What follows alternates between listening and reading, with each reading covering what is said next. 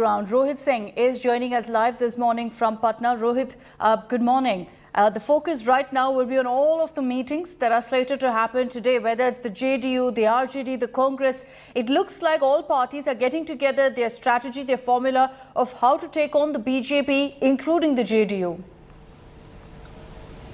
Well, good morning, Akshita.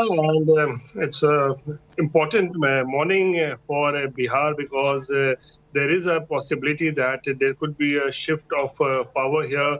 However, the chief minister in this case again may remain the same, Nitish Kumar, because it appears that Nitish Kumar has already made up his mind that he wants to snap ties with the BJP and once again go back to the Mahagathbandhan, because yesterday also we saw in the course of the day, Union Home Minister Amit Shah making a call and trying to reach out to Nitish Kumar to persuade him, mollify him. But it seems that what we are learning from sources that Nitish Kumar is still defiant. He has already, it seems, has decided that he wants to quit BJP and go to the Mahagathbandhan. And today, important meetings lined up.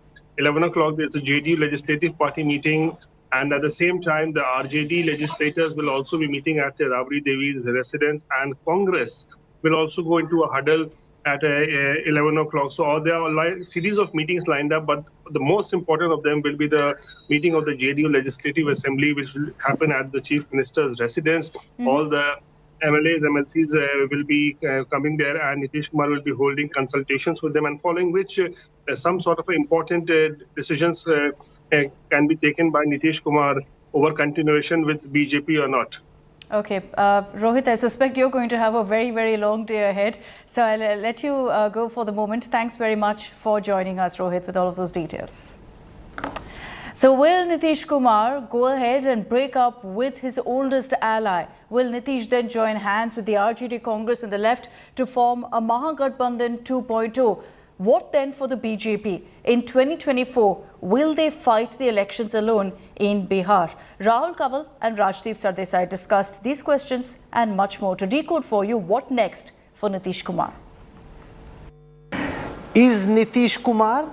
We just heard Chirag Paswan called him Kan, somebody's calling him Paltu Chacha. Is he going to do another Paltbazi? Look, with Nitish Kumar, you never know till the last minute which way he goes. As you said, barring a last minute rapprochement, it appears that Nitish Kumar is slowly but surely moving away from the BJP and exploring his options outside the BJP. I want to put this in two contexts. One is, if you look at Nitish Kumar's political career, you see, unlike the other Mandal socialist leaders, Nitish Kumar has two differences. One, he doesn't carry the liability, some would say, of being a dynastical politician.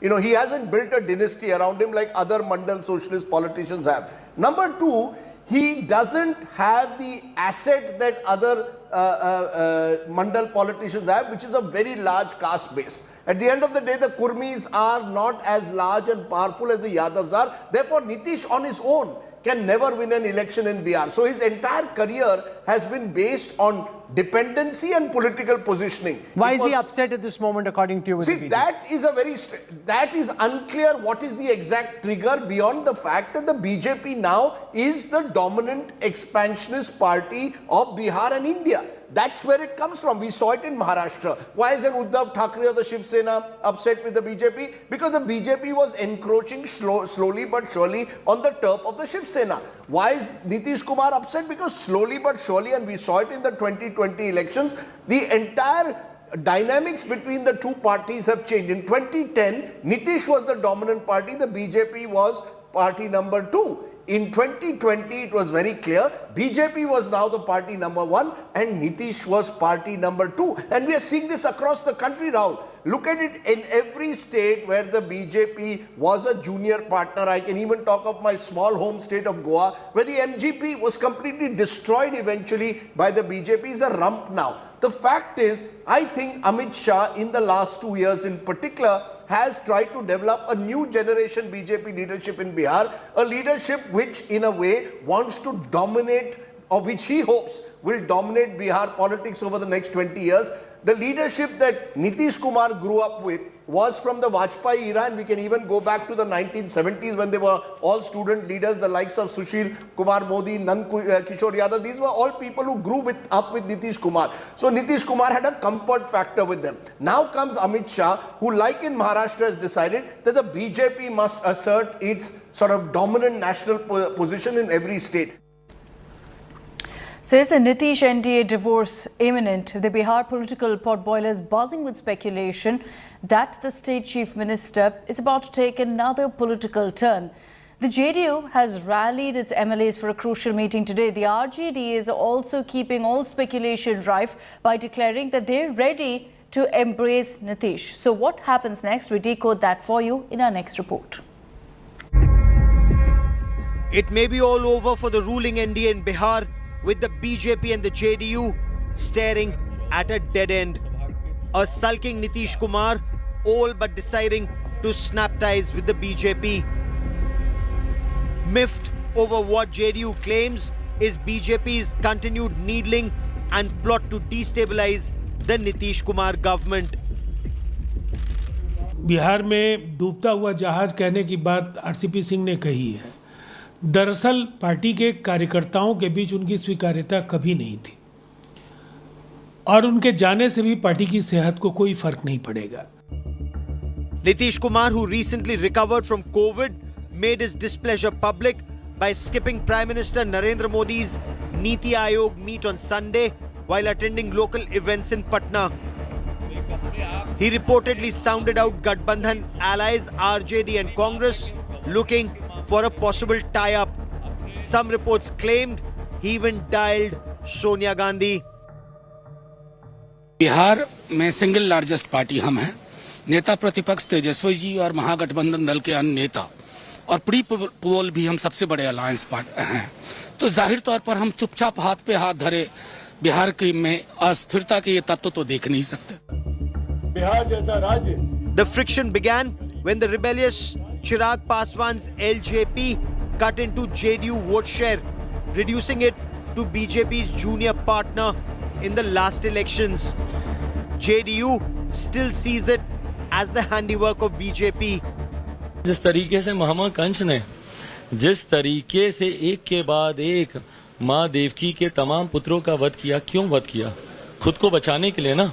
उसी तरीके से मुख्यमंत्री जी का इतिहास देख लीजिए, किसका नहीं ये वध कर रहे हैं, एक के बाद एक, एक के बाद एक, एक के बाद ये, सिर्फ अपनी कुर्सी बचाने के लिए गठबंधन तक का ये वध करते हैं।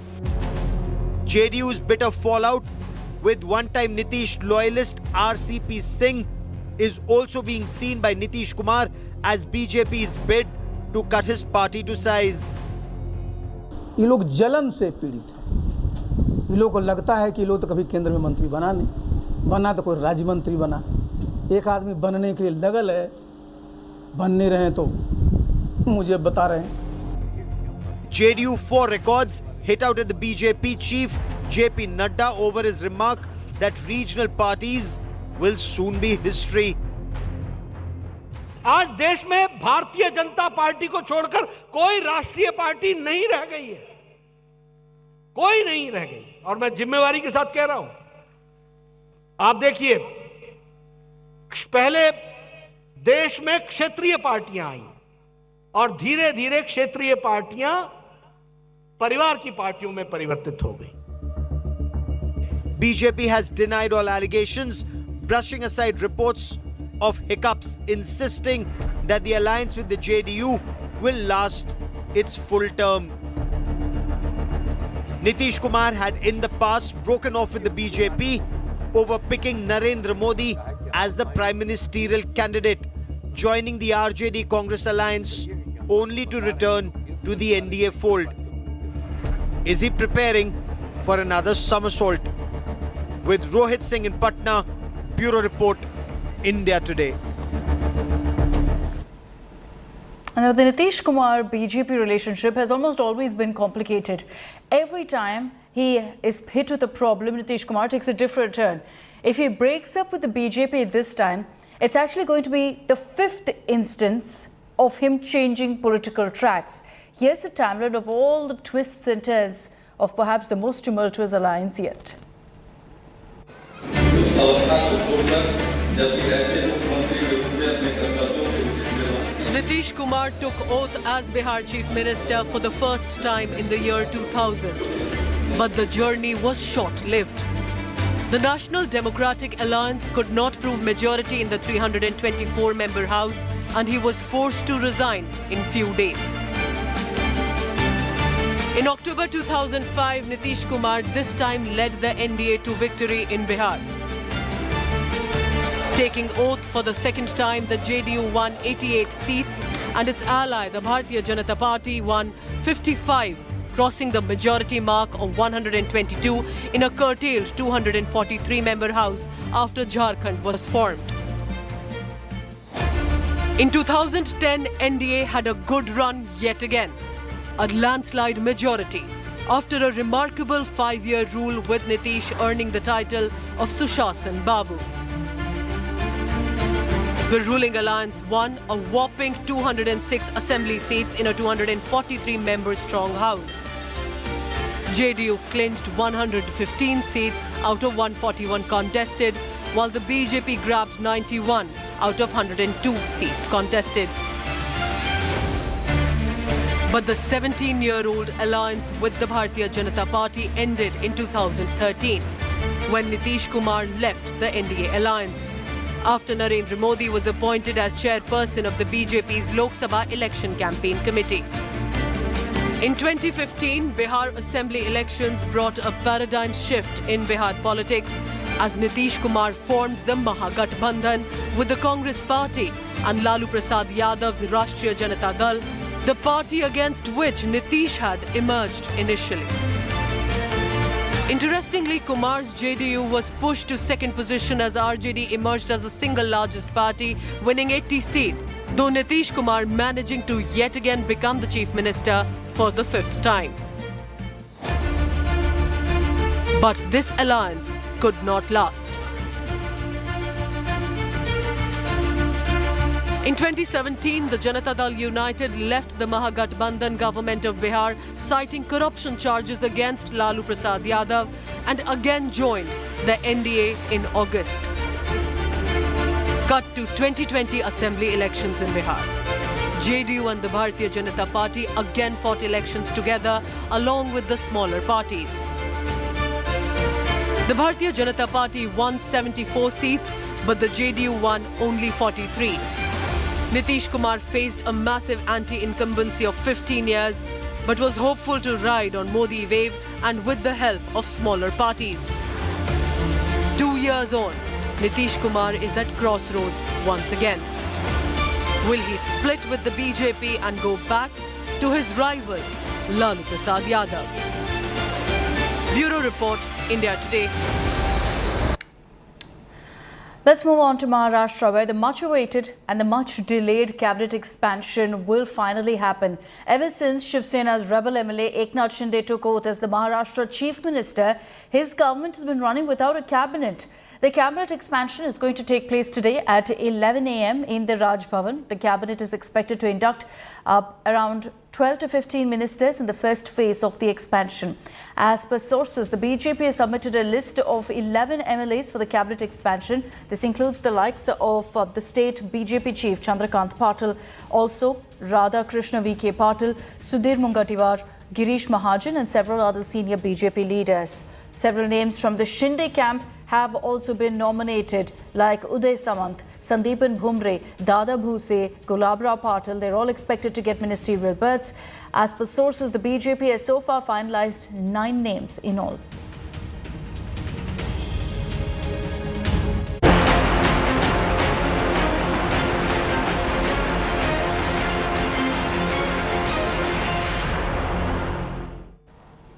Bulldozers turned up at a housing society in Noida on Monday morning and tore down allegedly illegal parts of the plush ground floor apartment which belonged to Shrikant Tyagi, a political functionary who the police have been chasing for 4 days after booking him in a molestation case. This was because of a video of him threatening and shoving a woman resident. But the question that now everyone's asking is, where is Shrikant Tyagi? All the details about the investigation so far in our next report.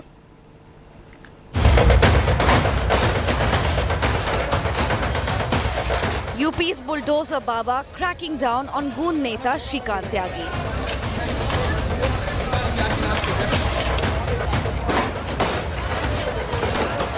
And now, Chief Minister Yogi Adityanath has sought a report straight from the State Home Department.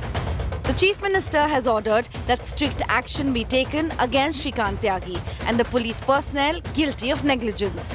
So far, 6 cops have been suspended. But the big question still is, where is Shrikant Tyagi?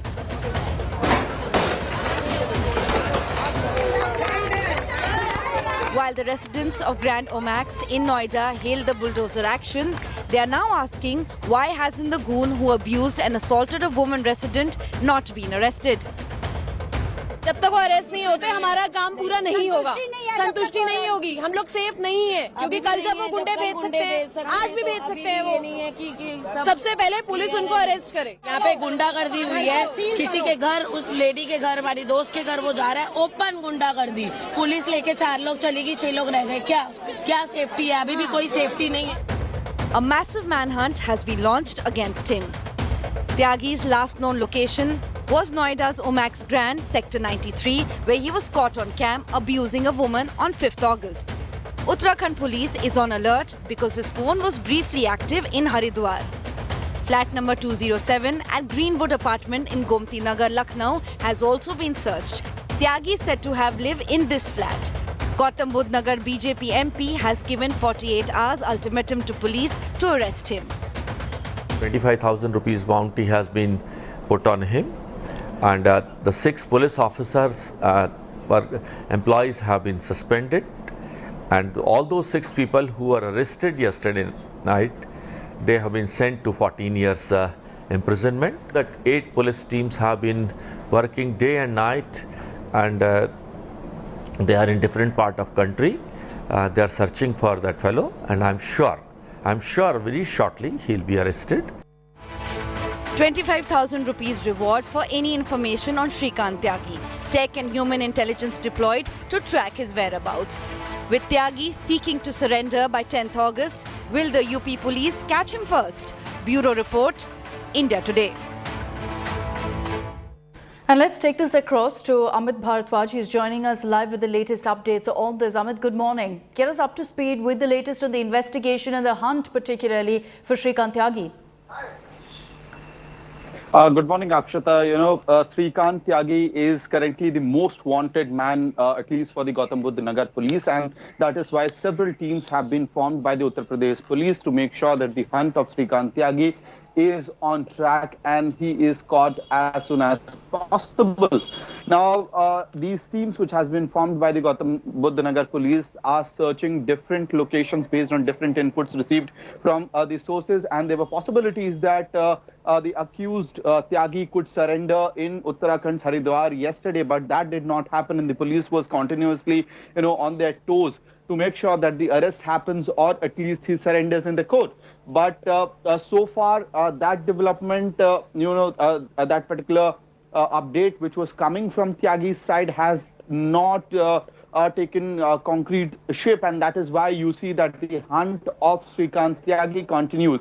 On the other side, the bigger development or the concern of the Omax Grand Society residents is that despite a manhunt being on track, the police trying to catch Tyagi, what happened was 6 more people had forcibly entered the premises of Omax Grand, and they were actually looking for the complainant and victim in this case. However, these people were nabbed by the residents, they were handed over to the police, and all 6 co-accused who are being told that they were relatives of Shrikant Tyagi's wife have been arrested by the police, and serious, under serious sections of the IPC, they have been now arrested. But this particular incident has further escalated the concern of safety amongst the residents of the Omax Grand, and also puts a question mark whether this particular, so-called Neta is under any sort of fear or threat by now or not, despite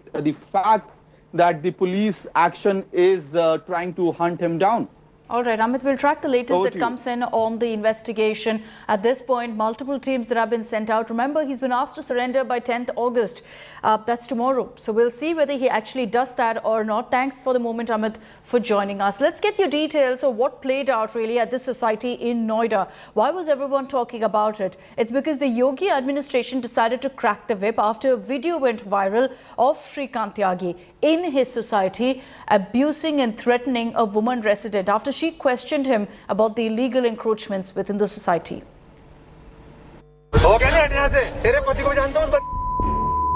समझी? अगर लगाना पेड़ पे राज कर देना इस कहीं पर। ये मेरी प्रॉमिस है। किसने कहा? अरे हमने खरीदी है भाई। पूरी? ये हाँ पूरी। हाँ? तुम मालिक है यहाँ की? तो जाओ आजा। Drunk on power, spewing sexism and vulgarity, abusing women society members. अपनी लैंग्वेज देखते and eventually facing Yogi government's bulldozer rod.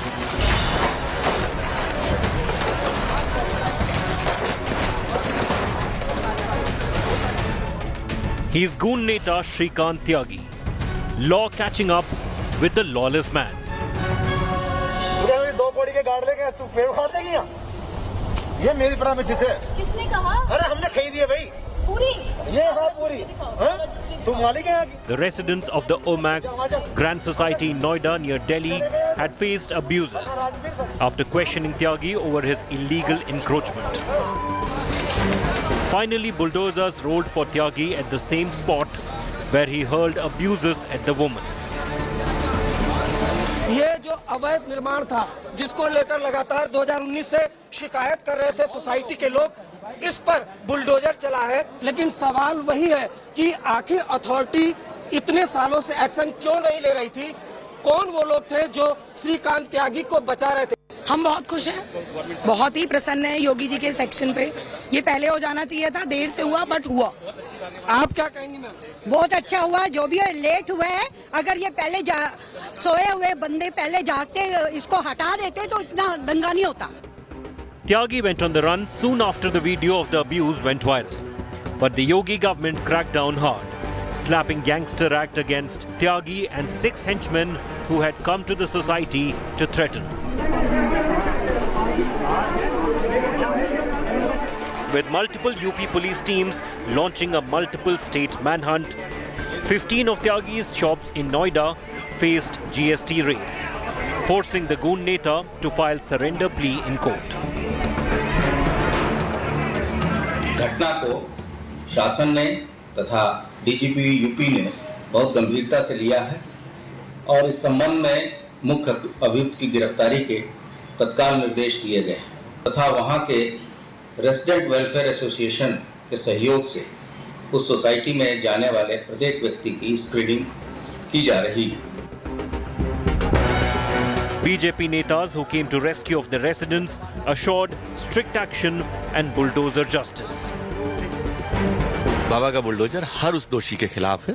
वो धर्म, जाति, बिरादरी, राजनीतिक व्यवस्थाओं को नहीं देखता और वह कार्रवाई हुई है। BJP and opposition traded charges over political links of Tyagi. आज बीजेपी आतंक का पर्याय बन गई है। बीजेपी के नेताओं को देख के लोग अपने घर का दरवाजा बंद कर लें, घरों में छिप जाएं। क्या करें लोग?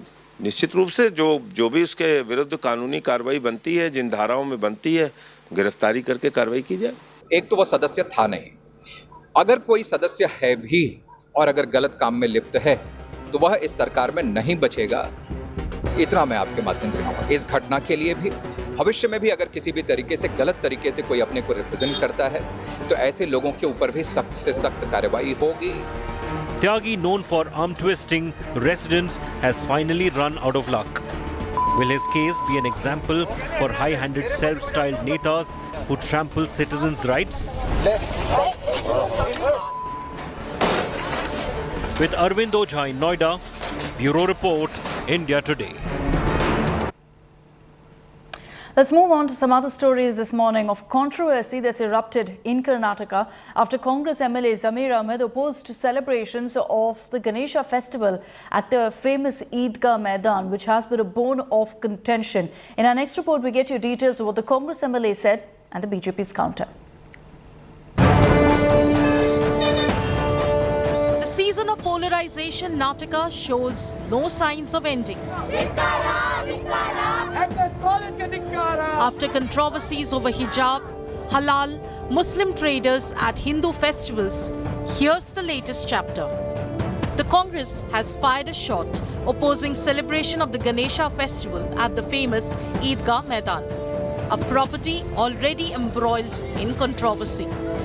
With permission denied for the Hindu festival, groups have been instantly triggered, blaming the Congress of selective treatment and minority appeasement. ನೀವು ನಮಾಜ್ ಮಾಡ್ತಾ ಬಂದಿದ್ದೀರಿ, ಧಾರ್ಮಿಕ ವಿಧಿವಿಧಾನಗಳನ್ನು ವರ್ಷಕ್ಕೆ 2 ಬಾರಿ ನೀವು ನಮಾಜ್ ಮಾಡ್ತೀರಿ. ಹಾಗಾದ್ರೆ ಗಣೇಶೋತ್ಸವಕ್ಕೆ ಯಾಕೆ ನಿಮ್ಮ ವಿರೋಧ ಯಾಕೆ? ನೀವು ಬರೀ ಮುಸ್ಲಿಂ ಓಟಿನಿಂದ ಗೆದ್ದಂತವರಲ್ಲ, ನೀವು ಮುಸ್ಲಿಂ MLA ಅಲ್ಲ, ನೀವು ಅಲ್ಲಿಯ ಚಾಮರಾಜಪೇಟೆ MLA ಇದ್ದಾರೆ, ನಿಮಗೆ ಹಿಂದೂಗಳು ವೋಟ್ ಹಾಕಿದ್ದಾರೆ ಅಂತ ನೆನಪಿಟ್ಕೊಳ್ಳಿ. The fresh fight is hinged on the question: if namaz can be allowed, why is permission being barred to Ganesha celebrations? And why is that even a question? Because Hindu groups plan to hoist India's flag there on August 15, in addition to celebrate Ganesha. ಇದು 15 ಆಗಸ್ಟ್ಗೆ flag ಹಾಸ್ ಮಾಡ್ತೀವಿ, November 1ಗೆ flag ಹಾಸ್ ಮಾಡ್ತೀವಿ, republic ಡೇಗೂ flag ಹಾಸ್ ಮಾಡ್ತೀವಿ. ಚಾಮರಾಜಪೇಟೆಯ ಶಾಸಕರಾದಂಥ ಜಮೀರ್ ಅಹ್ಮದ್ ಅವರು ಚಾಮರಾಜಪೇಟೆಯ ಮೈದಾನದಲ್ಲಿ ಗಣೇಶೋತ್ಸವಕ್ಕೆ ಹಬ್ಬದ ಸ್ಥಾಪನೆಗೆ ಗಣೇಶೋತ್ಸವಕ್ಕೆ ಅವಕಾಶ ಇಲ್ಲ ಅನ್ನುವಂಥ ಹೇಳಿಕೆಯನ್ನು ಕೊಟ್ಟಿದ್ದನ್ನು ನಾನು ಖಂಡಿಸ್ತಾ ಇದ್ದೀನಿ, ವಿರೋಧಿಸ್ತಾ ಇದ್ದೀನಿ. ಜಮೀರ್ ಅಹ್ಮದ್ ಅವರೇ, ಇದು ನಿಮ್ಮ ಆಸ್ತಿನೂ ಅಲ್ಲ, ನಿಮ್ಮ ಪಿತ್ರಾರ್ಜಿತ ಆಸ್ತಿನೂ ಅಲ್ಲ, ವಕ್ಫ್ ಬೋರ್ಡಿಂದು ಅಲ್ಲ, ಮುಸ್ಲಿಮರದು ಅಲ್ಲ, ಇದು ಸರ್ಕಾರದ ಜಾಗ. Recently, Bruhat Bengaluru Mahanagara Palike stated that the ownership of the Eidgah Maidan in Chamarajpet is with Karnataka Revenue Department, triggering a dispute over who governs it and how. The fresh collision comes 9 months before Karnataka goes to the polls and could be seen as a relentless stream of polarizing controversies in the state, from the subject matter of textbooks to a cycle of violent killings on coastal Karnataka. The spate of divisive controversies is only accelerating. Expect more as elections get nearer. With Priyanka Rudrappa, Bureau Report, India Today. In Tamil Nadu, believe it or not, there's actually a fight over a Hindi film, over Amar Khan's Lal Singh Chadda. So it's not just a social media spat now, but an all-out political dangle in the state. The ruling DMK has come under a big attack from the BJP for promoting Lal Singh Chadda, a Hindi film, in the state. For Chief Minister M.K. Stalin, it's become a personal issue because his son, Udaynidhi Stalin, is said to be presenting this movie in Tamil Nadu. The film, in a language well known to be politically untouchable for the DMK. Udaynidhi Stalin, an actor and producer in his own right, also DMK MLA, and most importantly M.K. Stalin's son, has skin in the game that makes this politically volatile. His company, Red Giant Movies, is to present and distribute the Amar Khan starrer Lal Singh Chadda all over Tamil Nadu. The BJP's mocked to the DMK, hitting where it hurts on an issue that's been political fodder for decades. The DMK so far hasn't responded to the BJP's attack. The film is scheduled to hit screens on August 11th.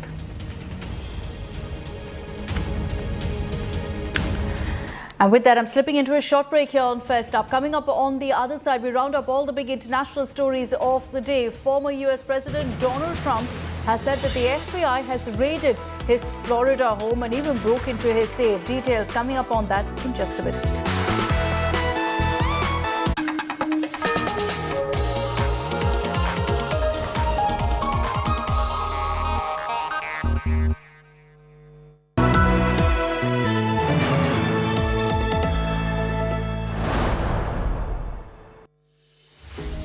With every sunrise comes new beginnings, new opportunities and new stories. And that's why we're First Up. India. I'm Akshita Nandagopal. While you're sleeping, we're hard at work to ensure you get the perfect news shot every morning. Get you all the updates. Our morning mission to get you news that's fresh and packed with flavor. Watch First Up every weekday morning with me, Akshita Nandagopal, right here on India Today.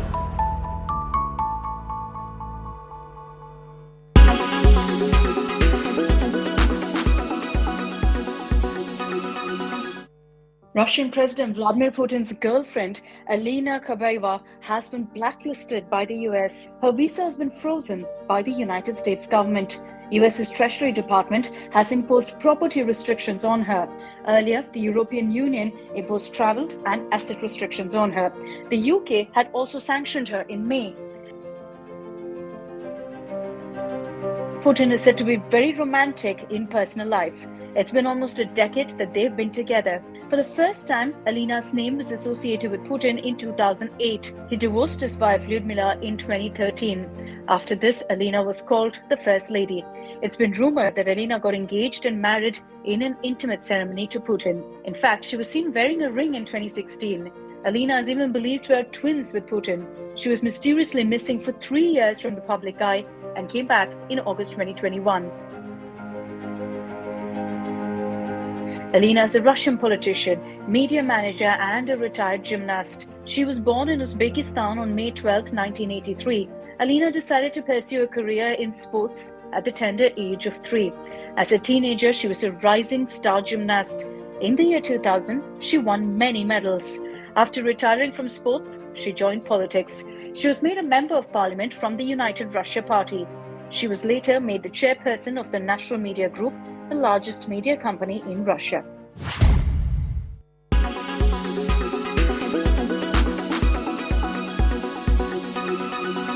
Make your media plan smarter with India Today Live TV on your connected devices.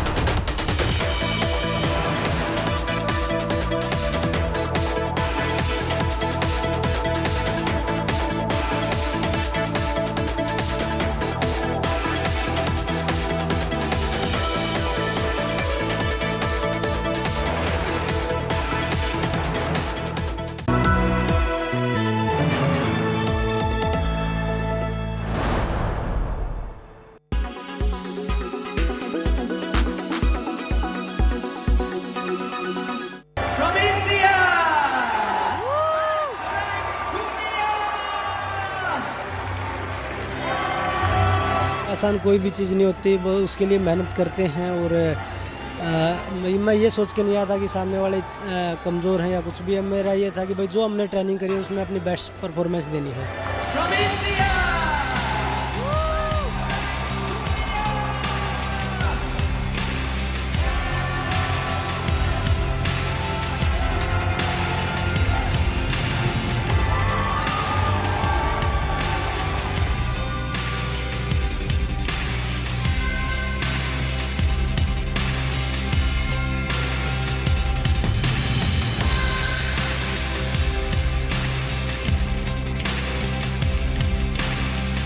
मैं धन्यवाद देता हूं सभी सपोर्टरों को, जो इतना प्यार और आशीर्वाद आप लोग मुझे यहां पे आके देते हैं, तो मैं अपने आप को भाग्यशाली महसूस करता हूं।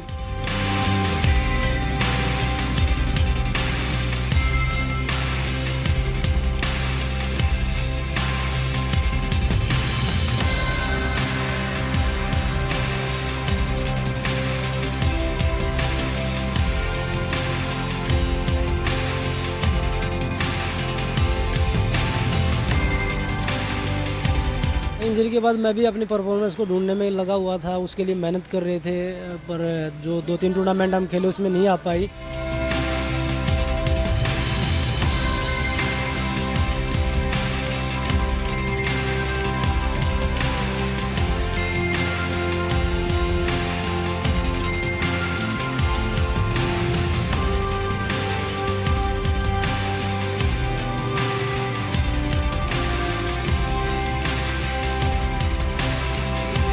मुझे लग रहा है कि भाई दोबारा से उस पटड़ी पे हम दोबारा से आ रहे हैं और जो मेहनत हम कर रहे हैं उसमें कामयाब हो रहे हैं।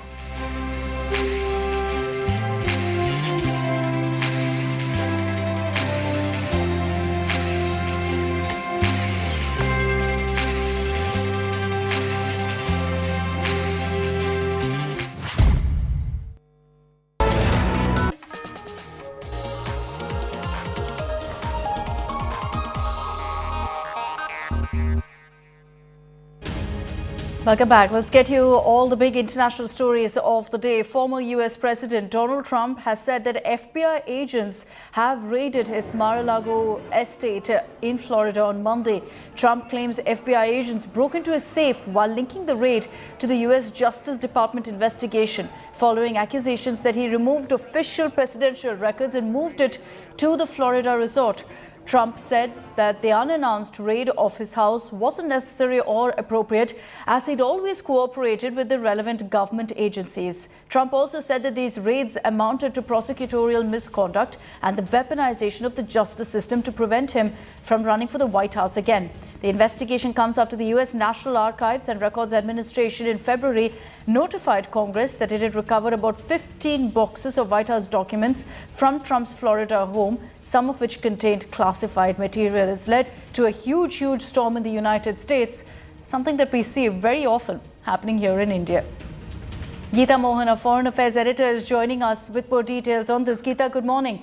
It's like I said, raids for us here in India, very common, unheard of, unprecedented in the United States, the action that's been taken by the FBI. Well, that's right. It has to do with and is tied up to the classified documents that the FBI has been looking for, and information that has been leaked time and again, citing unnamed sources. So the Justice Department launched an early investigation into Trump's removal of records to his Florida estate from the administration and from the White House when he demitted office. Serious crime should there be papers that are found. We do not have details on whether documents were found, but yes, investigations that have come after the UN National Archives and Records Administration notified the Congress that it had recovered about 15 boxes of White House documents that was from Trump's Florida home. So the latest raid by the FBI is a very severe and a serious one, and we will have to wait and see what the fallout of the raid is really going to be in terms of documents that the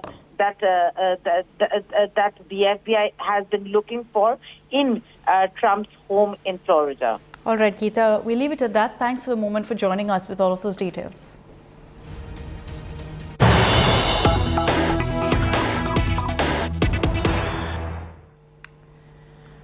Now, amid non-stop escalation by China in the last few days, Taiwan's military has begun a live-fire artillery drill simulating a defense of the island against an attack after days of massive Chinese military exercises.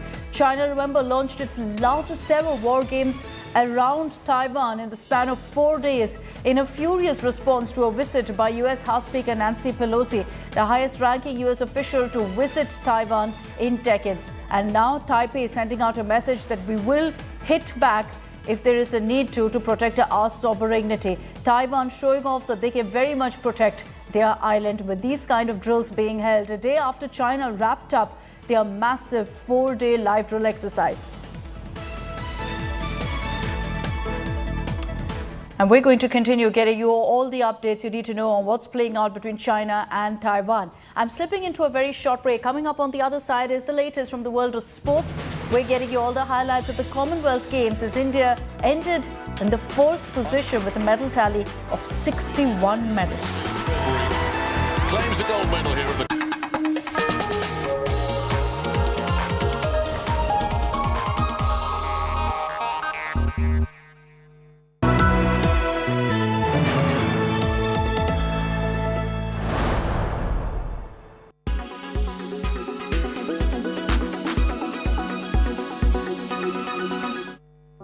How does crypto TDS work? TDS deduction on cryptos depends on your mode and medium of transaction.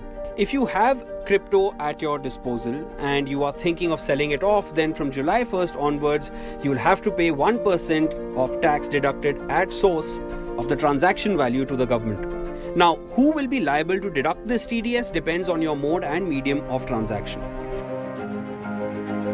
So consider this. If you are buying and selling through an exchange, then no TDS will be deducted from the buyer on buying crypto using INR, while the seller of the crypto will be liable to pay TDS. The crypto exchange will deduct this amount and deposit it with income tax department. The seller would be able to offset this 1% TDS from her or his total tax liability when he files for tax returns. A TDS certificate will also be issued in due course. However, in a peer-to-peer direct buyer-to-seller transaction, the buyer is required to deduct tax under Section 194S of the Income Tax Act. The next important point to note is how you are selling, whether it is in INR or another crypto. If it is in rupees, then the crypto exchange will deduct it from the seller. But if the transaction is done in crypto pairs, then 1% TDS will be deducted from both the parties in respective coins and then converted to INR. For example, sale of 1 Bitcoin from 10 Ethereum will incur a deduction of 0.01 BTC and 0.1 ETH, being 1% of sale value as TDS. The crypto that is deducted as TDS will be liquidated to INR at the end of the day, and this INR realized amount will be paid as TDS to the government. A newsletter from WazirX states, if TDS gets deducted in crypto, users will be able to see the INR value of this TDS in the trading report after 48 hours. The tax would be deducted only if the consideration exceeds Rs 10,000 for the financial year. But in the case of individuals or HUFs who are not into business or profession or are not subject to audit under the income tax, this limit would be Rs 50,000.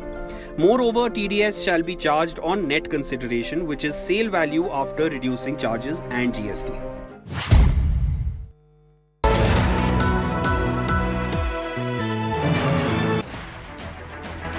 I don't read the news. I read between the lines to tell you the true version of events, the true story of our times. To document grief, the toughest assignment for any journalist to be. From those who matter, Women politicians going to stick up for each other. Of those who should matter, I document the truth. I don't distort the truth. I don't glamorize the truth. I don't gloss over the truth. The ghosts of India's contentious material history have come knocking again. I hustle for the truth. On the ground, in the newsroom, in the studio. I don't try to grab eyeballs. I inform you to make you see the point. To the Point with Preeti Chaudhary. At these times, only on India Today. Co-powered by RK Marble, Khoobsurat Imandari. In association with JioMart, Har Ghar Ka Mart.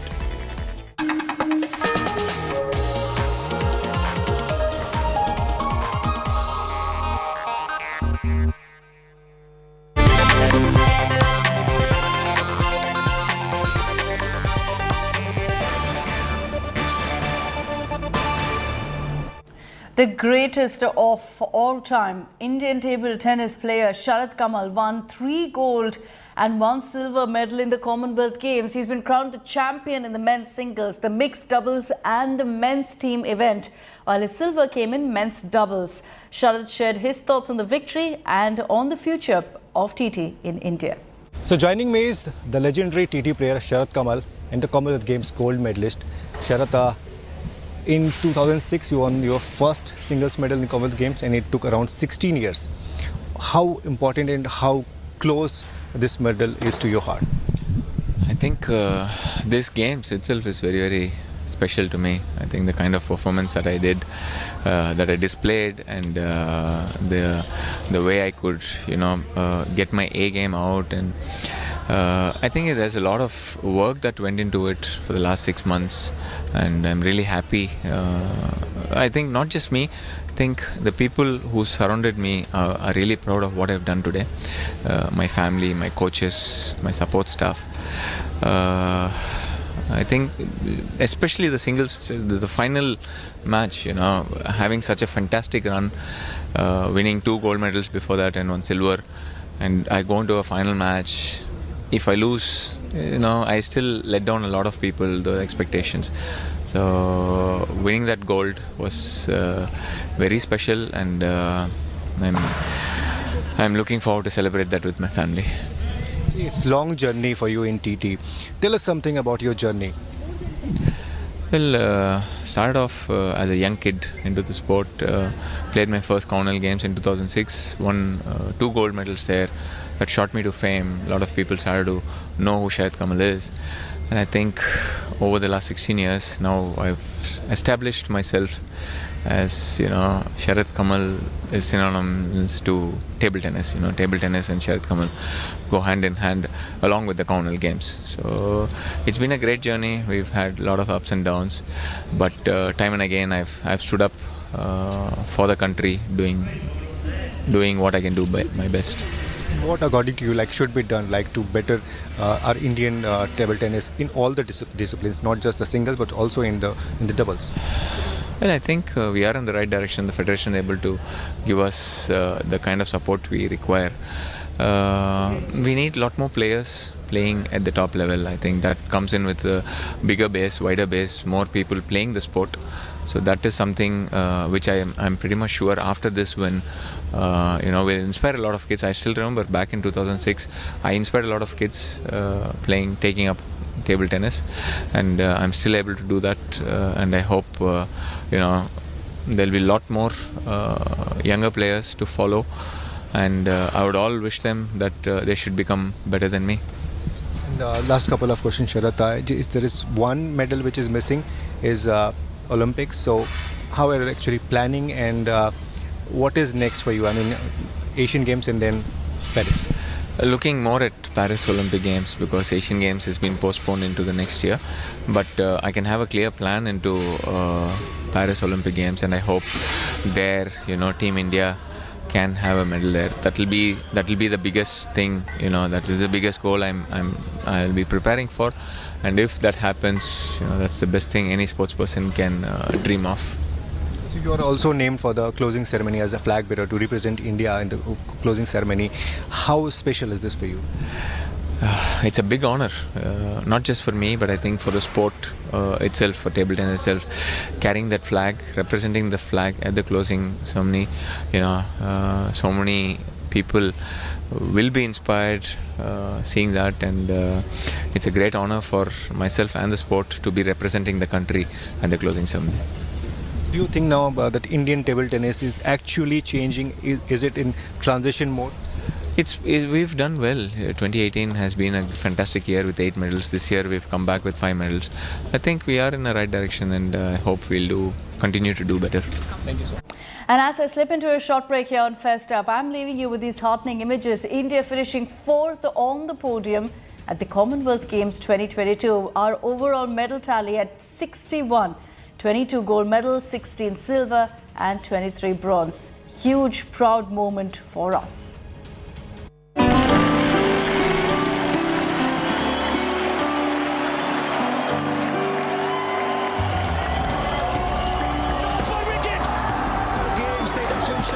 There is your chunk. It was a big one.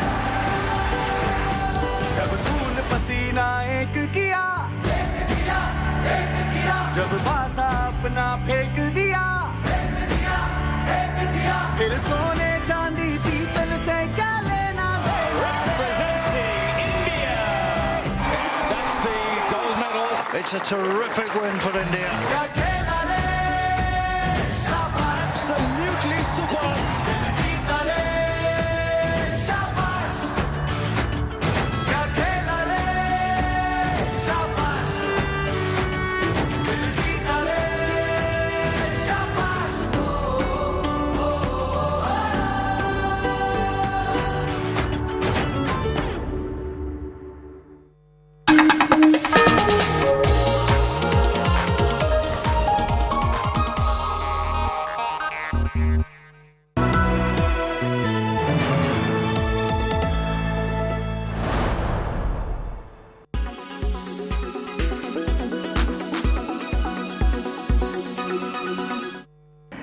Is Nitish Kumar.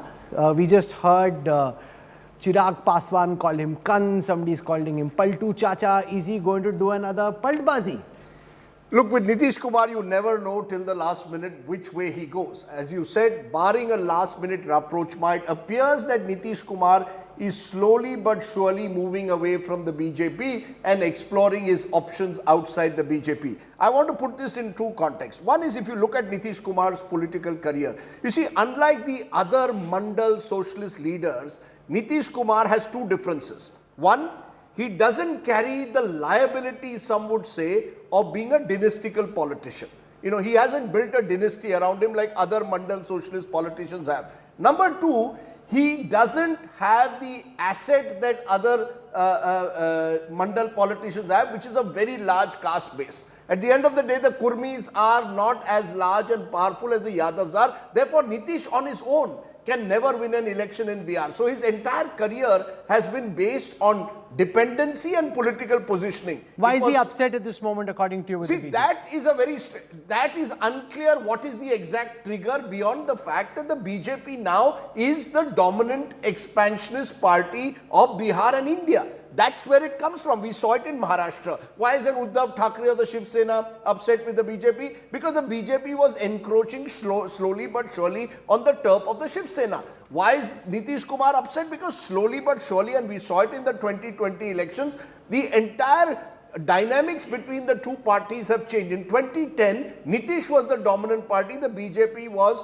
party number 2. In 2020, it was very clear, BJP was now the party number 1 and Nitish was party number 2. And we are seeing this across the country now. Look at it in every state where the BJP was a junior partner. I can even talk of my small home state of Goa, where the MGP was completely destroyed eventually by the BJP. Is a rump now. The fact is, I think Amit Shah in the last 2 years in particular has tried to develop a new generation BJP leadership in Bihar, a leadership which in a way wants to dominate, or which he hopes will dominate Bihar politics over the next 20 years. The leadership that Nitish Kumar grew up with was from the Vajpayee era, and we can even go back to the 1970s when they were all student leaders, the likes of Sushil Kumar Modi, Nand Kishore Yadav. These were all people who grew up with Nitish Kumar. So Nitish Kumar had a comfort factor with them. Now comes Amit Shah, who like in Maharashtra has decided that the BJP must assert its sort of dominant national position in every state.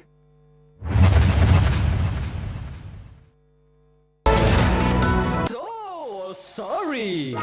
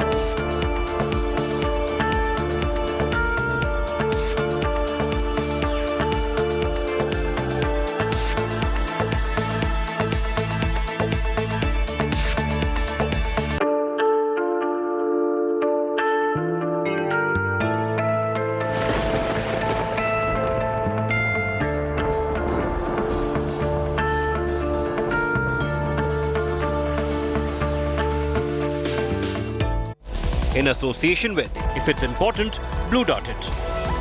Hetic Fittings. Make your furniture work beautifully. The city-bred SUV. HDFC Bank Parivartan. A step towards sustainable progress.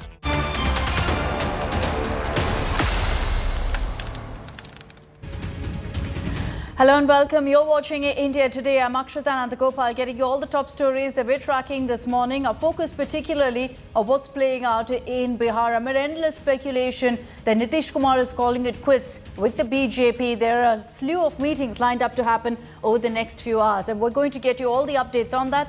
Let's begin with the headlines. Massive trouble in Bihar. NDA, JDU, BJP alliance headed towards a possible split. All eyes on Nitish Kumar's huddle with his MLAs.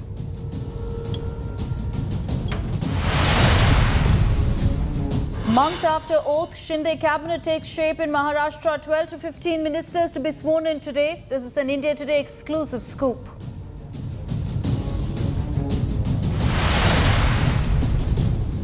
Massive manhunt underway to nab Goon Neta Shrikant Tyagi, who's on the run for over 72 hours. Chief Minister Yogi seeks report from the UP Home Department.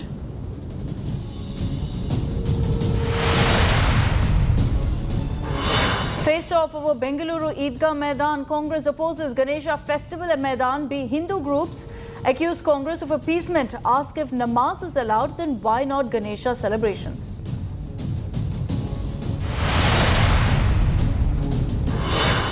Big political fight over Lal Singh Chadha. Tamil Nadu Chief Minister son Udayanidhi Stalin under attack for promoting the Bollywood film. BJP questions DMK's Hindi hypocrisy.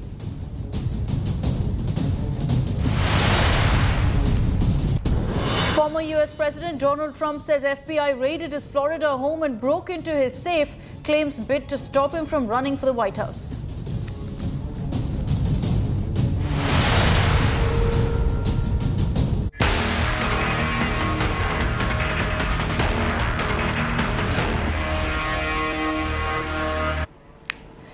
The BJP-JDU alliance in Bihar is headed towards a possible split, and amid all of these reports, Nitish Kumar has called for a meeting of all his MLAs in Patna. The JDU could possibly be taking one final decision today on whether they're snapping ties with the Saffron Party or not. The JDU has claimed that the BJP has continued needling in its functioning and tried to destabilize the Nitish government, and that's why they're choosing to, at this point, decide on whether they want to call it quits or not. Apart from the JDU, the RJD, the Congress have also called meetings of their MLAs to strategize over the next move, because there's talk that there could be an alliance between the JDU, RJD, the Congress and the Left Front. The JDU MLAs meet comes a day after Home Minister Amit Shah called Nitish Kumar, possibly as a last-ditch effort to attempt to persuade him to stay back in the NDA. आगे क्या होगा 2025 तक के हम रहेंगे और आगे क्या करेंगे, इस पर हम लोग क्या बोलेंगे। अभी हाल के दिनों में ही देखा है आपने ना, बीजेपी के राष्ट्रीय परिषद के बैठक में किस तरह से सवाल उठी। तो आगे क्या होगा इस पर हम लोग सवाल नहीं, मैंने कुछ कह नहीं सकते, लेकिन इतना जरूर है कि अभी सरकार चल रही है, हमारे सरकार के मुखिया माननीय मुख्यमंत्री जी अभी भी जनता दरबार लगा रहे हैं, ये जन सुनवाई कर रहे हैं और जनता की सुनवाई कर रहे हैं, समस्याओं की समाधान कर रहे हैं। जो राष्ट्रीय अध्यक्ष जी ने बातें बताई है उस पर हम लोगों को कुछ बताने की आवश्यकता नहीं है। और रही बात हमारे पार्टी के सर्वमान्य नेता आदरणीय मुख्यमंत्री नीतीश कुमार जी हैं, वो जो निर्णय लेंगे उनके साथ हम लोग। जब तक कुछ ठोस हमारे सामने ना आए तब तक इस पे कुछ टिप्पणी करने का मतलब नहीं है, लेकिन 2025 तक, 2020 में हम चुनाव में गए थे नीतीश कुमार जी के नेतृत्व में, नरेंद्र मोदी जी के मार्गदर्शन में। 2025 तक एनडीए अटूट है, एनडीए मजबूत है। किसी प्रकार की कोई टिप्पणी या सुगबुगाहट पे कुछ भी बोलना, ये सब भविष्य की बातें, भविष्य के गर्भ में है। अभी इस पे कुछ बोलने से कोई मतलब नहीं है, कोई पॉइंट नहीं है। तब उनके पार्टी का मामला है, वो बता ही रहे हैं कि हर बराबर वो 3 महीने 4 महीने पर संवाद करते हैं अपने पार्टी के सांसदों से, विधायकों से। उसी तरह का ये भी है, इस पर सवाल उठाने की क्या जरूरत है। तो उन्होंने बता ही दिया खुद, तो इसमें हम कौन सी टिप्पणी करें। तो जीतन राम मांझी साहब किन के तरफ होंगे, नीतीश कुमार के साथ या बीजेपी के साथ, स्थिति क्या बनी? देखिए, अगर मगर का कोई जवाब नहीं होता है, लेकिन मैं जरूर कहता हूँ इसलिए कि हम आज से नहीं, जिस समय गठबंधन में हम आए थे उस समय से ही मैं कहा कि एनडीए में मैं हूँ, लेकिन हम नीतीश कुमार के साथ हैं। हमको जानकारी ऑफिशियल नहीं है इस बात की, और जहाँ तक संवाद का सवाल है, नीतीश कुमार जी हमारे पार्टनर रहे हैं, अलायंस में रहे हैं, तो मतभिन्नता के कारण चले गए।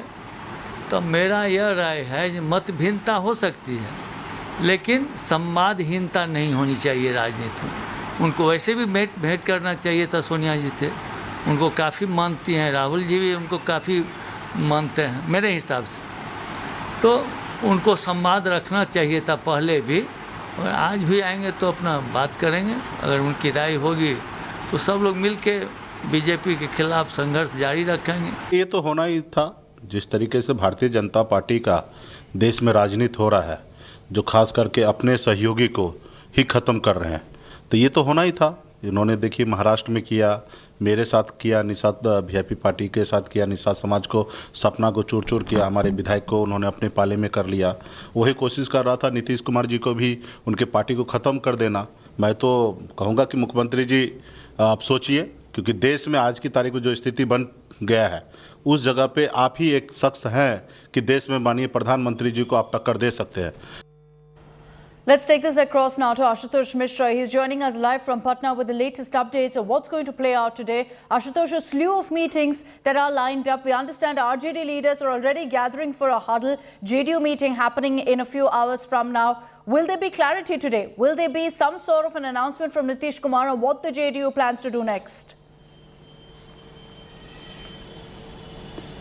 Well, the dialogue, apparently, the highly talked about the dialogue between Amit Shah and Nitish Kumar, that eventually did not reach to any conclusion yesterday. That itself is an indication that perhaps there could be some change in the political discourse of Bihar. And yes, there will be a simultaneous meeting of both JDU and the RJD at 11 a.m. At Tejaswi Yadav, all the MLAs have been asked to reach around 9:30 a.m. They will have their breakfast there, and also they will sign their attendance at Tejaswi Yadav's residence. And that will be apparently a letter of support which RJD may hand over to Nitish Kumar in case of possibility that he thinks about changing the alliance totally and change in the government. Subsequently, the Hindustani Awam Morcha, the party of Jitan Ram Manjhi, had just announced, in fact, Danish Rizwan will be joining me here any moment here. They have also announced that they will be going with Nitish Kumar, as at the present they are in the coalition with Nitish Kumar's NDA. However, there is only expectation at the moment is that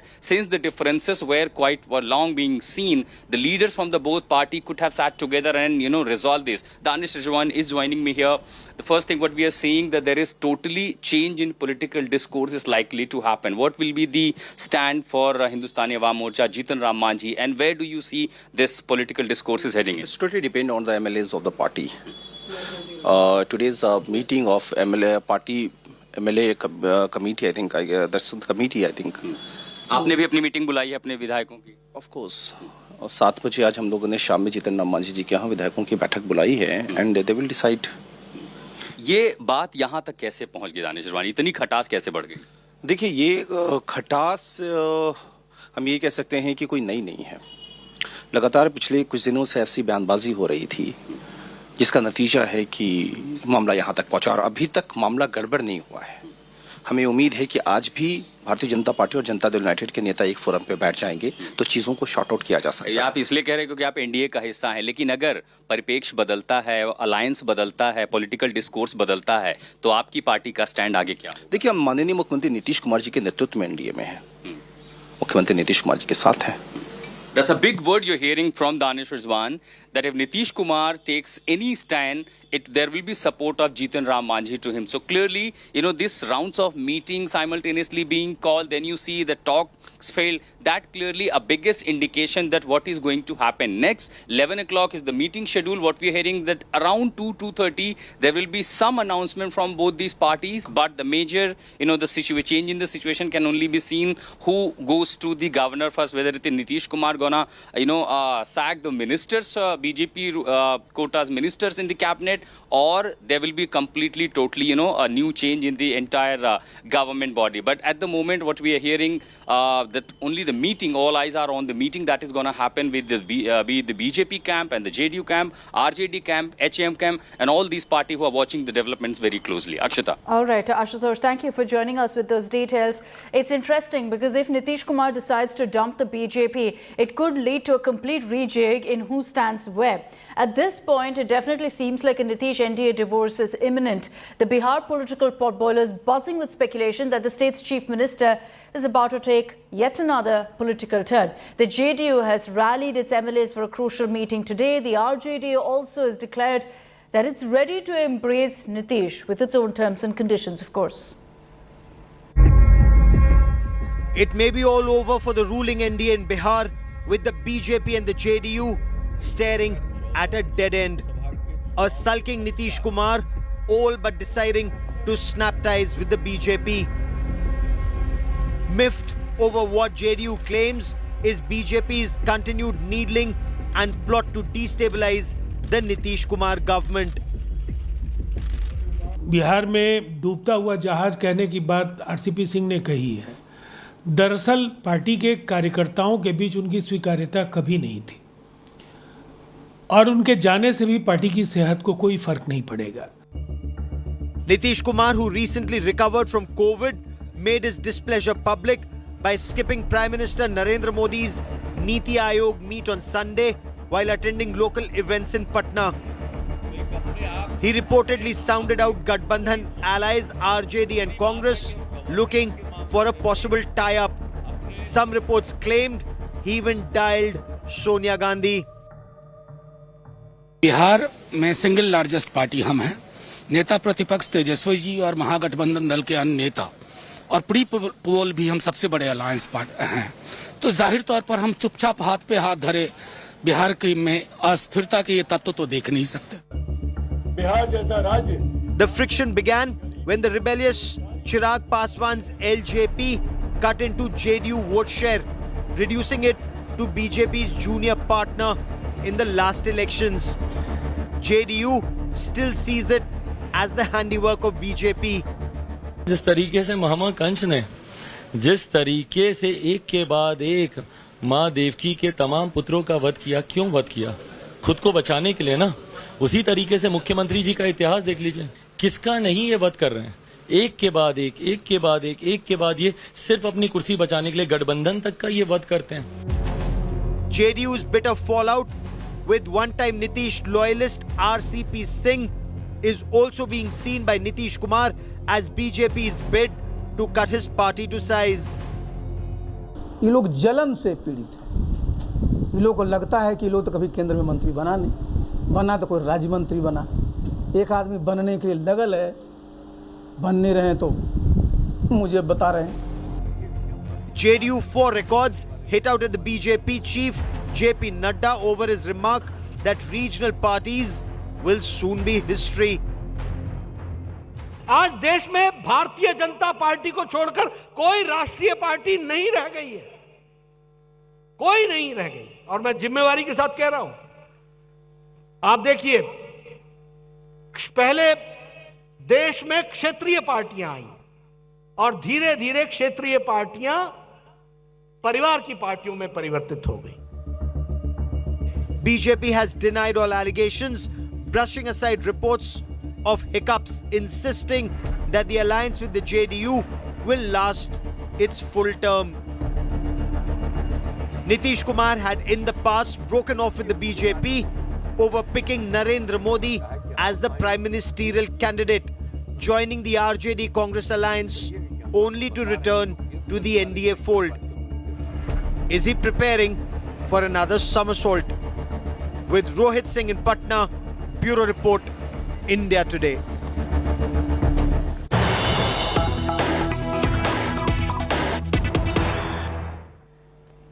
And the Maharashtra cabinet expansion is expected to happen in a few hours from now here on India Today. We're getting you the inside track of all the leaders who have been chosen. Sources telling us that 9 leaders from the BJP and 9 from the Shinde group have been chosen and they will be taking oath today. 18 ministers in all will be sworn in today to be a part of the Shinde cabinet. This is the big breaking news that we're picking up. Essentially, the BJP and the Shinde Sena ensuring that it's 50-50 at this point. A 50-50 formula that has been worked out with 9 leaders from the BJP and 9 from the Shinde camp. Let's take this across to Pankaj Upadhyay for more details. Pankaj, good morning. Any information you've been able to pick up on who's in and who's out as far as the cabinet is concerned? Good morning, Akshita. So the wait is finally over. Eknath Shinde is going to expand his cabinet today. And as you rightly pointed out, the latest information that we have is it looks like a 50-50 bargain for now. 9 from the BJP camp and 9 again from the Eknath Shinde camp.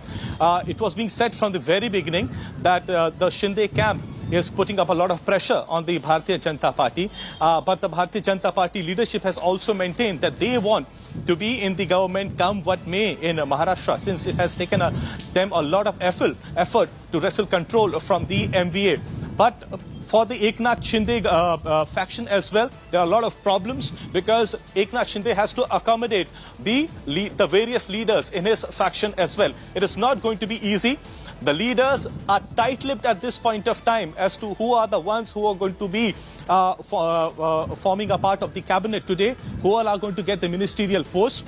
Even as we speak, in a few moments from now, the Eknath Shinde camp is going to have a meeting in the Sahyadri guest house in Mumbai, and it is there that Eknath Shinde, the Chief Minister of Maharashtra, is going to let out the names from the Shinde camp who are going to get the cabinet berth. But as far as the BJP camp is concerned, the camp is tight-lipped. Neither Devendra Fadnavis nor Sudhir Mungantiwar, Chandrakant Dada Patil, no one is saying anything as to who are the lucky ones right now.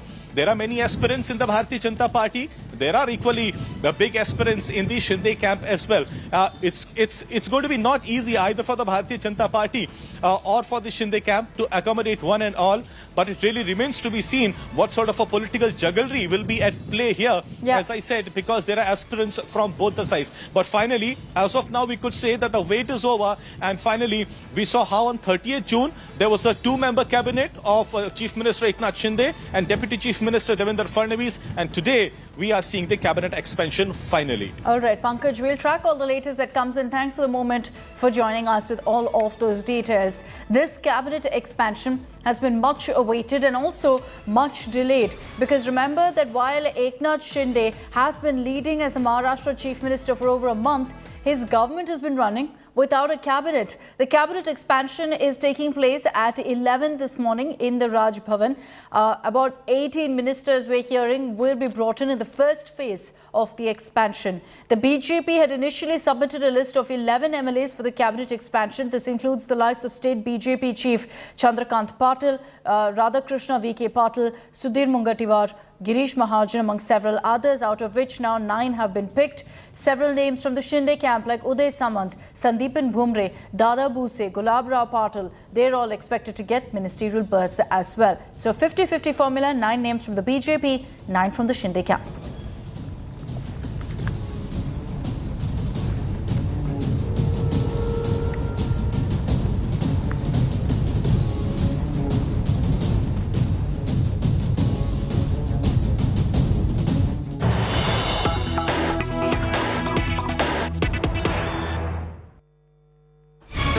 And days after the Supreme Court observed that no political party is likely to want to debate in Parliament on freebies since all wanted to continue, the Aam Aadmi Party is now approached to the top court for opposing a PIL that seeks stringent action against political parties for offering handouts ahead of polls. The BJP slammed up, saying there's zero at grassroots level and hero in distributing freebies. So as the political fight continues, the Aam Aadmi Party has now even approached the Supreme Court. वैसे तो 75 साल के अंदर हमें ऐसा system बना लेना चाहिए था, एजुकेशन का ऐसा सिस्टम बन जाना चाहिए था कि हमारे बच्चों को अच्छी और मुफ्त शिक्षा पूरे देश में मिलती।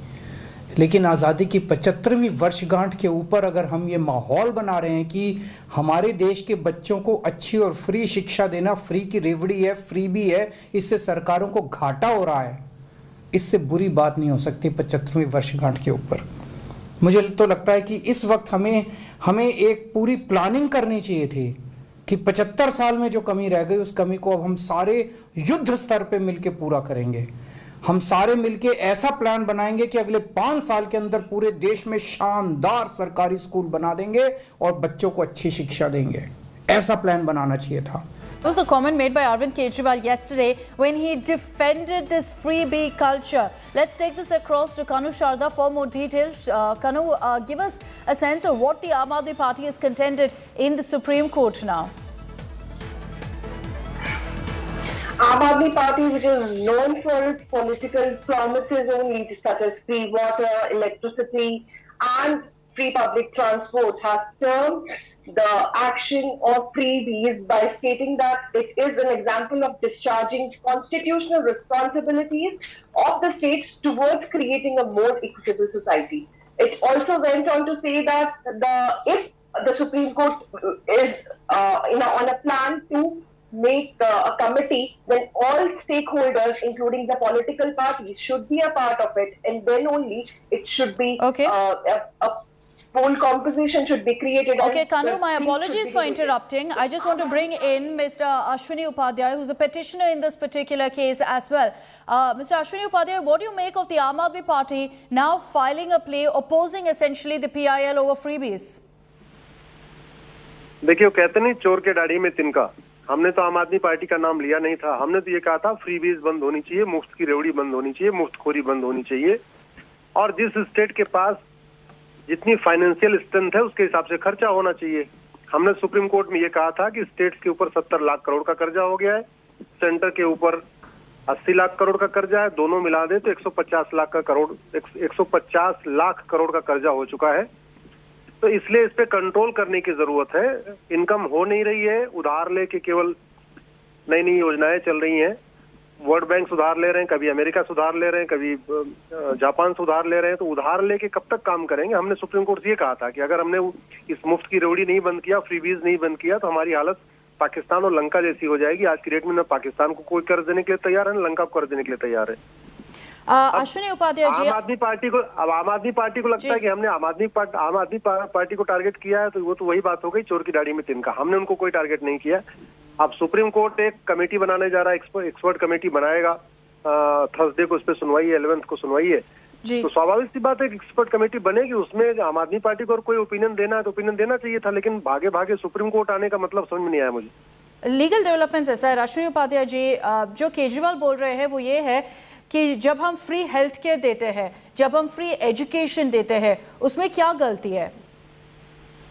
मैं तो कह रहा हूँ ना कि फ्री हेल्थ दे रहे हैं, हेल्थ एजुकेशन दे रहे हैं, तो सरकारी हॉस्पिटल में अपने बच्चों को क्यों नहीं ट्रीटमेंट कराते हैं? दिल्ली में 67 MLAs हैं या नहीं, 63 MLAs हैं आम आदमी पार्टी के, क्यों नहीं अपने बच्चों को सरकारी स्कूल में पढ़ाते हैं? अगर वास्तव में पैसा खर्च करके उन्होंने स्कूलों को सुधार दिया है, वो बताएं जरा कि आम आदमी पार्टी के कितने विधायकों के बच्चे और कितने सांसदों के बच्चे सरकारी स्कूल में पढ़ते हैं? अभी पंजाब में भी गवर्नमेंट बन गई, अभी कहेंगे हमने वहां भी स्कूल सुधार दिया। तो ये भी तो बताएं कि भगवंत मान के या उनके परिवार के या जो भी है जितने MLA MP हैं, केजरीवाल जी केवल एक बात बता दें कि आम आदमी पार्टी के पास दिल्ली पंजाब मिला के 100 से ज्यादा विधायक हैं। कोई एक नाम बताएं जिस विधायक का बच्चा सरकारी स्कूल में पढ़ता हो। आम आदमी पार्टी के पास दिल्ली पंजाब मिला के 100 से ज्यादा विधायक हैं। कोई एक परिवार बता दें जो कभी सरकारी हॉस्पिटल में जाके इलाज कराया हो। खुद केजरीवाल जी तो सरकारी हॉस्पिटल में इलाज कराते नहीं। मनीष सिसोदिया के बच्चे प्राइवेट स्कूल में पढ़ते हैं, सौरभ भारद्वाज के बच्चे प्राइवेट स्कूल में पढ़ते हैं, तो मंत्री के बच्चे, विधायक के बच्चे प्राइवेट स्कूल में पढ़ते हैं, प्राइवेट हॉस्पिटल में जाके इलाज कराते हैं, और कह रहे हैं हमने पैसा खर्च कर दिया। हर पार्टी गिल्टी है अभी, हर पार्टी ये करते हैं। जैसे आप बोल रहे हैं अभी कि बीजेपी ने भी 10 लाख करोड़ के डेट वेव ऑफ कर दिया कुछ लोगों के लिए। मैंने किसी पार्टी का नाम नहीं लिया था, बीजेपी अपोज करने नहीं आई ना। मैं तो आम आदमी पार्टी के नाम इसलिए ले रहा हूँ कि आम आदमी पार्टी सुप्रीम कोर्ट भाग के आई है और कोई पॉलिटिकल पार्टी तो नहीं आई। आप भी मानते हैं कि सब पॉलिटिकल पार्टी गिल्टी है इसमें? मैं तो कह रहा हूं कि अगर 150 लाख करोड़ का कर्जा हुआ तो एक दिन में थोड़ी हो गया। 150 लाख करोड़ का कर्जा मतलब आज से नहीं, ये शुरू से चलता आ रहा है। ये हमारी गलत पॉलिसीज का नतीजा है। और कर्जा भी आप जरा देखो, पंजाब पे 3 लाख करोड़ का कर्जा है, उत्तर प्रदेश पे 6.5 लाख करोड़ का कर्जा, बिहार पे 3 लाख करोड़ का कर्जा, बंगाल पे जो है 4 लाख करोड़ का कर्जा, तमिलनाडु पे 6 लाख करोड़, आंध्रा तेलंगाना पे 3-3 लाख करोड़, महाराष्ट्र पे 6 लाख करोड़। तो इसके लिए सब जिम्मेदार है ना। अगर इतना घाटा हो चुका है, इतना उधार हो चुका है, मतलब उधार चुकाना तो छोड़िए, उधार का ब्याज भी नहीं चुका पा रहे हैं, कोई भी स्टेट गवर्नमेंट ब्याज भी नहीं दे पा रही है ठीक से। ऐसे कंडीशन में कोई ये कहे मैं तो मोबाइल दूंगा, कोई कह रहा है मैं लैपटॉप दूंगा, कोई कह रहा है वॉशिंग मशीन दूंगा, कलर टीवी दूंगा, कोई कह रहा है मंगलसूत्र दूंगा, कहां से दोगे भाई? पहले ऐसा मैं तो ये कह रहा हूँ केजरीवाल जी, पहले दिल्ली के स्कूल को ऐसा बना दें कि उनके विधायकों के बच्चे वहां पढ़ने चले जाए, हॉस्पिटल को ऐसा बना दें कि उनके गवर्नमेंट एम्प्लॉइज के बच्चे और एमएलए एमपी के बच्चे वहां चले जाएं। मैं मान लूंगा बहुत अच्छा स्कूल हो गया, वर्ल्ड क्लास स्कूल हो गया। बस इतना बता दें कि किस गवर्नमेंट एम्प्लॉई का बच्चा गवर्नमेंट स्कूल में जा रहा है या किस एमएलए और मंत्री का बच्चा गवर्नमेंट स्कूल में जा रहा है। Ji, Ashwini Upadhyay ji, thank you very much for joining us here on India Today. So Mr. Ashwini Upadhyay is the one who's filed this petition and he says, I haven't named any political party. Why is the Aam Aadmi Party here taking offense and jumping in it, filing this kind of a petition? It's very clear that as far as Arvind Kejriwal and the Aam Aadmi Party is concerned, their stand on freebie culture is that it's needed, much required in an unequal society. And that's what Arvind Kejriwal has said when he took on Prime Minister Modi and particularly over the Prime Minister's comment on Revdi culture. Kejriwal has defended freebies offered by AAP government in Delhi as well as in Punjab, saying that this is not a freebie culture, they are welfare schemes.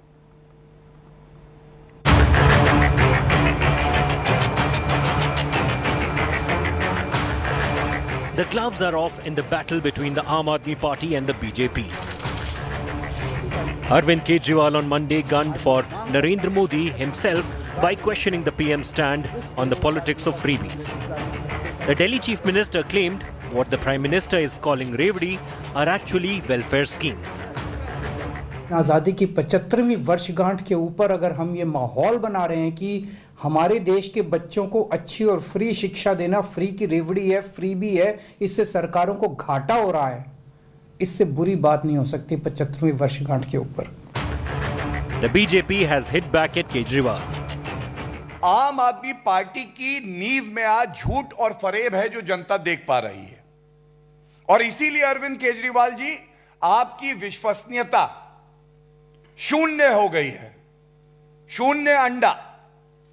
वो क्यों है? आप वादे कर देते हैं लेकिन जब पूरा करने का समय आता है तो आप उन वादों से दूर भाग जाते हैं। और कौन है ये दोस्त? Kejriwal's reference was to the Prime Minister's statement a few weeks ago where he warned against freebies being offered during elections. हमारे देश में मुफ्त की रेवड़ी बांटकर वोट बटोरने का कल्चर लाने की भरसक कोशिश हो रही है। ये रेवड़ी कल्चर देश के विकास के लिए बहुत घातक है। रेवड़ी कल्चर वालों को लगता है कि जनता जनार्दन को मुफ्त की रेवड़ी बांटकर उन्हें खरीद लेंगे। मांग करता हूं कि The Delhi Chief Minister's attack on Prime Minister Modi comes even as he is fighting a battle with the Lieutenant Governor in Delhi. On Monday, the Delhi LG wrote to CM Kejriwal questioning delay in tabling CAG reports. LG V.K. Saxena flagged alleged irregularities of serious nature in the accounts and finances of Delhi government. The LG said irregularities were found in various departments like Delhi Jal Board and state-owned PSUs. According to the LG, these CAG reports pertaining to the 2017 to 2021 period were allegedly pending with the Office of Deputy Chief Minister Manish Sisodia. The LG had earlier alleged irregularity in the privatization of liquor retail by Excise Department under Sisodia. The face-off between LG and Aam Aadmi Party comes even as Kejriwal, after guiding his party to power in Punjab this year, eyes assembly elections in Gujarat. 2 points are key to Kejriwal model. 1, his clean image, and 2, welfare schemes or freebies he offers. And that explains the renewed battle between the BJP and Aam Aadmi Party. Bureau Report, India Today. And that's a story we'll continue tracking very, very closely here on India Today. Coming up on the other side, we're focusing on the manhunt that's underway to nab Goon Neta Shrikant Tyagi. He's been on the run for over 72 hours now.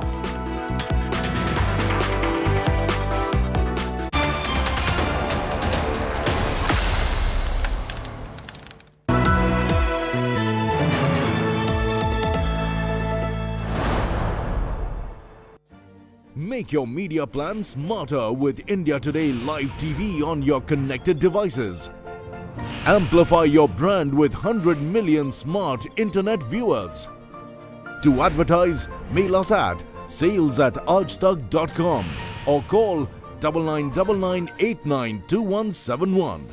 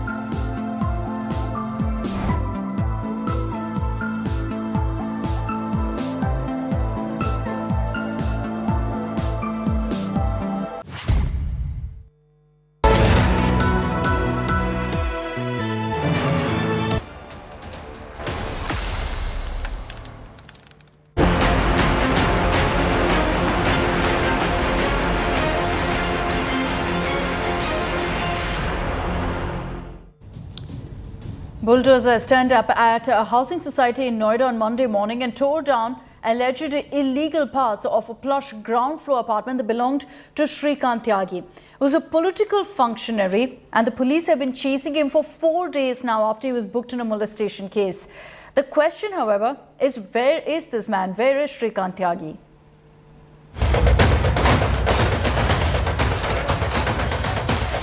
UP's bulldozer Baba cracking down on Goon Neta Shrikant Tyagi.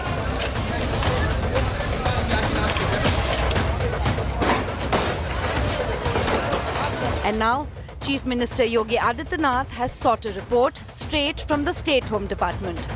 The Chief Minister has ordered that strict action be taken against Shrikant Tyagi and the police personnel guilty of negligence. So far, 6 cops have been suspended. But the big question still is, where is Shrikant Tyagi?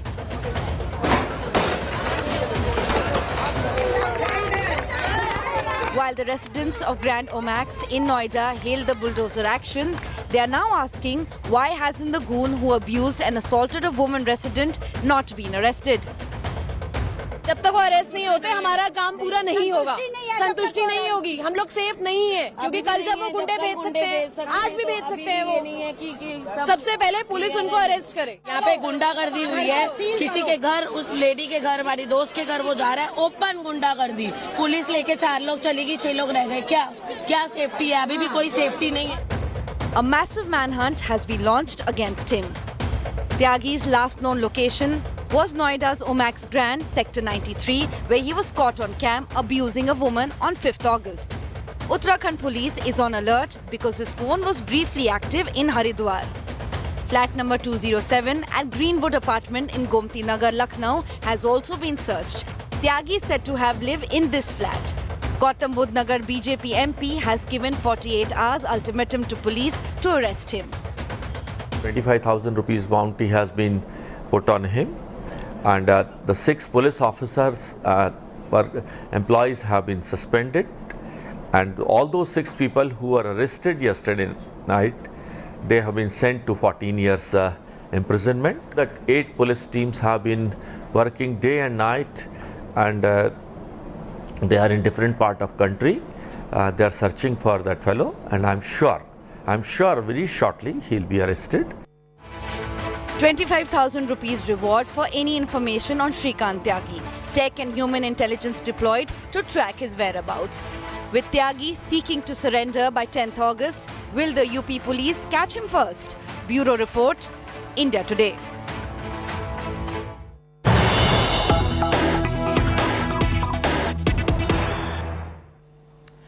And let's get you the inside track of exactly how Shrikant Tyagi is currently awaiting corpse. Tyagi and his family have stopped using mobile phones. No online payments, no ATMs have been used by the absconder right now.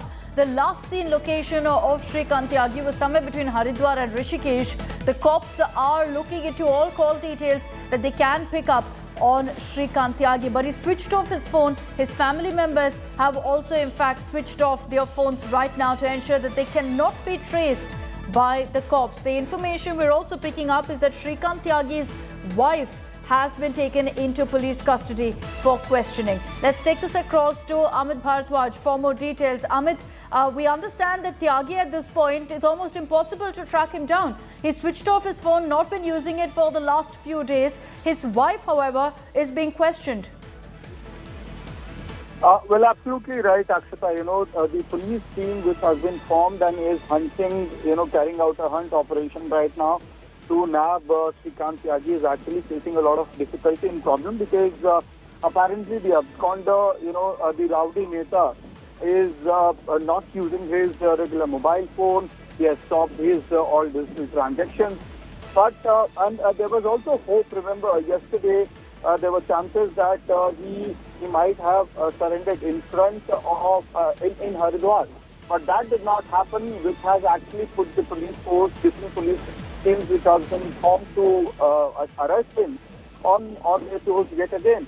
And the incident where there were further attempts to intimidate the residents and the complainants of the Omid Strand Society by aides of Shrikant Tyagi has further escalated the concern around the entire investigation as to, whether this rowdy Neta or the so-called Kisan Neta is anyway afraid and his aides are afraid of the whole system or not.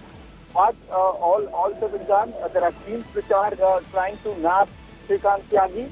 His aides are being questioned, his family members are being questioned, and all possible leads are being considered into. And remember, there is an ultimatum also issued by the local BJP MP Mahesh Sharma in the entire case, and he's saying that Tyagi must be arrested within 48 hours. So that pressure is also mounting on the Noida administration, Noida authority right now, as well as the residents of the Omid Strand Society are also, they continue to build their pressure in the entire incident. So it will be quite interesting to see whether the Noida police is able to nab Shrikant Tyagi well in advance, or whether he's the one who ends up surrendering in front of the court. All right, Amit, thanks for all of those details. We'll track all the latest updates coming in. We understand that Shrikant Tyagi's wife has been taken into custody, is being questioned right now on her husband's whereabouts. He switched off his phone. Virtually impossible right now to track him down, as the cops are trying to ensure that they get any leads they can on Tyagi's whereabouts. All right, let's move on to some other stories also that we're tracking this morning. A fresh controversy erupting in Karnataka after a Congress MLA, Zamir Ahmed, opposed the celebrations of the Ganesha festival at the famous Eidgah Maidan. Here's a detailed report of what the Congress MLA said and the BJP's counter. The season of polarization Karnataka shows no signs of ending. After controversies over hijab, halal, Muslim traders at Hindu festivals, here's the latest chapter. The Congress has fired a shot opposing celebration of the Ganesha festival at the famous Eidgah Maidan, a property already embroiled in controversy. With permission denied for the Hindu festival, groups have been instantly triggered, blaming the Congress of selective treatment and minority appeasement. ನೀವು ನಮಾಜ್ ಮಾಡ್ತಾ ಬಂದಿದ್ದೀರಿ, ಧಾರ್ಮಿಕ ವಿಧಿವಿಧಾನಗಳನ್ನ ವರ್ಷಕ್ಕೆ 2 ಬಾರಿ ನೀವು ನಮಾಜ್ ಮಾಡ್ತೀರಿ. ಹಾಗಾದ್ರೆ ಗಣೇಶೋತ್ಸವಕ್ಕೆ ಯಾಕೆ ನಿಮ್ಮ ವಿರೋಧ? ಯಾಕೆ? ನೀವು ಬರೇ ಮುಸ್ಲಿಂ ಓಟಿನಿಂದ ಗೆದ್ದಂತವರಲ್ಲ, ನೀವು ಮುಸ್ಲಿಂ MLA ಅಲ್ಲ, ನೀವು ಅಲ್ಲಿಯ ಚಾಮರಾಜಪೇಟೆ MLA ಇದ್ದಾರೆ, ನಿಮಗೆ ಹಿಂದೂಗಳು ಓಟ್ ಹಾಕಿದ್ದಾರೆ ಅಂತ ಅನ್ನೋದು ನೆನಪಿಟ್ಕೊಳ್ಳಿ. The fresh fight is hinged on the question: if namaz can be allowed, why is permission being barred to Ganesha celebrations? And why is that even a question? Because Hindu groups plan to hoist India's flag there on August 15, in addition to celebrate Ganesha. ಇದು 15 ಆಗಸ್ಟ್ಗೆ flag ಹಾಸ್ ಮಾಡ್ತೀವಿ, November 1ಗೆ flag ಹಾಸ್ ಮಾಡ್ತೀವಿ, republic ಡೇಗೂ flag ಹಾಸ್ ಮಾಡ್ತೀವಿ. ಚಾಮರಾಜಪೇಟೆಯ ಶಾಸಕರಾದಂಥ ಜಮೀರ್ ಅಹ್ಮದ್ ಅವರು ಚಾಮರಾಜಪೇಟೆಯ ಮೈದಾನದಲ್ಲಿ ಗಣೇಶೋತ್ಸವಕ್ಕೆ ಹಬ್ಬದ ಸ್ಥಾಪನೆಗೆ ಗಣೇಶೋತ್ಸವಕ್ಕೆ ಅವಕಾಶ ಇಲ್ಲ ಅನ್ನುವಂಥ ಹೇಳಿಕೆಯನ್ನು ಕೊಟ್ಟಿದ್ದನ್ನು ನಾನು ಖಂಡಿಸ್ತಾ ಇದ್ದೀನಿ, ವಿರೋಧಿಸ್ತಾ ಇದ್ದೀನಿ. ಜಮೀರ್ ಅಹ್ಮದ್ ಅವರೇ, ಇದು ನಿಮ್ಮ ಆಸ್ತಿನೂ ಅಲ್ಲ, ನಿಮ್ಮ ಪಿತ್ರಾರ್ಜಿತ ಆಸ್ತಿನೂ ಅಲ್ಲ, ವಕ್ಫ್ ಬೋರ್ಡಿಂದು ಅಲ್ಲ, ಮುಸ್ಲಿಮರದು ಅಲ್ಲ, ಇದು ಸರ್ಕಾರದ ಜಾಗ. Recently, Bruhat Bengaluru Mahanagara Palike stated that the ownership of the Eidgah Maidan in Chamarajpet is with Karnataka Revenue Department, triggering a dispute over who governs it and how. The fresh collision comes 9 months before Karnataka goes to the polls and could be seen as a relentless stream of polarizing controversies in the state, from the subject matter of textbooks to a cycle of violent killings on coastal Karnataka. The spate of divisive controversies is only accelerating. Expect more as elections get nearer. With Priyanka Rudrappa, Bureau Report, India Today. The big fight over the film Lal Singh Chadha has jumped from being just a social media spat into an all-out political dangle in Tamil Nadu. The ruling DMK in the state has come under a massive attack from the BJP for promoting Lal Singh Chadha, a Hindi film in the state. For Chief Minister MK Stalin, has become a personal issue since his son is said to be the star presenting the movie in Tamil Nadu. The film in a language well known to be politically untouchable for his father and the entire party, the DMK. Udayanidhi Stalin, an actor and producer in his own right, DMK MLA, but most importantly MK Stalin's son, has skin in the game that makes this politically volatile. His company Red Giant Movies is to present and distribute the Amir Khan starrer Lal Singh Chadha all over Tamil Nadu. The BJP's mocked the DMK, hitting them where it hurts on an issue that's been political fodder for decades. So far, the DMK hasn't responded to the BJP's attack. The film is scheduled to hit screens on August 11th.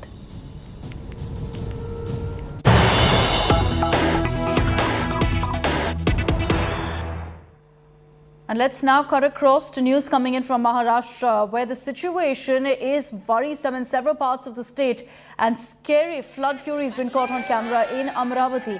An SUV being washed away in the surging flood waters. In fact, it wasn't just this incident, but there was another one where 3 people were on a tractor, which, believe it or not, got washed away in this raging water. 2 of them managed to swim to safety in that particular incident. But look at the images that are coming in right now from Amravati. The water levels continuing to go up. It looks like this is part of a swollen river. With the water there surging through and the kind of tide that you're seeing, the SUV being pushed by the sheer power of the water and finally eventually sinking in the waters there in Amravati. The situation very grave in parts of Maharashtra like Amravati, which every time during the monsoon sees these kind of scary moments, scary images that come to light. Pankaj Kelkar is joining us with more details on this. Pankaj, scary what's playing out right now in Amravati. What's the situation there currently, Pankaj, and any casualties who've been reported really in these floods? See, Akshata, these are the 2 visuals of Amravati district. One is from Nangav area, Khandeshwar. and the other is from Morshi. Now the SUV that we see is being washed away because of the force of the water is of the Morshi, wherein some of the devotees had gone for worshipping at a pilgrimage. Luckily, there was no one in the SUV. It was just next to the banks of the river, wherein the water level just rose, and the force of the water, what we can see, that the SUV was washed away. Other visual is from Nangaon area of Amravati district, wherein the tractor was washed away. Now, the information that we are having from the IMD is that there is a low pressure over Orissa, and that is resulting in these kind of very heavy rain in isolated places in both MP as well as Maharashtra's bordering area. Now Pune is also getting such kind of rain, Mumbai is also getting such kind of rain, because there is another low pressure circulation and moisture incursion that is resulting, and it will also continue for next 24 hours. Isolated places will get rainfall. So worrying point is there, administration as well as NDRF are geared up. Okay. Such kind of visuals are most likely to happen in some places where the water level has risen. Yeah, very worrying and concerning situation there in parts of Maharashtra. We will continue to track the latest updates, alert all residents of what the Met Department warning is for the days to come. Thanks, Pankaj, for joining us this morning. And with that, I'm slipping into a short break here on India Today. Coming up on the other side, the big international story of the day. Former US President Donald Trump saying that the FBI raided his Florida home and broke into his safe.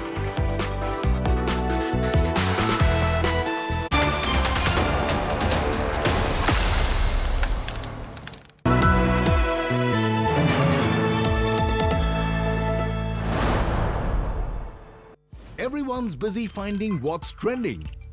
You're busy finding out why. India Today, for those who research before reacting. Download the India Today app now.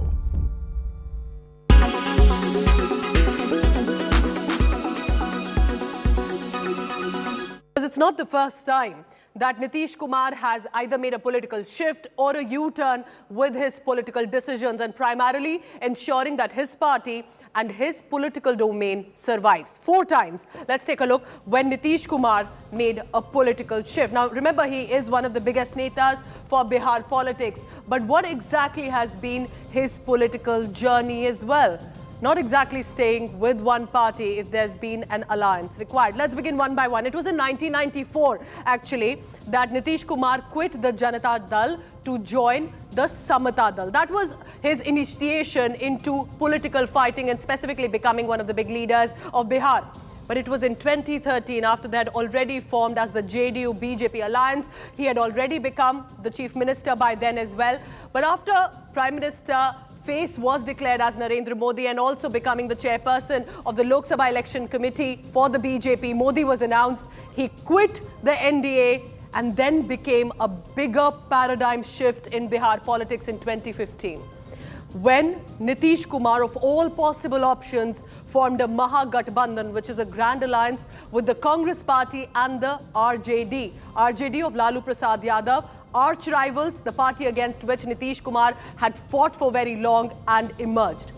But this alliance did not last very long, because in 2017, he then quits the Mahagathbandhan, the grand alliance, and returns to the NDA, fights election. BJP wins more seats, about 77. Nitish Kumar gets about 45, but becomes the chief minister yet again. Is he going to switch to the Mahagathbandhan or stay with Narendra Modi and the NDA? That's what it looks like right now.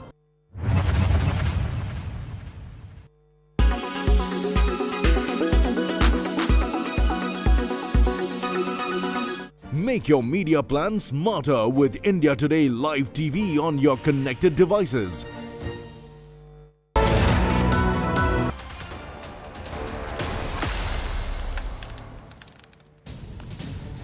Welcome back. Former US President Donald Trump has said that FBI agents raided his Mar-a-Lago estate on Monday. Trump claims that FBI broke into a safe while linking the raid to the US Justice Department investigation, following accusations that he removed official presidential records and moved it to the Florida resort.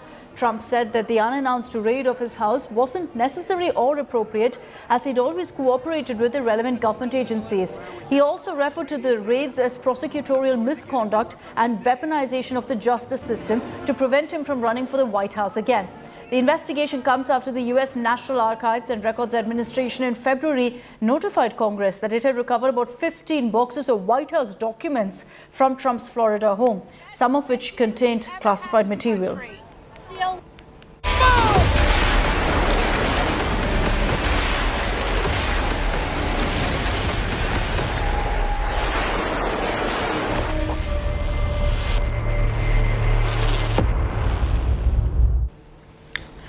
Taiwan now has planned its own military drills in response to China's continuing military coercion all along the island nation's borders.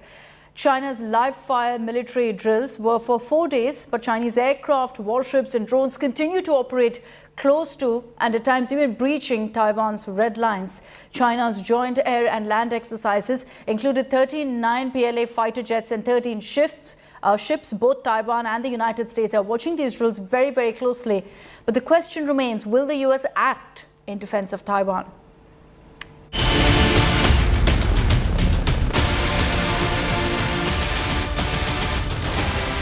China's coercive military drills around Taiwan seas are to continue even after the end of the 4-day live-fire exercises initially announced. China fired 11 short-range ballistic missiles, including over Taiwan's airspace, in the past 4 days. Chinese fighter jets, including Su-30 air superiority fighters and J-16 multi-role combat jets, flew multiple sorties, violating the median line between mainland China and Taiwan in the Taiwan Straits. Taipei too scrambled its F-16s and Mirage 2000 fighter jets to send across a message they are not wilting under Beijing's pressure. China on Monday announced more military drills in the seas and air around Taiwan. Apart from 14 Chinese Navy warships and 66 fighter jets, multiple drones are a part of the drills, including surrounding Taiwan from different sides. Drills around Taiwan are to test tactics and systems under information-based conditions.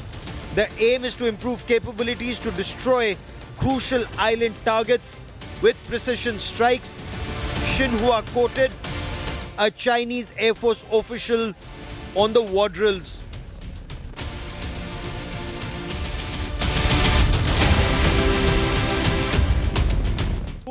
During the drill, we followed orders to carry out mission, further familiarizing ourselves with the battlefield environment, verifying our tactical methods, focusing on testing the collaborative operations, ground assault, and precision strike capabilities. Chinese drones are flying around Taiwan to monitor Taipei's response to the Chinese drills. China is carefully studying the response of the self-governed island armed forces to further refine Chinese tactics.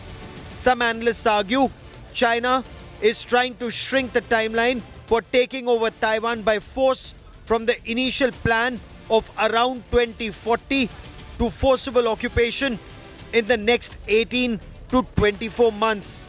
Some analysts believe the current military exercises are also to check the response of the United States and Japan. A muted response will further embolden Chinese President Xi Jinping, who's looking at re-election to remain president for life after the People's Congress in October or November 2022.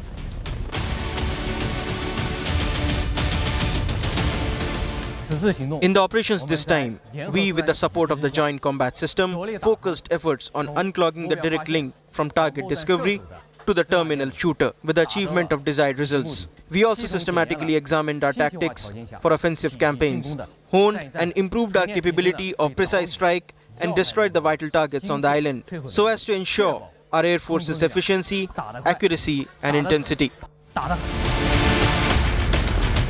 Taipei is clearly not buckling under pressure.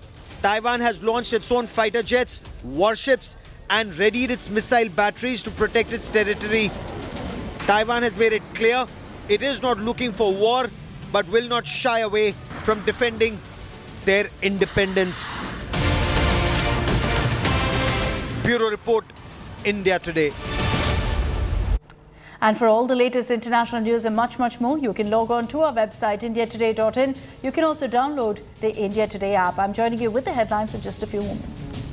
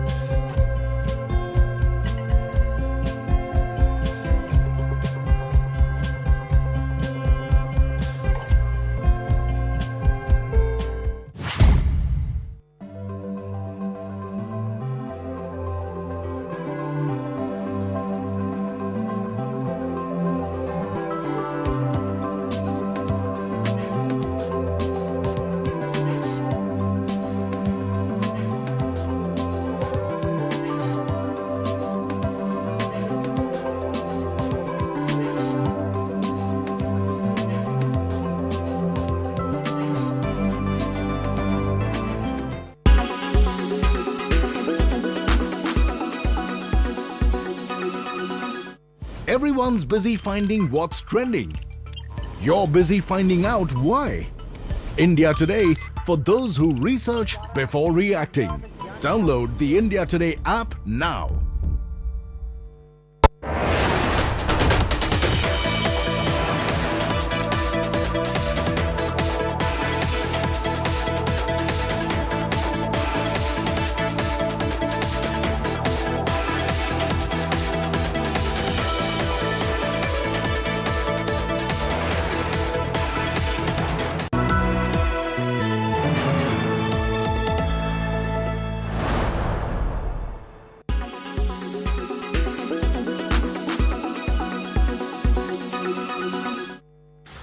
Is the monsoon season bringing relief to you from the hot summers? Well, what if we tell you that it can rain diamonds? Not certainly on Earth, but yes, it is raining diamonds on Uranus and Neptune. The temperature and pressure conditions on these planets are extreme. Due to this, carbon atoms can be crushed into diamonds. Uranus and Neptune are known by their unique blue shades. Both planets have a common condition to harden carbon atoms. But unfortunately, the inhospitable environment of the planet won't allow you to collect those diamonds. The blue color of these planets is due to methane. Methane has carbon in it. The carbon can be crushed by immense pressure that happens in the atmosphere. And when it gets hot and dense inside the planets, these diamonds are formed and accumulated. This causes them to rain in the atmosphere. Tell us what you think about this unique phenomena.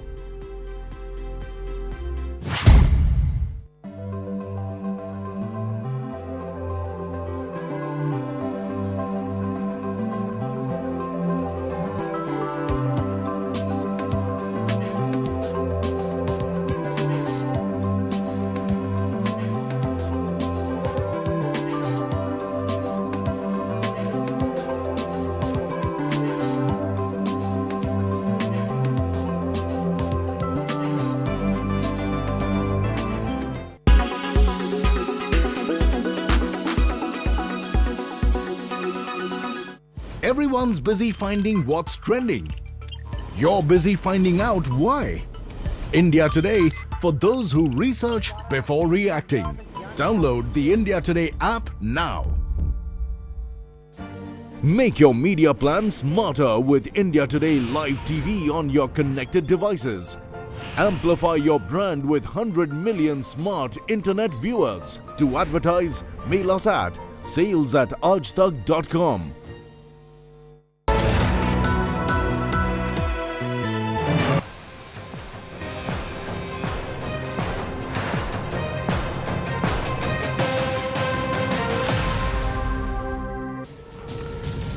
Hello and welcome. You're watching India's Agenda here on India Today. I'm Akshita Nandagopal, and let's take a quick look at all the headlines that we're tracking this hour.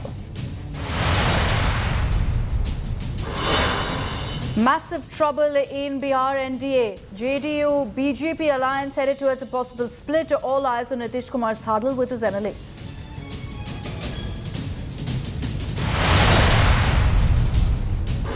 Month after oath, Shinde cabinet takes shape in Maharashtra. 12 to 18 ministers to be sworn in today. It's an India Today exclusive scoop.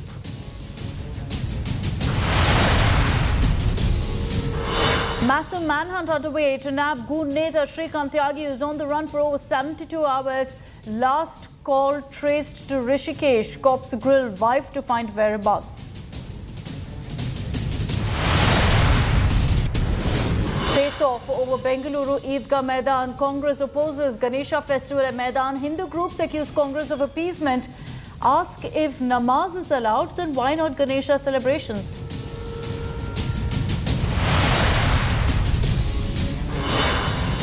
Big political fight over Lal Singh Chadha. Tamil Nadu Chief Minister's son Udayanidhi Stalin under attack for promoting the Bollywood film. BJP questions DMK's Hindi hypocrisy.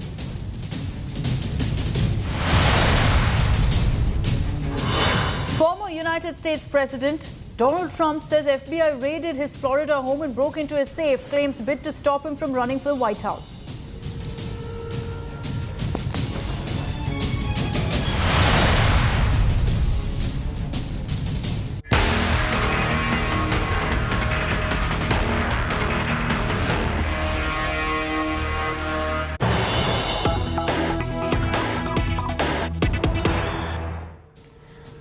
Let's begin by getting you all the updates from Bihar. Hectic parlays that are underway right now. The JDU, the RJD, Congress, BJP all getting into their respective huddles.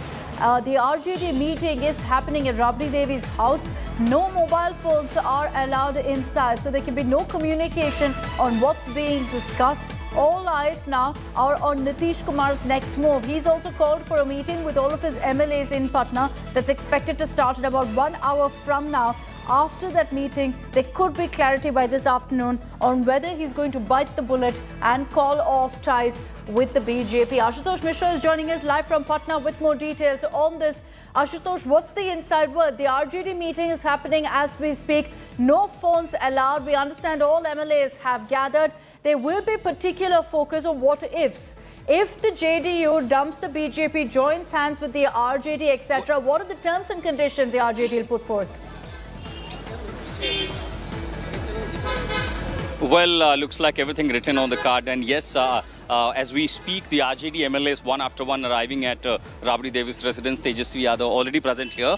And as you rightly mentioned, yes, everyone, attendance is literally being marked. Of course, no mobile phone is allowed. And there you see the security persons carrying a list. And that has all the names of those guests, those who will be arriving here before 10 o'clock. Because it is not only the RJD MLAs, but also the 16 left front MLAs, including CPI, CPM and the MLA. Because remember, the left has also yesterday extending support, being the alliance of the Mahagathbandhan said they will support Nitish Kumar and the RJD if JDU dumps BJP and joins hand with the RJD. So clearly, what we are seeing, and over certain days and certain weeks, the kind of developments, political developments we have seen, this was anticipated very much, and finally this is the day what it seems that major decision of this will be taken in the state of Bihar. So this meeting will begin at around 11 o'clock. JDU meeting will also begin at around 11 o'clock.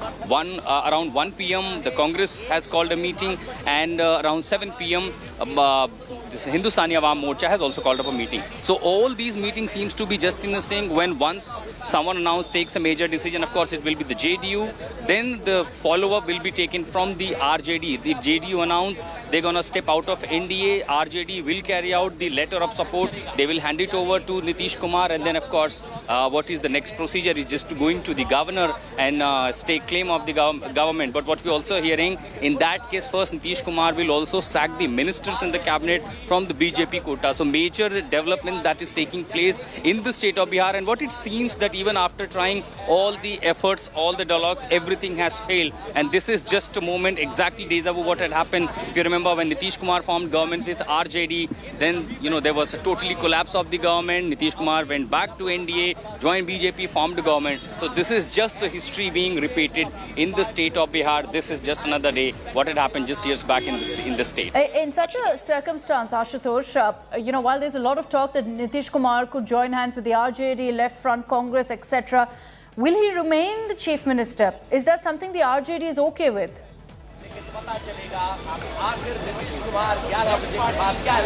Well, what we are hearing from the the political spectrum, that perhaps there will be multiple conditions or the multiple options open for Nitish Kumar. One, that he could be the UPA convener. Another, he remains the chief minister supported by RJD, the Left Front and the Congress, and Tejasvi Yadav also join a high rank in the government, maybe the deputy chief minister or some other rank as we have seen in the past. Subsequently, since Nitish Kumar becomes the face of the UPA as a UPA chairperson, then what next in a particularly in 2024 scenario? So then in that case, whether he gonna be the choice for the prime ministerial candidate. So when there is a political development take place, nothing announced officially, and there you see these images, the leaders from the RJD.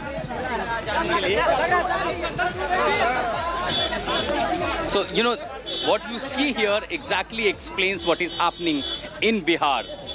So yes, what options are open for Nitish Kumar, that will only be told once the government settles here, once this political storm settle here, who comes in the government, who becomes the chief minister, who are part of the government. Only then the political career or the political future of Nitish Kumar will be decided. But for now, it is a churning that is taking place. One alliance is breaking away, another alliance, in a way to being formed. And then only it will be decided what is going for the future of Nitish Kumar. Is it only in the Bihar, or it will be restricted in Patna, or he is really eyeing to the national capital as well.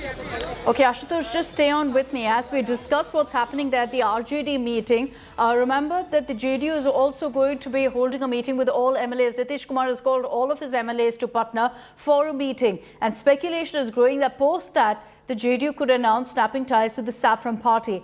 The JDU has essentially cited a couple of reasons for this. They say that the BJP is needling and meddling in their functioning and attempting to destabilize the Nitish government. The Hindustani Awam Morcha chief, Jitin Ram Manjhi, who is also part of the NDA, has extended support to Nitish Kumar. So there's a big question mark of whether he too, if Nitish cuts ties with the NDA, will do the same. Apart from JDU, RJD and Congress have also called meetings of the MLAs to strategize over the next move. The JDU MLAs meet comes a day after Home Minister Amit Shah called Nitish Kumar, possibly as a last-ditch effort to persuade him to stay back in NDA. Clearly, it hasn't worked. आगे क्या होगा 2025 तक के हम रहेंगे और आगे क्या करेंगे, इस पर हम लोग क्या बोलेंगे? अभी हाल के दिनों में ही देखा है आपने ना, बीजेपी के राष्ट्रीय परिषद के बैठक में किस तरह से सवाल उठी. तो आगे क्या होगा इस पर हम लोग सवाल नहीं, मैंने कुछ कह नहीं सकते. लेकिन इतना जरूर है कि अभी सरकार चल रही है, हमारे सरकार के मुखिया माननीय मुख्यमंत्री जी अभी भी जनता दरबार लगा रहे हैं, ये जन सुनवाई कर रहे हैं और जनता की सुनवाई कर रहे हैं, समस्याओं की समाधान कर रहे हैं. हमको तो नहीं लग रहा है कि कुछ इस तरह का चल रहा है जिस पर बहुत चर्चा करने की जरूरत है. सब चीज़ तो नीतीश कुमार जी के नेतृत्व में बहुत ठीक ठाक ढंग से चल रहा है. इस बारे में तो जब प्रेस कॉन्फ्रेंस हुई थी और हमारी पार्टी ऑफिस में सारे मीडिया के लोग आए थे और सब लोगों ने सवाल पूछा था हमारी पार्टी के राष्ट्रीय अध्यक्ष महोदय से, तो उन्होंने एक शब्द में कहा था कि एनडीए में ऑल इज वेल. और अगर ऑल इज वेल नहीं होता तो फिर राष्ट्रपति या उपराष्ट्रपति के चुनाव में क्यों हमारी पूरी पार्टी एनडीए समर्थित उम्मीदवार के पक्ष में ही वोट करती है. जो राष्ट्रीय अध्यक्ष जी ने बातें बताई है उस पर हम लोगों को कुछ बताने की आवश्यकता नहीं है. और रही बात हमारे पार्टी के सर्वमान्य नेता आदरणीय मुख्यमंत्री नीतीश कुमार जी हैं, वो जो निर्णय लेंगे उनके साथ हम लोग हैं। जब तक कुछ ठोस हमारे सामने ना आए तब तक इस पे कुछ टिप्पणी करने का मतलब नहीं है। लेकिन 2025 तक, 2020 में हम चुनाव में गए थे नीतीश कुमार जी के नेतृत्व में, नरेंद्र मोदी जी के मार्गदर्शन में। 2025 तक एनडीए अटूट है, एनडीए मजबूत है। किसी प्रकार की कोई टिप्पणी या सुगबुगाहट पे कुछ भी बोलना, ये सब भविष्य की बातें, भविष्य के गर्भ में है। अभी इस पे कुछ बोलने से कोई मतलब नहीं है, कोई पॉइंट नहीं है। I'll tell you, it's a disturbing situation, no doubt about it. The kind of verbal altercation, accusations which is going on between BJP and JDU, that's actually has put the governance on hold. तब उनके party का मामला है, वो बता ही रहे हैं कि हर बराबर वो 3 महीने 4 महीने पर संवाद करते हैं अपने पार्टी के सांसदों से, विधायकों से। उसी तरह का ये भी है, इस पर सवाल उठाने की क्या जरूरत है? तो उन्होंने बता ही दिया खुद, तो इसमें हम कौन सी टिप्पणी करें? तो जीतन राम मांझी साहब किन के तरफ होंगे, नीतीश कुमार के साथ या बीजेपी के साथ? स्थिति क्या बनी? देखिए, अगर मगर का कोई जवाब नहीं होता है, लेकिन मैं जरूर कहता हूँ इसलिए कि हम आज से नहीं, जिस समय गठबंधन में हम आए थे उस समय से ही मैं कहा कि एनडीए में मैं हूँ, लेकिन हम नीतीश कुमार के साथ हैं। अगर जनता दल यूनाइटेड और भारतीय जनता पार्टी के बीच में खटपट की खबरें आ रही हैं, तो हमें लगता था कि ज्वाइंट प्रेस कॉन्फ्रेंस हो जाता और मामले का समाधान निकाला जा सकता। कहीं ना कहीं से खटास बढ़ी है और आज भी हमें उम्मीद है कि दोनों राजनीतिक दलों के नेता एक मंच पे बैठेंगे और मामले का समाधान निकाला जा सकता है। देखिए, अगर खटास बढ़ेगी तो निसंदेह गठबंधन का स्वरूप बदल सकता है।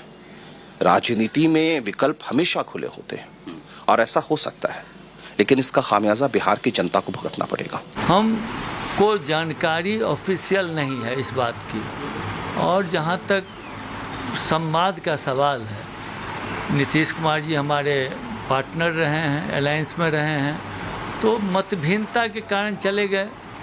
तो मेरा यह राय है कि मतभिन्नता हो सकती है, लेकिन संवादहीनता नहीं होनी चाहिए राजनीति में। उनको वैसे भी भेंट करना चाहिए था सोनिया जी से, उनको काफ़ी मानती हैं, राहुल जी भी उनको काफ़ी मानते हैं मेरे हिसाब से। तो उनको संवाद रखना चाहिए था पहले भी, और आज भी आएंगे तो अपना बात करेंगे। अगर उनकी राय होगी तो सब लोग मिल के बीजेपी के खिलाफ संघर्ष जारी रखेंगे। ये देश और देश की आज़ादी बिक चुके हैं। मोदी जी के नेतृत्व में बीजेपी एनडीए की सरकार, देश की जनता जाग रही है और जागरूक हो रहे हैं, विपक्ष दल भी जागरूक हो रहा है, और उस प्रक्रिया में कोई भी समीकरण बनता है जिससे इस राज्य, बिहार राज्य की राजनीतिक गरिमा को वापस लिया जाए, व्यक्ति और समूह की आज़ादी को, स्वतंत्रता को सम्मान दिया जाए, और जिससे पूरा देश पर उसका असर आए, ऐसे कोई कदम हो तो कांग्रेस पार्टी के नेता श्रीमती सोनिया गांधी जी, श्री राहुल गांधी जी चुप नहीं रहेंगे। Let's take this back across to our reporters who are joining us from the ground. Rohit Singh, live from Rabri Devi's residence in Patna, which is where the RJD will be beginning its huddle anytime now. Leaders streaming in, Rohit. Is this a combined huddle? Are the likes of the Congress left front also there for this particular meeting?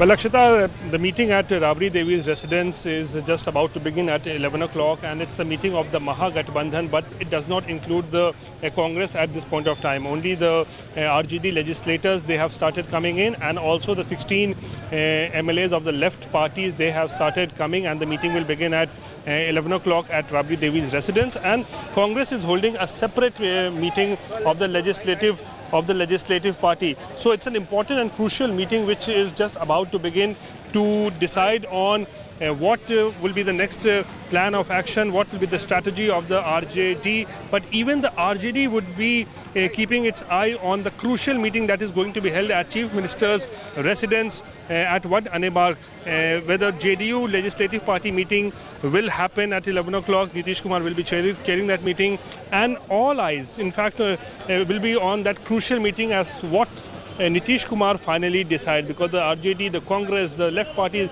they also would be watching very keenly as to what is the outcome of that meeting, whether Nitish Kumar finally decides to dump BJP and join hands with the RJD and Mahagathbandhan, or whether he continues with the BJP. That will come to know in the next couple of hours. But there are a series of meetings which are happening today at the JDU legislative meeting happening at the CM House, the RJD and the Left Party's legislative party meeting happening at Rabri Devi's residence, and the Congress also going into a huddle here as the political temperature in Bihar right now completely high. Akshita. Rohit, just stay with me. I just want to play out for our viewers and to just break down what could play out right now in Bihar. As far as the numbers are concerned, this is what it looks like right now. The NDA, which has the JDU and the BJP, has 122. The RJD Plus, which is along with their allies, that is at 114. The AIMIM has 1. The HAM has 4, which is part of the NDA as well. Independence 1 there, and vacant seat is 1. So in that assembly of 243 members, the majority mark is at 122. The NDA is at that mark. The RJD Plus, which includes the Left Front and the Congress, is at 114. Now let's tell you what happens if Nitish Kumar dumps the NDA and joins hands with the Gathbandhan.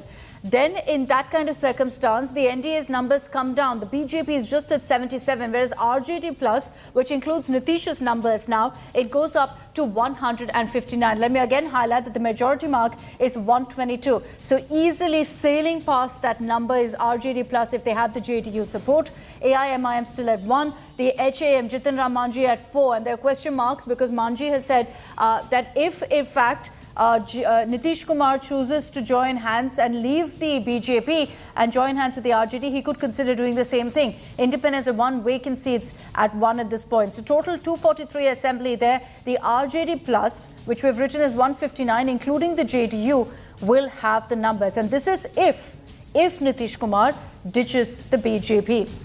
But at this point, going by all the information we have, it definitely looks like a Nitish NDA divorce is imminent. The Bihar political potboiler is buzzing with speculation that the state's chief minister is about to take another political turn.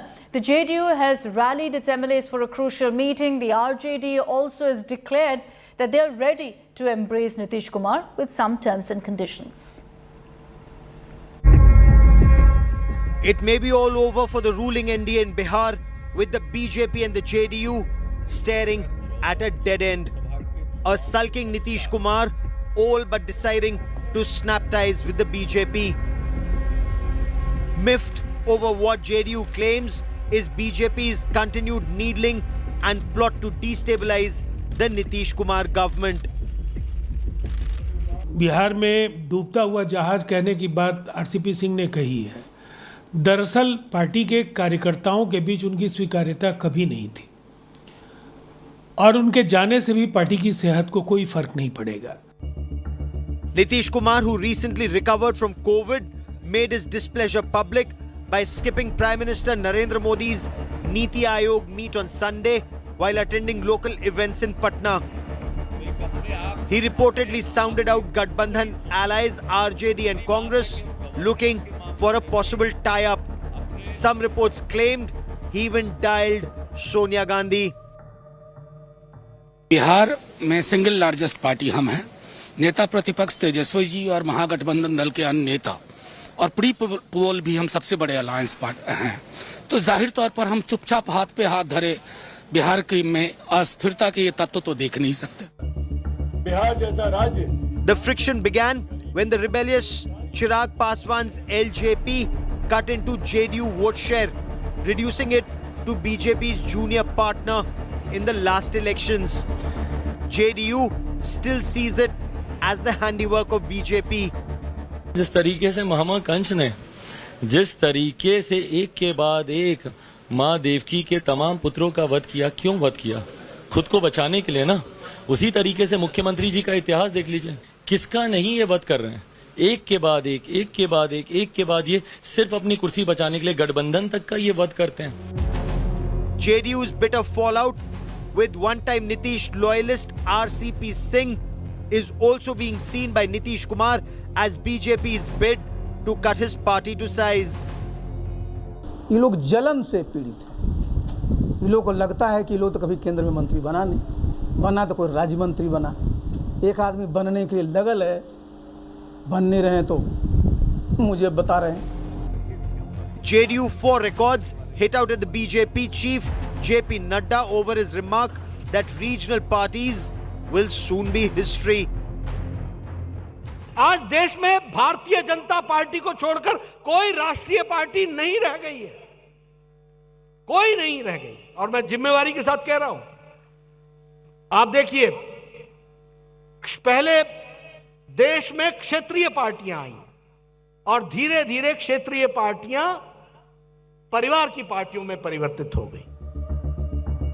BJP has denied all allegations, brushing aside reports of hiccups, insisting that the alliance with the JDU will last its full term.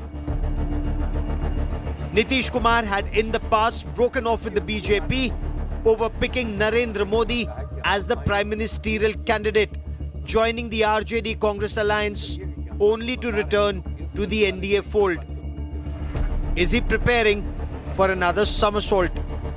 With Rohit Singh in Patna, Bureau Report, India Today.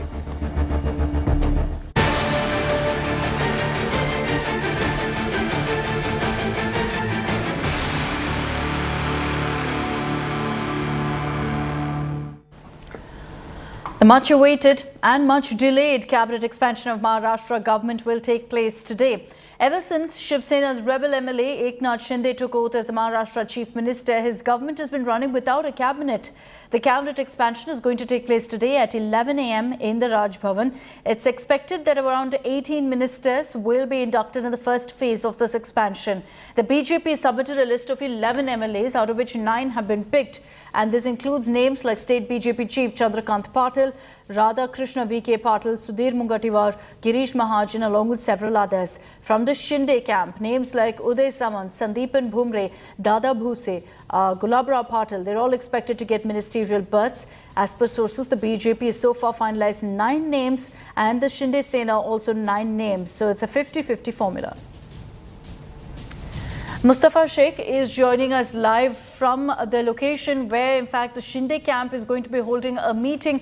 Mustafa, the names expected to be finalized in moments from now, but we're hearing on India Today that largely it's going to be equal representation from both sides, a 50-50 formula, 9 names from the BJP and 9 names from the Shinde camp.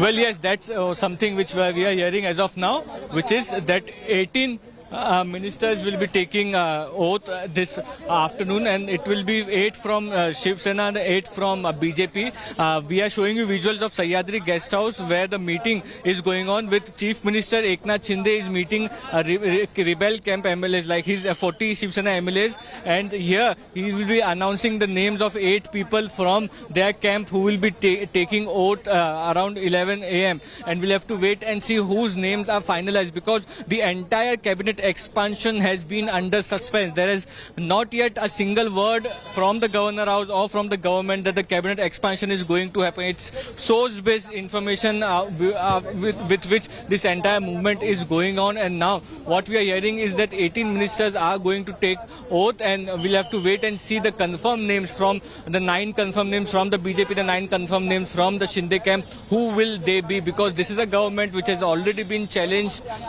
in the Supreme Court, and hence there is a lot of cloud over what will happen next. What we are hearing from the Shinde camp is that those who were ministers in the Mahavikas Aghadi government before they turned rebel will be reinstated as minister. This will be the policy with the Shinde government. Similarly, with the BJP, the cabinet ministers who were there with the Fadnavis government from 2014 to 19, most of them will be repeated with one new name of Mangal Prabhat Lodha, which is coming forward. We'll have to wait and see whether that is confirmed or not. What is more important is that all the people who are taking oaths are MLAs who are from the lower house. They are not, there are no MLCs. The policy for the BJP leadership is that those who have been represented and elected by the people should be the people to become first ministers, and all MLAs will be taking, all MLAs, whoever will be taking oath will be MLAs and not MLCs. These are a few important things which are coming out. We'll have to wait and see what happens next. Back to you. All right, Mustafa, we'll track the latest. Thanks for the moment for joining us.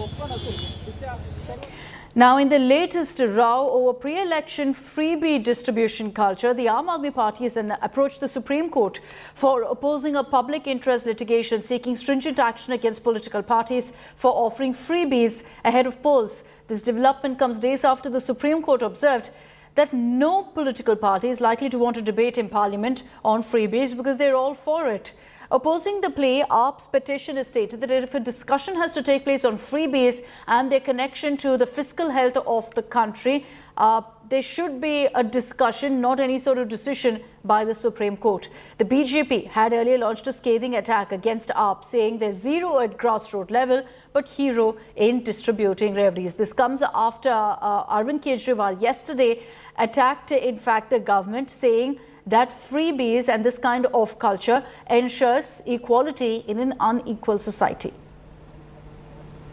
वैसे तो 75 साल के अंदर हमें ऐसा system बना लेना चाहिए था, एजुकेशन का ऐसा सिस्टम बन जाना चाहिए था कि हमारे बच्चों को अच्छी और मुफ्त शिक्षा पूरे देश में मिलती। लेकिन आज़ादी की 75वीं वर्षगांठ के ऊपर अगर हम ये माहौल बना रहे हैं कि हमारे देश के बच्चों को अच्छी और फ्री शिक्षा देना, फ्री की रेवड़ी है, फ्री भी है, इससे सरकारों को घाटा हो रहा है, इससे बुरी बात नहीं हो सकती 75वीं वर्षगांठ के ऊपर।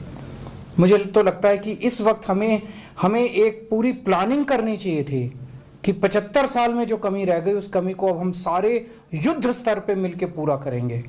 हम सारे मिलके ऐसा प्लान बनाएंगे कि अगले 5 साल के अंदर पूरे देश में शानदार सरकारी स्कूल बना देंगे और बच्चों को अच्छी शिक्षा देंगे। ऐसा प्लान बनाना चाहिए था। कहते नहीं चोर के दाढ़ी में तिनका। हमने तो आम आदमी पार्टी का नाम लिया नहीं था, हमने तो ये कहा था फ्रीबीज बंद होनी चाहिए, मुफ्त की रेवड़ी बंद होनी चाहिए, मुफ्तखोरी बंद होनी चाहिए और जिस स्टेट के पास जितनी फाइनेंशियल स्ट्रेंथ है उसके हिसाब से खर्चा होना चाहिए। हमने सुप्रीम कोर्ट में ये कहा था कि स्टेट्स के ऊपर 70 लाख करोड़ का कर्जा हो गया है, सेंटर के ऊपर 80 लाख करोड़ का कर्जा है, दोनों मिला दें तो 150 लाख करोड़ का कर्जा हो चुका है। तो इसलिए इस पे कंट्रोल करने की जरूरत है। इनकम हो नहीं रही है, उधार लेके केवल नई नई योजनाएं चल रही हैं।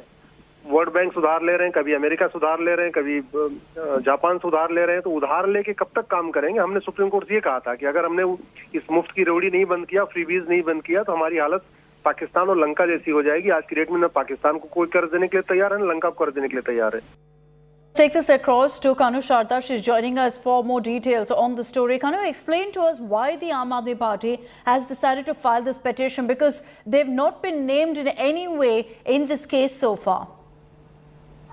Well, Akshita, Aam Aadmi Party is known for distributing freebies in the form of giving free electricity, the mohalla clinics, the free education. But all of these measures have been termed by Aam Aadmi Party in their petition as socio-welfare schemes. They said that all these schemes giving free ration, proper education and healthcare measures, all which have been termed as freebies, is actually the responsibility of the state government and the respective country as such, so to take care of the marginalized people in the society. The petition has come after the Supreme Court had taken a view that a committee should be in place wherein the representatives from RBI, Niti Aayog, and other finance commission and other people should be there in the party and have a policy in place so that such measures, such election freebies cannot lead to an economic disaster. It is interesting to see what stand the government will take when it is going to hear the matter day after tomorrow, to see what kind of composition of a committee will be there, and this AAP's stand taken just before the Supreme Court hearing will make it more interesting. Very true. Kanu, thank you very much for joining us with all of those details. Coming up on the other side of a short break here on India Today, we're going to be focusing on the manhunt that's underway by the Uttar Pradesh police to nab Gun Neta Shrikant Tyagi. He's been on the run for over 72 hours now.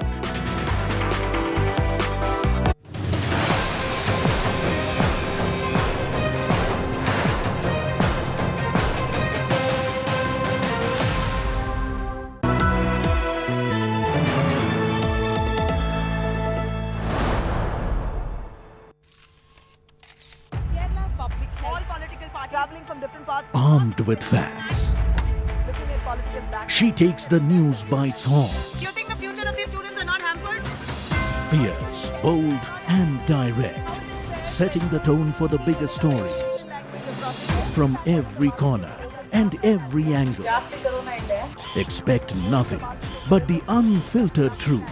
News first, niceties later. Watch me, Nabila Jamal, on India Today.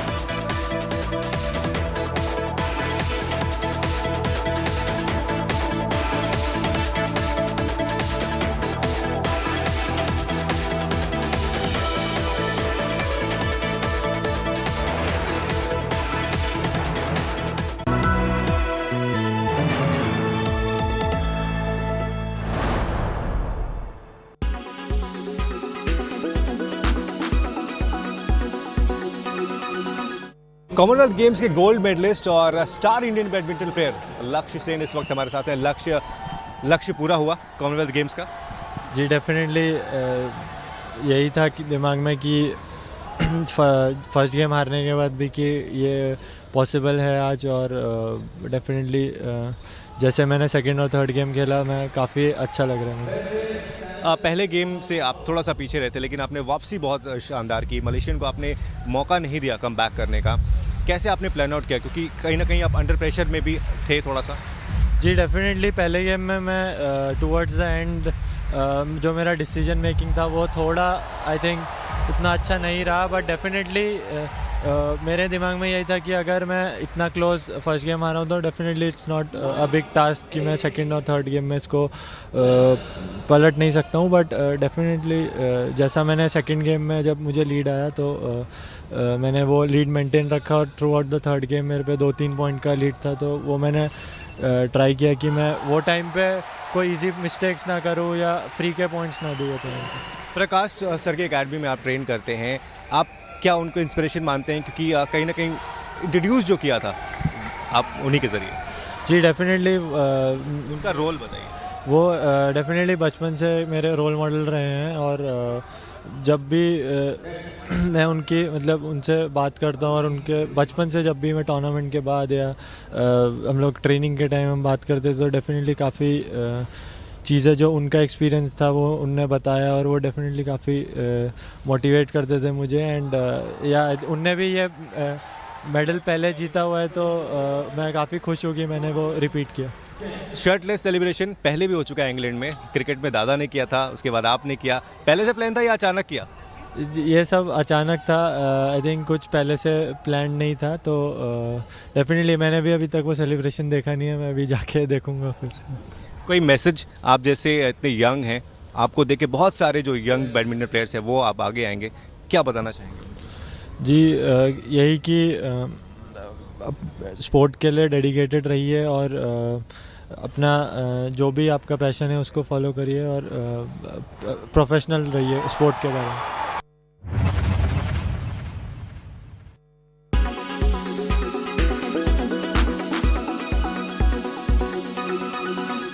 Make your media plan smarter with India Today Live TV on your connected devices.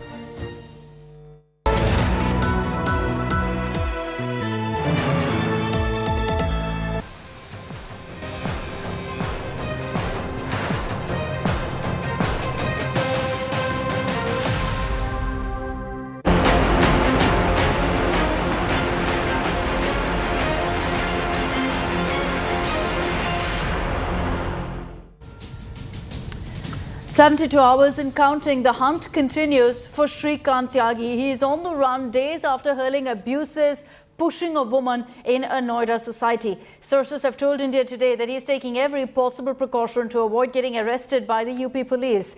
Tyagi is neither called nor turned on his mobile since Sunday night. Online transactions, ATM usage, none of that has been done either. Shrikant Tyagi's last location remains in Uttarakhand, reportedly in Rishikesh. Police have even picked up Tyagi's wife for interrogation in the hope of getting some important information on his whereabouts. Let's in fact cut across to a reaction coming in from Shrikant Tyagi's cousin. से उन्होंने उनके बारे में पूछा, ये सारा कुछ framing ही चल रहा है, क्योंकि आप देखिए कि जब पुलिस आई है यहाँ के सोसाइटी के लोग पुलिस पर भी हावी हो गए, तो आप ये सोचिए कि पुलिस के आने से पहले यहाँ पे क्या क्या हुआ होगा। हमसे तो वो मिले भी नहीं, हमारे बालकनी में सामने बैठ के उनको बिठाया जा रहा था, उनको इतनी बदतमीजी से उनके साथ बिहेव किया जा रहा था। बल्कि आप देखिए ये कॉमन एरिया नहीं है, हमारी बालकनी वाला एरिया कॉमन एरिया नहीं है, फिर भी वो यहाँ पर चढ़ के बाहर होके बात कर ली, वहाँ पर चढ़कर वो उनके साथ उन्होंने बदतमीजी किया है। से उन्होंने उनके बारे में पूछा, ये सारा कुछ फ्रेमिंग ही चल रहा है, क्योंकि आप देखिए कि जब पुलिस आई है यहाँ के सोसाइटी के लोग पुलिस पर भी हावी हो गए, तो आप ये सोचिए कि पुलिस के आने से पहले यहाँ पे क्या क्या हुआ होगा। हमसे तो वो मिले भी नहीं, हमारे बालकनी में सामने बैठ के उनको बिठाया जा रहा था, उनको इतनी बदतमीजी से उनके साथ बिहेव किया जा रहा था। बल्कि आप देखिए ये ज्यादा बाहर नहीं निकल रहे हैं, ऊपर से ये जो सोसाइटी वाले हैं ये हमको परेशान किए जा रहे हैं। जैसे कि आप देख सकते हैं यहाँ पे, वैसे तो जैसे हमने सुना है कि जितनी उम्र बढ़ती है उतना एक्सपीरियंस के साथ समझ बढ़ती है, लेकिन आप देखेंगे यहाँ पे कल भी जितने ज्यादा सीनियर सिटीजन लोग हैं उतने ही We'll get you that full conversation with Shrikant Tyagi's family. Many of them who are claiming they're being hounded right now, targeted, and all of this is a conspiracy. But the reality is that everything's on camera. You can see how Shrikant Tyagi was threatening, abusing, and even pushing a woman there in that society. Amit Bharadwaj is joining us live with more details on this.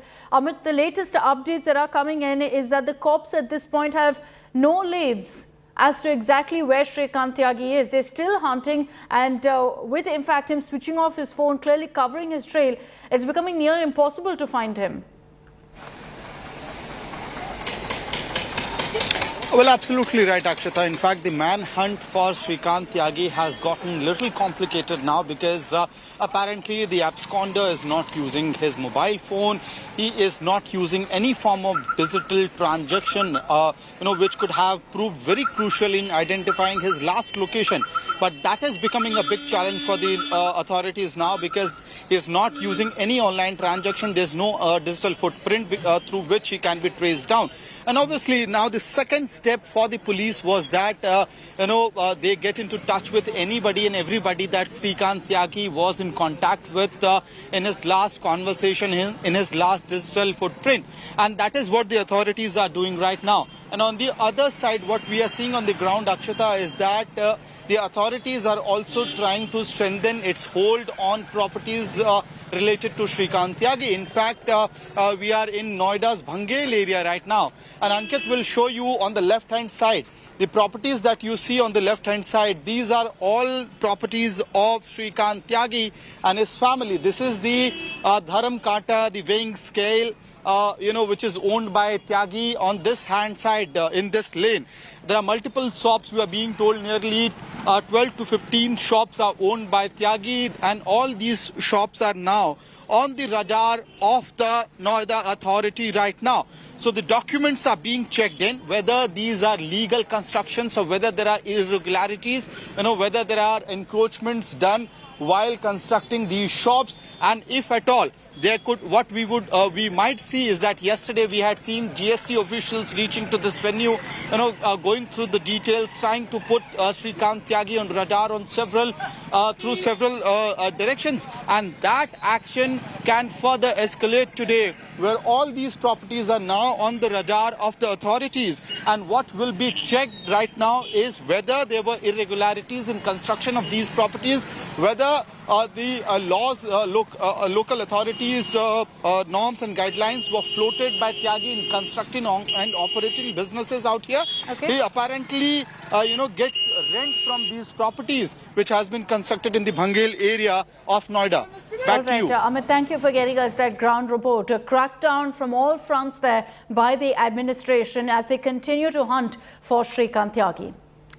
In fact, it all started yesterday, this crackdown, with bulldozers turning up at the housing society in Noida and tearing down illegal parts of the plush ground floor apartment built by Shrikant Tyagi. He's referred to right now as a political functionary. The police have been chasing for 4 days and haven't been able to find him yet. And that's the question everyone's asking. Where is Shrikant Tyagi?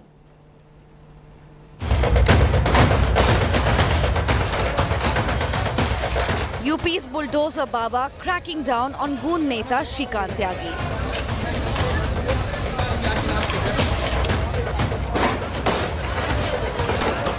And now, Chief Minister Yogi Adityanath has sought a report straight from the State Home Department. The Chief Minister has ordered that strict action be taken against Shrikant Tyagi and the police personnel guilty of negligence. So far, 6 cops have been suspended. But the big question still is, where is Shrikant Tyagi?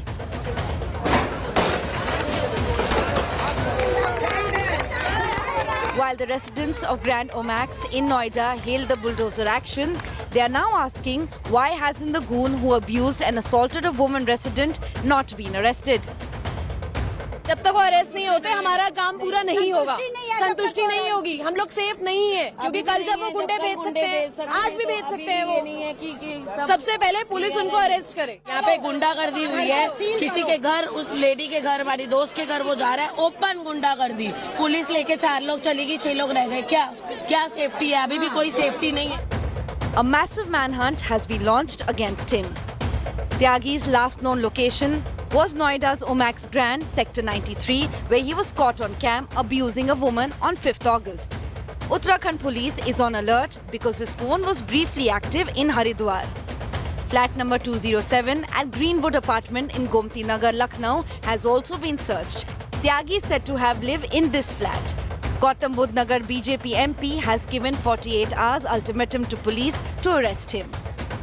25,000 rupees bounty has been put on him, and the 6 police officers employees have been suspended, and all those 6 people who were arrested yesterday night, they have been sent to 14 years imprisonment. That 8 police teams have been working day and night, and they are in different part of country. They are searching for that fellow, and I'm sure very shortly he'll be arrested. 25,000 rupees reward for any information on Shrikant Tyagi. Tech and human intelligence deployed to track his whereabouts. With Tyagi seeking to surrender by 10th August, will the UP police catch him first? Bureau Report, India Today. Now, a fresh controversy has erupted in Karnataka after Congress MLA Zamir Ahmed opposed celebrations of the Ganesha festival at the controversial Eidgah Maidan. Here's a detailed report on all the reactions that have come in. The season of polarization Nataka shows no signs of ending. After controversies over hijab, halal, Muslim traders at Hindu festivals, here's the latest chapter. The Congress has fired a shot opposing celebration of the Ganesha festival at the famous Eidgah Maidan, a property already embroiled in controversy. With permission denied for the Hindu festival, groups have been instantly triggered, blaming the Congress of selective treatment and minority appeasement. ನೀವು ನಮಾಜ್ ಮಾಡ್ತಾ ಬಂದಿದ್ದೀರಿ, ಧಾರ್ಮಿಕ ವಿಧಿವಿಧಾನಗಳನ್ನು ವರ್ಷಕ್ಕೆ 2 ಬಾರಿ ನೀವು ನಮಾಜ್ ಮಾಡ್ತೀರಿ. ಹಾಗಾದರೆ ಗಣೇಶೋತ್ಸವಕ್ಕೆ ಯಾಕೆ ನಿಮ್ಮ ವಿರೋಧ ಯಾಕೆ? ನೀವು ಬರೀ ಮುಸ್ಲಿಂ ಓಟಿನಿಂದ ಗೆದ್ದಂಥವರಲ್ಲ, ನೀವು ಮುಸ್ಲಿಂ MLA ಅಲ್ಲ, ನೀವು ಅಲ್ಲಿಯ ಚಾಮರಾಜಪೇಟೆ MLA ಇದ್ದಾರೆ, ನಿಮಗೆ ಹಿಂದೂಗಳು ಓಟ್ ಹಾಕಿದ್ದಾರೆ ಅಂತ ಅನ್ನೋದು ನೆನಪಿಟ್ಕೊಳ್ಳಿ. The fresh fight is hinged on the question, if namaz can be allowed, why is permission being barred to Ganesha celebrations? And why is that even a question? Because Hindu groups plan to hoist India's flag there on August 15, in addition to celebrate Ganesha. ಇದು 15 ಆಗಸ್ಟ್ಗೆ flag ಹಾಸ್ ಮಾಡ್ತೀವಿ, November 1ಗೆ flag ಹಾಸ್ ಮಾಡ್ತೀವಿ, republic ಡೇಗೂ flag ಹಾಸ್ ಮಾಡ್ತೀವಿ. ಚಾಮರಾಜಪೇಟೆಯ ಶಾಸಕರಾದಂಥ ಜಮೀರ್ ಅಹ್ಮದ್ ಅವರು ಚಾಮರಾಜಪೇಟೆಯ ಮೈದಾನದಲ್ಲಿ ಗಣೇಶೋತ್ಸವಕ್ಕೆ ಹಬ್ಬದ ಸ್ಥಾಪನೆಗೆ ಗಣೇಶೋತ್ಸವಕ್ಕೆ ಅವಕಾಶ ಇಲ್ಲ ಅನ್ನುವಂಥ ಹೇಳಿಕೆಯನ್ನು ಕೊಟ್ಟಿದ್ದನ್ನು ನಾನು ಖಂಡಿಸ್ತಾ ಇದ್ದೀನಿ, ವಿರೋಧಿಸ್ತಾ ಇದ್ದೀನಿ. ಜಮೀರ್ ಅಹ್ಮದ್ ಅವರೇ, ಇದು ನಿಮ್ಮ ಆಸ್ತಿನೂ ಅಲ್ಲ, ನಿಮ್ಮ ಪಿತ್ರಾರ್ಜಿತ ಆಸ್ತಿನೂ ಅಲ್ಲ, ವಕ್ಫ್ ಬೋರ್ಡಿಂದು ಅಲ್ಲ, ಮುಸ್ಲಿಮರದು ಅಲ್ಲ, ಇದು ಸರ್ಕಾರದ ಜಾಗ.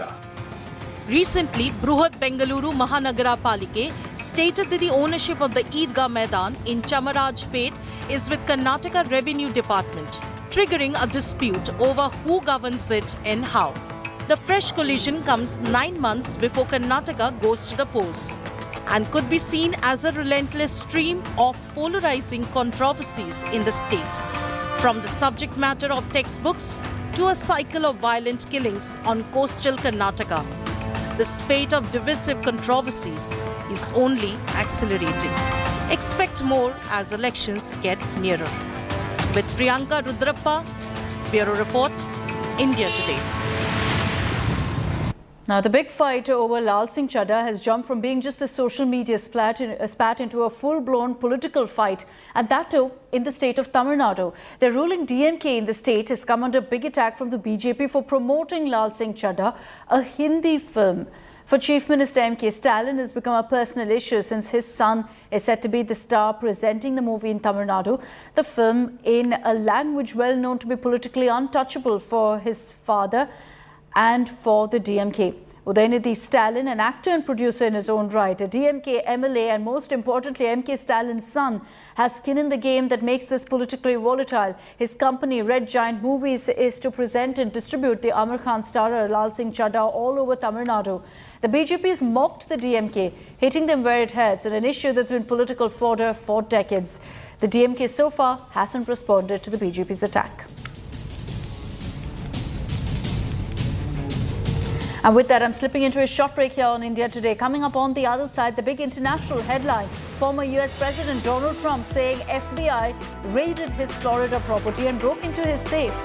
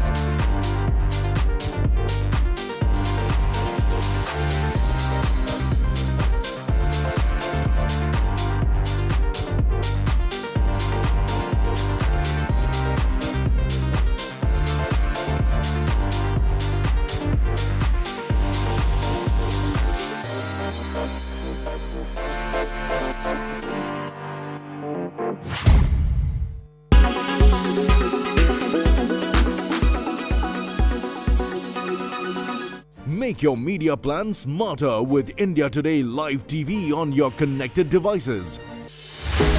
With every sunrise comes new beginnings, new opportunities and new stories. And that's why we're first up. While you're sleeping, we're hard at work to ensure you get the perfect news shot every morning. Get you all the updates. Our morning mission to get you news that's fresh and packed with flavor. Watch First Up every weekday morning with me, Akshata Nandagopal, right here on India Today. Co-powered by The World Comes Together at Sharda University. Co-powered by RK Marble, Khoobsurat Imandari. In association with Dell, advice and expertise to help your business grow. EcoLink LED lights and fans.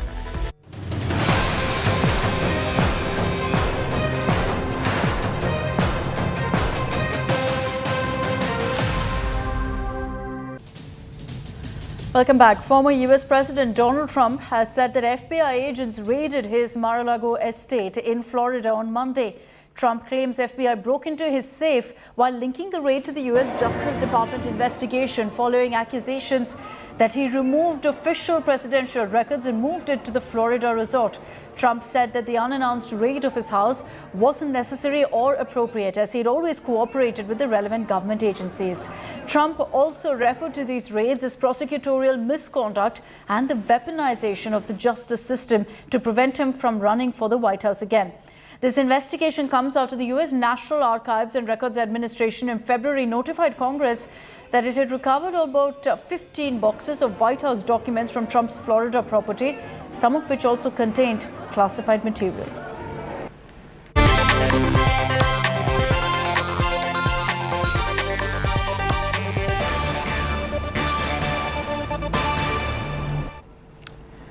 Incredibly proud moment for India. We finished 4th on the podium at the Commonwealth Games 2022 with an overall medal tally of 61. That includes 22 gold, 16 silver and 23 bronze. I'm leaving you with all the highs that we witnessed at the Commonwealth Games. Thanks for tuning in. Sneha Murdani will join you on the other side with the headlines.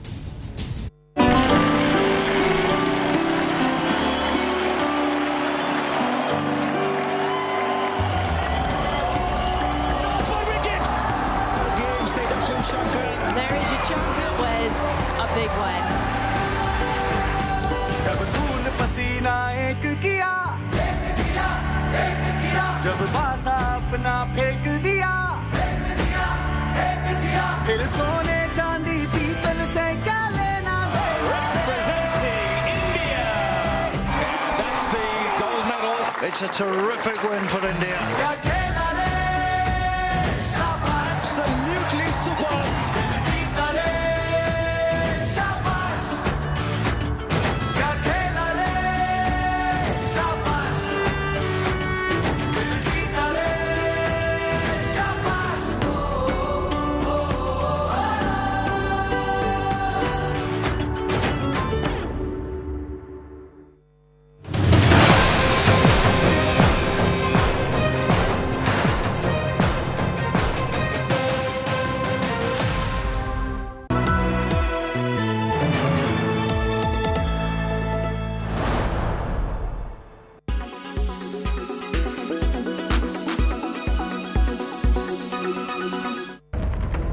What do you see here? A sanitary pad, right? Now look closer. Is it something controversial? This poster featuring an image of a Hindu god on a sanitary pad has caused furor.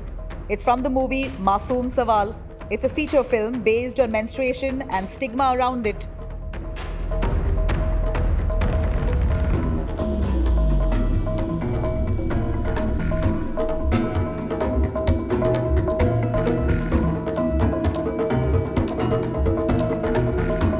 However, filmmakers say that the sole purpose of it was to break the taboo and change the narrative. In this generation, there is no room for superstitions and ill practices that are forcefully imposed on women unnecessarily. Sometimes our perspective of viewing things is wrong, which leads to misconception. The entire film is based on menstruation, hence it is mandatory to show a pad. That's why there's a pad on the poster and not Krishna ji on the pad. Well, we know India now has a history of fighting through controversial movie posters.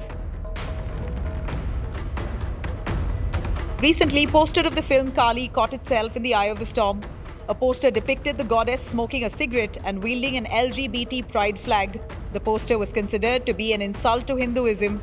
Many called for legal action against the filmmaker for allegedly hurting religious sentiments. Amir Khan's nude poster from the film PK had a fair share of backlash. A case was filed under Section 292 of the IPC for obscenity. However, Superstar defended it, saying the issue has been blown out of proportion as there is no vulgarity at all. Sanjay Leela Bansali's love story, Goliyon Ki Ras Leela, Ram Leela, was criticized for both its name and sensual movie poster.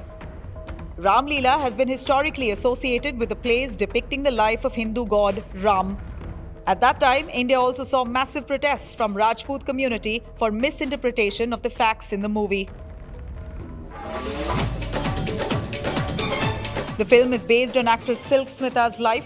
The posters did not sit well with the actress' family. Vidya Balan was booked for posing indecently in the film The Dirty Pictures poster. The petition mentioned that the poster is corrupting minds of people. The Irfan Khan starrer was initially titled as Billu Barber. The objection was against using the term barber as it offended the barber community. They demanded to get the word barber removed from posters. The word was finally chopped off from the title and the movie was renamed as Billu.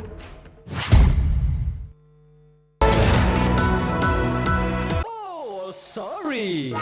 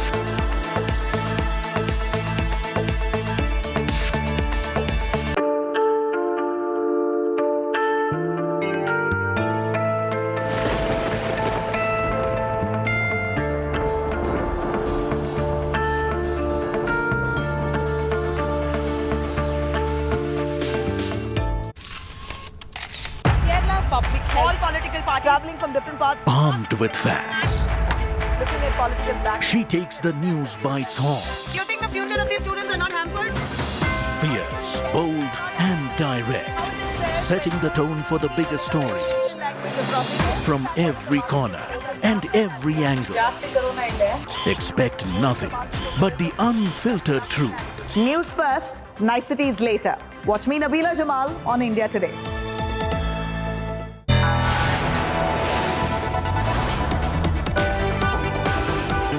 You are watching India Today.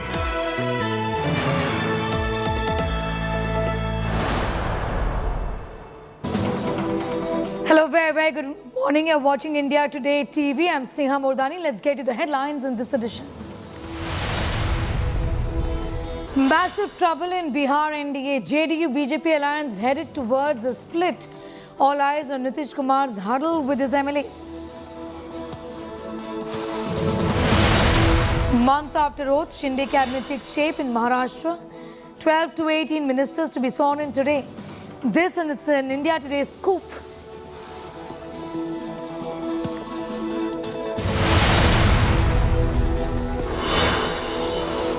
Massive manhunt underway to nab goon Neta Shrikant Tyagi, who is on the run for the last 72 hours. Last trace to Rishikesh. Cops drill wife to find out whereabouts of this man. Face-off over Bengaluru Idgah Maidan. Congress opposes Ganesh festival at Maidan. Hindu groups accuse Congress of appeasement. Ask if namaz is allowed, then why not Ganesh celebrations?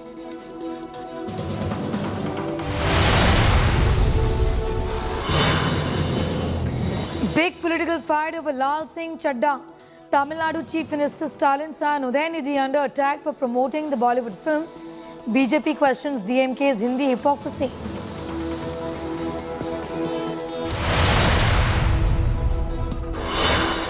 Former US President Donald Trump says that FBI raided his Florida home and broke into his safe. Claims bid to stop him from running for White House.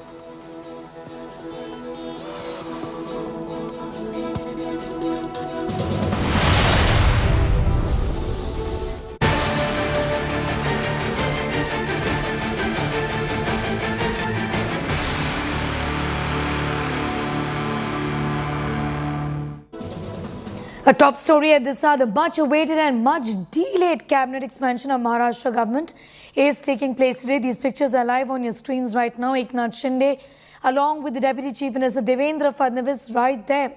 Well, remember, ever since Shiv Sena's rebel MLA Eknath Shinde took oath as the Chief Minister, his government was running without a cabinet. The cabinet expansion is going to take place in Raj Bhavan, pictures of which are on your screens right now. The cabinet is expected to induct around 12 to 18 ministers in the first phase of expansion. As per sources, the BJP has submitted a list of 11 MLAs for the expansion of the cabinet, including State BJP Chief Chandrakant Patil. This list also includes Radha Krishna Vicky Patel, Sudhir Mungtiwar and Girish Mahajan. Several names from the Shinde camp like Uday Samant, Sandeep Bhumre, Dada Bhuse, Gulabrao Patil are expected to get ministerial berths. As per sources, the BJP has so far finalized 9 names. Pankaj Upadhyay is getting us more details on that story, joining us from Maharashtra Southern right now.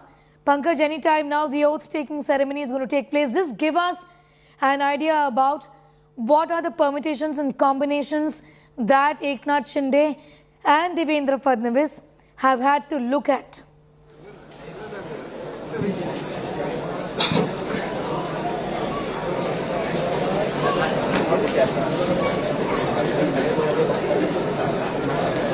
Pankaj, if you can hear me, I was asking you about the probable names of what are the permutations and combinations that the BJP and the Shiv Sena have had to look at.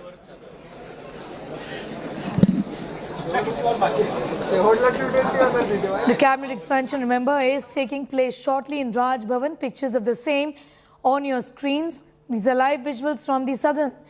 The cabinet is expected to induct around 12 to 18 ministers, is what we are learning. This is going to be the first phase of expansion.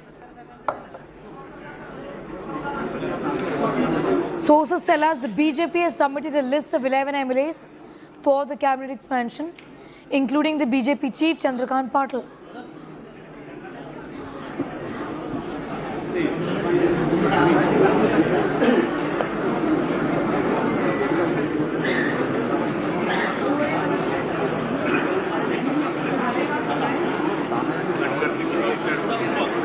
Sudhir Mungtiwar, Girish Mahajan. Several names from the Shinde camp like Uday Samant, Sandeepan Bhumre, Dada Bhuse, Gulabrao Patil are expected to get ministerial berths. As per sources, the BJP has so far finalized 9 names. Pankaj Upadhyay is with us, getting us more details on that story. Pankaj, finally, The swearing-in ceremony is going to take place, the oath-taking ceremony, after much delay. Give us an idea about the permutations and combinations that the BJP and the Sena have had to look at. You're right, Sneha. The wait is finally over, and the Eknath Shinde government is all set for the cabinet expansion.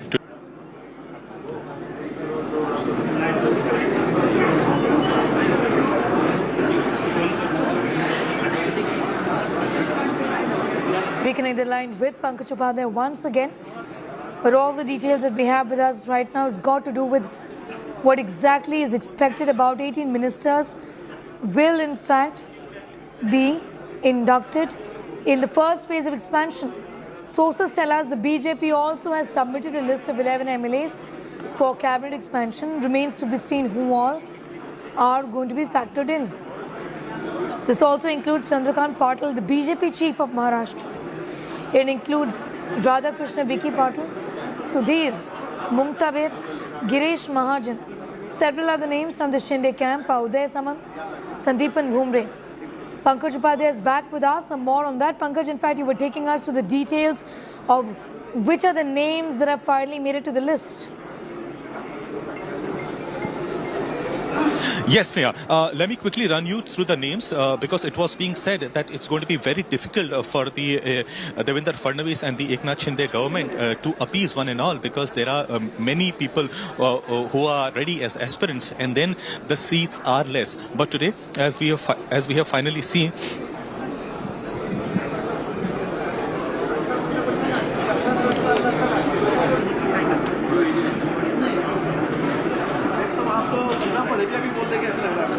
Getting you all the details of the cabinet expansion. Apologize for that line with Pankaj Upadhyay. I'll try and connect again with him. Now, there have been opposition attacks as well, given that there's been a great amount of delay in expanding the new cabinet, with the opposition clearly saying that this is a government that is not interested in the welfare of the people, and that they have put governance on the bottom of their priority list, is what has been said by those in the opposition. Remember, this comes at a time when the Uddhav Thackeray-led government collapsed in Maharashtra within days of unfolding of Eknath Shinde's revolt. The state cabinet for the longest time only had the chief minister and the deputy chief minister. The government, however, like I said, came under attack, given that there were concerns that there are bureaucrats running the state of Maharashtra and the ministers are not even there. Pankaj is back with us. Pankaj, do continue.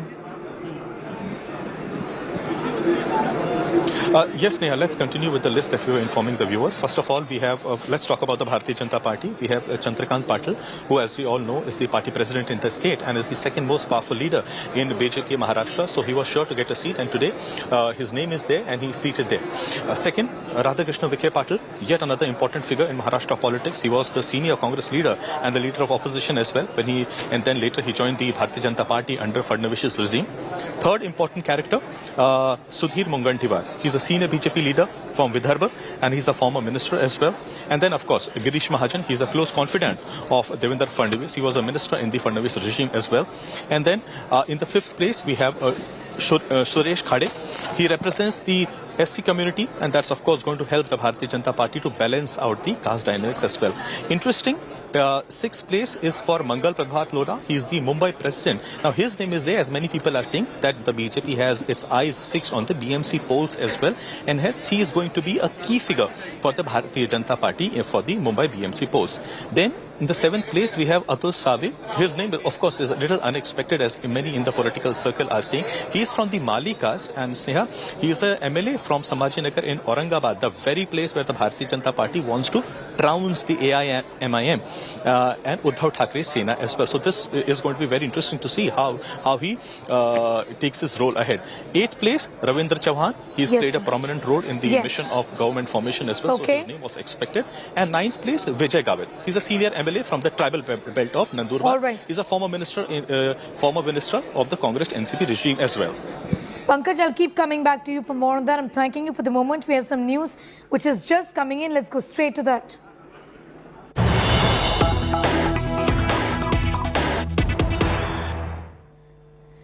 This is Congress's open offer to Chief Minister Nitish Kumar. Congress is telling Nitish Kumar, dump BJP, will ensure you remain the Chief Minister. We back Nitish Kumar as Chief Minister of Bihar. This is a big decision on the part of the Congress party after they went into a huddle with the RJD.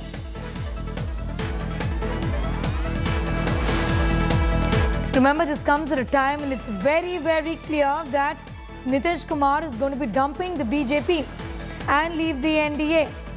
This comes at a time when the RJD and the Congress, also the left, has indicated that they are in support of Nitish Kumar. And a final decision has come in from the Congress party after they went into a huddle with the RJD. We have a reaction that is coming in from the Congress. Take a look. Shakeel साहब, कांग्रेस के विधायक हमारे साथ हैं।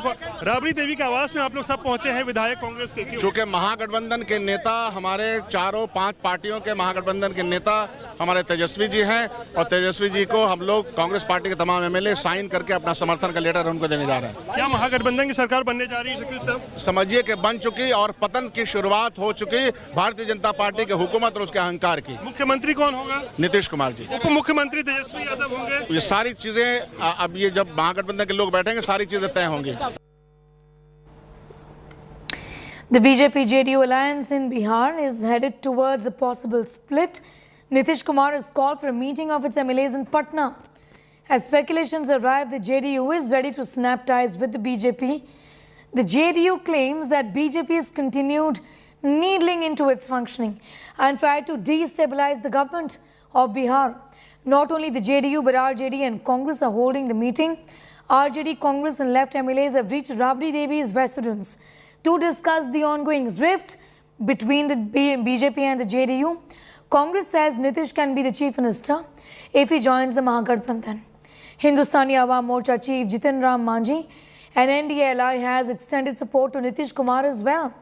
This meeting of JDU's MLAs comes a day after Home Minister Amit Shah called Nitish Kumar possibly as a last-ditch effort to persuade him to stay back within the NDA. हमको तो नहीं लग रहा है कि कुछ इस तरह का चल रहा है जो जिस पर बहुत चर्चा करने की जरूरत है। सब चीज तो नीतीश कुमार जी के नेतृत्व में बहुत ठीक ठाक ढंग से चल रहा है। माननीय मुख्यमंत्री नीतीश कुमार जी के अन्य मार्ग पर जनता दलियों के विधानमंडल के माननीय सदस्यों की बैठक में जो पार्टी के हाल के दिनों में हुए घटनाक्रम, जिसमें कि एक पूर्व केंद्रीय मंत्री और पूर्व राष्ट्रीय अध्यक्ष ने जो दल को कमज़ोर करने की भूमिका में निभाई और उस संबंध में क्या क्या मामले ये तो मीटिंग में तय होगा, लेकिन इतना तय है कि हमारी पार्टी के राष्ट्रीय अध्यक्ष ने कहा है कि हमारे नेता के कद को छोटा करने की कोशिश की गई। अब उसमें और समय आने पर उस साक्ष्य के साथ खुलासा करेंगे। सम्मान नेता माननीय नीतीश कुमार जी हैं। पार्टी का विधायक क्या पार्टी का एक पंचायत का अध्यक्ष, बूथ का भी अध्यक्ष होता है, वह नीतीश कुमार जी को ही नेता मानता है। तो जो भी फैसला लेंगे उनको फैसला लेने का अधिकार है और जो भी फैसला लेंगे वह तमाम लोगों के लिए सर आंखों पर। आगे क्या होगा 2025 तक के हम रहेंगे और आगे क्या करेंगे, इस पर हम लोग क्या बोलेंगे। अभी हाल के दिनों में ही देखा है आपने ना, बीजेपी के राष्ट्रीय परिषद के बैठक में किस तरह से सवाल उठी। तो आगे क्या होगा इस पर हम लोग सवाल नहीं, मैंने कुछ कह नहीं सकते, लेकिन इतना जरूर है कि अभी सरकार चल रही है, हमारे सरकार के मुखिया माननीय मुख्यमंत्री जी अभी भी जनता दरबार लगा रहे हैं, ये जन सुनवाई कर रहे हैं और जनता की सुनवाई कर रहे हैं, समस्या की समाधान कर रहे हैं। जब तक कुछ ठोस हमारे सामने ना आए तब तक इस पे कुछ टिप्पणी करने का मतलब नहीं है। लेकिन 2025 तक, 2020 में हम चुनाव में गए थे नीतीश कुमार जी के नेतृत्व में, नरेंद्र मोदी जी के मार्गदर्शन में। 2025 तक एनडीए अटूट है, एनडीए मजबूत है। किसी प्रकार की कोई टिप्पणी या सुगबुगाहट पे कुछ भी बोलना, ये सब भविष्य की बातें, भविष्य के गर्भ में है। अभी इस पे कुछ बोलने से कोई मतलब नहीं है, कोई पॉइंट नहीं है। I'll tell you, it's a disturbing situation, no doubt about it. The kind of verbal altercation, accusations which is going on between BJP and JDU, that's actually has put the governance on hold. तो जीतन राम मांझी साहब किन के तरफ होंगे, नीतीश कुमार के साथ या BJP के साथ? स्थिति क्या बनी? देखिए, अगर मगर का कोई जवाब नहीं होता है, लेकिन मैं जरूर कहता हूँ इसलिए कि हम आज से नहीं, जिस समय गठबंधन में हम आए थे उस समय से ही मैं कहा कि एनडीए में मैं हूँ, लेकिन हम नीतीश कुमार के साथ हैं। अगर जनता दल यूनाइटेड और भारतीय जनता पार्टी के बीच में खटपट की खबरें आ रही हैं तो हमें लगता था कि ज्वाइंट प्रेस कॉन्फ्रेंस हो जाता और मामले का समाधान निकाला जा सकता। कहीं ना कहीं से खटास बढ़ी है।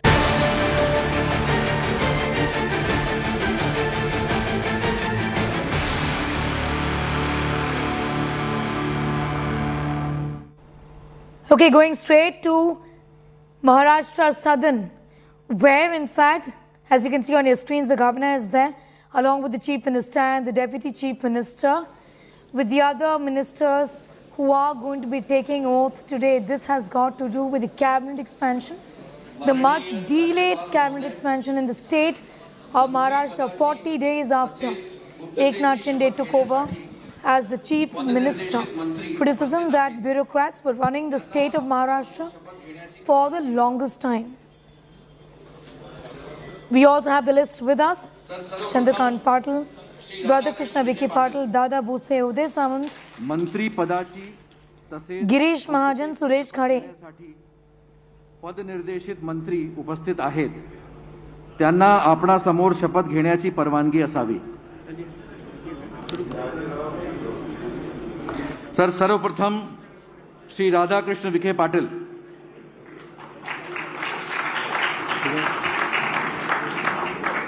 बैठते जरा हो जाएगा,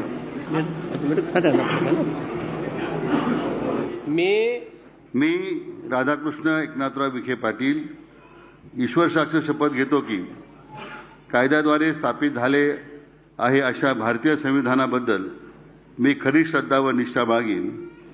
मी भारताची सार्वभौमता व एकात्मता उन्नत राखीन. मी महाराष्ट्र राज्याचा मंत्री म्हणून माझी कामे निष्ठापूर्वक व शुद्ध बुद्धीने पार पाडीन आणि संविधान व कायदा यानुसार सर्व तऱ्हेच्या लोकांना मी निर्भयपणे व निष्ठुरपणे तसेच कोणाच्याही विषयी ममत्वभाव किंवा आकस न बाळगता न्याय वागणूक देईन. मी राधाकृष्ण एकनाथराव विखे पाटील ईश्वर साक्ष शपथ घेतो की महाराष्ट्र राज्याचा मंत्री म्हणून माझ्या विचारार्थ आणली जाईल किंवा मला ज्ञात होईल अशी कोणतीही बाब असा मंत्री म्हणून माझी कामे यथायोग्य पार पाडण्यासाठी आवश्यक असेल तर ती खेरीज करून एरवी कोणत्याही व्यक्तीला किंवा व्यक्तींना प्रत्यक्षपणे व अप्रत्यक्षपणे कळवणार नाही किंवा त्यांच्याकडे उघड करणार नाही.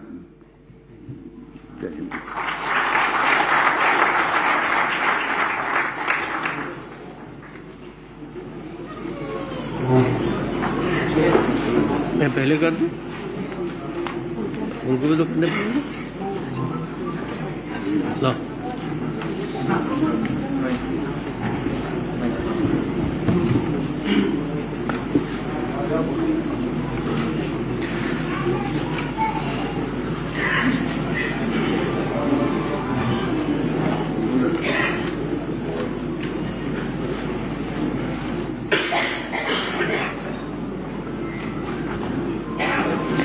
यानंतर श्री सुधीर मुनगंटीवार.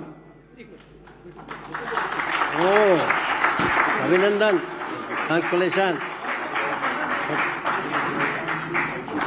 मुझे आपका फोटो लेंगे थोड़ा देर आराम से. चलो, अरे बुके नहीं, चलिए बैठिए. अभिनंदन सर. अच्छा, मी सुधीर सच्चिदानंद मुनगंटीवार ईश्वर साक्ष शपथ घेतो की कायद्याद्वारे स्थापित झाले आहे अशा भारतीय संविधानाबद्दल मी खरी श्रद्धा व निष्ठा बाळगीन. मी भारताची सार्वभौमता व एकात्मता उन्नत राखीन. मी महाराष्ट्र राज्याचा मंत्री म्हणून माझी कामे निष्ठापूर्वक व शुद्ध बुद्धीने पार पाडीन आणि संविधान व कायदा यानुसार सर्व तऱ्हेच्या लोकांना मी निर्भयपणे व निस्पृहपणे तसेच कोणाच्याही विषय ममत्वभाव किंवा आकस न बाळगता न्याय्य वागणूक देईल. मी सुधीर सच्चिदानंद मुनगंटीवार ईश्वर साक्ष शपथ घेतो की महाराष्ट्र राज्याचा मंत्री म्हणून माझ्या विचारार्थ आणली जाईल किंवा मला ज्ञात होईल अशी कोणतीही बाब असा मंत्री म्हणून माझी कामे यथायोग्य पार पाडण्यासाठी आवश्यक असेल ते खेरीज करून एरवी मी कोणत्याही व्यक्तीला किंवा व्यक्तींना प्रत्यक्षपणे वा अप्रत्यक्षपणे कळवणार नाही किंवा त्यांच्याकडे उघड करणार नाही. पहले इसको दस्तखत होने चाहिए, पहले मैं ही कर देता हूँ, क्या करें ना. ठीक करो.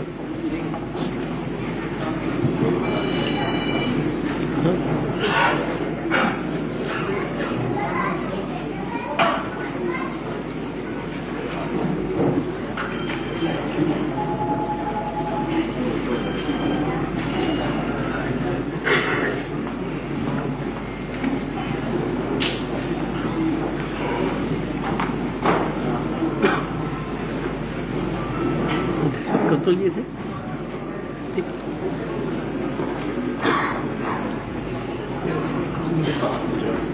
हाँ हाँ तो वाह अभिनंदन. ओ समोर बघा.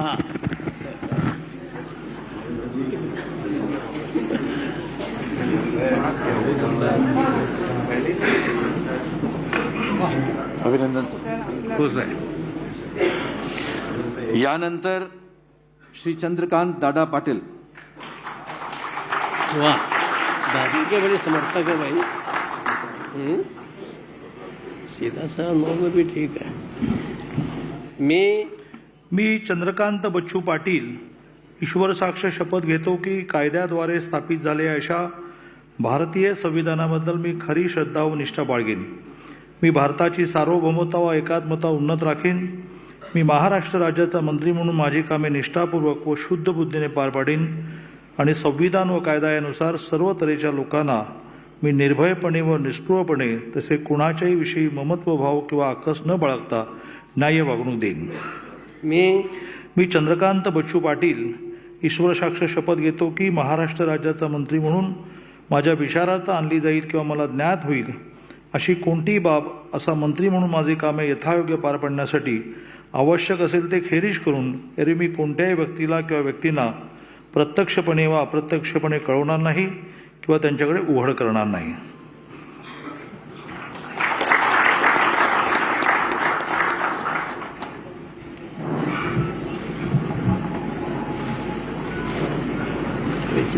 पहले उसके होने चाहिए तो मेरे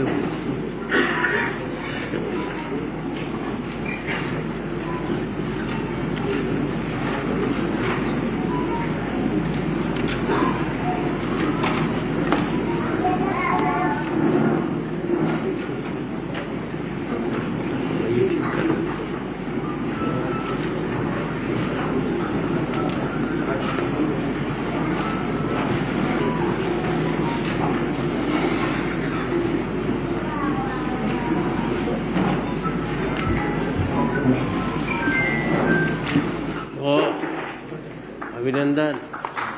समोर बघा.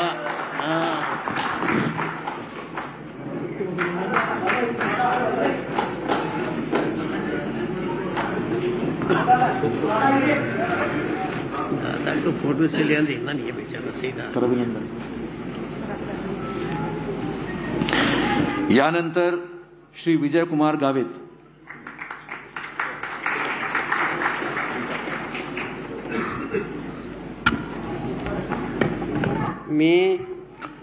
मी डॉक्टर विजय कुमार कृष्णराव गावित ईश्वर साक्ष शपथ घेतो की कायद्याद्वारे स्थापित झाले अशा भारतीय संविधानाबद्दल मी खरी श्रद्धा व निष्ठा बाळगेन. मी भारताची सार्वभौमता व एकात्मता उन्नत राखीन. मी महाराष्ट्र राज्याचा मंत्री म्हणून माझी कामे निष्ठापूर्वक व शुद्ध बुद्धीने पार पाडीन आणि संविधान व कायदा यानुसार सर्व तऱ्हेच्या लोकांना मी निर्भयपणे व निस्पृहपणे तसेच कोणाच्याही विषयी समत्वभाव किंवा आकाश न बाळगता न्याय वागणूक देईन. मी डॉक्टर विजय कुमार कृष्णराव गावित ईश्वर साक्ष शपथ घेतो की महाराष्ट्र राज्याचा मंत्री म्हणून माझ्या विचारार्थ आणली जाईल किंवा मला ज्ञात होईल अशी कोणतीही बाब असा मंत्री म्हणून माझी कामे यथायोग्य पार पाडण्यासाठी आवश्यक असेल ते खेरीज करून एरवी मी कोणत्याही व्यक्तीला किंवा व्यक्तींना प्रत्यक्षपणे वा अप्रत्यक्षपणे कळवणार नाही किंवा त्यांच्याकडे उघड करणार नाही.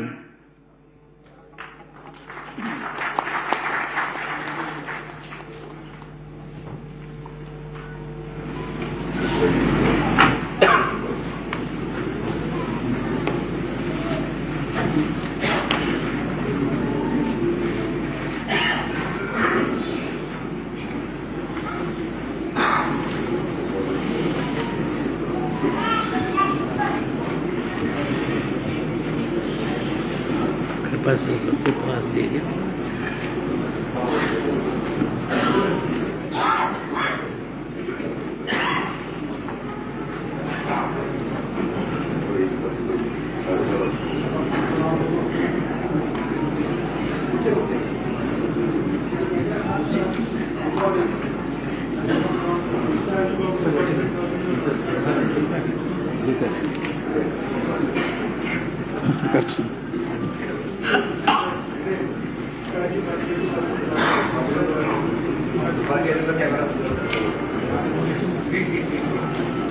अरे खूप खूप अभिनंदन.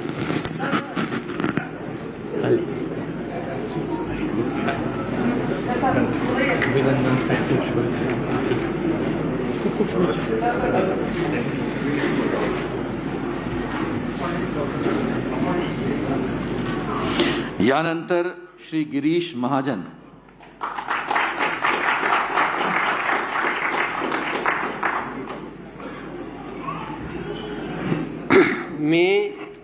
मी गिरीश दत्तात्रय महाजन ईश्वर साक्ष शपथ घेतो की कायद्याद्वारे स्थापित झालेल्या अशा भारतीय संविधानाबद्दल मी खरी श्रद्धा व निष्ठा बाळगेन.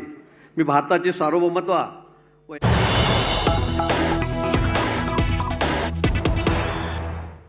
Big story we're breaking at this hour. Well, after 4 days, Goon Neta Shrikant Tyagi has finally been arrested. A VIP vehicle used by the Goon Neta has been impounded, is what we know. Remember, there was a lot of speculation that he was probably in Rishikesh in Uttarakhand. A flag of the Bharatiya Janata Party has been also found on the vehicle. After 4 days, the Neta has been finally arrested. The VIP vehicle was being used by the Goon Neta and that has now been impounded. BJP flag on the Neta's SUV is what we can confirm for our viewers. The arrest has been made by the cops in Noida. We'll try and get in more details and from where has he been really arrested. But after 4 days, Shrikant Tyagi has finally been arrested.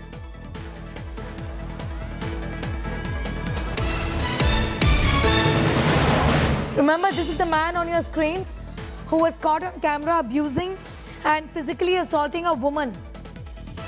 Ever since, there's been a great deal of outrage, and rightly so, given that this man is a BJP functionary. The Yogi Adityanath government promised action against him.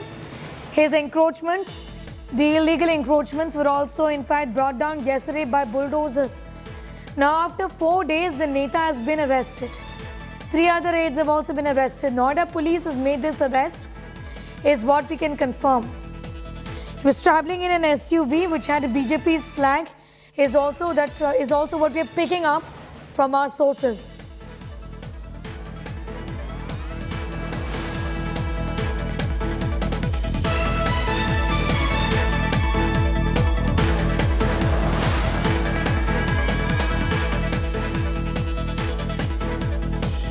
Made by Tyagi to get relief from court as well.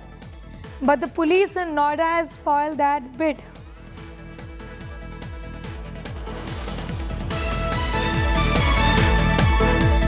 Shrikant Tyagi has been held 4 days after he was caught on camera abusing a woman. He also assaulted this woman that you see on your screens right now. This video went viral. This is from a posh society in Noida, in sector 93 in Noida, where there were illegal encroachments by Shrikant Tyagi. Shreya Chatterjee has got more details. Shreya, first of all, from where exactly has this arrest been made? Well, what we're learning right now, Sneha, so far that the arrest possibly happened from Meerut. We're yet to get a confirmation from the Noida police, but this is an arrest that has happened is what we are learning from Meerut. Remember, he's been hiding for the last 3 days, and finally it seems like that the police has been able to catch up with Shrikant Tyagi, and he has been arrested. What needs to be right now looked at is the fact that who was shielding him, because for 3 days he was not to be located. He went ahead and got the privilege of making a surrender application before the court, and now finally with his arrest being made, this is huge because for 3 days he's been hiding. There's a gangster act that's been slapped against him, 5 total FIRs, but finally seems like the system has been able to catch up with Shrikant Tyagi as he is being officially arrested, is what is the news that's coming in. Okay, we'll try and confirm for our viewers whether this arrest was made from Noida or not, but Shreya, before that, this is the man who tried to evade the police. He tried to, in fact, get some relief from the court as well when he realized that there's nobody backing him. There were encroachments, and these were encroachments that were brought down with the administration and the government sending out a strong message, isn't it? Well, exactly so. And you know, we've seen that yesterday the kind of action that was taken on the part of the Noida Development Authority as well. Even though late, it seems like that the law and the system is finally catching up with him. We also spoke with the residents of Brandomax the entire day. They seemed happy, and finally, probably after this arrest, we might just see that people over here in Brandomax also would feel a little safe, because, you know, arrest of Shrikant Tyagi and the subsequent action that we saw in the entire picture will probably give a trust factor to the people also, that the government also acts in such cases, because Shrikant Tyagi is not alone. There are countless Shrikant Tyagis, but thugs who probably roam around with absolute impunity. The fact that the law and the judicial system is catching up with them and also bringing them to book is something that's a good example in the society, and that's the reason the arrest of Shrikant Tyagi becomes extremely huge. What we're learning so far is possibly being arrested for somewhere in Meerut, but right now, after the arrest, the subsequent follow-up procedure will follow. The Noida police most likely will be getting him over here, and then the investigation will begin about who was shielding him and how did he manage to evade arrest for all. Okay, how did he manage to evade the arrest is a big question. This is the man who has been arrested from Meerut, is what we can confirm for our viewers right now. He was arrested from Meerut.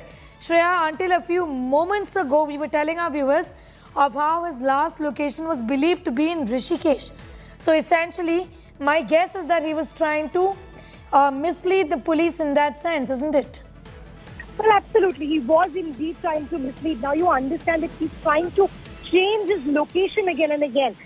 He moved out of Noida. He hid in Rishikesh is what there was an information that came in. And now it's official, Sneham, that he was indeed arrested from Meerut. So see, he kept changing his location. But the question arises, for 3 days, how did he manage to escape? This exactly exposes the clout that he enjoys.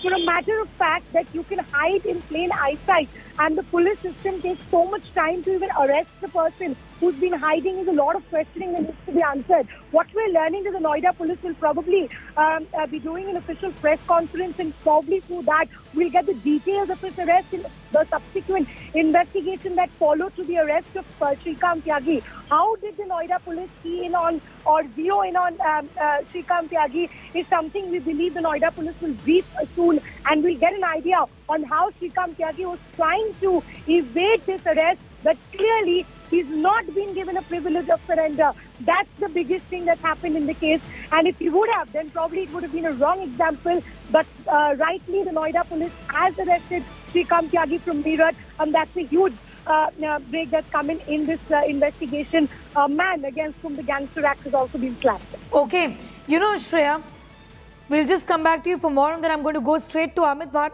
also for more details on that story. Amit, what's going to be the next course of action when it comes to this man? He's been arrested by the UP police from Meerut is what we can confirm for our viewers. He's going to be brought here. What next, given that he's been on the run? He also tried to approach the courts to get some relief, but that is something that the police did not allow. Sneha, in the entire case, the big attention was whether Srikanth Tyagi, the VIP Gunda, gets arrested or not. And that is why several teams of the Gautam Budh Nagar police was formed and several locations was being constantly tracked and traced and manhunt was on. And it was said yesterday that Srikanth Tyagi is going to surrender in Haridwar. But today the big breaking coming is that as per sources, he has been now arrested from Meerut. That is the big breaking coming. And, the details about his arrest as to how many people were with him, what was his exact location, what kind of vehicle was he using, all these details are awaited right now. But as far as the next step is concerned, now he will be brought to Noida where the crime has been registered. So the Meerut police or the Noida police, whichever team has arrested him, Srikanth Tyagi will be brought to Noida where he will be produced in front of the court. Obviously, that will be done after all the documentation and due process has been completed by the Noida police.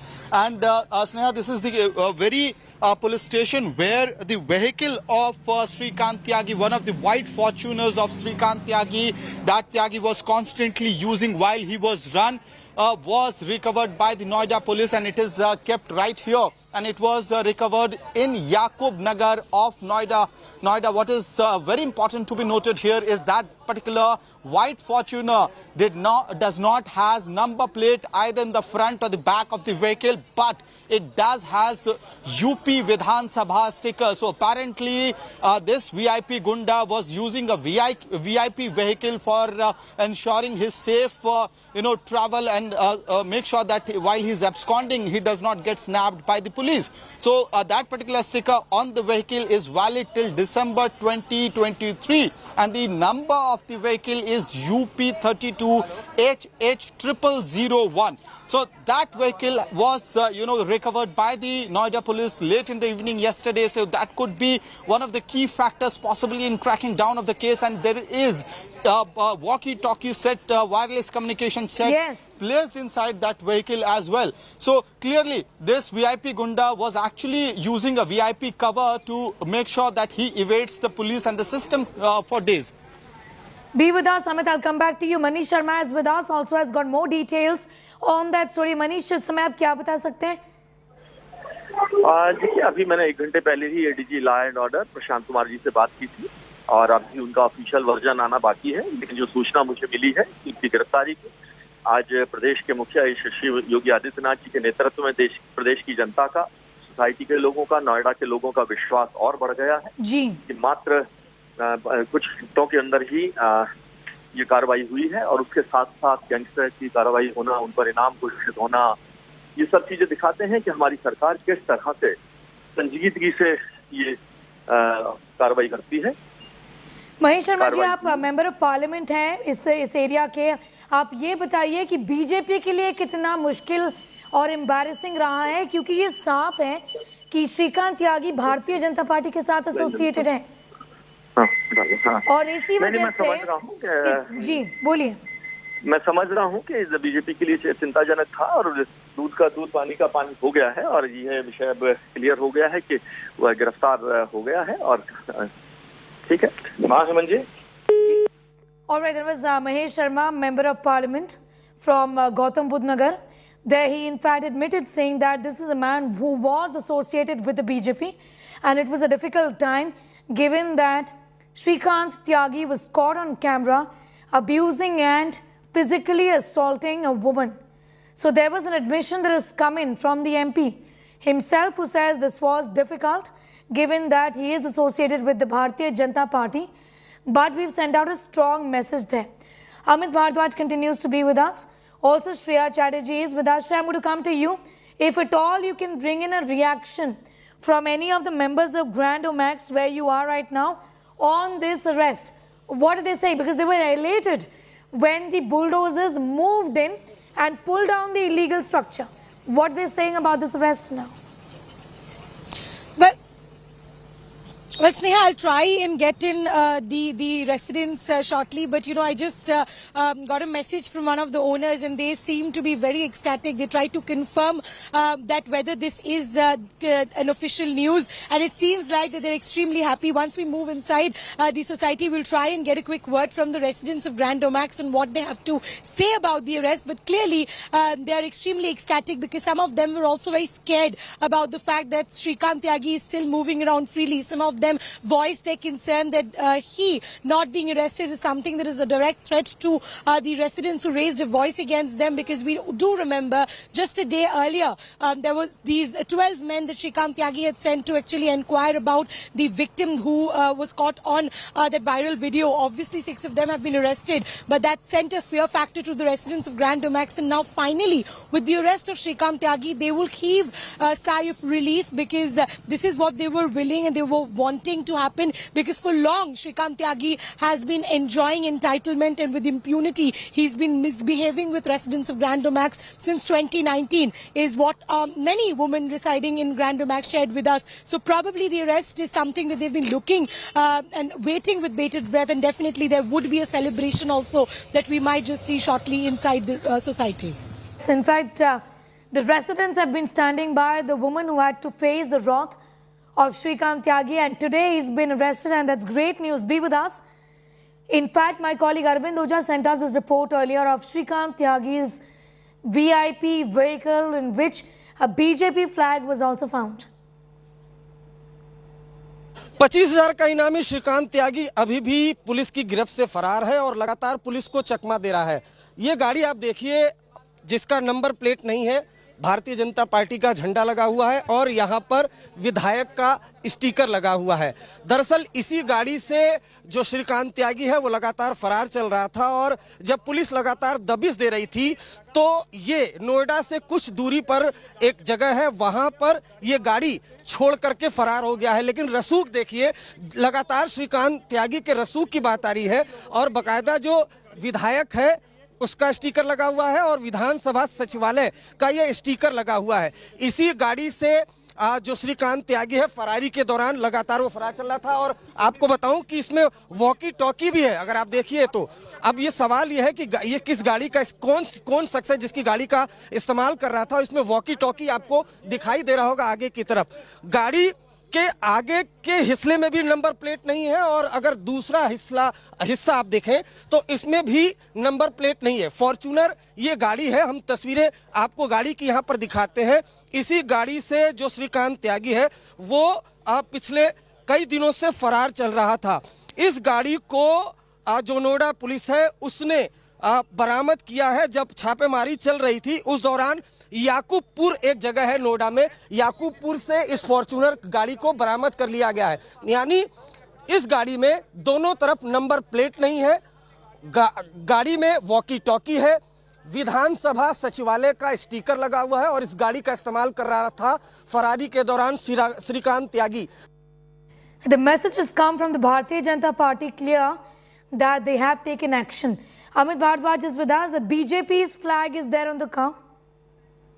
In fact, we'll go to Amit Bhardwaj in a bit from now, but Shreya, I'll put that question to you. The BJP's come out in the open and said that yes, he was associated with the party, but we've done what was required of us, which is that we've taken action against him. The arrest has been made. Yes, he tried to mislead the police in many ways, but finally he's been apprehended. He was trying to get in touch with his wife, and that is how the police managed to really trace him down, isn't it? Well, absolutely. I mean, there is no doubt about the fact that there was an action that was taken by the Noida police once that video went viral. Now, obviously, there was a lot of pressure on the authorities to take action. But, Sneha, when we also heard them saying that he was arrested in only a matter of few hours. While that is not the fact that it's almost over 3 days that it took the Noida police to catch up with Shrikant Tyagi. And he also got the privilege to actually give an application, a surrender application before the court. That in itself probably points out at the kind of clout that he enjoys. The other question that rises, since 2019 till 2022, 3 years have gone by. Probably timely action by the Noida Development Authority at that point of time, as well as the Noida police, might have made this entire situation avoidable. One thing we cannot deny, that the woman who was abused, the viral video of Anurag whose went Bhadauria of viral, the SP is she with still us. lives in fear. Samajwadi party का इस समय क्या कहना है अनुराग Bhadauria? There has been criticism from the opposition that the BJP is not going to allow the arrest of this man, and that's the reason why he was on the run for 72 hours. जी कमाल की बात है कि एक छुट भैया Bharatiya Janata party के नेता को पुलिस को पकड़ने में 72 घंटों से ज्यादा लग गए। कमाल की पुलिस है ये तो भाई। और ऊपर से भारतीय जनता पार्टी के नेता अब क्या लगातार इसी पे बात करेंगे कि उनके यहाँ पे महिलाओं का बड़ी लंबी लंबी बातें करते थे। ये कोई पहली घटना नहीं है महिलाओं के ऊपर अत्याचार करने की भारतीय जनता पार्टी के नेताओं की। अनुराग भदौरिया, आपसे पूछना चाहूंगी कि अगर ये अरेस्ट देर से हुआ, लेकिन ये अरेस्ट हुआ है, आपका क्रिटिसिज्म था कि ये तो अरेस्ट भी नहीं होगा, वो तो इंडिया के बाहर भाग गया, ऐसा तो हुआ नहीं, वो मेरठ से। जी एक छोट भैया भारतीय जनता पार्टी के नेता, ये इनको पकड़ने में 72 घंटे से ज्यादा लग गए और ये भाग कैसे गया? पुलिस के बगैर मिली भगत से तो इधर कहीं जा ही नहीं सकता था, क्योंकि छोट भैया भारतीय जनता पार्टी के जो नेता होते हैं ये कहाँ भाग जाएंगे? ये तो यही कहीं पुलिस तो इनको जानती होगी कहाँ है। पुलिस के सह पे तो 3 दिन तक वो राजनीति कर रहा है। पुलिस की वजह से तो उसको कोई कुछ नहीं कहता था। 3 साल से वहाँ सोसाइटी वाले परेशान थे, लगातार शिकायत कर रहे थे। अगर वो समाजवादी पार्टी आवाज नहीं उठाती, सोशल मीडिया आवाज नहीं उठाती, अगर वो वीडियो वायरल नहीं होता, तो ऐसे भारतीय जनता पार्टी के छुटभैया नेता तो गांव-गांव में, गली-गली में बदमाशी करते घूमते हैं। अच्छा, तब जाके ऐसी कह रहे हैं जैसे पता नहीं किसको इन्होंने पकड़ लिया। जो ये बुलडोजिंग एक्शन हुआ था, जिनमें एंक्रोचमेंट्स तोड़ दिया गया, आपको लगता है ये पहले होना था? ये इसलिए हुआ है क्योंकि वीडियो वायरल हुआ, वरना ना होता। वीडियो वायरल नहीं होता तो क्या करते? अब तक किया था क्या? अब तक ये भारतीय जनता पार्टी के इस छोट भैया नेता के ऊपर में क्या कोई कार्रवाई की थी? ये तो वीडियो वायरल हुआ तो मैं तो धन्यवाद देता हूँ उस बहन को जिसने इस तरह का अपना एक मुद्दा उठाया और उसने वो लड़ी, जिस वजह से आज उसको न्याय मिल पाया और पूरे सोसाइटी को न्याय मिला। वरना तो भारतीय जनता पार्टी के नेता इस तरह की बदमाशी करते रहते, किसी को पता ही नहीं चलता। ऊपर उसके बावजूद भी पुलिस कमिश्नर को का तो कोई लेना देना नहीं रहा लगता है। पता नहीं किससे सेटिंग है, पहले तो ये पता चलना चाहिए कि इनके किन अधिकारियों से, किस नेताओं से इसकी सेटिंग है, जो इतने दिनों तक ये यहाँ पे बदमाशी करता रहा और दुनिया भर की जो चीजें पता चली हैं। तो ये तो पता चले कि सेटिंग किससे, इसको गनर किसने दिलवाए थे, किसकी सेटिंग से इसको गनर मिले हैं, ये भी पता चलना चाहिए। कौन है जो इस लगातार सेटिंग चल रही है इसकी? जी बिल्कुल। नेताओं से है। अभी आप उसका मोबाइल खंगालिए, नेताओं के पता चल जाएंगे, अधिकारियों का पता चल जाएगा। क्यों नहीं बताती पुलिस किन किन अधिकारियों से इसके संबंध थे?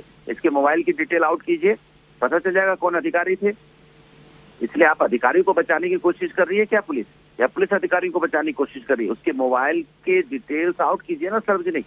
जी बिल्कुल। उसने बातें की है, किसकी वजह से गनर मिले, क्यों, किसका संबंध उसके साथ था। ओके अनुराग भदौरिया, शुक्रिया हमारे साथ जुड़ने के लिए। Very valid point that a member of opposition is making that in fact for 3 years this was going on and the police and the administration, the authorities only took note of it when that video went viral, is what the Samajwadi Party says. Had that not been the case, then this man would have never come to the spotlight, and had that video not gone viral, his attitude would have not been exposed. And that's the reason why, Shreya, the opposition says the BJP can't be taking credit for any of this. They took more than 72 hours to arrest him. The police, the administration, under the BJP government in the state. Well, absolutely so, Sneha. You know, that was exactly the thing that I was pointing it out, that it was in 2019. On 11th of October 2019, the residents of Grand Domarks wrote a letter to the Noida Development Authority citing the entire illegal construction that was done by Shrikant Tyagi. Subsequently, we saw the Noida Development Authority in 2020 February, give a notice to Shrikant Tyagi. But after that, 2 years had passed. The alibi that was used by the Noida Development Authority that COVID had come in between. But even after that, we have seen bulldozer action taking place against illegal construction all across the Uttar Pradesh state. Even then, why was Shrikant Tyagi's illegal construction not touched upon for all this while is a question that the Development Authority and the officials will have to answer. We also had the Noida police on record accepting that Shrikant Tyagi enjoyed a clout in the Noida. We'll come back to you for more on that. Let's go straight to some news that's coming from Bihar.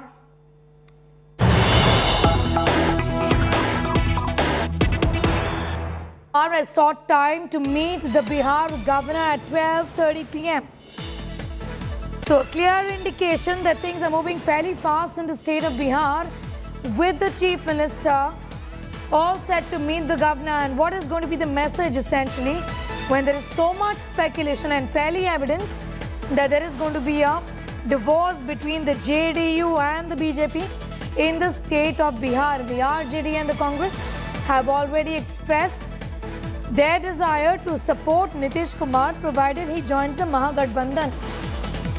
Nitish Kumar is now all set to meet the governor at 12:30, which is in about 40 minutes from now.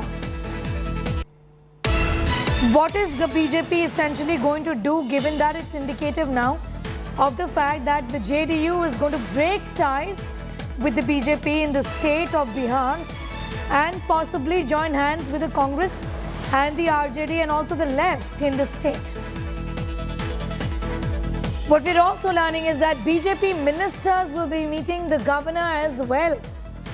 Nitish Kumar is all set to meet the governor of Bihar at 12:30 today, and BJP ministers too will be meeting with the governor.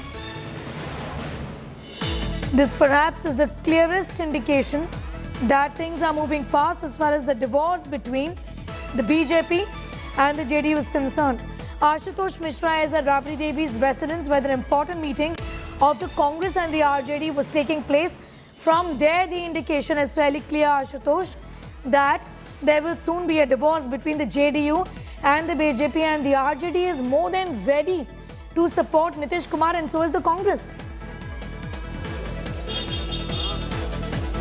Well, it is no more restricted to RJD meeting or the Congress meeting, Sneha. We can call it officially Mahagathbandhan's meeting, which is happening right behind me at Rabri Davis residence. The MLAs from the RJD, the MLAs from Left Front and the Congress, they all have reached here, and perhaps the letter of support has been given to Tejasvi Yadav, which will later be given to Nitish Kumar when he state claims to form the next government. What we're also hearing that around 1 p.m. when Nitish Kumar has sought time with the governor, he'll be going to submit his resignation, and the process for the formation of the next government that will begin. And ironically, in 2015, when Nitish Kumar formed government with alliance with the RJD, the government lasted for around 21 months. Yet again, this is just, history being repeated. When he forms government with the NDA, it lasted barely for 21 months, and yet again you're seeing a total, a political discourse changing in the state of Bihar. But here right behind me, the meeting which is already underway for more than an hour, the letter of support will be signed by all the MLAs present here,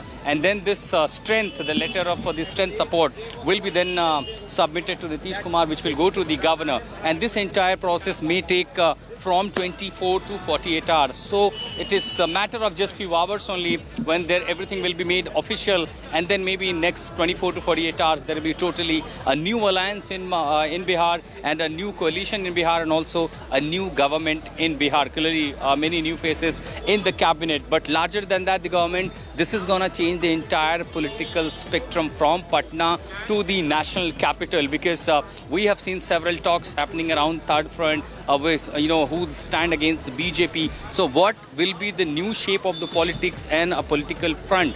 That will depend upon what happens here in Patna, what the political experts believe at the moment. Ashutosh, what I also want to know is what is going to be the BJP's strategy, given that their ministers are also all set to meet the governor today, is what I understand.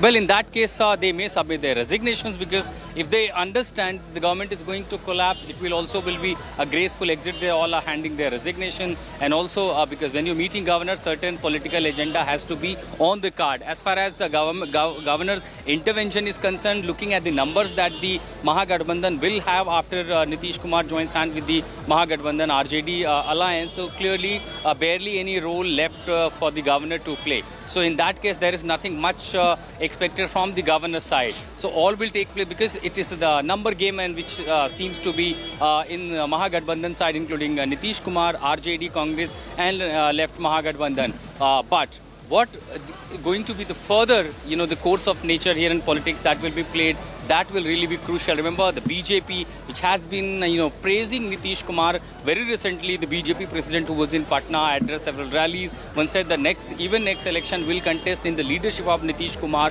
Now they are going to be the arch rival yet again. The BJP will be firing, fresh salvos against Nitish Kumar, including the issues of law and order so far what they have been defending. And other side, look at this totally contrast. The RJD, the Congress, they have been vocal against law and order issues, against the corruption issues, against the handling of COVID issues, and several others. Now they will start praising Nitish Kumar and his governance. So that's a totally contrast of the politics which will be played maybe from tomorrow or day after here in the state of Bihar. Sneha. Yes, and what is going to be the arrangement is the big question. Rohit, I'm going to put that to you. Rohit is also with us from Rabri Devi's residence, with the RJD also all set to play a big role as far as the Deputy Chief Minister arrangement is concerned. Can we expect a repeat of what we had seen a few years ago? Well, absolutely. It's going to be the similar situation what was in 2015 when the Mahagathbandhan government was formed, that Nitish Kumar will be the Chief Minister and Tejasvi Yadav in all likelihood will be the Deputy Chief Minister. But this time around, what we are learning that there could be more key portfolios which Tejasvi Yadav could be given, like Home Ministry, the Home Department, which till now for the almost 17 years has been with Nitish Kumar. So what we are learning that there is a very likely possibility that this time when Tejasvi Yadav takes over as the Deputy Chief Minister, he could be handed the Home Department also, which is the extremely crucial department. And right now we are at Rabri Devi's residence here in Patna, and what we are learning is that the meeting of the Mahagathbandhan, the legislative party meeting of the Mahagathbandhan is over. Jagdanand Singh, the RJD state president, has left from the meeting, and a couple of more MLAs have started coming out, but most of them still inside, and all eyes are now on the JDU meeting, because what we are learning that Nitish Kumar has some sort of time from the governor also. So that is an important development that is taking place. But the Congress here, we have spoken to several leaders here. Several Mahagathbandhan leaders have clearly said that they have chosen Nitish Kumar as the Chief Minister of the Mahagathbandhan. Shakil Ahmed Khan, who was speaking exclusively to India Today, he said that it's almost certain, it was decided that Nitish Kumar will be the next Chief Minister, but this time around of the Mahagathbandhan government, and Tejasvi Yadav in all likelihood will be the Deputy Chief Minister. So it's all set and done. And what we also learn is that the BJP ministers will soon be meeting the governor and handing over their resignation. So it's a big turn of events that is taking place in Bihar. And remember, in 2015 when the government was formed, the Mahagathbandhan government was formed, it lasted only for 21 months. And similarly, this time around also, when the new government, this government was formed in November 2020, this also coincidentally lasting only for 21 months. So that's the parallels you can draw, that when the Mahagathbandhan government was there in 15, lasted only for 21 months. And with BJP JDU government also in place, it has also lasted almost only 21 months. But interestingly, in both the cases, the Chief Minister hasn't changed. Chief Minister continues to be Nitish Kumar. And after meeting the governor, it is likely that Nitish Kumar could again stake claim to form the government here. But in all, it's almost certain now that Nitish Kumar has made up his mind, though the official decision, official declaration is just some time away. After the JDU meeting is over, the legislative party meeting is over, it will be almost official that Nitish Kumar has decided to break ties with the BJP and at the Rabri Devi's residence, the Mahagathbandhan meeting is over, but all the MLAs still inside, and they are just waiting with bated breath for the official declaration to come from Chief Minister Nitish Kumar's residence that yes, they have finally decided to break away from the BJP. Akshata. All right, all of those developments, in fact, fast-moving developments where Nitish Kumar is all set to meet the governor at 12:30 today, and the ministers of the BJP are also meeting the governor. And what are going to be the permutations and combinations? Essentially, Rohit, what it appears is that this time around the RJD is going to have more bargaining power when it comes to demanding of, more cabinet berths, essentially. Given that Nitish Kumar is in a situation where either he has to choose the RJD and the Congress to save his chair or leave things as they are, because there are allegations and attempts by the BJP to destabilize the government, isn't it?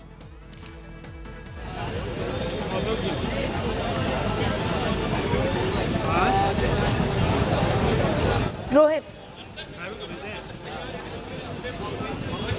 Yes, Neha. Yes, Rohit, if you heard me, I was asking you about the RJD's increased bargaining power this time around. Given that Nitish Kumar really has no option but to go with the Mahagathbandhan, they are the ones who are going to be saving his chair. Well, absolutely. The bargaining power of RJD will be high again this time because they are the largest party. Now, if the Mahagathbandhan government is formed maybe today or tomorrow, then RJD will be the single largest party of the Mahagathbandhan with 79 MLAs. So they would be demanding more cabinet berths, more important portfolios. And as I told you, what we are learning is that the most crucial, that's the Home Department, could be handed over to Tejaswi Yadav as the Deputy Chief Minister, because for the last 17-18 years, when Nitish Kumar was the Chief Minister, he has been the Chief Minister, the Home Department has always remained with Nitish Kumar. But this time around, there could be a change that can take place. And we are also learning is that Tej Pratap Yadav, who in the last government, Mahagathbandhan government, was the health minister, he will also be inducted in the new government which will be formed. So it's definite that RJD will be having an upper hand this time around when the Mahagathbandhan government will form. And Nitish Kumar obviously has very less options, because after snapping ties with the BJP, he has to form the government with someone, and the only combination left is that he allies with RJD and the Congress. And he can keep the Congress also out, because only JDU plus RJD will cross the magical number of 122. So RJD extremely crucial role to play here, and also RJD will now be in a dominating position in the Mahagathbandhan government, and is likely that more cabinet berths could go to the RJD. Sneha. You know, Rohit also talked to us a little about, for our viewers, how did this crisis really snowball to begin with? There were concerns, of course, that there is an attempt by the BJP to destabilize the government in the state and remove Nitish Kumar, and also the disgruntlement given that cabinet berths sought by the JDU, as far as the BJP-led central government is concerned, was something that the BJP didn't pay attention to. Well, Sneha, see, all is not well with the BJP, JDU government right from the day this government was formed, because when the election results came in 2020, it was very much evident that BJP had used Chirag Paswan to damage Janata Dal United, who came down to just 43 seats. So Nitish Kumar at that point of time only came to know that the BJP has used Chirag Paswan to damage Janata Dal United, but he continued with the government. But the RCP Singh episode has really exploded, because there has been differences with the BJP and the Janata Dal United over several issues, like the conducting caste census in Bihar or in the country, or over the formation of a law regarding population control. So on these issues, contentious issues, the BJP and the JDU have completely contrary views. So there have been differences, and very recently, just 5 to 6 months back also, we saw that there was a series of comments being made by BJP leaders who said that Nitish Kumar should shift to Delhi politics, he should become the vice president or the governor, and a BJP chief minister should be established here in Bihar. So these comments really did not go down well with Nitish Kumar. So there was trouble which was simmering in the NDA alliance. But the RJD, I beg your pardon, the RCP Singh episode has really exploded, because what Nitish Kumar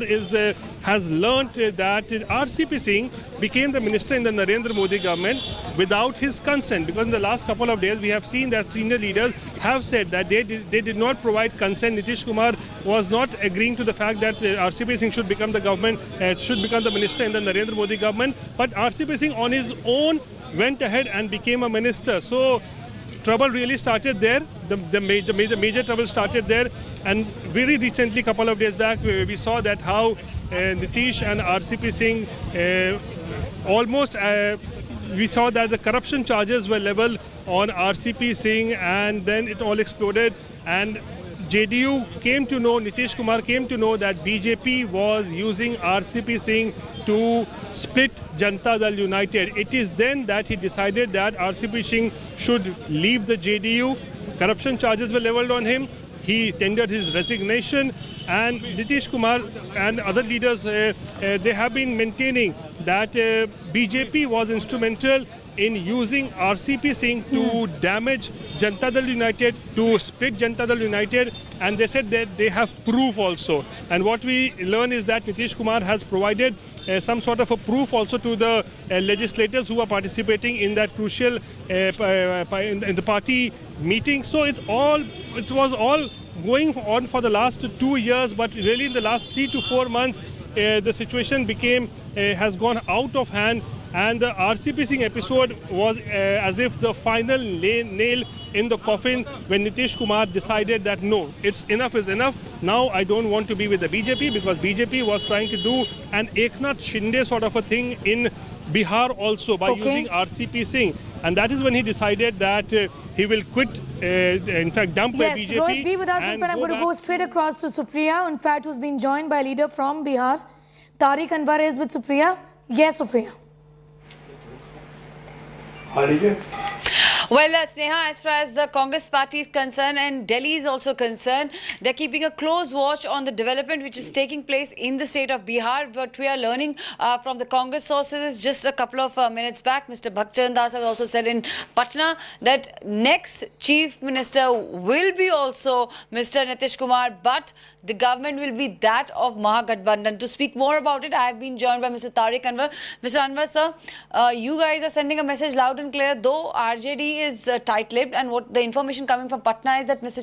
Nitish Kumar, who is the Chief Minister of Bihar, has sought time to meet the governor around 12:30 PM today. देखिए, अभी तो Nitish Kumar ji governor से मिल रहे हैं. ऐसे जो आमतौर पर लोगों की राय है वो ये है कि वो अपना इस्तीफ़ा देंगे और फिर उसके बाद वो क्लेम करेंगे, और तमाम जो धर्मनिरपेक्ष पार्टियां हैं, सेकुलर पार्टियां हैं, उनका समर्थन वो मांगेंगे और उनको फिर उस समर्थन को लेकर वो फिर गवर्नर के पास जा सकते हैं. ऐसी संभावना है. पर ये जो सिचुएशन वहाँ पर हो रही है उसे आप कैसे देखते हैं? क्या जो पीछे हुआ, जैसे नीतीश कुमार का महागठबंधन को छोड़ के गए, जो मनमुटाव था, जो तीखा टिप्पणियाँ थी, तीखा जो हमने व्यवहार देखा, उसको आप कैसे भुला देंगे? देखिए, राजनीति में बहुत कुछ यूँ कहा जाए कि भूलना पड़ता है, बहुत चीज़ों को देखना पड़ता है, क्योंकि हम लोग एक वैचारिक लड़ाई लड़ रहे हैं. ख़ासतौर हम कांग्रेस पार्टी के बारे में कहते हैं कि हमारा उद्देश्य सिर्फ सरकार बदलना नहीं है. भारतीय जनता पार्टी की जो सांप्रदायिक राजनीति है देश में चल रही है उसको रोकना है, और उसके लिए हमने दूसरे राज्यों में भी ऐसी पार्टियों के साथ हमने हाथ मिलाया था. जैसे महाराष्ट्र को ही ले लीजिए, शिवसेना से हमारा कोई वैचारिक संबंध नहीं था, लेकिन जब भारतीय जनता पार्टी के खिलाफ वो खड़े हुए तो हमने उनका साथ दिया. तो ठीक उसी तरह से यहाँ भी बिहार के अंदर भी जो भारतीय जनता पार्टी को और उसकी राजनीति को कमज़ोर करने के जो भी व्यक्ति आगे आएगा, कांग्रेस पार्टी उसका समर्थन करेगी. तो आपको क्या लगता है कि ट्रिगर क्या रहा जो नीतीश कुमार इतना बड़ा फैसला ले रहे हैं? आरसीपी सिंह जी का ही इस्तीफा था या कि नहीं, कुछ और भी वजह रही?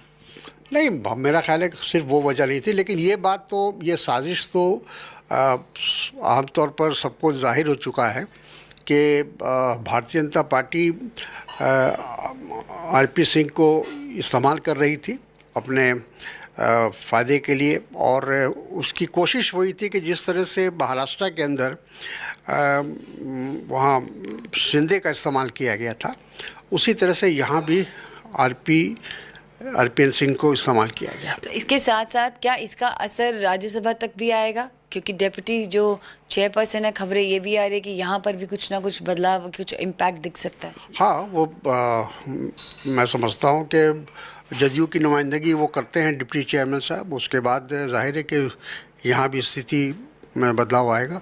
मेरा फाइनल क्वेश्चन ये है, जिस तरह से घटनाक्रम बढ़ रहा है, खबरें ये भी आ रही थी कि नीतीश कुमार ने कांग्रेस की जो लीडरशिप है उनको भी संपर्क साधा है। बिहार में जो RJD का रोल है वहाँ पर भी वो जो है रीच आउट कर रहे हैं, तो क्या दिल्ली भी आ सकते हैं कांग्रेस के अध्यक्ष को मिलने के लिए? जैसे खबरें कि 11 तारीख को आ सकते हैं। अभी इसकी हम पुष्टि नहीं कर सकते, लेकिन एक बात तो स्पष्ट है कि अगर उनको कांग्रेस का समर्थन चाहिए तो उनको कांग्रेस के जो अध्यक्ष हैं या जो हाई कमांड है उससे तो बातचीत तो करनी पड़ेगी, उसका समर्थन मांगना पड़ेगा उनको। विपक्ष हमेशा गवर्नेंस के रोल पे जो है क्वेश्चन मार्क उठाता है। आपको लगता है सब कुछ स्मूथली हो जाएगा जिस तरह नीतीश कुमार जा रहे हैं इस्तीफा देने के लिए? देखिए आगे क्या होता है। देखिए वो भारतीय जनता पार्टी इतनी आसानी से सत्ता छोड़ेगी लगता नहीं है। वो अपनी पूरी आखिरी दम तक उस पर को प्रयास करेगी कि वहाँ उनकी सरकार किसी तरह बचे, लेकिन अब बहुमत उनके साथ नहीं रहेगा तो फिर कैसे वो सरकार को बचा सकते हैं? Well, these are the sentiments, Sneha, as far as the opposition camp is concerned. A close watch has been kept on the fast-paced developments which are taking place in the state of Bihar, especially in Patna. The information trickling out at the moment is that that Mr. Nitish Kumar got in touch with the topmost leadership of the Congress party also. What we are hearing from the sources is that there was a meeting which took place just last evening, and today also there are a series of meetings which are taking place in all the three camps, that is JDU, RJD and that of the Congress party in Patna. And Congress has said it loud and clear. Congress is the first party to come out and say that there is going to be a change of power right from the JDU BJP government. It is again going to be alliance government, but this time led by Nitish Kumar and it will be that of the Mahagathbandhan. All right, Supriya, I'm thanking you for the moment. We'll keep coming back to you for more on that. Going across straight now to Ashutosh Mishra, who is with us for more on that story. Remember, we're getting you all the details as they are trickling in. First here on India Today, Nitish Kumar has sought time to meet the governor at 12:30 p.m. and BJP ministers too are going to be meeting with the governor. Ashutosh, just talk to us a little about what kind of a fight is the BJP expected to put up. Well, the BJP has really at the moment no such major options except to just submit their resignation. However, the protocol is that resignation is always sent to the Chief Minister. But what buzz around is that those MLAs will submit their resignation directly to the governor and also withdraw the support to the Nitish government. That's usually part of the structure, because if there is no cabinet and the BJP minister is not there, clearly there is totally a new alliance. Then certainly they will withdraw the support from Nitish Kumar. Subsequently, Nitish Kumar will go to the governor, submit his resignation and then stake claim to form the new government with the letter of support of the MLAs of the JDU and the Mahagathbandhan. So clearly then he has a number which goes more than 150, that's our tally goes around 156. Then when there's a new government, then he will also try to put a resolution seeking change in the speaker, and then there will be of course a new election for the speaker. But remember, there have been several instances when Nitish Kumar expressed unhappiness against even the speaker who belongs to the BJP. So clearly, this has been a bitter relationship, particularly last few months and post the elections when the JDU restricted to very few number, and that ever since they have been silently saying that somewhere it was orchestrated by the BJP. Then later, Chirag Paswan incident happened. Recent is the RCP. So one after another instances somewhere forced Nitish Kumar to take such decision. And remember, 21 months. The previous regime, 21 months, another regime, when he is just shifting the board, shifting the alliance, changing the alliance, and totally new government, new alliance, what Bihar is seeing one after another. So 2 times, 2 different new governments just within 21 months. Clearly, what is next for Bihar, no one can really anticipate. But for now is totally going to be a new coalition, new government, in the state. The politics is blowing up. BJP MLAs will be going to meet the governor and then Nitish Kumar, and maybe just matter of 24 to 48 hours when there will be totally a new coalition which will be ruling state of Bihar. But in the meanwhile, I just want to show you a contrast images that I'm seeing, Sneha, here right in front of Rabri Devi's residence, just opposite, because remember the issues that Tejasvi Yadav has been very vocal against Nitish Kumar and the BJP's government. Remember, they had planned a protest on 7th August at district headquarters, and that's the protest. These posters you see: Tejasvi Yadav, Lalu Yadav, Rabri Devi, Sitaram Yechuri, D. Raja, Deepankar Bhattacharya, Sonia Gandhi, all the opposition. Tejasvi Yadav, which till today is the part of the opposition camp Mahagathbandhan. Several posters have been put out here against Nitish Kumar's government. Inflation, unemployment, corruption, and anti-people policies accusing. Look at these banner posters, and this is to register their protest on 7th of this month, which happened. And just in 48 hours, 72 hours matter of time, you were saying the same opposition camp joining the government. They have been accusing till just 2 days ago there will be totally a new government. That's a political contrast here in state Bihar. The politics is really unpredictable. You never know what is going to happen next. Sneha. Yes, not just true for Bihar, Ashutosh. I would say no permanent friends and no permanent enemies in politics is always, it's a cliche, but it is all the more relevant in the last few weeks or so. Tariq Anwar just told our colleague Supriya Bhardwaj that this is a fight against the BJP, and yes, we were against Nitish Kumar because he joined hands with the BJP, but for the sake of defeating the BJP, we will come together with Nitish Kumar like we did so in the state of Maharashtra. The BJP also does the same. The opposition members also continue to do the same. However, Ashutosh, we've also understood from what all of you have been telling us is that there has been a last-ditch attempt by the BJP to reach out to Nitish Kumar in the form of a phone call that went out from Amit Shah to Nitish Kumar. Can you tell us a little more about that as well? Well, as far as state leadership is concerned, really not being seen much that there was some efforts to, get the relationship better. However, there was a strong buzz that there was talk between Nitish Kumar and Amit Shah that did not, resulted very positively. There was no positive conclusion, and that perhaps the reason why this morning these different camps meeting at 11 a.m. was called.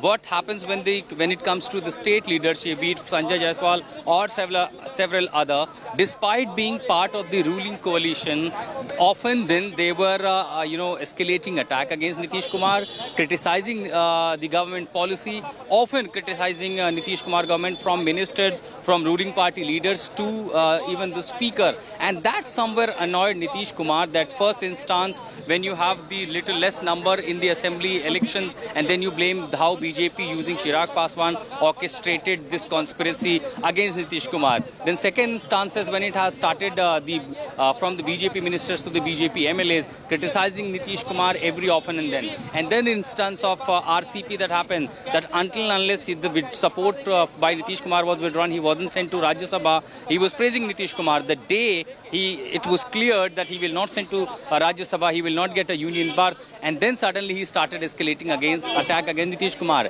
Somewhere down the line, Nitish Kumar and JDU did realize that there could be possibly another Eknath Shinde factor here, even in the state of Bihar. And if RCP goes, who's the next? Perhaps, those instances, if somewhere were the buzz, and that Nitish Kumar, and perhaps he wanted to prevent all this. And that is perhaps one reason that led to this, bitterness between the relationship of the BJP, the Grand Alliance, and the JDU. And after calculating his political future, after calculating the present circumstances, perhaps Nitish Kumar took this decision. And similar picture we have seen almost a deja vu of 2015 when he formed the government with RJD, and within 21 months he resigned. Yet again he forms government with the BJP. Now he is going to submit resignation, form another, getting into another coalition with the RJD. So of course several factors that played out which spoiled the relationship between the BJP and the RJD, that seems to be the dimension, the key factor why the Bihar's politics is yet again on the verge of changing.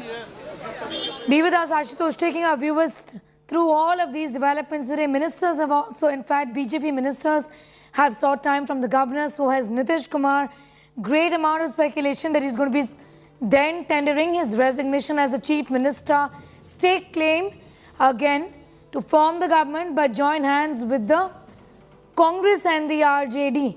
Also the left parties. Ashutosh, in the last few days or so, enough indication and more from the JDU by snubbing central leaders of the BJP, including skipping the key meeting of the Niti Aayog, that made things very, very clear that the JDU is registering its protest and is very keen on a split.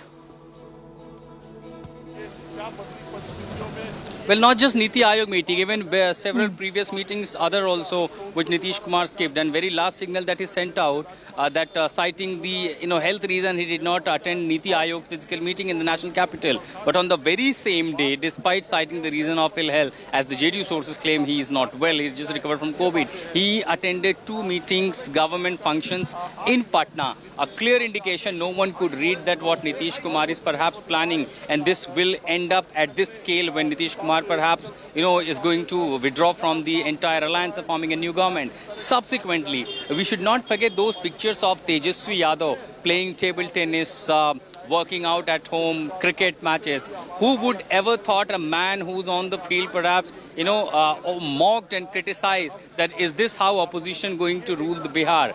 Who would ever thought that somewhere he is also playing in the political galaxy and planning such a big thing? Perhaps this is not just a decision that taken one day, that suddenly Nitish Kumar decides that I'll walk out of the NDA, form a government with the RJD, and RJD is ready to sitting with the support. This was perhaps a long planning. It was being planned. It was under the carpet for over a few weeks or maybe over a few months. And then perhaps this was the time when Nitish Kumar decided and everything is happening. It cannot be believed that it was just matter of few hours and everything suddenly decided. The way since the meetings are being called, letter of support, everyone just, issuing statement, parties like left coming out supporting Nitish Kumar that if he walks out of BJP, will support him. Seems it was in strategy and under the carpet it was being planned between the RJD, between the Congress and Nitish Kumar, and the final shapes, finally we are seeing what is happening in Bihar today. All right, and what sort of a bargaining power does this really give to the RJD, given that their support is crucial for Nitish Kumar this time around? Well, being single largest party, indeed RJD has that bargaining power.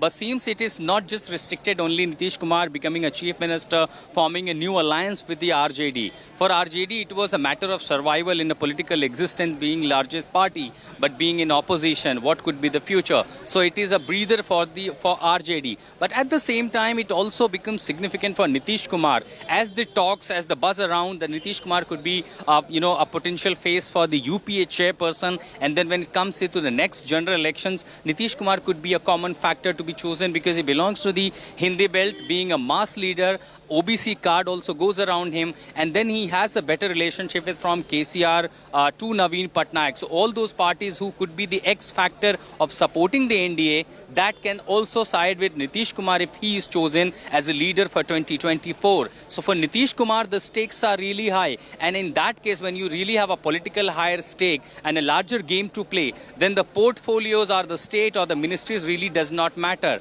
As far as RJD is concerned, it was matter of their survival, and once again coming to power in the the one of the largest Hindi belt, which has one of the highest number of parliamentary seats. So this goes really significant for the RJD. And then of course there could be bargaining power, and talks are, that's exactly why the buzz around that Tejasvi may seek a home department, because that's some issue which RJD has been very vocal against Nitish Kumar as far as law and order of Bihar is concerned. But then again, onus will be on Tejasvi if he chooses home department, because, BJP has been very vocal on Jungle Raj in Bihar. Interestingly, since they have been in power with the Nitish Kumar, really not much talk about Jungle Raj. So maybe if there is Nitish Kumar Chief Minister, Tejasvi Yadav becoming Home Minister tomorrow onwards, you will hear all around the talks of Jungle Raj. Even everything will be highlighted by the BJP. So for the RJD, stakes are high. They may choose certain portfolios. They have negotiation power. For Nitish Kumar, it is not only a game of becoming Chief Minister or changing the lines. For him, the stakes are politically really very high than just a Chief Minister. Yes, absolutely. We'll talk about that. What does it really mean for Nitish Kumar when it comes to the general elections, the Lok Sabha elections, not too far away, about 2 years from now. The larger scheme of things for Nitish Kumar. Before that, this report. The Nitish Kumar BJP relationship has been rather complicated. Every time he's hit with a problem, Nitish Kumar takes a different turn. If he breaks up with the BJP this time, it is going to be the 5th instance of him changing political tracks. Here's a timeline of the twists and turns of this relationship and this alliance.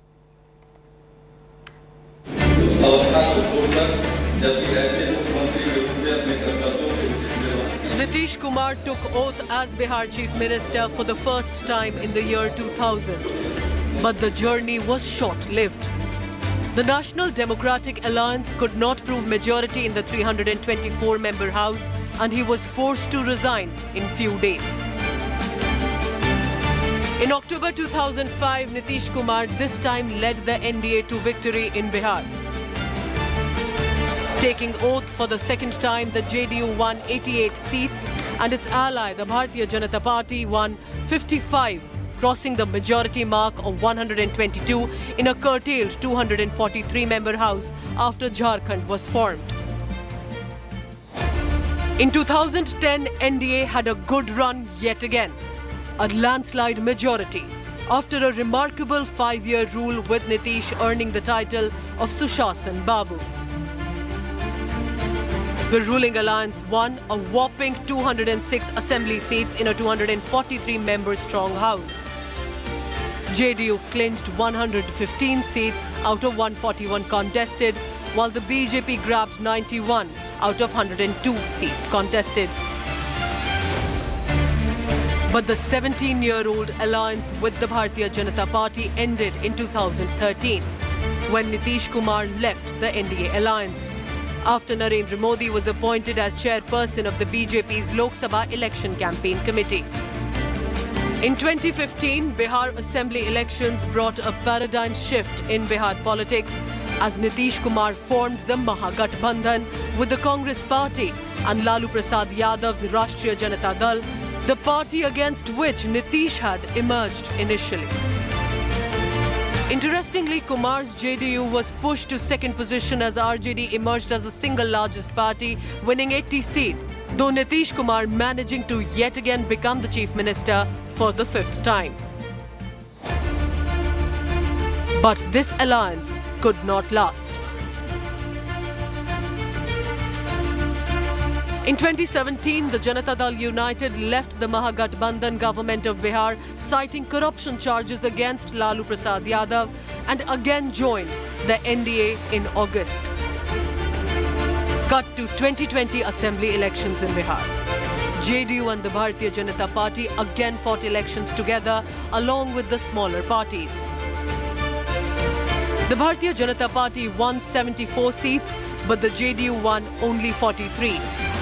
Nitish Kumar faced a massive anti-incumbency of 15 years, but was hopeful to ride on Modi wave and with the help of smaller parties.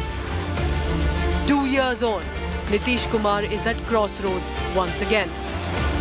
Will he split with the BJP and go back to his rival, Lalu Prasad Yadav? Bureau Report, India Today. Rohit continues to be with us. Rohit, also, what does this really mean for the Congress, given that they've been a small player the last time around as well?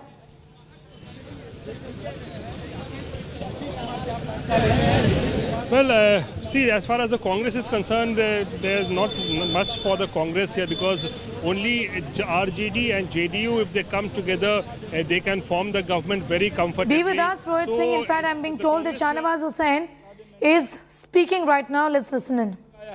क्योंकि मेरे जन्मभूमि के जो लोग हैं, मैंने केंद्र में काम किया, लेकिन राज्य में जब मुझे उद्योग विभाग का जिम्मा मिला तो मैंने पूरी मेहनत करके उसको पटरी पर लाया है। और उद्योग जो पटरी पर आया वो इस गुडविल पे आया कि वहाँ एनडीए की सरकार है, इसी वजह से इन्वेस्टर वहाँ पे आते हैं। महागठबंधन की सरकार करने जा रही है। अच्छा, मुझे नहीं मालूम उसके बारे में। सरकार कब तक चलेगी ये बता दीजिए। नहीं, अभी तो मैं एज ए इंडस्ट्री मिनिस्टर आपसे बात कर रहा हूँ। मुझे कोई यहाँ पे कोई राजनीतिक बात नहीं करनी। मैं तो इतना जानता हूँ। पटना लौटेंगे तो आप मंत्री रहेंगे। आप हमसे बात कर रहे हैं, उधर तारकिशोर जी के यहाँ सारे मंत्री पहुंचे हैं आपके करीब इस्तीफा देने बीजेपी के कोटे से। मुझे तो अभी कोई ऐसी सूचना नहीं मिली है। मैं पटना जा रहा हूँ। लेकिन ये जिम्मेदारी कैसे छोड़ता?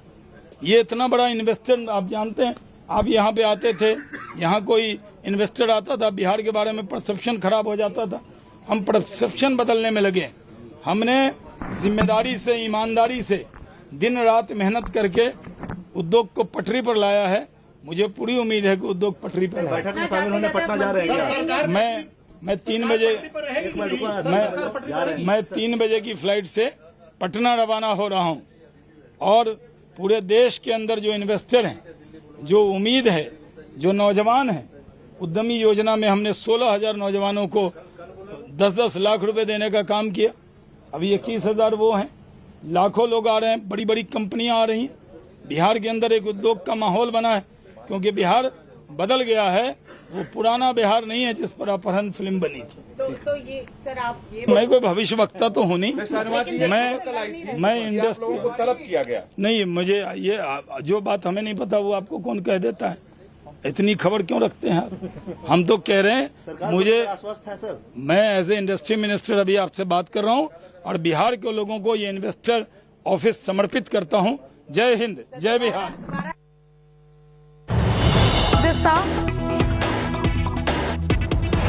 All right, big story at this. BJP ministers are not going to be resigning is what we are learning.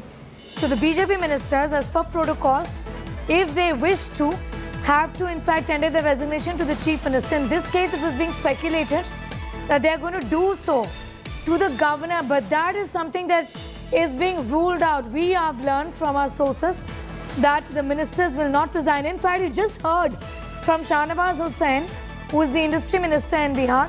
He said he doesn't even know anything about this. Well, of course, he does, but he clearly has indicated that he's only going to Patna at 3 o'clock and that there is no meeting with the governor. He doesn't know. Rohit has more details on that. Rohit, I think it's very clear now the BJP is going to be putting up a fight. What's brewing?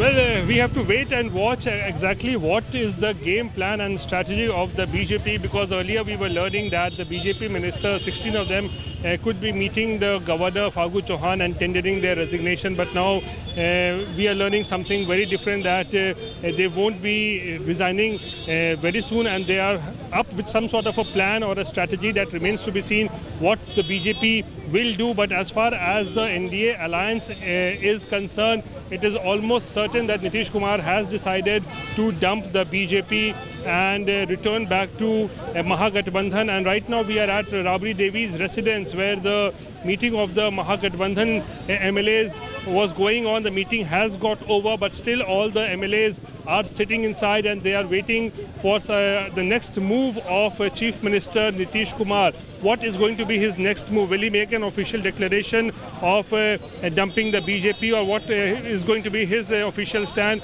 They are waiting. Everyone is waiting inside, and all the MLAs are waiting with bated breath, and all eyes right now on at the JDU meeting which is going on.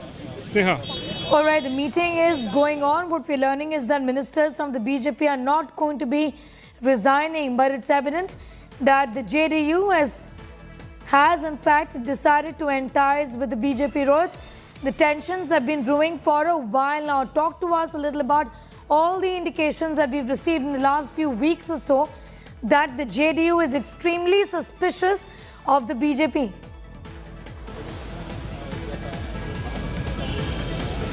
Well, Sneha, as I was speaking earlier also, that how Chirag Paswan was used by BJP to damage Janata Dal United in 2020 Assembly elections, Bihar, was known to everyone. And Nitish Kumar at that point had understood that BJP had used Chirag Paswan to damage Janata Dal United, because of which JDU came down to 43 seats after the election results were out. But this government was going on. But in the last 6 months, we have been seeing that there have been war of words going on between BJP and Janata Dal United leaders, BJP leaders suggesting that Nitish Kumar should go to national politics, to become maybe a vice president or a governor and hand over the chief minister post to the BJP. This obviously did not go down well with Nitish Kumar. Then there were contentious issues which were also born of contention, like the caste census, conducting caste census in Bihar or in the country, and also bringing a law to control population. On these issues, the BJP and JDU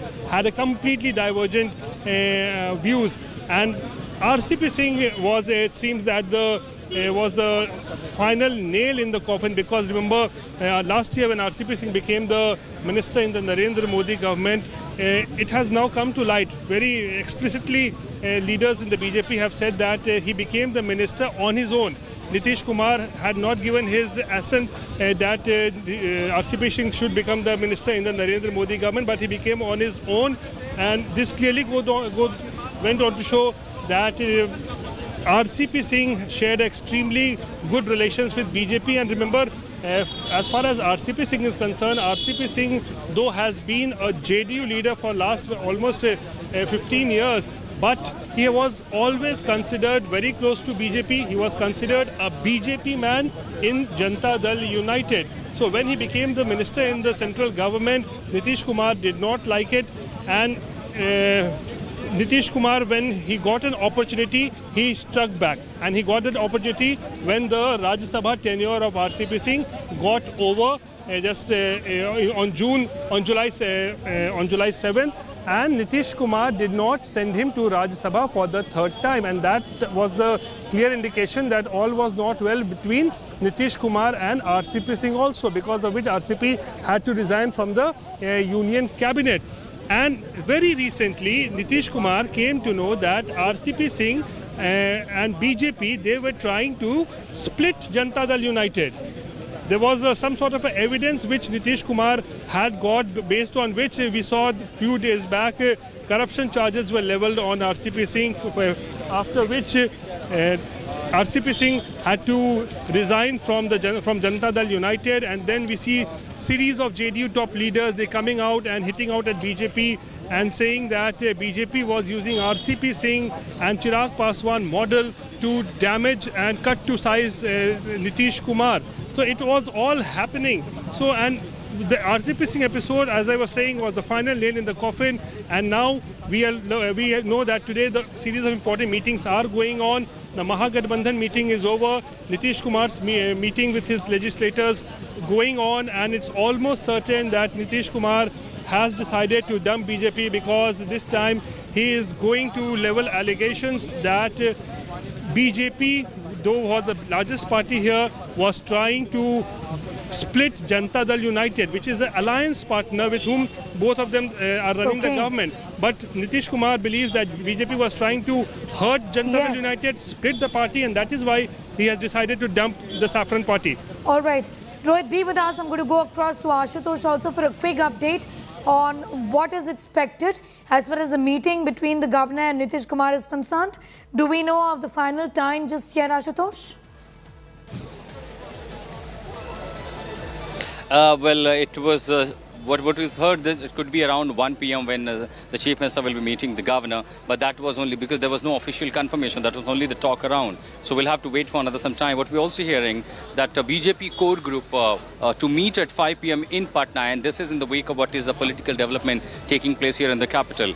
Also, the another development at the moment is that BJP MLAs are not going to meet the Governor. So the speculation that was that while bypassing the protocol, the BJP ministers, the BJP quota ministers in the Nitish Kumar cabinet will be going to meet the Governor and submit their resignation. That's not going to happen. Indeed, the core group meeting by the BJP, led by all the BJP MLAs, the state president, and also the BJP in charge from they all will be attending the core group meeting, and then the political decisions, certain decisions will be taken, and we all can anticipate what could be those decisions. But very rightly what our colleague Rohit mentioned, that how Nitish Kumar perhaps realized the threat that there was some attempt to split the JDU, and there were several strong evidences in form of the phone calls, the audio tapes of course, several MLAs who were approached. That when reached to Nitish Kumar, it was indeed a shocking moment. There was some bitter relationship, what had happened in the assembly elections, then later over the year, over the months of the developments, criticism. But when he realized that there is a potential threat to the JDU, some MLAs are being lured, and that could be the one reason why, this annoyed Nitish Kumar, and he took such a major decision jolting to the NDA, and now that has changed entire political landscape of the state of Bihar. For now, as far as the major development that is taking place, besides the meetings by the JDU and the RJD, a core group meeting by the BJP at 5 p.m. We can only anticipate the BJP is likely to withdraw the support from the government. But much before that, if Nitish Kumar going to meet the governor, he himself will resign from the chief minister. But for now, the MLAs, the ministers from the BJP quota are not meeting the governor. So these are the latest updates from here, from Patna. Sneha. You know what I want to know, Ashutosh, is that what could be possibly the strategy of the Bharatiya Janata Party moving from here?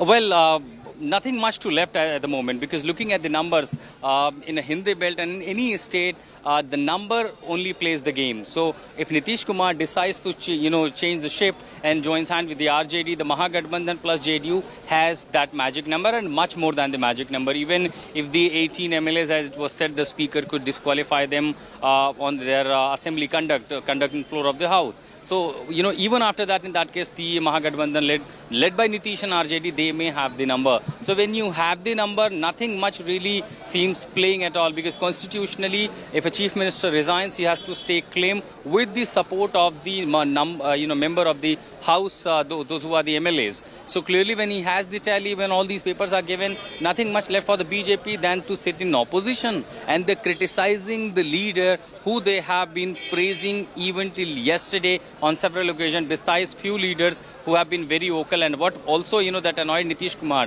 that amongst many of them, those who were very critical, the BJP always said nothing personal against him. This is just, a political routine development that happens in any state, and all is well within the NDA. But soon after, when those, those vocal leaders are given the central security cover, that was also, several factors that annoyed Nitish Kumar, because first when he split with RJD in 2017, it was the law and order and several other issues, the differences between the alliance that forced him to take decision and go with the BJP. Yet again, it is just the history being rewritten, or a political deja vu, that yet again he's annoyed because the relationship turned bitter between the BJP and JDU, and that's why he's taking decisions. So when it comes to the BJP, they really do not have much option than to just sit in opposition, but technically they can just send their resignation to the chief minister, then withdraw the support from the assembly, and then sit in opposition and criticize Nitish Kumar till the rest of the period of the house. Be with us, Ashutosh. Also, Rohit, coming back to you in just a few moments from now. We have a series of reactions that have been coming in. Let's go straight to them. हमको तो नहीं लग रहा है कि कुछ इस तरह का चल रहा है जो जिस पर बहुत चर्चा करने की जरूरत है। सब चीज तो नीतीश कुमार जी के नेतृत्व में बहुत ठीक ठाक ढंग से चल रहा है। माननीय मुख्यमंत्री नीतीश कुमार जी के अन्य मार्ग पर जनता दल के विधानमंडल के माननीय सदस्यों की बैठक में जो पार्टी के हाल के दिनों में हुए घटनाक्रम, जिसमें कि एक पूर्व केंद्रीय मंत्री और पूर्व राष्ट्रीय अध्यक्ष ने जो दल को कमजोर करने की भूमिका में निभाई, और उस संबंध में क्या क्या मामले ये तो मीटिंग में तय होगा, लेकिन इतना तय है कि हमारी पार्टी के राष्ट्रीय अध्यक्ष ने कहा है कि हमारे नेता के कद को छोटा करने की कोशिश की गई। अब उसमें और समय आने पर उस साक्ष्य के साथ खुलासा करेंगे। सम्मान नेता माननीय नीतीश कुमार जी हैं। पार्टी का विधायक या पार्टी का जो पंचायत का अध्यक्ष, बूथ का भी अध्यक्ष होता है, वह नीतीश कुमार जी को ही नेता मानता है। तो जो भी फैसला लेंगे उनको फैसला लेने का अधिकार है, और जो भी फैसला लेंगे वह तमाम लोगों के लिए सर आंखों पर। आगे क्या होगा, 2025 तक के हम रहेंगे और आगे क्या करेंगे, इस पर हम लोग क्या बोलेंगे। अभी हाल के दिनों में ही देखा है आपने ना, बीजेपी के राष्ट्रीय परिषद के बैठक में किस तरह से सवाल उठी। तो आगे क्या होगा इस पर हम लोग सवाल नहीं, मैंने कुछ कह नहीं सकते, लेकिन इतना जरूर है कि अभी सरकार चल रही है, हमारे सरकार के मुखिया माननीय मुख्यमंत्री जी अभी भी जनता दरबार लगा रहे हैं, ये जन सुनवाई कर रहे हैं और जनता की सुनवाई कर रहे हैं, समस्याओं की समाधान कर रहे हैं। जब तक कुछ ठोस हमारे सामने ना आए तब तक इस पे कुछ टिप्पणी करने का मतलब नहीं है। लेकिन 2025 तक, 2020 में हम चुनाव में गए थे नीतीश कुमार जी के नेतृत्व में, नरेंद्र मोदी जी के मार्गदर्शन में। 2025 तक एनडीए अटूट है, एनडीए मजबूत है। किसी प्रकार की कोई टिप्पणी या सुगबुगाहट पे कुछ भी बोलना, ये सब भविष्य की बातें, भविष्य के गर्भ में है। अभी इस पे कुछ बोलने से कोई मतलब नहीं है, कोई पॉइंट नहीं है। Mr. Hussain, how do you see the developments which are taking place in the state of Patna? See, this has had to happen there. If you look at the election results, last election results, you know what happened the whole day and what happened in the late evening, and how results were manipulated, and how some of the senior ministers from Delhi sat there and got things done and all those things. So without going into that, now they had a government. They have split, and one party has requested for support from RJD, Congress and our alliance group. I think talks are on, and that's going to happen. Also, Ashutosh, the RJD, I think, would be required to make their support formal to the JDU. Is there some sort of a support letter that they intend to submit, or have they submitted it already? What more? Can you tell us a little about that?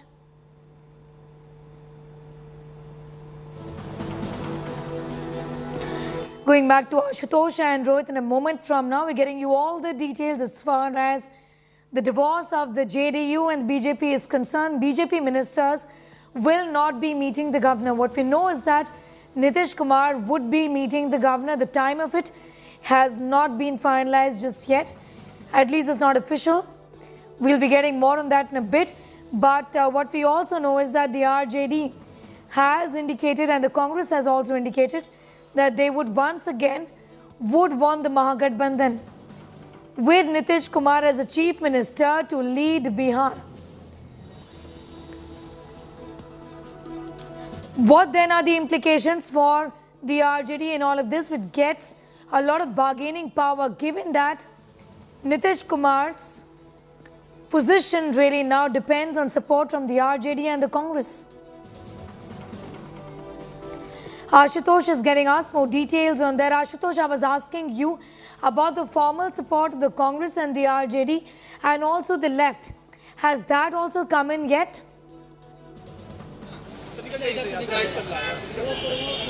Could you repeat your question, Sneha? What about a formal letter of support from the RJD and the Congress and the left? Has that also been readied? Is there alliance, a possible alliance of Mahagathbandhan? Well, that's just a matter of procedure. Yes.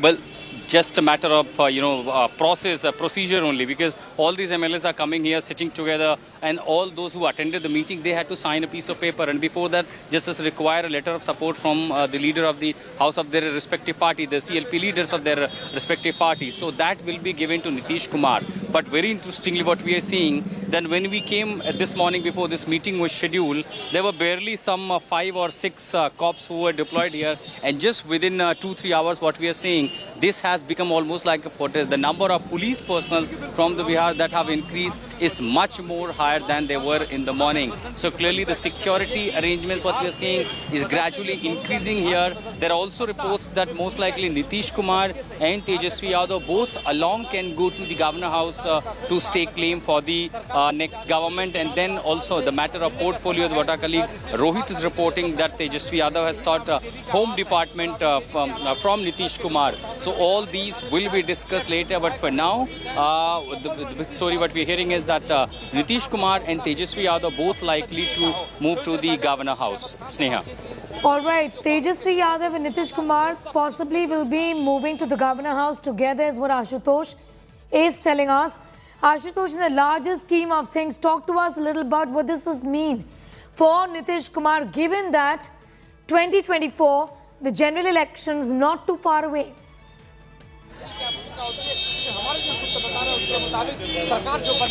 Well, being part of the Mahagathbandhan and the Nitish Kumar, that he has the proximity with the Mahagathbandhan leaders. He has always good relationship with the Congress.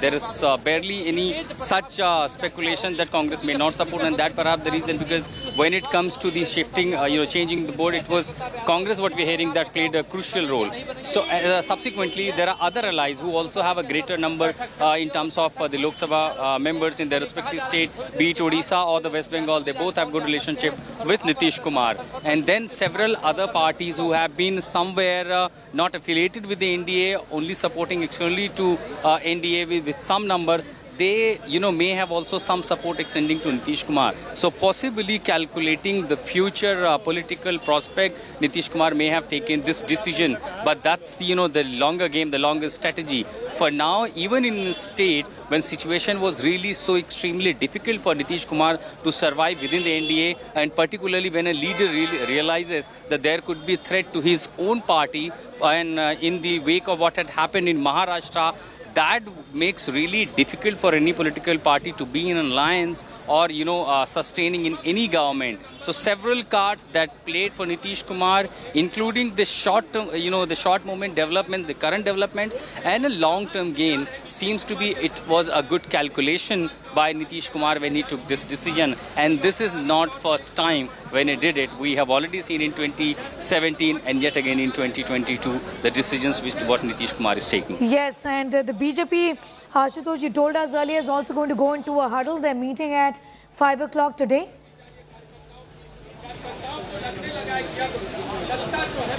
The BJP is not meeting the governor. The BJP core meeting has been called. The party will be meeting in Patna, and of course the resolution could be some withdrawing support from the Nitish Kumar, which is just another procedure if Nitish Kumar changing the coalition and forming a government with a new alliance. So that's one aspect. The BJP leaders will be coming here. They will take certain resolution, and the decisions ultimately the only option to sit in opposition and until left of the tenure criticize Nitish Kumar government and his new alliance.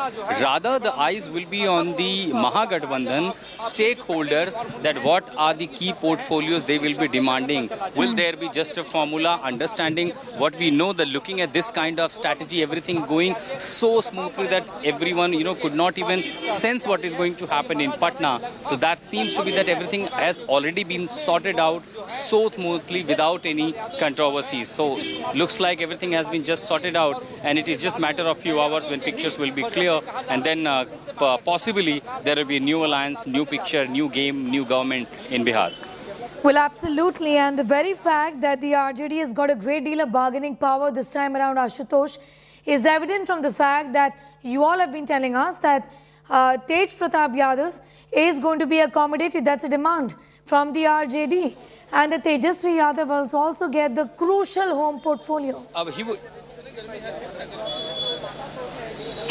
He was accommodated, as far as Tej Pratap Yadav is concerned, he was already accommodated in the previous regime when Nitish Kumar and RJD formed the government together. So yet again, that may not be really very difficult for them to accommodate, Tej Pratap. But when it comes to the key portfolio like home department, there could be some contention, because Nitish Kumar may not have that difficulties to hand over the home department, on which he has often been criticized, even recently by their own alliance, the BJP, when the Kishanganj, the school matter surfaced, Giriraj Singh aggressively escalating attack that why there is a Friday off in the school. So on several other occasions, including in the law and order. But when it comes to the Tejasvi Yadav, of course he has to face the heat. He will face the heat if anything happens when it comes to particularly law and order situation. But it will be very difficult for the BJP, be it law and order with the RJD or Nitish Kumar at all, whoever controls home department, because for, since the elections, you have been in alliance and saying everything is so good in Bihar, there is no such law and order situation,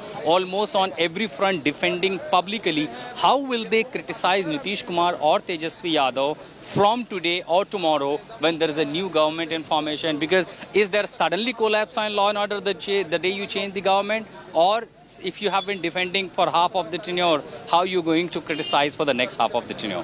Also, because you said how is going to be what is going to be the criticism, I'm guessing that it's going to be talk about return of the Jungle Raj, given that Tejasvi Yadav himself wants to keep the crucial home department with him. The RJD has never really managed to get rid of that tag, isn't it, Ashutosh? Well, again, for last this year, ever since Nitish Kumar won this term with the BJP alliance, there have been instances of law and order situation, and often they have been criticized. But if never it was called Jungle Raj, who will call it Jungle Raj if there is something happens from tomorrow? Because if till today you have been defending Nitish Kumar that these are just routine affairs or some incidents happening, you were refusing to call it Jungle Raj, then there will be question coming back to them that just by withdrawing Nitish Kumar from a support, joining hands with RJD, and again law and order situation comes, how will you term it Jungle Raj? This will give another, a flashback to the BJP as well, that till today you have been our supporter, yet again you've been criticizing. But yes, whenever it comes to the law and order situation, that has been really challenging, be it under Nitish Kumar or be it possibly further under Tejasvi Yadav, RJD alliance, be it any alliance. Law and order has been really a critical issue for the state of Bihar, whoever has been controlling the situation. Often Nitish Kumar criticized, if Tejasvi Yadav takes that charge, he will face the brunt if any incident happen in the state. All right, series of fast-moving developments from the state of Bihar, and we're getting those updates with the help of Ashutosh Mishra and Rohit, who is in fact getting us every single development from right outside Rabri Devi's house, where the crucial meeting of the RJD and the Congress has taken place. It's very, very clear, like Ashutosh has been telling us, that the RJD and the Congress indeed are extending their support to Nitish Kumar. A meeting, Ashutosh, previously of Nitish Kumar has taken place with the Congress President Sonia Gandhi as well, or has there been a telephonic conversation? Could you tell us a little more about that?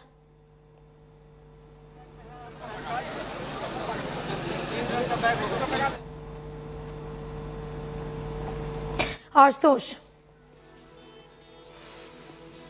Okay, we'll just go back to Ashutosh in a few moments from now, but we're getting you all the developments.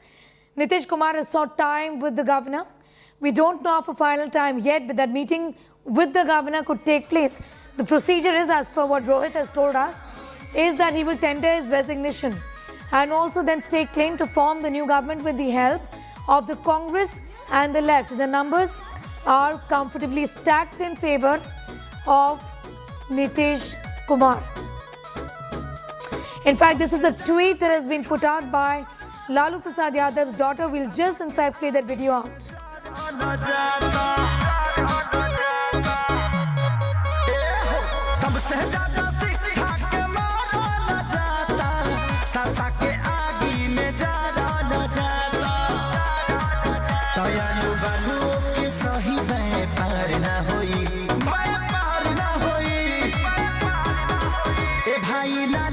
चालू की बिहार ना होई, ए भाई लालू बिना चालू ही बिहार ना होई, ए भाई लालू बिना चालू ही बिहार ना होई।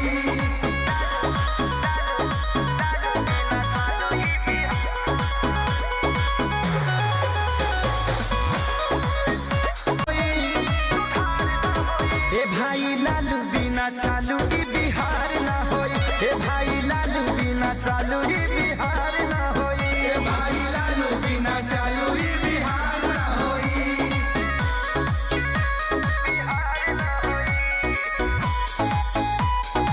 Music by Arya Sharma.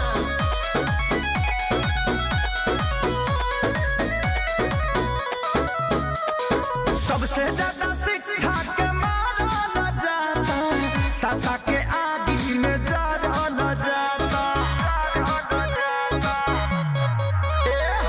सबसे ज्यादा शिक्षा के मारा न जाता, सासा के आगे में जरा न जाता। दयालु बनू के सही व्यापार न होई, व्यापार न होई। By Rohini Acharya, the daughter of Lalu Prasad Yadav, where she says, get ready for the coronation, is what she's indicating. So it's very clear that the RJD, in fact, as far as the daughter of Lalu goes, is all set to return to power in Bihar. Of course, it's going to be a Mahagadbandhan. That's the tweet that has been put out by Rohini Acharya, the daughter of Lalu Prasad Yadav. She's also put out that video saying that the RJD, in fact, is all ready to come back to power in the state. It's a cryptic tweet that has been put out by Rohini Acharya. Prepare for the coronation is what she says. But how much more time is that going to take? And also, what is going to be the strategy of the BJP? Ashutosh, has been telling us that right now it's fairly unclear because there aren't many options for the Bharatiya Janata Party, given that if the support does come in from the Congress and the RJD, which is almost 100% clear, then there are little options, Ashutosh, before the BJP. We'll continue to keep a very close eye on that story with Rohit and Ashutosh reporting from Patna on that big political shake-up in Bihar once again. For the moment, it's time for a quick commercial break here. News continues, our coverage from Bihar continues on the other side.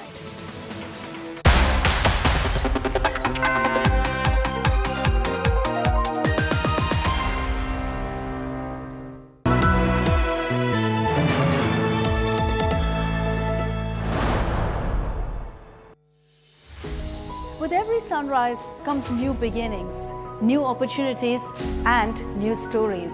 And that's why we're first up. While you're sleeping, we're hard at work to ensure you get the perfect news shot every morning. Get you all the updates. Our morning mission, to get you news that's fresh and packed with flavor. Watch First Up every weekday morning with me, Akshita Nandagopal, right here on India Today.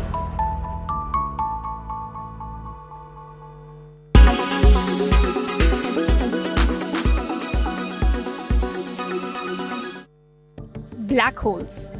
Did you ever worry that Earth could get sucked into one of them? Black holes do have a massive gravitational pull that allows it to swallow anything that gets in its way. Let's find out more about them. Black holes have been lurking in the galaxies for billions of years. The most powerful known forces in the universe, their gravitational field is so strong that nothing, not even light, can escape from them. They're actually packed full of space matter, so they're not really holes. There are at least two types of black holes. Stellar mass black holes form when a huge star, more than 10 times bigger than our sun, burns up all its fuel and collapses in on itself.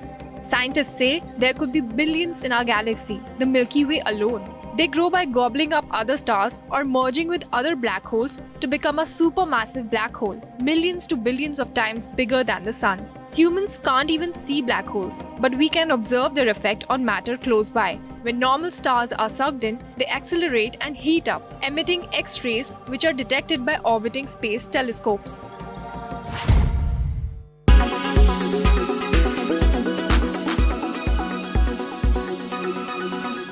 Make your media plan smarter with India Today Live TV on your connected devices.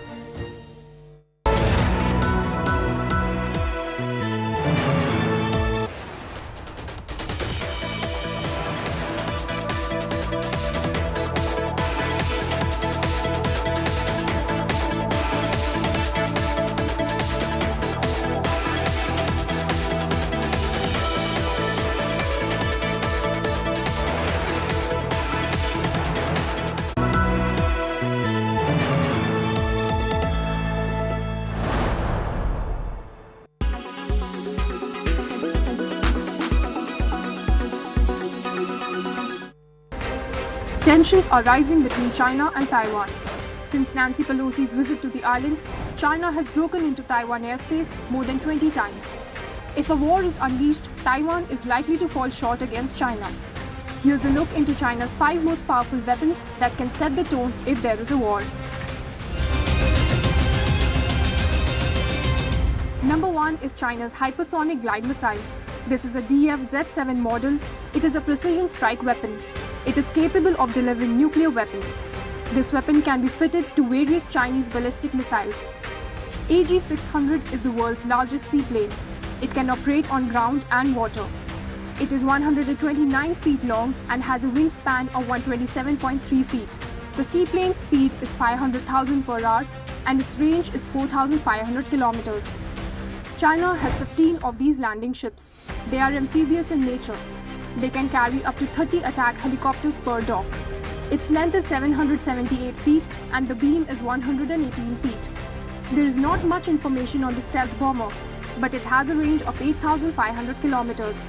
It is nuclear capable and can threaten US targets. This weapon is said to be under development. Golden Eagle is an unmanned airship. Since China has a lack of pilots, this breaks their way. It can fly at a speed of 100 kilometers per hour. It can stay in the air for up to 6 hours. Its length is 50 feet and the height is 16.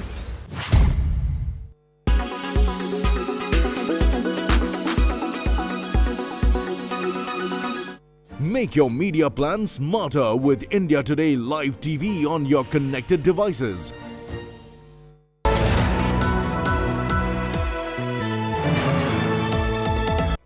Co-powered by The World Comes Together at Sharda University. In association with Brokerage Kyun Dena, nobroker.com hai na.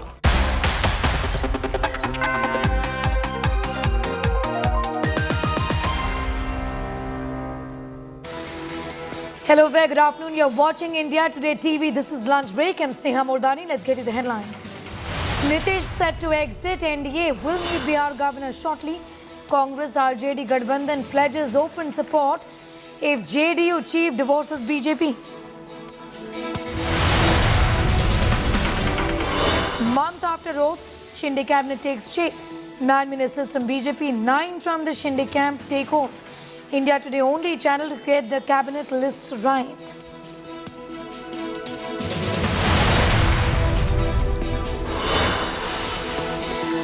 Goon Neta Shrikant Tyagi has finally been arrested from Meerut after 4 days of manhunt. VIP SUV with MLA sticker and BJP flag used to flee has been seized by UP cops. Face off over Bengaluru Idgah Maidan. Congress opposes Ganesh festival at Maidan. Hindu groups accuse Congress of appeasement. Ask if namaz is allowed, then why not Ganesh festivities? Big political fight over Lal Singh Chadha. Tamil Nadu Chief Minister Stalin's son Udayanidhi under attack for promoting the Bollywood film. BJP questions DMK's Hindi hypocrisy.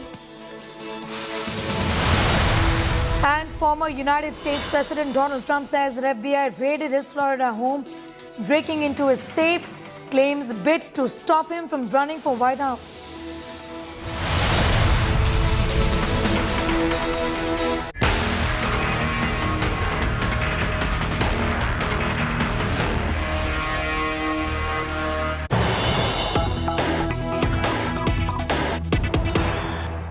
Some news just coming in. This again from Bihar. Nitish Kumar is to meet the governor at 4 p.m. is what we are learning.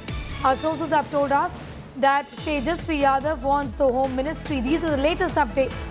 The ministers from the BJP, currently part of Nitish Kumar's cabinet, will not quit. Lalu's daughter has tweeted, "The lantern is coming back," she says in a video tweet that she's put out. All the big updates from Bihar. First on India Today, Ashutosh Mishra is right outside Rabri Devi's house. Tweets not just from Rohini but also from Chanda, who in fact have expressed confidence in the fact that RJD is going to be coming back. Ashutosh.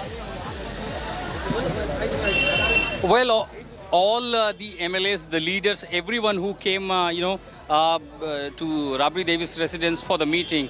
So, they were quite sure, and of course they are tightly because the RJD issued a gag order not to speak anything. They in fact, disbanded their entire panel of the spokesperson. However, the only vocal faces that we saw was only the Congress and left front. In the meanwhile, the RJD supporters have started gathering outside Rabri Devi's residence, and there's perhaps, cheering moment for all of them, singing songs, and of course, soon we'll have a traditional dhol, nagada, everything here once, the official announcement being made. So since morning, with the place which was deserted, just, from last 30 minutes to 1 hour, we are seeing a massive crowd of the RJD supporters who are reaching outside as they potentially have realized now that finally RJD will be back to power in the state of Bihar. Just what had happened in 2015, yet again they'll be back to power. So it is booster dose for the RJD, their worker, their grassroots cadre, struggling for their existence, playing the opposition. Finally they will be in power. Of course, certain challenges that they'll have to battle through from the law and order, from the grassroots issues of the state of Bihar. But for now, it will be the moment of rejoice for the RJD cadre, their local leaders, the grassroots leaders, and of course the top leadership, as they will be now vying for the larger role from Patna to Delhi. All right, Ashutosh getting us up to speed with those developments. Also, we can confirm for our viewers the meeting between the governor and Nitish Kumar is set to take place at 4 o'clock today. What we also know is that the ministers, BJP ministers, won't be quitting. But like Ashutosh has been telling us, again for our viewers, Ashutosh, that there aren't many options before the BJP. Talk to us a little about how the numbers really look like.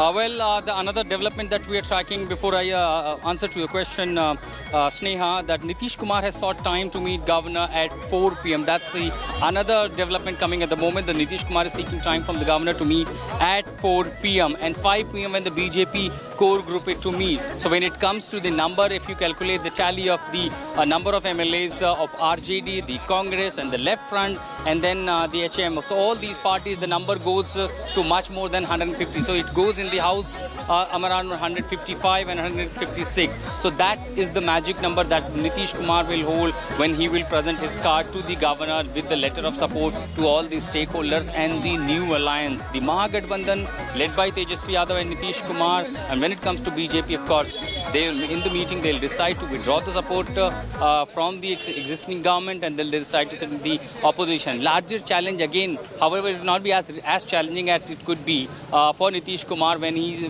will table a resolution in the House to change the speaker. So the first, he'll stake a claim. Then, of course, there will be number proving in floor of the House, and then there will be change of the speaker as well. These are the standard procedures and the protocol that will be followed further. But for now, the big change that we are seeing in entire Bihar's political spectrum. Nitish Kumar, however, may remain a chief minister. That is somewhere, very certain. Even after resignation, he'll remain a chief minister. He'll take oath as a chief minister. But who will be the key minister in his cabinet? How many gonna accommodate from the left front, from the Congress and from the RJD? And what are the key portfolios he is going to allocate to RJD and the alliance members? That, of course, will be watched very closely. Sneha. Also, support from Jitin Ram Majhi's Hum party is also forthcoming, isn't it? Ashutosh, if you talk about the smaller parties here. The smaller parties, of course, they are just the booster dose in the numbers in the floor of the House. Of course, they will all be accommodated. Looking at the strength of the ministers in the cabinet, seems Nitish Kumar will accommodate everyone. However, at this moment, we are not seeing any sort of negotiations or the bargaining happening substantially. We are in touch with these sources from all the stakeholders. For now, seems everything has been decided already very smoothly, because you barely heard any holla, any chaos from any corner of these, the political parties. It was just sudden and done in 24 hours. You heard the Nitish Kumar may, change the alliance, may change entire landscape in Bihar. And within 24 hours, you're seeing a lot of political movements happening in Patna. Within 24 hours, you're seeing all these parties calling their meeting, extending support. You meet the governor, and there is a totally change in the government. So it's the way it has gone very smoothly. No one could even sense about what is happening. And in a way, then we have seen Tejasvi Yadav playing table tennis, cricket matches,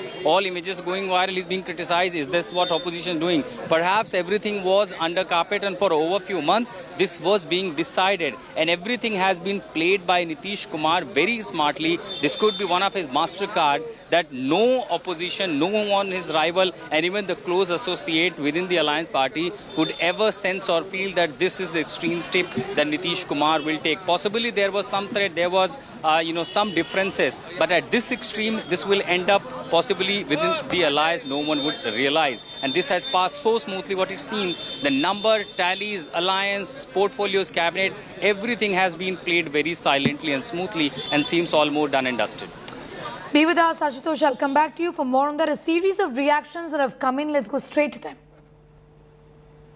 पहली बार 30-40 साल के बाद बिहार में करीब 30,000 करोड़ से ज्यादा का, करीब 36,000 करोड़ का इन्वेस्टमेंट प्रस्ताव है। बिहार के नौजवानों के आंखों में एक उम्मीद की किरण उद्योग और रोजगार की है। वो जो उम्मीद है उसको टूटने नहीं देंगे कि बिहार में सुशासन है, कानून का राज है, और जिन नाम से नीतीश कुमार जी ने पिछले 15 साल में राज करते हुए गांव-गांव में बिजली पहुंचाई है और लालटेन का नामो निशान उन्होंने मिटा दिया है। हमको तो नहीं लग रहा है कि कुछ इस तरह का चल रहा है जो जिस पर बहुत चर्चा करने की जरूरत है। सब चीज़ तो नीतीश कुमार जी के नेतृत्व में बहुत ठीक ठाक ढंग से चल रहा है। माननीय मुख्यमंत्री नीतीश कुमार जी के अन्य मार्ग पर जनता दल के विधानमंडल के माननीय सदस्यों की बैठक में जो पार्टी के हाल के दिनों में हुए घटनाक्रम, जिसमें कि एक पूर्व केंद्रीय मंत्री और पूर्व राष्ट्रीय अध्यक्ष ने जो दल को कमज़ोर करने की भूमिका में निभाई, और उस संबंध में क्या क्या मामले ये तो मीटिंग में तय होगा, लेकिन इतना तय है कि हमारी पार्टी के राष्ट्रीय अध्यक्ष ने कहा है कि हमारे नेता के कद को छोटा करने की कोशिश की गई। अब उसमें और समय आने पर उस साक्ष्य के साथ खुलासा करेंगे। सम्मान्य नेता माननीय नीतीश कुमार जी हैं, पार्टी का विधायक या पार्टी का एक पंचायत का अध्यक्ष, बूथ का भी अध्यक्ष होता है, वह नीतीश कुमार जी को ही नेता मानता है। तो जो भी फैसला लेंगे उनको फैसला लेने का अधिकार है, और जो भी फैसला लेंगे वह तमाम लोगों के लिए सर आंखों पर। आगे क्या होगा 2025 तक के हम रहेंगे और आगे क्या करेंगे, इस पर हम लोग क्या बोलेंगे। अभी हाल के दिनों में ही देखा है आपने ना, बीजेपी के राष्ट्रीय परिषद के बैठक में किस तरह से सवाल उठी। तो आगे क्या होगा इस पर हम लोग सवाल नहीं, मैंने कुछ कह नहीं सकते, लेकिन इतना जरूर है कि अभी सरकार चल रही है, हमारे सरकार के मुखिया माननीय मुख्यमंत्री जी अभी भी जनता दरबार लगा रहे हैं, ये जन सुनवाई कर रहे हैं और जनता की सुनवाई कर रहे हैं, समस्याओं की समाधान कर रहे हैं। जब तक कुछ ठोस हमारे सामने ना आए तब तक इस पे कुछ टिप्पणी करने का मतलब नहीं है। लेकिन 2025 तक, 2020 में हम चुनाव में गए थे नीतीश कुमार जी के नेतृत्व में, नरेंद्र मोदी जी के मार्गदर्शन में। 2025 तक एनडीए अटूट है, एनडीए मजबूत है। किसी प्रकार की कोई टिप्पणी या सुगबुगाहट पे कुछ भी बोलना, ये सब भविष्य की बातें, भविष्य के घर में है। अभी इस पे कुछ बोलने से कोई मतलब नहीं है, कोई पॉइंट नहीं है। All right, so why did this alliance fall apart? Why did the alliance break? There is no official confirmation, but there's every indication, Ashutosh, that it's all over as far as the JDU and the BJP is concerned. Talk to us a little about the role that RCP Singh played in all of this.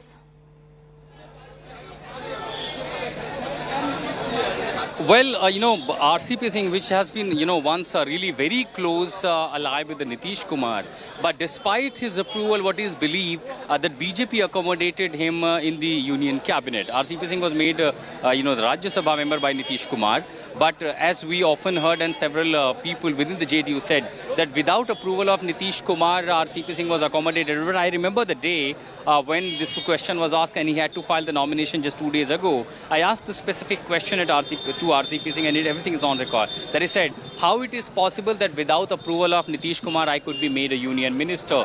But the people within the JDU says that Nitish Kumar wanted some other faces, but since RCP Singh, who has been once close to Nitish Kumar, also had very close ties with the BJP, and somehow he managed to get cabinet berth in the NDA cabinet.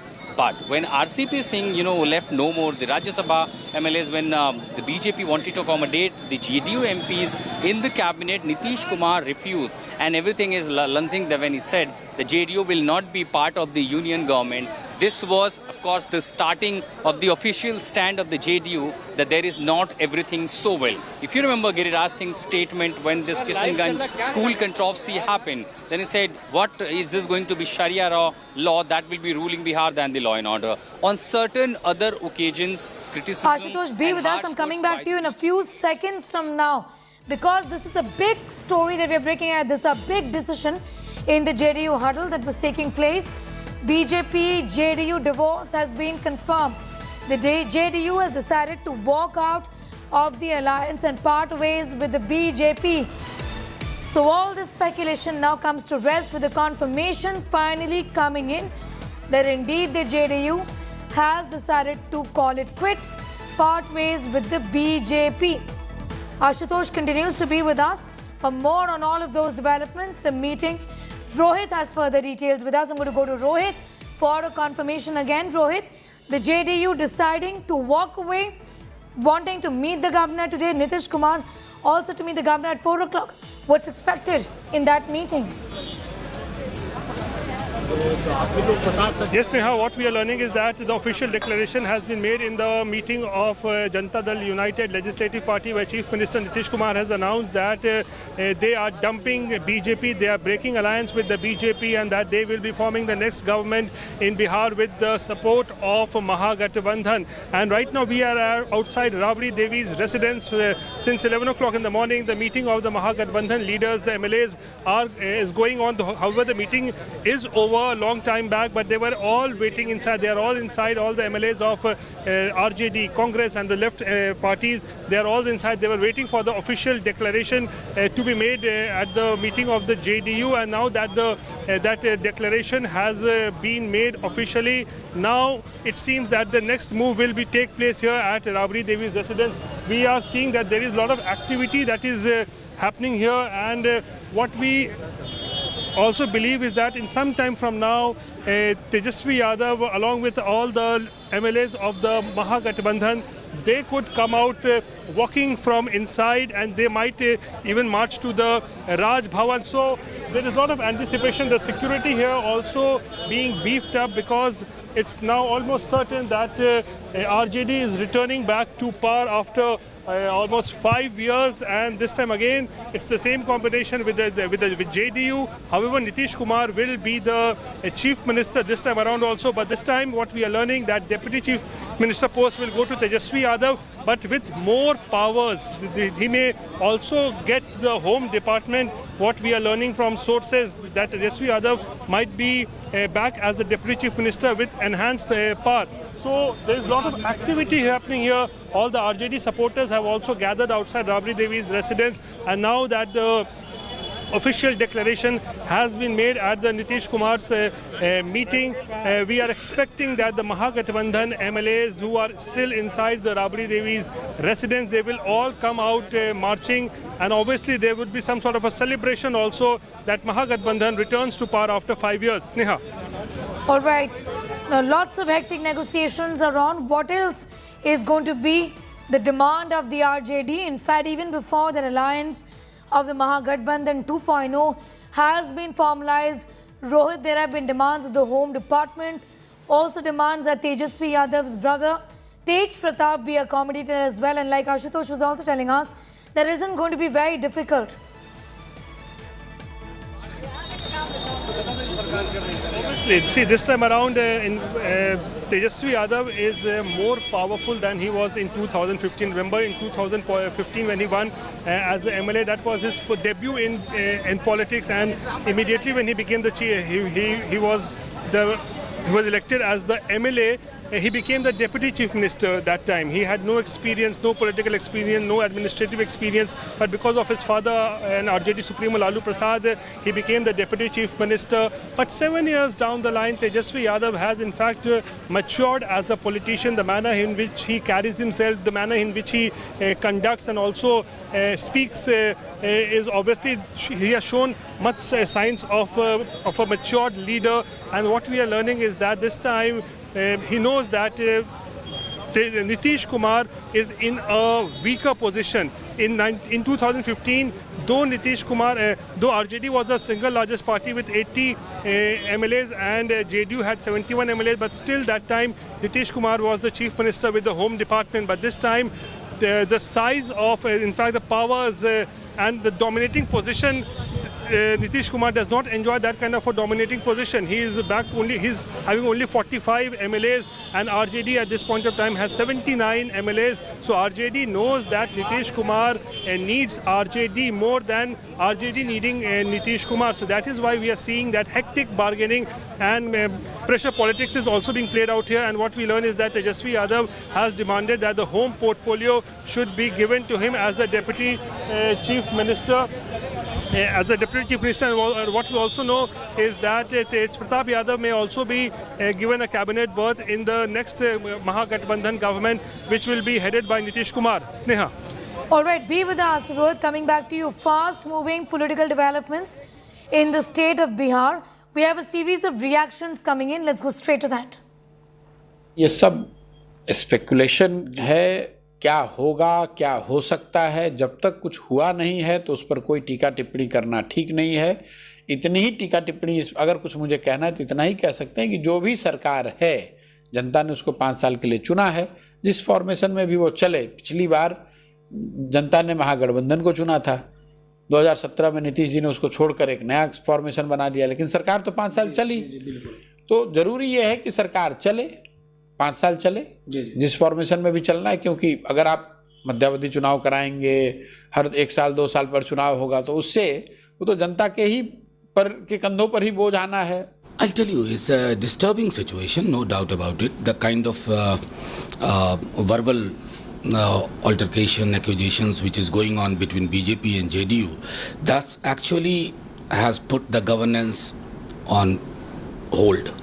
तो जीतन राम मांझी साहब किन के तरफ होंगे, नीतीश कुमार के साथ या BJP के साथ, स्थिति क्या बनी? देखिए, अगर मगर का कोई जवाब नहीं होता है, लेकिन मैं जरूर कहता हूँ इसलिए कि हम आज से नहीं, जिस समय गठबंधन में हम आए थे उस समय से ही मैं कहा कि एनडीए में मैं हूँ, लेकिन हम नीतीश कुमार के साथ हैं। अगर जनता दल यूनाइटेड और भारतीय जनता पार्टी के बीच में खटपट की खबरें आ रही हैं, तो हमें लगता था कि ज्वाइंट प्रेस कॉन्फ्रेंस हो जाता और मामले का समाधान निकाला जा सकता। कहीं ना कहीं से खटास बढ़ी है और आज भी हमें उम्मीद है कि दोनों राजनीतिक दलों के नेता एक मंच पे बैठेंगे और मामले का समाधान निकाला जा सकता है। देखिए, अगर खटास बढ़ेगी तो निसंदेह गठबंधन का स्वरूप बदल सकता है। राजनीति में विकल्प हमेशा खुले होते हैं और ऐसा हो सकता है, लेकिन इसका खामियाजा बिहार की जनता को भुगतना पड़ेगा। Mr. Hussain, how do you see the developments which are taking place in the state of Patna? See, this has had to happen there. If you look at the election results, last election results, you know what happened the whole day and what happened in the late evening, and how results were manipulated, and how some of the senior ministers from Delhi sat there and got things done and all those things. So without going into that, now they had a government. They have split. And one party has requested for support from RJD, Congress and our alliance group. I think talks are on and that's going to happen. Shakeel साहब, कांग्रेस के विधायक हमारे साथ हैं। राबड़ी देवी के आवास में आप लोग सब पहुंचे हैं, विधायक कांग्रेस के। क्योंकि महागठबंधन के नेता, हमारे 4-5 पार्टियों के महागठबंधन के नेता हमारे तेजस्वी जी हैं, और तेजस्वी जी को हम लोग कांग्रेस पार्टी के तमाम एमएलए साइन करके अपना समर्थन का लेटर उनको देने जा रहे हैं। क्या महागठबंधन की सरकार बनने जा रही है शकील साहब? समझिए कि बन चुकी और पतन की शुरुआत हो चुकी भारतीय जनता पार्टी की हुकूमत और उसके अहंकार की। मुख्यमंत्री कौन होगा? नीतीश कुमार जी। उप मुख्यमंत्री तेजस्वी यादव होंगे। ये सारी चीजें अब ये जब महागठबंधन के लोग बैठेंगे सारी चीजें तय होंगी। राजनीति में बहुत कुछ यूँ कहा जाए कि भूलना पड़ता है, बहुत चीज़ों को देखना पड़ता है, क्योंकि हम लोग एक वैचारिक लड़ाई लड़ रहे हैं। ख़ासतौर हम कांग्रेस पार्टी के बारे में कहते हैं कि हमारा उद्देश्य सिर्फ सरकार बदलना नहीं है, भारतीय जनता पार्टी की जो सांप्रदायिक राजनीति है देश में चल रही है उसको रोकना है। Some news just coming in. Let's go straight to that. Police personnel have been deployed outside the residence of Bihar Chief Minister and JDU leader Nitish Kumar in Patna.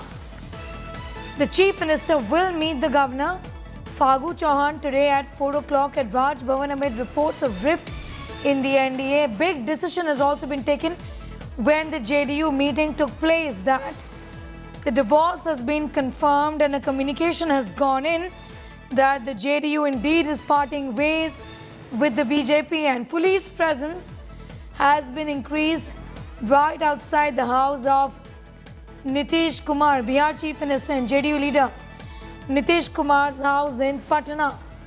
The Chief Minister is meeting the Governor. The confirmation has come in at 4 o'clock today. 1 hour from that at 5 o'clock, the BJP's core group is also going to going into a meeting. Himanshu Mishra has more details on that as well. Himanshu, finally the confirmation that the JDU is parting ways with the BJP, but what is the BJP now going to do? देखिए बिल्कुल जो alliance है वो टूट चुका है और अब भारतीय जनता पार्टी के सामने जो है वो ऑप्शन नहीं बचा है। अब भारतीय जनता पार्टी जो वेट एंड वॉच की स्थिति में पहले थी वो अभी भी है। वो देखना चाहती है कि नीतीश कुमार अब आगे क्या करेंगे, क्योंकि नीतीश कुमार ने 4 बजे का राज्यपाल से जो है समय मांग लिया है और ये कहा जा रहा है कि वो अपना इस्तीफा सौंपेंगे और नई सरकार बनाने का दावा जो है वहां पर पेश करेंगे। जब वो राज्यपाल से मुलाकात करने जाएंगे तो साथ में आरजेडी, कांग्रेस, सीपीएमएल और साथ ही साथ जो है हिंदुस्तानी अवाम मोर्चा की जो पार्टी है उसका समर्थन पत्र देंगे और उनकी तरफ से ये कहा जाएगा कि मैं नई सरकार बनाने के लिए जो है अपना दावा पेश कर रहा हूं। अब देखना यह है कि क्या आज ही जो है वो शपथ ग्रहण समारोह होगा या कल शपथ ग्रहण समारोह होगा, लेकिन इतना जरूर है कि अब भारतीय जनता पार्टी और जेडीयू की जो राह है वो बहुत अलग अलग हो चुकी है। अब इसमें कोई शंका और शुबा किसी को नहीं होना चाहिए कि दोनों एक साथ मिलकर जो है आगे चलेंगे। ये बात कल जो है इंडिया टुडे ग्रुप की तरफ से ही जो है कही गई थी कि दोनों ही जेडीयू अब बहुत ज्यादा दिन तक जो है वो गठबंधन में नहीं रहेगा। अगले 102 दिन के अंदर जो है जेडीयू अपने गठबंधन को तोड़ने के अनाउंस करेगा और वो बात सत्य साबित हुई है। यानी कि एक तरीके से इंडिया टुडे ग्रुप अपनी खबर की पुष्टि भी कर रहा है और दूसरी तरफ अब 4 बजे आज जब नीतीश कुमार राज्यपाल से मिलने जा रहे हैं तो कहीं ना कहीं भारतीय जनता पार्टी इसको पूरी तरीके से इनकैश करेगी कि देखिए हमने उनको 42 सीटें आने के बावजूद भी जो है अपने से आधी सीटें लगभग आने के बावजूद जो है उन्हें मुख्यमंत्री बनाया था, उनको जिम्मेदारी दी थी, उनका सम्मान दिया था, लेकिन उन्होंने धोखा दिया है। और भारतीय जनता पार्टी इसको लेकर हो सकता है कि आने वाले दिनों के अंदर पूरे बिहार में किसी तरीके का अभियान चलाए, क्योंकि भारतीय जनता पार्टी के सामने जो है 2024 का लोकसभा चुनाव भी है और 2025 में विधानसभा चुनाव में भारतीय जनता पार्टी को यहाँ पर अगर अपनी जड़ें जमानी है तो वो बहुत मजबूती के साथ अपने संगठन को और मजबूत करना होगा।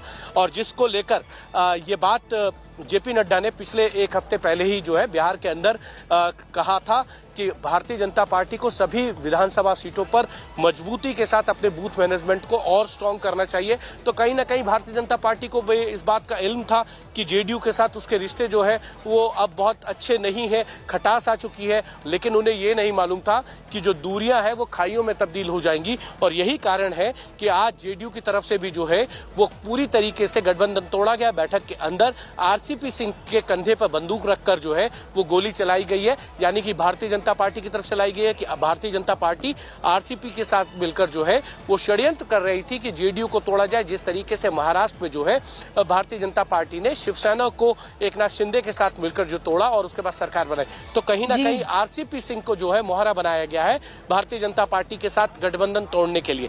एक तरीके से ये जरूर है कि जेडीयू को ये लगता है कि वो बहुत मजबूती के साथ जो है 2024 के चुनाव में जाए और जिस तरीके के जातीय समीकरण बैठते हैं उसमें भारतीय जनता पार्टी के साथ से ज्यादा फायदा उनको जो है आरजेडी, कांग्रेस और सीपीएमएल के साथ लगता है।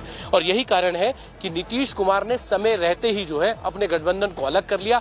ये भी कहा जा रहा है कि वो बहुत आहत थे कुछ बयानों को लेकर कि जिस तरीके से भारतीय जनता पार्टी के कुछ नेताओं ने उनकी सरकार को लेकर, उनके प्रशासनिक फैसलों को लेकर या उनकी पुलिस को लेकर सवाल उठाए, उसको लेकर वो बहुत आहत थे। लेकिन पिछले हफ्ते जब जेपी नड्डा भारतीय जनता पार्टी के अध्यक्ष बिहार आए थे तब उन्होंने ये कहा था कि कोई भी क्षेत्रीय दल जो है वो भारतीय जनता पार्टी के सामने किसी भी राज्य में टिक नहीं पा रहा। ये बात कहीं ना कहीं अंदर खाने आहत कर गई नीतीश कुमार को। कल ये बात मुझे जेडीयू के एक बड़े वरिष्ठ नेता ने बताई थी। उन्होंने कहा था कि नीतीश कुमार इस प्रवृत्ति के नहीं है कि कोई इस तरीके का बयान दे और वो उस पर जो है खून का घूंट पी ले और चुप रह जाए। उसके बाद उनको ये लगा कि कहीं ना कहीं नीतीश कुमार, और जब आरसीपी सिंह को लेकर उनके सामने तथ्य आए तो उन्होंने ये फैसला लिया कि भारतीय जनता पार्टी के साथ अब उनको अपनी राह जो है अलग कर देनी चाहिए। जी बिल्कुल, हिमांशु पूछना चाहूंगी क्योंकि आपने आरसीपी सिंह की बात कही, क्या बीजेपी को ये शक था कि जेडीयू अलायंस से वॉकआउट करेगी? क्योंकि ये काफी समय से ये बातें चल रही थी कि जिस तरह से डेवलपमेंट्स हो रहे थे आरसीपी सिंह को लेके, जेडीयू को ये लग रहा था कि बीजेपी डिस्टेबलाइज करेगी सरकार को बिहार में। लेकिन क्या बीजेपी को ये शक था, ये उम्मीद थी कि जेडीयू गठबंधन तोड़ देगी?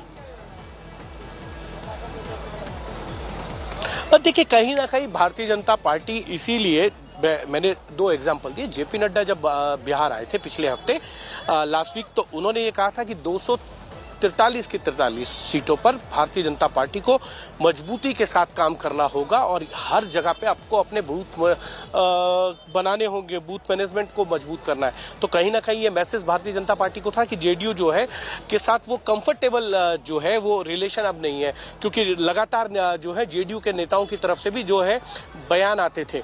तो और साथ ही साथ अमित शाह ने एक कोर ग्रुप की बैठक के अंदर ये भी कहा कि देखिए 2024 के लिए आप फोकस कीजिए, 25 में क्या करना है नहीं करना है उसके लिए भी बहुत समय है, जब समय आएगा तो भारतीय जनता पार्टी उस पर फैसला लेगी। नीतीश कुमार ये बात अच्छी तरीके से जानते थे कि 2024 के चुनाव के बाद क्या पता भारतीय जनता पार्टी जो है तख्ता पलट कर दे उनका, और यही डर जो है नीतीश कुमार को अंदर खाने लगता भी रहा। इसीलिए जो है उन्होंने जो है अब आरजेडी के साथ जो तेजस्वी यादव लगातार नीतीश कुमार पे हमले बोलते थे उनके साथ हाथ मिलाना को जो बेहतर समझा।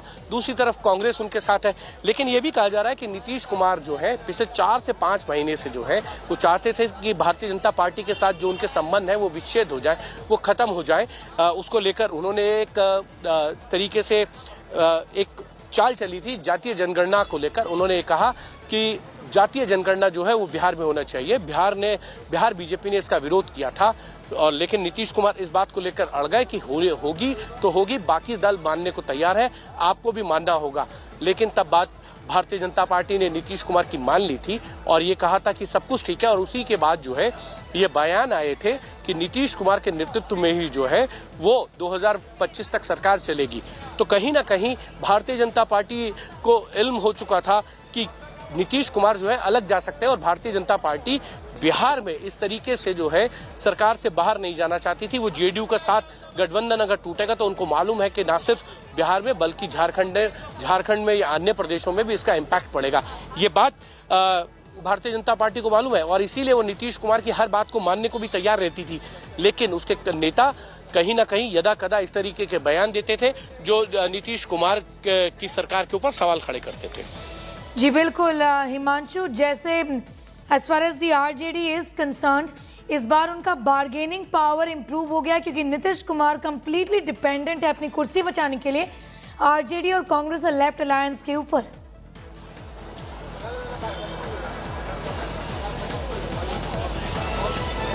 हिमांशु जी एक बार सवाल दोहराएंगे? जी मैं पूछ रही थी कि किस तरह का बार्गेनिंग पावर, जी किस तरह का बार्गेनिंग पावर आरजेडी पे अभी वो इम्प्रूव हो गया है, क्योंकि नीतीश कुमार कंप्लीटली डिपेंडेंट है आरजेडी कांग्रेस और लेफ्ट पर अपनी कुर्सी बचाने के लिए। देखिए कहीं ना कहीं ये जरूर खबरें आ रही हैं, छन छन कर आ रही हैं कि आरजेडी की तरफ से ये साफ मैसेज दिया गया कि होम मिनिस्ट्री जो है वो आरजेडी के पास रहेगी, यानी कि वो उसके मंत्री जो है वो तेजस्वी यादव होंगे। तो कहीं ना कहीं आरजेडी अब बार्गेन कर रही है। उनको मालूम है कि बीजेपी के साथ जो रिश्ते हैं वो बिल्कुल खत्म के कागार पर हैं, और नीतीश कुमार जो है बिना आरजेडी कांग्रेस के जो है सरकार नहीं बना सकते। हमारे साथ India Today's consulting editor Rajdeep Sardesai is also now joining us. Rajdeep, was this expected? Did you see this coming? And what next as far as the larger scheme of things for Nitish Kumar is concerned, given that 2024 is not too far away? You know, this is a tough question to answer, Sneha, because with Nitish Kumar, you never know what he does next. I think it's been building up for a while in terms of the growing differences between the BJP and the JDU. And really, it's been building up since 2020 November when Nitish Kumar became Chief Minister, but his party had far fewer seats than the BJP. So it was clear that the power dynamics had changed. And clearly over these last 20 months, the BJP has been growing. Some would say at Nitish's expense. The party has been expanding its footprints deep into Bihar and trying over this period to slowly but surely capture Nitish Kumar's caste base, especially among the extremely backward castes. And we saw Nitish's reaction in the last 6 weeks. He has failed to attend a series of major functions, including the Niti Aayog meeting of chief ministers on Sunday. So clearly Nitish Kumar was signaling to the BJP leadership that he was unhappy. But as I said, with Nitish Kumar, you never know, because he's made now so many U-turns, at times claiming to stand for anti-corruption and taking on a Lalu Prasad, at other times claiming that he stands against the communal, he stands against the communal RSS, as he calls it, and he's taken on Mr. Modi in the past. So with Nitish Kumar, you're never certain till it actually happens. But yes, in the last 48 hours, it was increasingly looking likely that Nitish was planning, was looking at plan B, and his plan B is clear. It is to tie up with the RJD and the Congress. Look, I think the larger picture, Sneha, somewhere is that Bihar, in my view, remains the last state where the battle of Mandal and Kamandal is still being fought. If you look at neighboring UP, the BJP has dominated UP now for the last decade, winning election after election. But in Bihar, as we saw in 2015, the BJP was defeated by the Nitish Lalu combined, and in 2020 also, RJD emerged as the single largest party. So Bihar is one of the last states where the BJP cannot claim to have got the only Hindi heartland state, in fact, where the BJP has never got a majority of its own. So therefore, there is a large anti-BJP space, and Nitish Kumar is now attempting to use it again to ensure his political survival, even if it means tying up with his one-time friend turned foe turned friend turned foe called Lalu Yadav. So look, Nitish Kumar's U-turns mean, in my view, he's greatly diminished as a politician. This is not the challenger to Modi that we saw in 2013, but a politician looking for political survival. And I think the move that he's made is purely about survival. And if there was any trigger for it, Sneha, it was possibly what happened in Maharashtra. I think with the BJP breaking the Shiv Sena, forming a government in Maharashtra, Nitish may have feared that it could well be his turn next. And he decided to preempt any possible BJP move to bring down his government. And that perhaps is the only explanation one has for the timing of what Nitish Kumar has done. You put it well that 2024 is not too long away. Possibly this alliance will last till then. But I think it will have greater resonance in a state election, Nitish plus Lalu, than it will have in a national election where they will have to deal with the Modi factor and elections become much more presidential.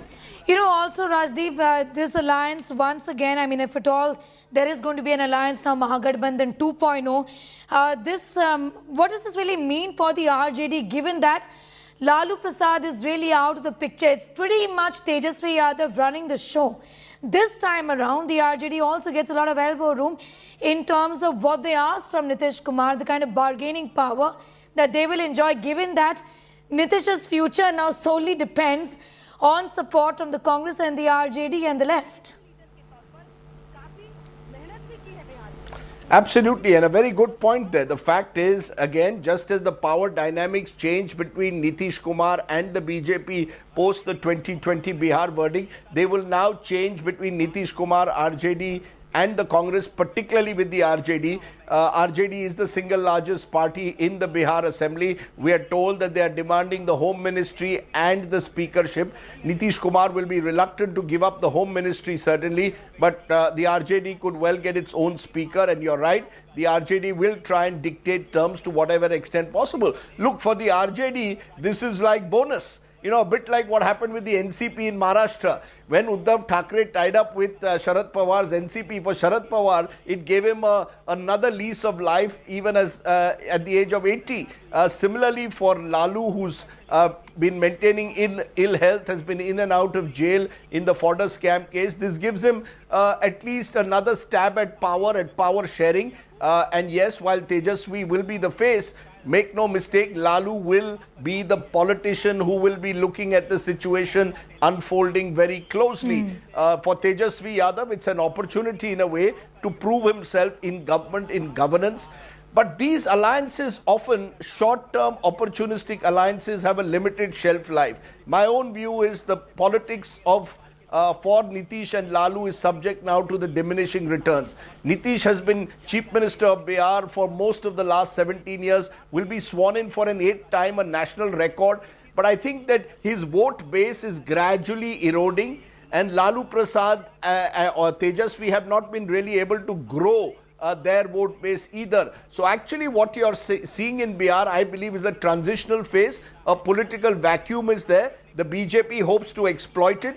And interestingly, the likes of Prashant Kishore, the political analyst who plans a Padayatra from October, will also be trying to sort of suggest new options for Bihar. I believe that eventually the Nitish Lalu era is slowly but surely coming to an end. So I don't see them sustaining for an extended period. So I really believe that this is possibly Nitish's last shot at political survival.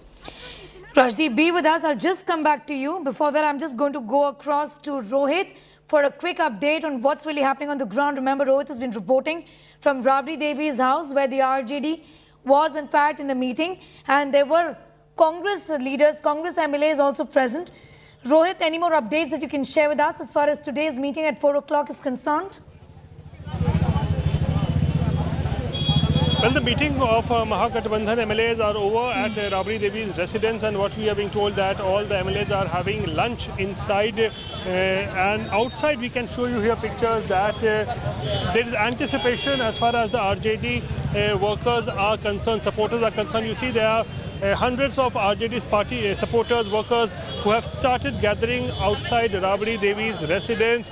And obviously they are extremely joyous at this point of time that the party is returning to power after 5 years. In 2017, Nitish Kumar dumped RJD to forge alliance with the BJP, but 5 years down the line, something similar is happening, but this time again Nitish Kumar has done BJP to ally with RJD.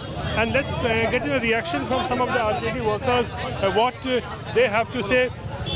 RJD 5 साल के बाद सत्ता में आ रही है, क्या कहेंगे आप लोग?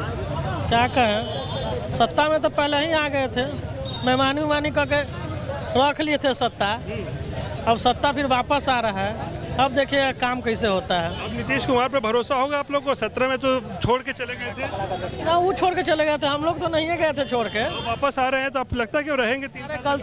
गलती तो इंसान से होवे करता है, जब गलती मान ले तो नया अपने घर में आ रहे हैं, अपने घर में आ रहे हैं। 17 में छोड़ के लेकिन चले गए थे। आना जाना लगा रहता है, लोगों का घर में मनमुटाव होते रहता है, क्या होते रहता है? छोटा भाई बड़ा भाई झगड़ा नहीं होता है, होते रहता है झगड़ा।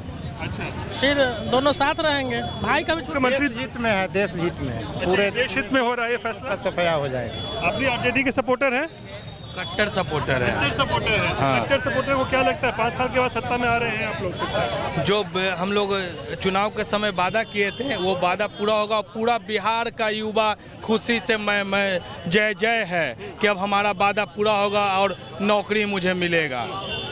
अच्छा, तेजस्वी ने जो वादा किया था कि 10 लाख रोजगार देंगे, आपको लगता है वादा पूरा होगा? एकदम पूरा होगा। हम लोग लालूवादी हैं, जो बोलते हैं वो करते हैं।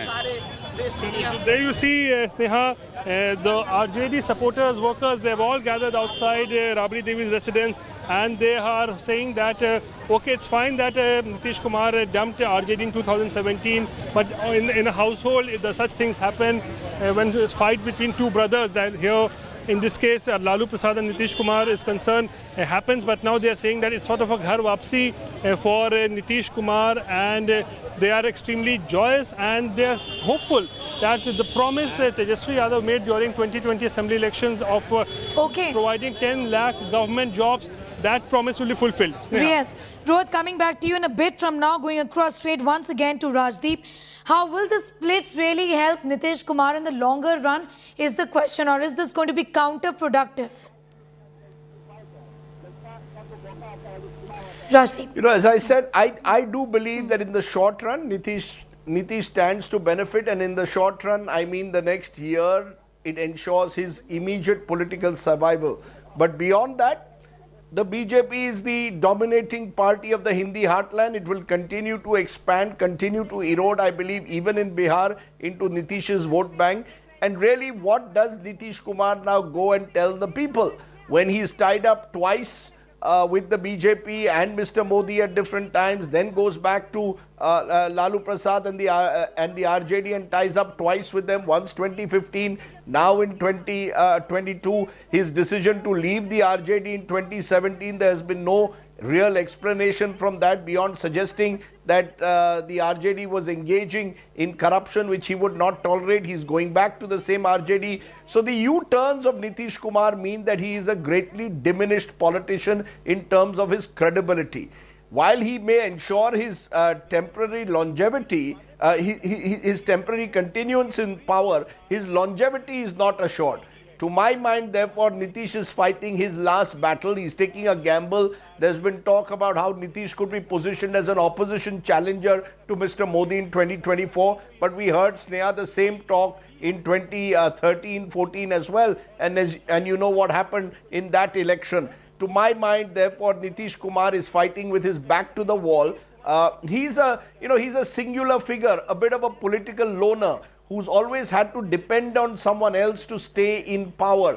And I just wonder how long that formula can succeed. It can succeed so long as there is this large anti-BJP space and you have the likes of Lalu Prasad still relevant in Bihar politics. But if I were to look at a long-term horizon of 5-10 years, I think the politics that both Nitish and Lalu have practiced over the years is subject to the law of diminishing returns in Bihar. Bihar is actually heading towards a political vacuum, which in the next 5-10 years may see the emergence, I believe, of new leaderships. And what does this really mean for the BJP, given that things have come to a, in a place where the BJP really today, Rajdeep, has got no options. We've been talking to our reporters and they say, what is the BJP now going to do when Nitish Kumar has decided to walk out? In the longer run, what kind of renewed aggression on the ground do you really expect from the BJP? Good question. The fact is, as I said earlier, the Bihar remains the only Hindi heartland state where the BJP has never got a majority of its own. If you just turn the clock back to 2010, when Nitish and the BJP came to power with an overwhelming majority for the first time in Bihar, it was JDU, Nitish's party, which was clearly the dominant engine, and the BJP was in the back seat. Now that's changed. The BJP in 2020 showed that it was now the dominant partner in this alliance with Nitish Kumar. So I think the BJP's game is more long-term in Bihar to consolidate its positions and grow at the extent of expense of the old Mandalite parties. In the short run, I do believe this is a setback for the BJP, just as their ability to split the Sena and form a government there was a huge advantage. What's happened in Bihar, make no mistake, is clearly a bit of a setback. Only 10 days ago, Amit Shah and JP Nadda were in Patna addressing Bihar BJP members, and there they said that they would go into the 2024 elections with Nitish Kumar. So clearly in their calculus, Nitish was still very much part of the NDA alliance. So this will be seen as a bit of a setback in the short run. But I do believe in the long run, the BJP will believe that if they can discredit Nitish Kumar and Lalu Prasad or Tejasvi Yadav, then they can slowly erode the Mandal space in Bihar as well and thereby become the party number one of Bihar. They've done the same thing in Maharashtra. They are trying to capture the space of the Shiv Sena there to emerge as Maharashtra's party number one. Here they hope to capture the space of the JDU and the RJD. Remember, even in 2020, the accusations were there that the BJP was using the likes of Chirag Paswan to actually diminish the JDU. The BJP strategy long term has always been regional allies have to be used and eventually discarded, and that space must be occupied by the BJP. Along with social engineering, that is the broad philosophy that the Modi-Shah model comes with. And you can look at this state after state where allies have either deserted the BJP or have been diminished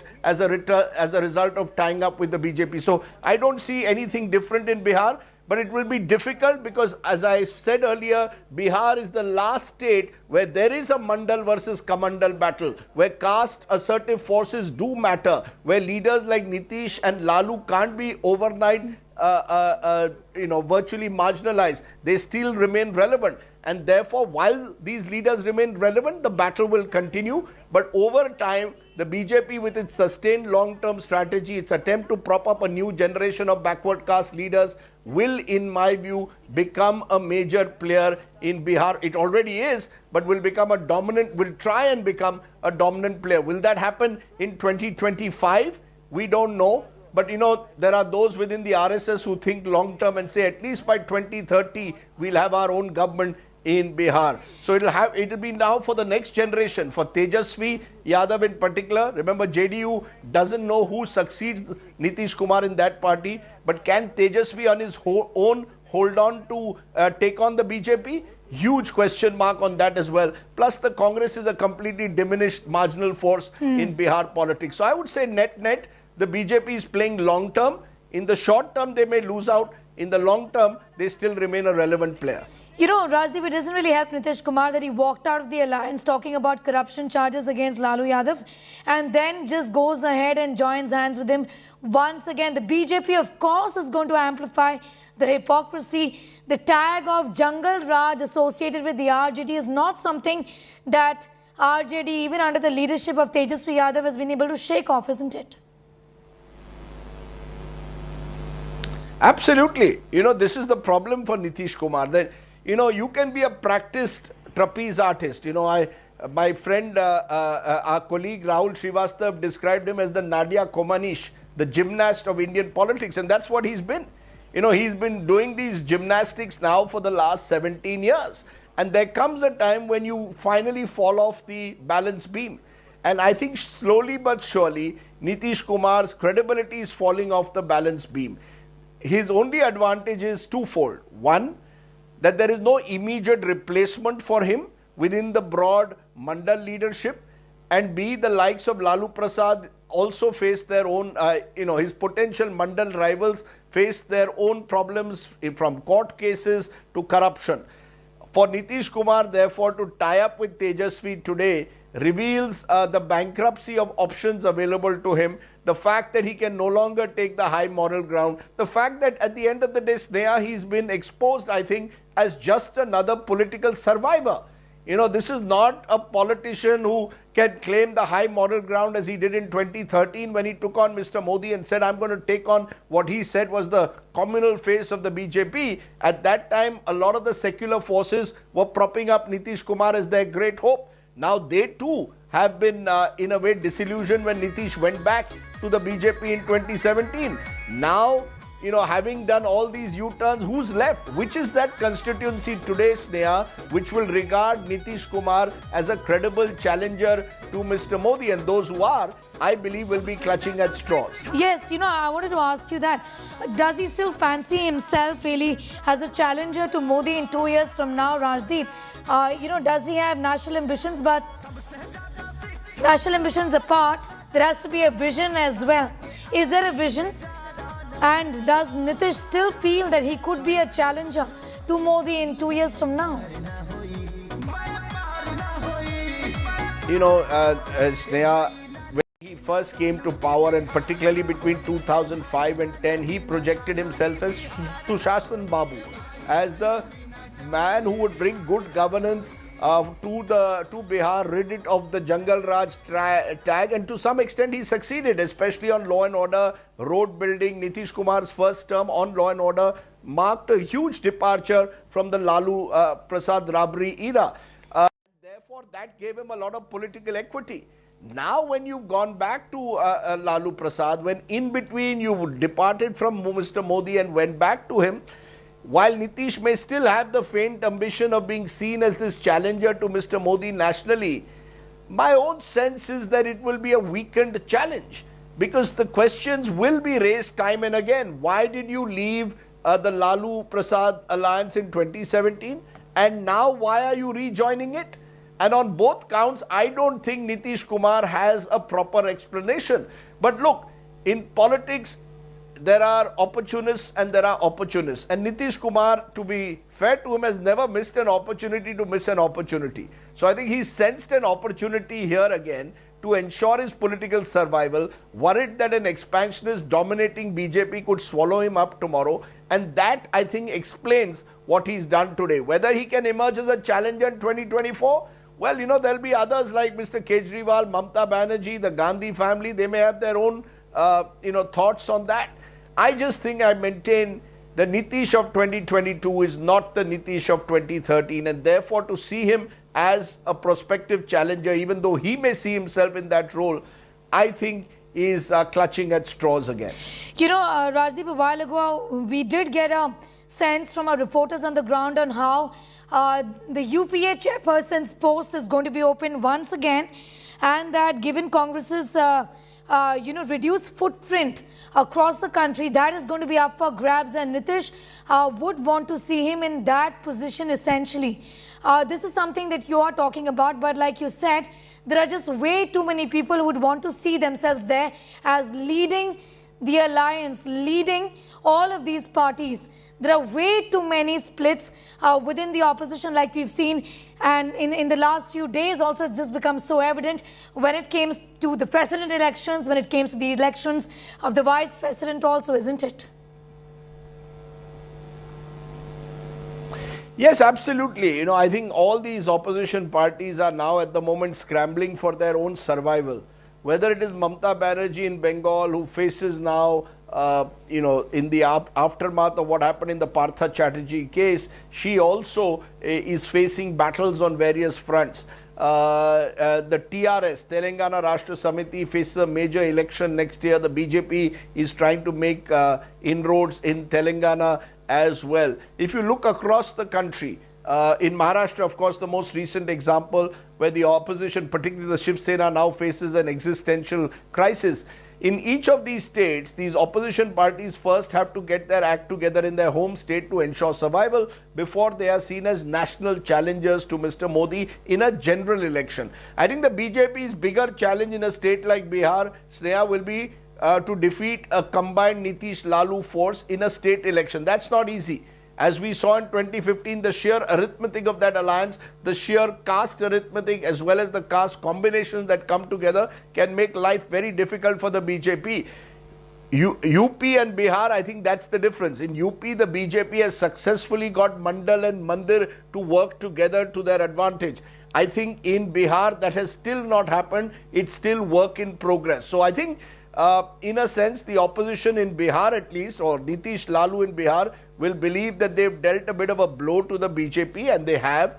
But nationally, I still think that the BJP remains the dominant party as long as these regional parties are stuck in their own issues. And the Congress, crucially, is not showing signs of revival. Let's be honest, eventually the biggest pan-India opposition brand remains the Congress. And if the Congress doesn't show any revival, I don't see how even Nitish switching sides really revives the Congress. It may revive opposition spirits which were down after what happened in Maharashtra, but I don't think it revives the opposition nationally, Sneha.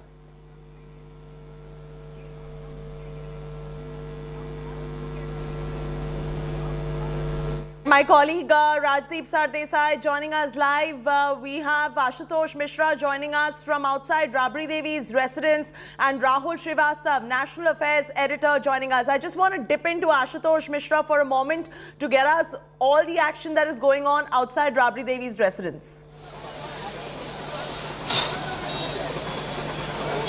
Good afternoon, Chaiti. And yes, it is a moment for rejoice for the RJD workers. Well, this morning when I reached here at Rabri Davis residence, it was deserted. Barring few policemen, just handfuls of their number.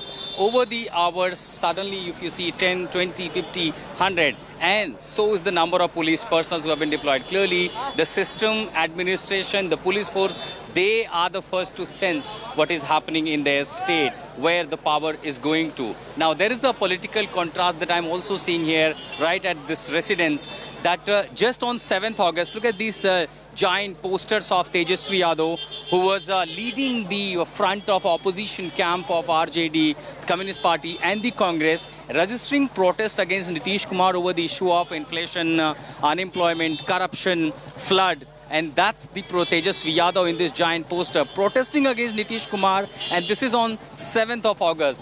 Just matter of few hours, or just with less than a week, now you see the same Tejasvi Yadav is going to join the cabinet with Nitish Kumar when the new government is formed. Similarly, the BJP, which has been showering praises for Nitish Kumar on certain issues, barring few leaders who were in critics, and that annoyed Nitish Kumar. Largely the praising over the law and order issue, several other issues for Nitish Kumar, will be sitting in opposition and criticizing Nitish Kumar till his leftover tenure in the state of Bihar. But for now, there is totally a new game plan and very smoothly. Look at the smooth transition that Nitish Kumar did in Bihar, and for Congress, what we are hearing, that portfolio allocation, everything was done so smoothly that Nitish Kumar becomes the chief minister, Tejasvi Yadav takes the home department and certain key portfolios, and the Congress may have its speaker in the house. So everything so smoothly has been done in Bihar that the arch rival, the opponents, and those people had differences within the coalition could not even sense that this extreme step Nitish Kumar will take. But then again, it's a circle of politics that 21 months, in 2015 he formed government with RJD, there was split, he went and joined NDA, yet again he forms a government in 2019, just to, some around 21 months, more than 20 months, and yet again Nitish Kumar splits from NDA, joins hand with RJD. You cannot really predict. Till yesterday, the arch rival are going to be the new friends. Till yesterday, the friends are going to be the arch rival. This is what the political shape is taking in Bihar. Chaiti, right continue here, to be the with us RJD right there. supporters at the meeting. Continue to It be was, with us right there. Rajdeep Sardesai and Rahul Srivastava both are on this particular broadcast, and on your screens right now, you can see the pointers, Rajdeep's take on this entire issue, and hence now I'd like to go to Rahul Srivastava as well, our National Affairs editor, to get his take on this entire issue. Rahul, what is your take on this entire potboiler right there in Bihar? Let's begin with that. You see, Chaiti, I think it's not really a potboiler because one knows that Nitish Kumar is bound to do something like this. Now, as Rajdeep was saying earlier, that there is a question of credibility. I think there is also a question of predictability. And it was predictable. See, the day Nitish Kumar's party won 45 seats, which is nearly 32 seats lesser than the BJP, and still the BJP, in an attempt to show that it is following coalition dharma, made Nitish Kumar the chief minister. Remember, at that time, the BJP was facing a lot of charges of not doing well as far as its allies are concerned. It had problems with Shiv Sena just 1 year back. In Maharashtra, TDP had walked out of the NDA in 2018.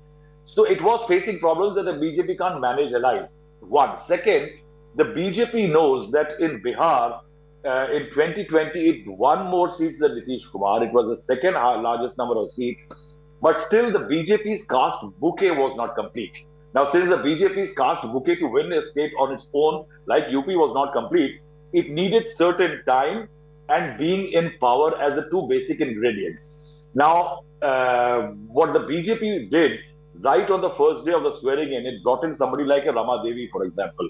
Rama Devi was brought in as Deputy Chief Minister. She belongs to the Nonia caste, which is an EBC, that is the extremely backward caste. The idea of the BJP was that over the next 5 years, with Nitish Kumar or whatever time the government lasts, somebody like a Rama Devi will help the BJP make inroads into the EBC vote bank, which is controlled largely by Nitish Kumar, and that's his USP. Now, a few days back, when Mr. Amit Shah and Mr. JP Nadda went to Bihar, they held core group meetings. They told their workers that there are for all the seats, 230 odd, let's start preparing, let's fight the battle, let's create ground for ourselves. There was a very clear signal that the BJP is planning to expand, and it could well be at the cost of Nitish Kumar. Now, what Mr. Nitish Kumar's problem here is that he knows that the Lalu Prasad Yadav and his RJD have a very fixed, good vote bank. They are number one in the state. The BJP is planning to expand while he controls a very limited vote, and he needs to continue playing. What Nitish Kumar has eventually decided that he will play the next game. Play the next game in which he has now unsettled the BJP. In 2015, he unsettled the BJP once. Then in 2017, he unsettled the RJD equations. You see, each time there is an alliance, a political ally has to realign its equations, start working on the drawing board all over again.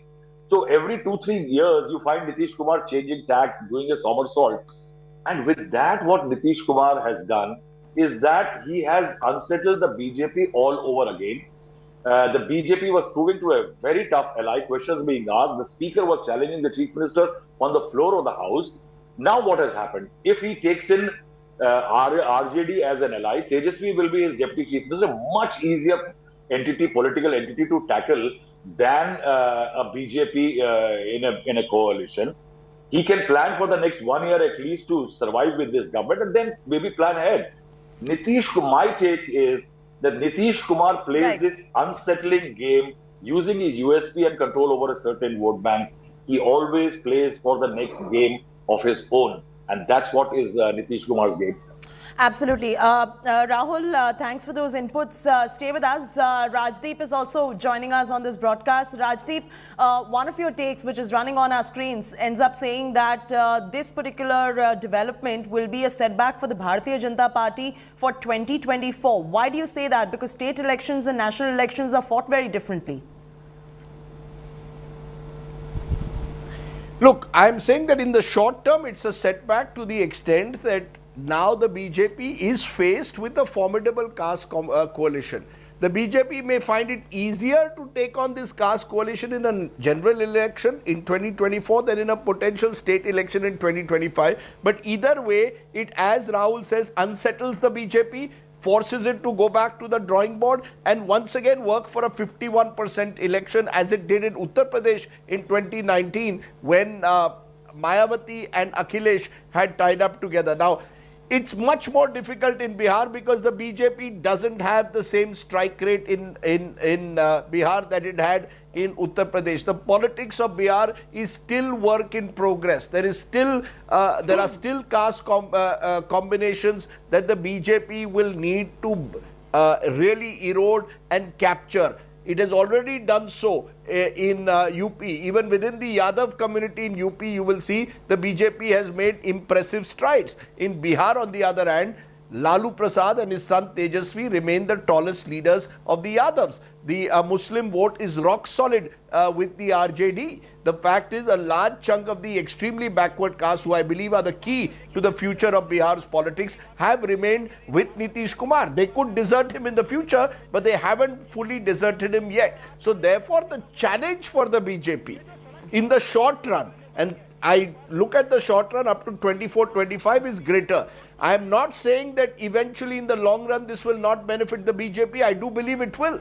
I also make that point that the BJP is playing for the long term in Bihar. They are looking at a situation where what will happen to the JDU post Nitish and the slow discrediting of the Yadav family will eventually open up political spaces in Bihar, which the BJP can occupy as the dominant party of Bihar. So I think in the long run, the credibility crisis faced by Nitish Kumar and the corruption charges that will continue to haunt Lalu Prasad and his family mean that the BJP will sense an opportunity in Bihar as well. But fighting elections in Bihar on your own without having the right caste combinations is never easy. While it appeared that BJP had now become the dominant partner over Nitish in recent elections, and 2020 was a good example, the truth is they needed each other. The truth is the BJP needed the leadership of Nitish Kumar. They may now be looking at a post-Nitish leadership. That process will get accelerated. But I think you will have a fight in Bihar now in 2024. That's a very interesting perspective right there. Rahul is also with us on this broadcast. Rahul, what are the implications now for the regional players in Bihar? Chethi, I think the politics of Bihar will remain unsettled. See, Nitish Kumar might have dumped the BJP because he was wary of few elements, like one, the BJP's plans to expand. I think there was also, Nitish Kumar must have watched the BJP demolish political rivals and ex-allies in Maharashtra and in Madhya Pradesh, or even say Chirag Paswan in Bihar. Chirag Paswan went away from the NDA because of Nitish Kumar's seat-sharing agreement with the BJP. Eventually, what happened to Chirag Paswan, that he lost most of his MPs. In Lok Sabha, they have broken away from him.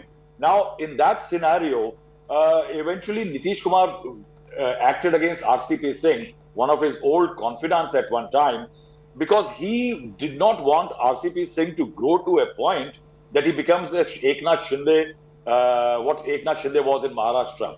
So he has nipped it at the bud.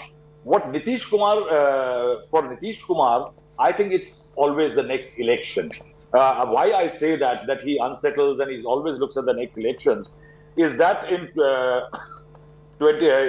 you look at the results of 2013, 2015, he joined hands with the Mahagathbandhan. He won 71 seats. RJD tally was 80. The BJP came down from 91 to 53. That was because Nitish Kumar fought with the Gathbandhan. Interestingly, in 2019 Lok Sabha, he went with the BJP. He won 16 seats. The BJP won 17, and Lalu Prasad Yadav was 0.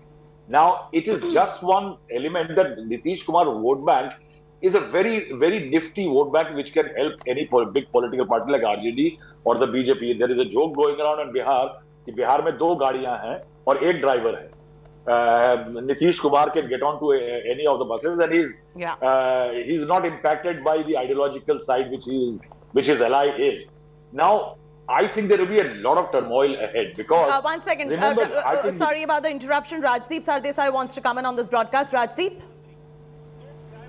No. I just wanted to carry forward what Rahul said with a line that I've often heard in Bihar in the last 15 years. ऐसा कोई सगा नहीं जिसको नीतीश ने ठगा नहीं. And we can go back to George Fernandez, who for a while in the 1990s was Nitish's mentor. And we can come to many others over the years, RCP Singh being the latest. Nitish has used politicians for his own political advancement. Some would say that's successful politicians. He even used a Prashant Kishore, some would argue. But the fact is, he has ensured his own advancement. A senior police officer in Bihar told me today, देखो, बिहार में कौन मुख्यमंत्री होता है वो तय है, कौन डेप्यूटी बनता है वो कभी तय नहीं है पिछले 15 साल में. So Nitish remains, who remains his deputy keeps changing. So he's, with a limited caste base. I think we have to understand that unlike Lalu Prasad, who had the support of a 15-16% Yadav caste base, that's a huge caste base to have. Nitish's Kurbi community is 7-8%. So that was never enough for him to propel himself to becoming this total Mandal revolutionary. But let's give him one credit. Unlike the Lalus and other leaders of the socialist left combined, Nitish himself never encouraged dynastical politics. And that's a big difference. Nitish did not play dynastical politics like many other Mandal or most other Mandal parties have. So he has strengths, he has liabilities. But listening to Rahul, I thought I would remember that old ditty of Bihar. And there are lovely ones, of course, in Bihar. Jab tak samose mein aloo hai, tab tak Bihar mein lalu hai. And you can never write out Lalu Prasad. Similarly, never write off Nitish Kumar. Aisa koi saga nahi, jisko Nitish ne thaga nahi. So obviously, Rahul, Rajdeep seems to be in a mood right there. You have some more for us like that. You see, no, what I was making a point that, see what happens here. Nitish has done it too often now. Yeah. Remember that the vote last time around also for Nitish Kumar was not just because Nitish Kumar is Nitish Kumar.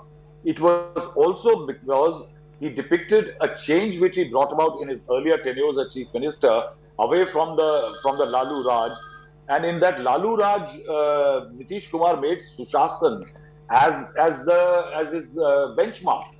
Now, in that, if he's last time around, when he dumped Tejasvi Yadav as his Deputy Chief Minister because there was a CBI case against him because of the IRCTC tenders. Now, in that scam, he targeted Tejasvi Yadav, who was apparently 14 years old at the time when the incident had happened. Now, in that, he took a stand against the corruption that RJD brings to governance.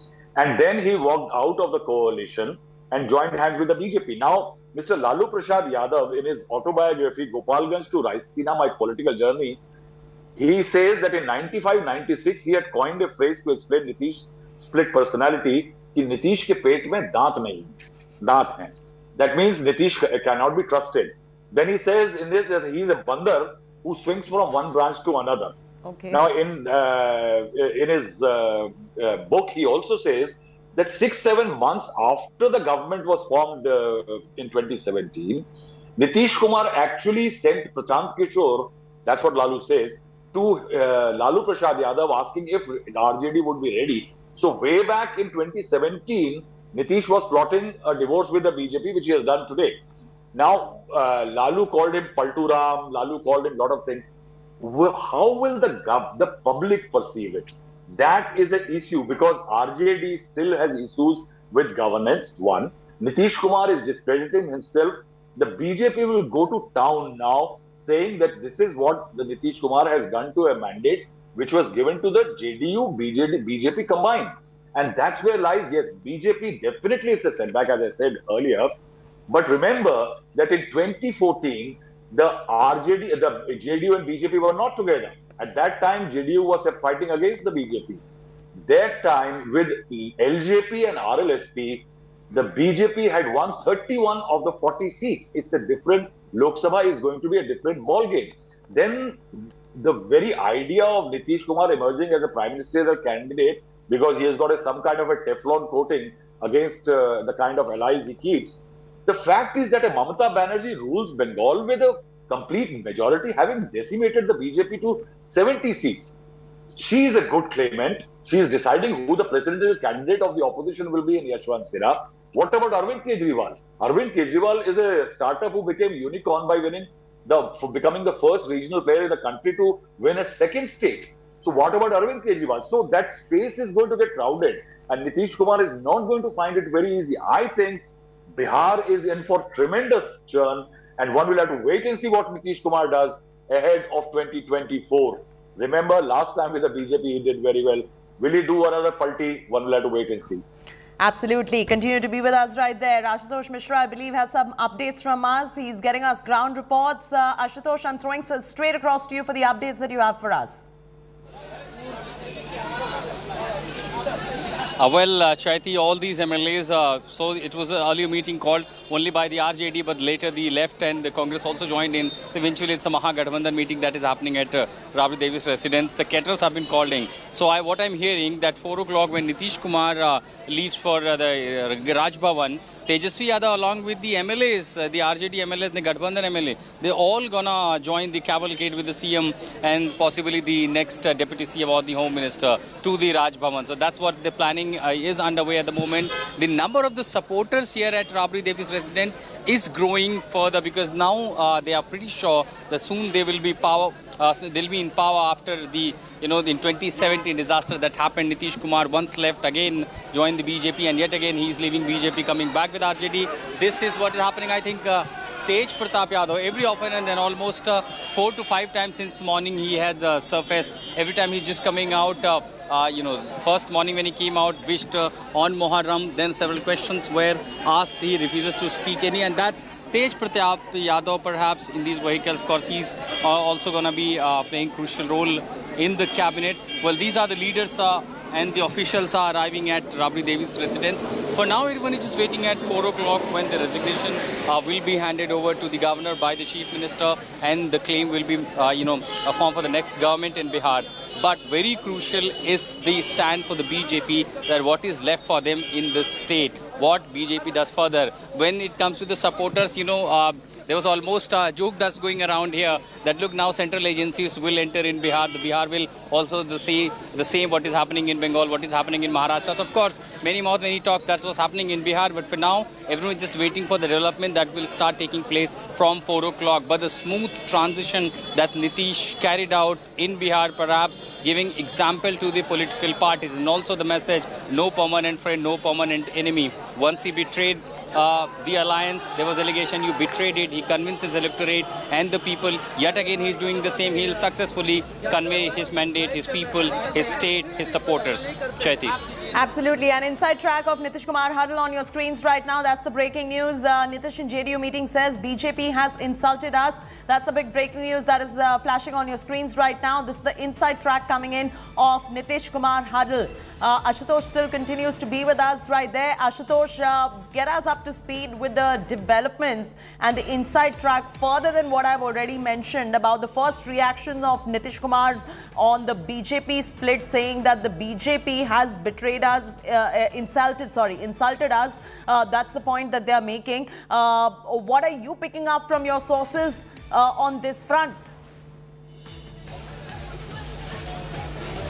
Well, this has been quite vocal statement within the JDU. They have been saying, of course, not off record and, so boldly. Even, in fact, Lallan Singh's press conference, they also indicated and, of course, indirectly accusing the BJP that how they were almost finished up. There was almost orchestrated and the design using Chirag Paswan for this. And that's the sweets. I think this is arriving here at Rabri Devi's residence. These are the sweet box that now going inside the Rabri Devi's, the residence where all the MLAs are still in the meeting with the MLAs of the Mahagathbandhan Congress, RJD and the left front. But yes, Nitish Kumar, while addressing the party workers, said that we have been betrayed. And even several occasions like yesterday's press conference at Lallan Singh said that how there was a totally design made for the loss of the JDU in the assembly elections, and then one after one several instances how certain allegations were leveled against JDU, and there was almost a conspiracy against JDU. And in fact they were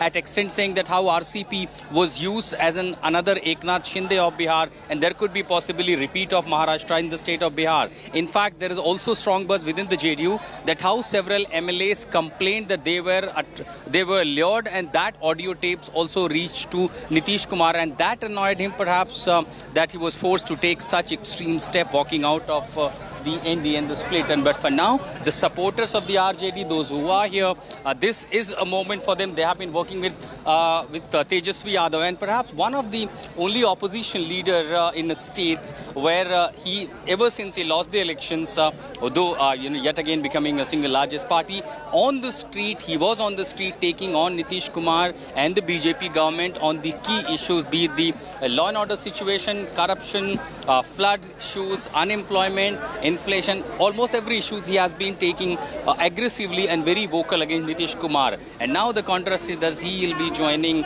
the chair, joining the power with Nitish Kumar, maybe just a matter of few hours from now. Absolutely. And they also further gone on to say that BJP conspired to weaken us. That's the first reaction of Nitish Kumar coming on the split with the BJP. Ashutosh, if you could just explain to our viewers this conspiracy that the JDU is talking about at this point.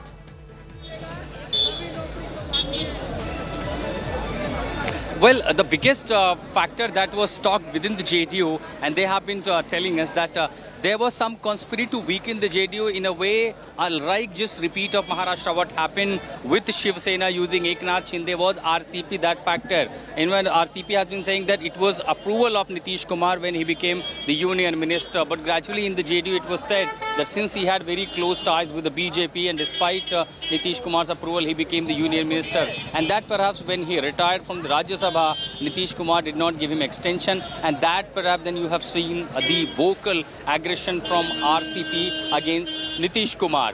Another round when several instances of a law and order issue took place, you have seen BJP leaders including Giriraj Singh, Sanjay Jaiswal escalating attack against Nitish Kumar, including the school incident that happened in Kishanganj.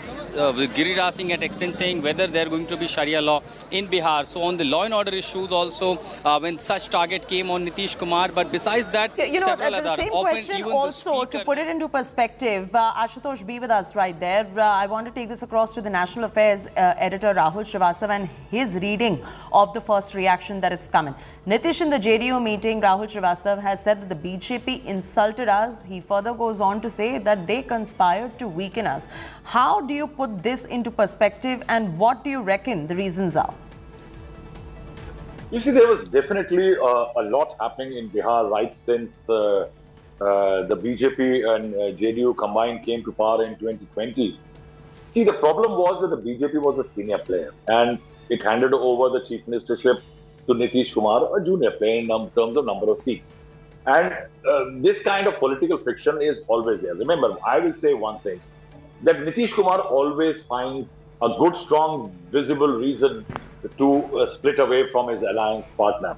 It's very strange that just a few days back he supported Draupadi Murmu and NDA candidate. Suddenly he does not attend the swearing-in ceremony of Draupadi Murmu or a Niti Aayog meeting.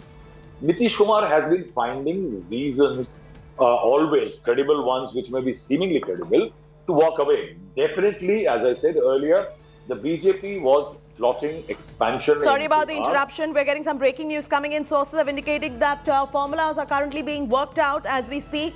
The Chief Minister will be from the JDU.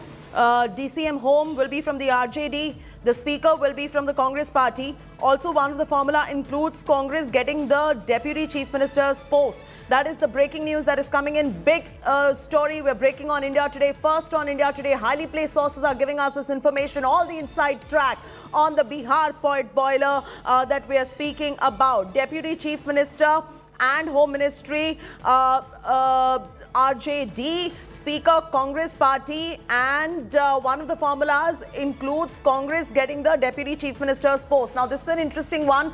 Rahul Srivastava still continues to be with us. Is it going to be Tejasvi Yadav who's going to be the Deputy Chief Minister, or is it going to be the Congress Party who gets this post? What are your sources indicating? Chetty, Lalu Prasad Yadav, who founded the RJD, and last time around also, when Nitish was breaking ties, he was in fact trying to convince Nitish Kumar that he should continue the alliance and let Tejasvi grow, and there will be no problem in the alliance. But what one can say is that in the current chemistry between the RJD and the JDU, Nitish Kumar will not settle for anything but the chief ministership, so that post is out of the negotiation table. So that is something that even the source-based information is indicating at this point, that JDU will be the chief minister. It's always been all about Nitish Kumar when it comes to being at the helm of affairs, whether he switches tracks or whatever. It is always Nitish Kumar. The big question, and as Rajdeep was also mentioning, the chief minister is always going to be the constant one. It is the deputy chief minister in Bihar that keeps changing, and this time around, a lot would depend on who will be the deputy chief minister. Is it going to be the RJD at the helm, or is it going to be the Congress party at the helm? What is your sense of how in which direction rather this ship is sailing? No, it's a foregone conclusion that, like the conclusion that Nitish Kumar is going to be chief minister, it's a foregone conclusion that Lalu's son will be the deputy chief minister. That there is no other way to accommodate the RJD in the Council of Ministers in a respectable manner. Remember, RJD. But what about the Congress party? Then where does the Congress party go? So, yeah, the source-based information says that. Let me finish. Yes. The Congress party is a much junior player. The first part is, where does the DCM come in? Now, remember that in Bihar at one time there was no culture of having a deputy chief minister. Nitish Kumar, when the BJP came together, Sushil Modi became the deputy chief minister, and there was a very harmonious relationship between the two, so much so that even BJP guys used to say that Sushil Modi is the B team of Nitish Kumar. Last time around, the culture changed again. Nitish Kumar brought in two deputy chief ministers of the BJP, Mr. Tarkesha Prasad and Rama Devi. And that is why it is possible that the Mahagathbandhan will insist on having two deputy chief ministers. So there is a possibility that there will be two deputy chief ministers, and the Congress and JDU getting the post of chief minister, one deputy chief minister from the RJD. I think the second seat could go to anybody. Remember that there is an RLSP also, which is a very critical Keori vote bank that Nitish Kumar and the RJD need. So what happens to the RLSP? Then there is an important element about the speaker. Remember, they may be going together, the RJD and the JDU, but the trust factor between the two is not very high. And that is why they will like a neutral party, like a Congress party, to go as a speaker. Because remember, the speaker in case of defections and several moves on the floor of the House is a very critical element. And I think Nitish and Lalu both will trust a Congress more than each other, and their man to be the speaker. So I think this news, I think is more predictable that Chief Minister JDU, Deputy Chief Minister one from RJD, second one will have to wait and see who gets it, and I think the speaker coming from the Congress. The home portfolio is the key. That's one portfolio that RJD wants. Remember, they were blamed for law and order issues in the governance. I think the RJD will like to prove a point this time around. That's a very interesting perspective right there from Rahul Srivastava, our National Affairs editor. Big questions also rising on who gets the home portfolio at this point. And he mentions the foregone conclusion is that it will be Nitish Kumar as the Chief Minister and the RJD, Tejasvi Yadav in this case, getting the Deputy Chief Minister's position. We'll continue getting you all the inside scoop, all the inside details, a lot of information trickling in at this point, but compelled to take a short commercial break.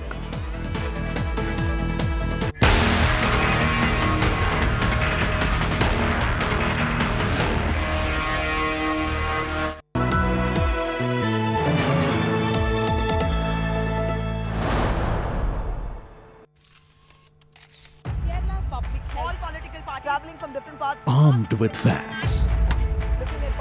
She takes the news by its horns. You think the future of these students are not hampered? Fierce, bold, and direct, setting the tone for the biggest stories from every corner and every angle. Expect nothing but the unfiltered truth. News first, niceties later. Watch me, Nabila Jamal, on India Today.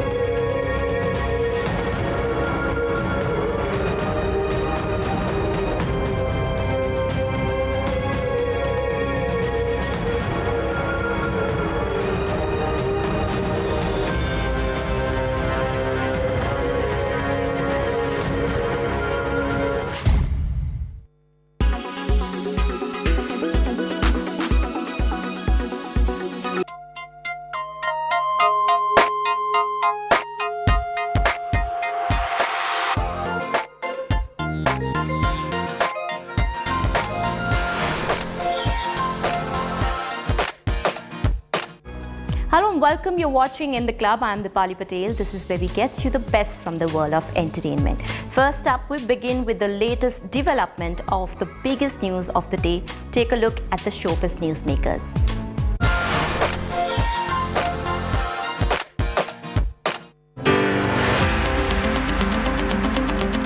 Kanye West made a rare Instagram post taking direct shots at his ex-wife Kim Kardashian's former beau. The post features a Fox New York Times newspaper with a fake headline, Skeet Davidson dead at age 28. His post comes hours after it was reported that Kim and Pete have parted ways after 9 months of being into a relationship. This is not the first time that Kanye is sending death threats to Pete Davidson.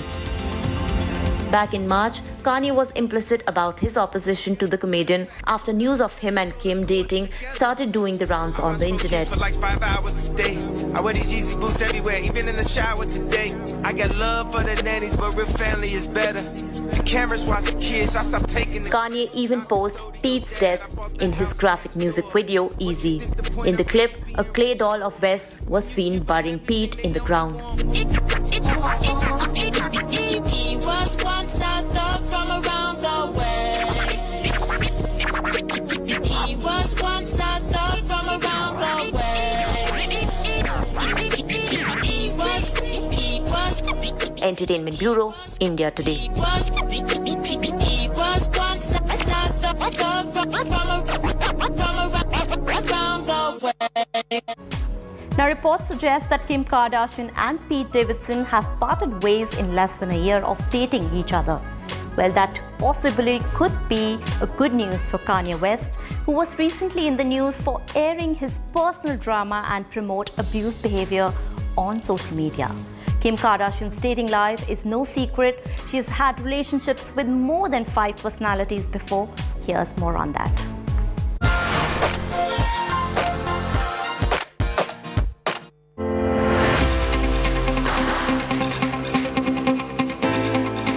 Kim Kardashian's dating life is no secret. In fact, keeping up with the Kardashians' fans have only watched her go through highs and lows over the past few years.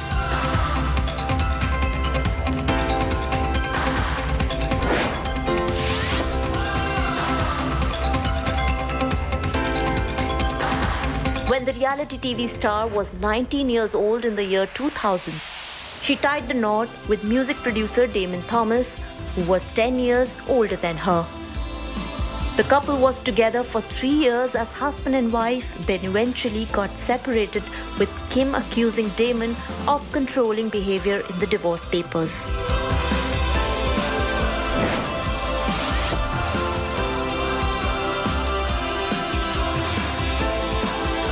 While Kim was working as singer Brandy's stylist, she started dating her younger brother, William Ray Norwood Jr., aka Ray J. They were together for 3 years until 2006, and a year after their split, hit the news as sex tape Kim Kardashian superstar leaked online. Kim denied any involvement in the tape's distribution and sued tape owners Vivid Entertainment. They apparently settled for $5 million.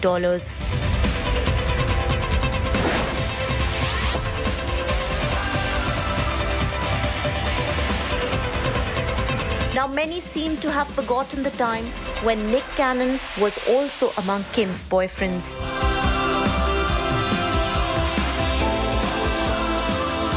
She dated the TV personality for a year between 2006 and 2007, the same time the sex tape got leaked.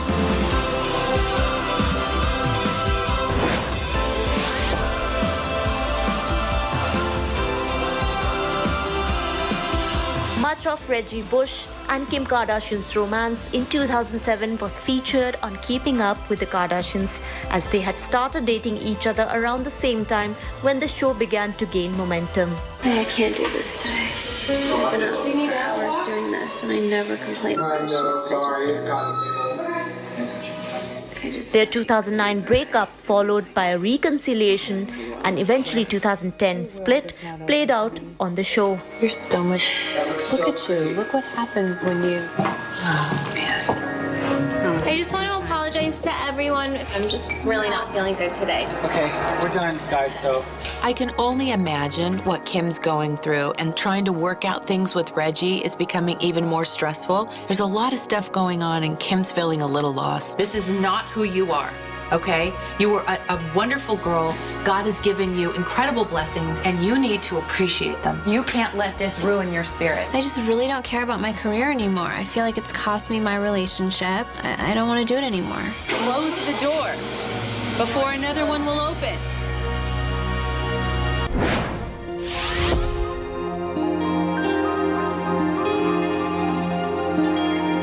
Another time Kim made headlines in her dating life was when she got engaged to basketball player Chris Humphries 7 months after she met him in October 2010. Okay, so who are your friends?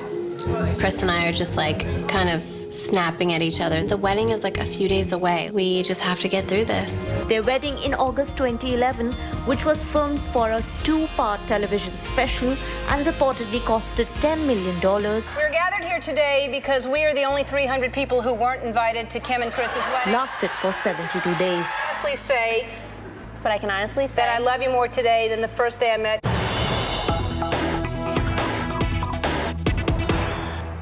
Big breaking news coming in. JDU has confirmed the split with the Bharatiya Janata Party. Top JDU Neta has confirmed alliance with RJD and Congress Party. Kushwaha says new Gathbandhan in new form. Big breaking news coming in at this point. So far, there was source-based information coming in. Now the confirmation has come in officially.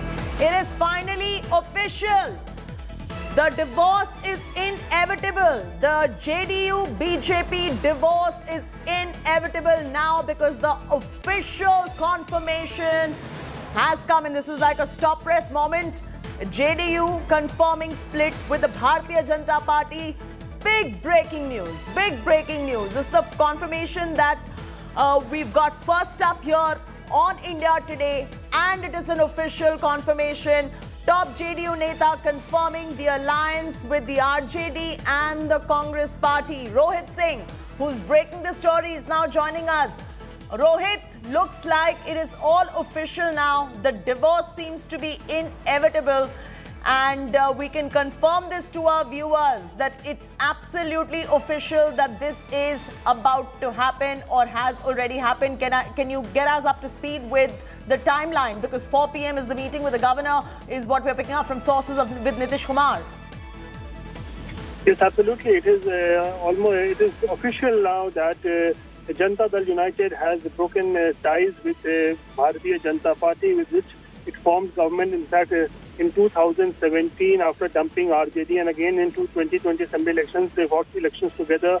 And now Upendra Kushwaha, the chairman of the Janata Dal United Parliamentary Party, he has just tweeted a short while back, and he said that the new government will be back in a new form. It means that now BJP will be out of this government, and Mahagathbandhan political parties, that is the RJD, Congress and the left, will be part of the new government in a new form, which will come in place, and Chief Minister will be Nitish Kumar once again. But you see, if you look at the tweet, the last line of the tweet is even more important, what I feel, Chaiti, where he says that Desh aapka intezar kar raha hai.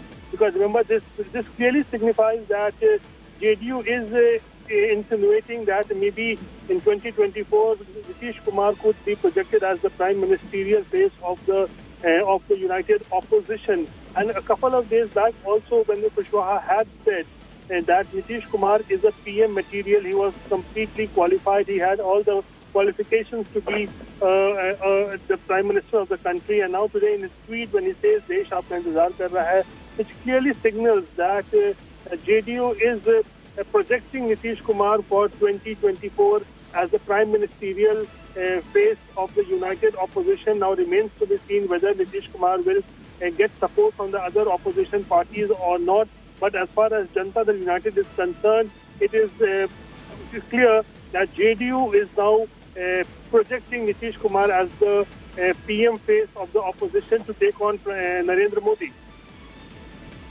Absolutely. And what's inevitable is that Nitish Kumar will be the chief minister. And if you can also confirm who will be the deputy chief minister, is that going to be from the RJD? Is that inevitable too?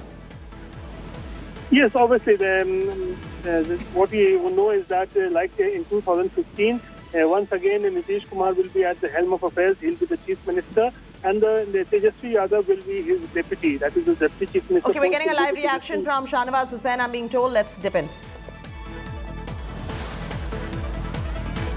हम सिर्फ अपनी party को मजबूत करते हैं, हम किसी को कमजोर नहीं करते। कौन क्या कह रहा है मैंने सुना नहीं है। मैं पटना जा रहा हूं, पार्टी का जो नेतृत्व है वही ऑफिशियल बयान इस पे देगा। All right, there you go. That's the live reaction that was coming in. Rohit is still with us at this point. Rohit, you were telling us about the power dynamics in terms of inevitably it will be Nitish Kumar as the chief minister now. RJD, that is Tejasvi Yadav, as the deputy chief minister. Where does the Congress stand in the middle of all of this? Will they get the speaker's position?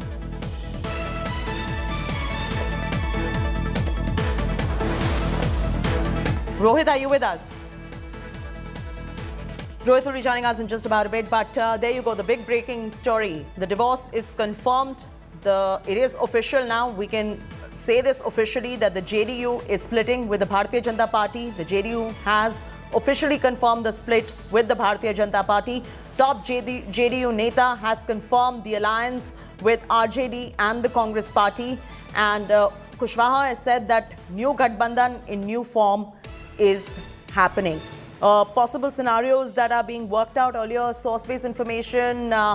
We also had a source-based information coming in okay, big breaking news coming in. Nitish and Tejasvi to go together now to the governor's house. Ashutosh is joining us. Ashutosh, source-based information tells us that this meeting with the governor is going to happen at 4 p.m. Earlier, it was Nitish going to be meeting the governor, but now what we are flashing on our screens is that Tejasvi Yadav is also going to be accompanying Nitish Kumar to go ahead and meet the governor. It is a mega show of strength coming in from Nitish and Tejasvi put together, and hence would you say it's inevitable that the possible formula would be Nitish, the Chief Minister, and Tejasvi Yadav of the RJD as the Deputy Chief Minister?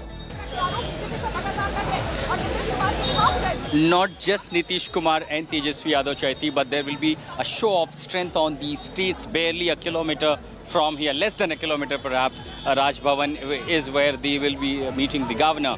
All the MLAs of Mahagathbandhan, the JDU, the RJD, the CPM, CPI, CPI-ML, and also the HAM. So all these leaders will be marching. First they'll be going to the Chief Minister's residence, and from there they will be marching to the governor's house to stake claim for the new government. Yes, the formula, what is being decided. However, having known Nitish Kumar, the way he had carried out, this political surgical strike within the NDA, very silently, very smoothly, you never know what he has in the surprise bag. What if he decides to just become, the UPA chairperson, as there is a strong buzz around, and then hand over the, the power to Tejasvi Yadav? But that's, again, it could only be the speculation. For now, only the sources are indicating Nitish Kumar will remain a chief minister. Tejasvi Yadav could be given a deputy chief ministership along with the home portfolio, and Congress may have its speaker in the house. So that's the formula accommodating everyone. We also having this information from our sources, the CPI-ML, more than 10 MLAs will not be part of the government. They will be supporting this coalition-led the government, but they will not be part of the cabinet like in the previous regime also. They supported the coalition, but they were not part of the cabinet. Around 350. So the workers, again, these are RJD workers, they're really very curious and excited looking at the political developments taking place. But around 3:45 to 3:50 p.m, the leaders will start walking out. They will go to the Raj Bhavan, and then the further process, the procedures will be decided about the oath ceremony and certain takes place. But seems everything was done so peacefully, so smoothly, silently, it was carried out. Seems like the formula was already adopted. But moreover, while convincing their electorate, the challenge will be that how Nitish gonna convince its electorate and the state the reason he opted out from the NDA alliance. But what it said that when he walked out with the Mahagathbandhan in 2017, he can opt out the similar formula. And in the meeting when he said that how the JDU MLAs were lured, there was some also talked about the cash was offered to the JDU MLA, how there was conspiracy to split the party totally. So clearly that will be some formula that Nitish will be going out to the people. Absolutely. And as far as the LJP is concerned, where does their allegiance stand at this point? Do we have any updates on the LJP?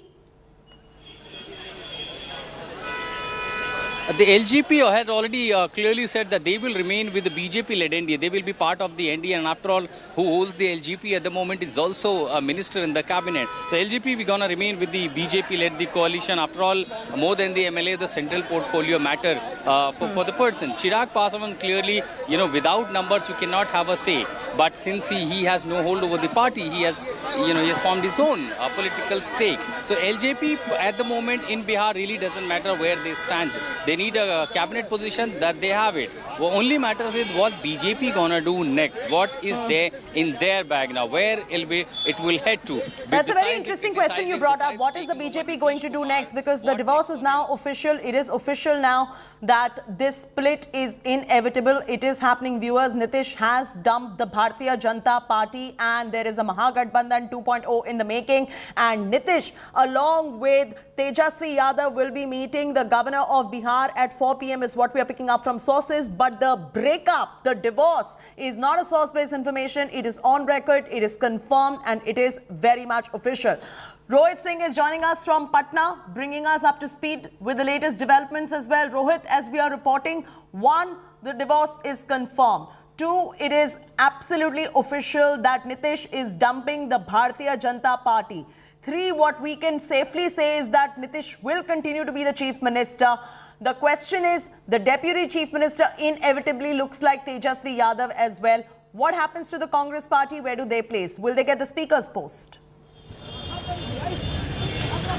Well, it remains to be seen whether the Congress party will get the speaker's post or not. But see how the RJD workers here are extremely jubilant here. You see pictures here, RJD workers with the pictures of Tejasvi Yadav being sworn in 2015 here. They are carrying the pictures of his and the Lalu Prasad, the happy Lalu Prasad Yadav in these pictures. You can see these RJD workers have come with these pictures. ये सब तस्वीरें लेके आप लोग आए हैं क्यों?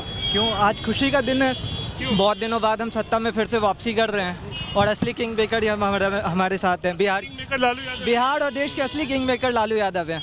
जो भी हुआ है आज इनकी देन है। अच्छा, और आप बताइए तेजस्वी यादव के स्वेरिंग इन का फोटो बिल्कुल, ये दोनों फोटो का अलग अलग अपना सिग्निफिकेंस है। एक जो सरकार बना तो लालू जी खुश है, एक सरकार बनने के बाद तेजस्वी भैया जो शपथ ले रहे उसका है। अच्छा, दोनों का अपना अपना सिग्निफिकेंस बिल्कुल, दोनों पिक्चर का अपना अपना एक अलग ही अंदाज है। अच्छा, जो झलक रहा है साफ इससे। आपको लग रहा है कि तेजस्वी यादव डिप्टी सीएम बनेंगे कि सीएम आप लोग चाहते थे बने? जो भी है इसमें कहीं नहीं शो हो रहा है कि ये डिप्टी सीएम का शपथ ले रहे हैं या फिर कहाँ का या फिर सीएम का, इससे ये कुछ नहीं झलक रहा है। अब जो भी होना होगा ये बिल्कुल इसी तरह से शपथ लेंगे, चाहे वो डिप्टी सीएम का ले चाहे वो सीएम का। हम लोग तो चाहेंगे ऑब्वियसली जो भी सीएम का हो, लेकिन जो भी होगा हम लोग सरकार में आ रही से बड़ा कोई चीज हो ही नहीं सकता। हम लोग खुश है 5 साल बाद आप लोग की बात। बिल्कुल बिल्कुल, बहुत दिल से खुश हैं। इस सरकार की बहुत जरूरत थी बिहार में। So there you can see pictures of Tejasvi and Lalu Prasad, happy Lalu Prasad Yadav being returning to power after 5 years. And here this picture of Tejasvi Yadav, who was sworn in as the deputy CM in 2015. And these party workers say these pictures have their own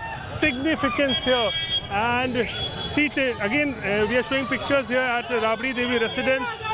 Tej Pratap Yadav has come out. You see Tej Pratap Yadav here outside his house. He's standing there and he's giving some directions to party workers and some security personnel there. And he looks happy here because what we are learning is that Tej Pratap could also be part of that government that is going to be formed now, the Mahagathbandhan government, in which Nitish Kumar will be the chief minister. In all likelihood, Tejasvi will be the deputy chief minister, and Tej Pratap will also get a ministerial berth. As you see, Tej Pratap Yadav just came for a few seconds outside his residence, and he spoke to some of his security personnel and some party workers, and now he is again back inside his house. So the mood is jubilant here at the RJD, in fact Rabri Devi's residence here, and party workers, party supporters thronging this place since morning because there is anticipation. They know that after 5 years of exile, RJD will be back in power, back in government, and Tejasvi Yadav in fact will be returning to power. He will become the deputy chief minister.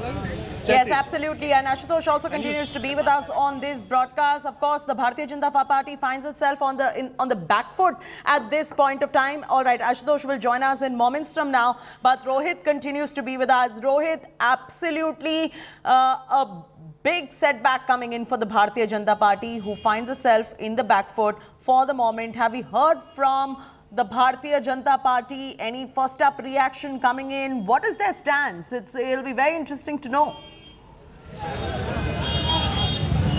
See, I will not say that this is a shock for BJP because BJP was anticipating that this was coming. Remember, 10 days back, there was an important meeting of the BJP National Executive that happened in Patna. It was on 30th July, 30 to 31st July.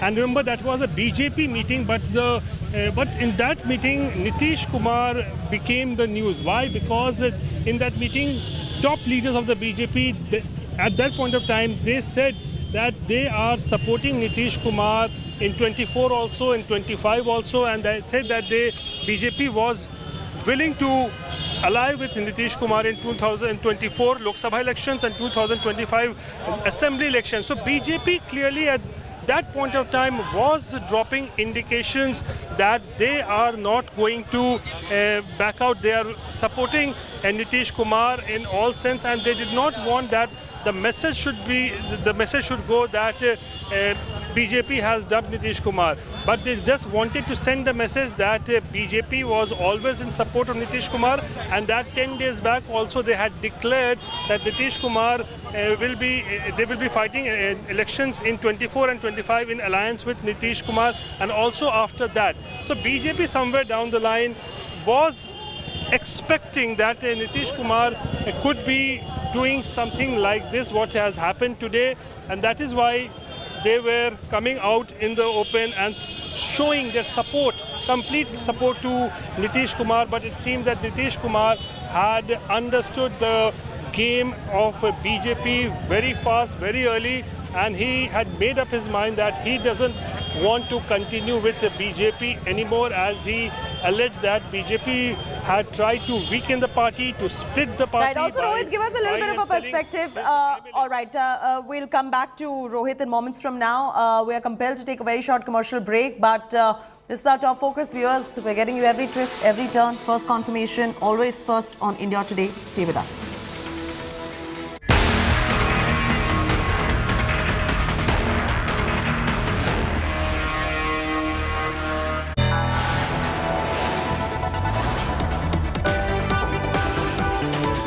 Are watching India Today.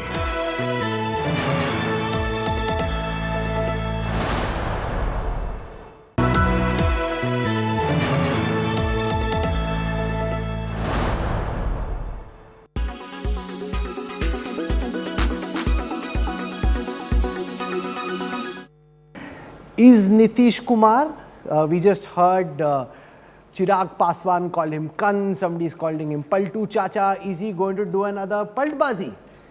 Look, with Nitish Kumar, you never know till the last minute which way he goes. As you said, barring a last minute rapprochement, it appears that Nitish Kumar is slowly but surely moving away from the BJP and exploring his options outside the BJP. I want to put this in two contexts. One is, if you look at Nitish Kumar's political career, you see, unlike the other Mandal socialist leaders, Nitish Kumar has two differences. One, he doesn't carry the liability, some would say, of being a dynastical politician. You know, he hasn't built a dynasty around him like other Mandal socialist politicians have. Number two, he doesn't have the asset that other Mandal politicians have, which is a very large caste base. At the end of the day, the Kurmis are not as large and powerful as the Yadavs are. Therefore, Nitish on his own can never win an election in Bihar. So his entire career has been based on dependency and political positioning. Why is he upset at this moment, according to you? See, that is unclear what is the exact trigger, beyond the fact that the BJP now is the dominant expansionist party of Bihar and India. That's where it comes from. We saw it in Maharashtra. Why is Uddhav Thackeray or the Shiv Sena upset with the BJP? Because the BJP was encroaching slowly but surely on the turf of the Shiv Sena. Why is Nitish Kumar upset? Because slowly but surely, and we saw it in the 2020 elections, the entire dynamics between the two parties have changed. In 2010, Nitish was the dominant party, the BJP was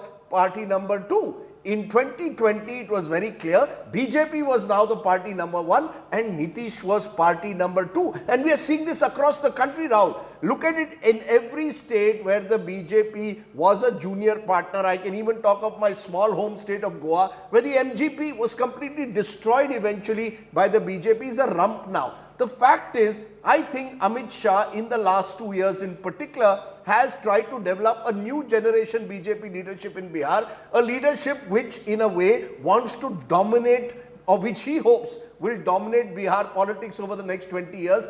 The leadership that Nitish Kumar grew up with was from the Vajpayee era, and we can even go back to the 1970s when they were all student leaders, the likes of Sushil Kumar Modi, Nand Kishore Yadav. These were all people who grew up with Nitish Kumar. So Nitish Kumar had a comfort factor with them. Now comes Amit Shah, who, like in Maharashtra, has decided that the BJP must assert its sort of dominant national position in every state.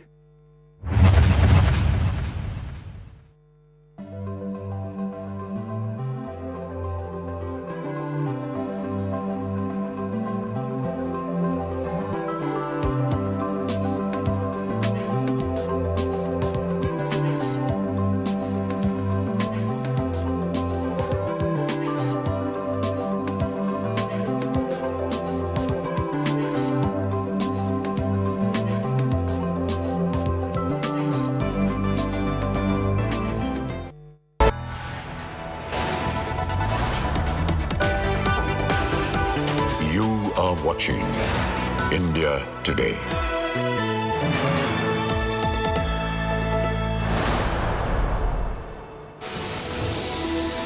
Hey, good afternoon and thanks so much for being with us here on India Today. I'm Chaiti Narula joining you with all the top stories. The big Bihar pot boiler is our top focus. Let's bring you the headlines first. Nitish Kumar all but confirms divorce with BJP in Bihar. JDU chief says BJP tried to weaken us. We'll be meeting the governor at 4 p.m. Congress RJD, I beg your pardon, Gathbandhan pledges support to Nitish Kumar.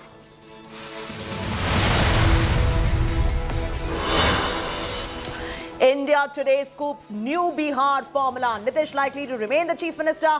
RJD may get deputy chief minister and home ministry portfolio. Congress may just get the speaker's post. Month after the oath, Shinde cabinet takes shape. 9 ministers from BJP and 9 from Shinde camp take oath. India Today, the only channel to get the cabinet right.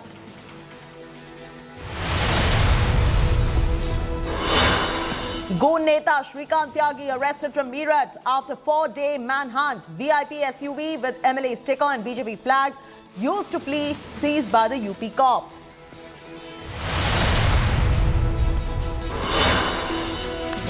Face-off over Bengaluru Idgah Maidan. Congress opposes Ganesha festival at Maidan. Hindu groups accuse Congress of appeasement. Ask if namaz is allowed, then why not Ganesha celebrations? Big political fight over Lal Singh Chaddha. Tamil Nadu Chief Minister Stalin's son Udayanithi under attack for promoting the Bollywood film. BJP questions DMK's Hindi hypocrisy.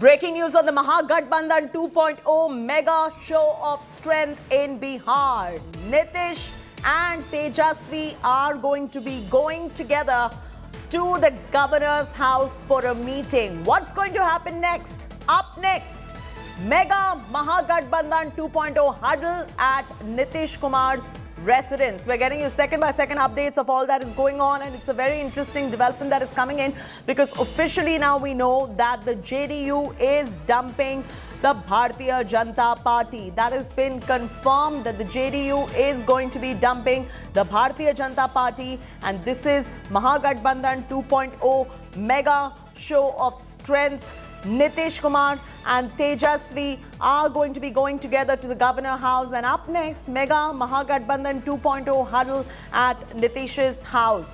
Rahul Srivastava is joining us for the very latest on this story. Rahul, first up, this looks like, as you rightly mentioned, Nitish inevitably looks like he's going to be the chief minister. Tejasvi inevitably looks like the deputy chief minister. We can confirm these two things. And what we can also confirm is that the divorce is now absolutely official. There are no ifs and buts right there. How do you read this situation? The BJP has not given out a reaction as yet to all this potboiler happening in Bihar. Chaiti, 4 days ago, when the BJP got sense that something is brewing, especially when Nitish Kumar indicated that he's not going to come for the Niti Aayog Governing Council meeting chaired by the Prime Minister, and he was joining somebody like TRS leader K. Chandrasekhar Rao in staying away from the meeting. The BJP had an inkling what was coming, and there were intelligence report and other inputs for the BJP. Now, at that time, the BJP had issued gag orders to all its cadres and leaders that they should not speak out against what Nitish Kumar is plotting or what Nitish Kumar leaders are saying. In fact, there was a provocation by Rajiv Ranjan or Lalan Singh, who is currently the close confidant of Mr. Nitish Kumar, reacting to the attack by Mr. RCP Singh, who was denied a Rajya Sabha ticket by Nitish Kumar, an old friend of his. And then he lost the post in the Council of Ministers, Prime Minister Narendra Modi. Lalan Singh had very clearly said that there was an attempt to create the Chirag Paswan formula, and the JDU was being weakened Now, it was a very clear indication that the attack was on the BJP, and still the BJP did not react. The idea behind it is that if Nitish Kumar today dumps BJP and he ties up with the RJD, the BJP will play the martyr card.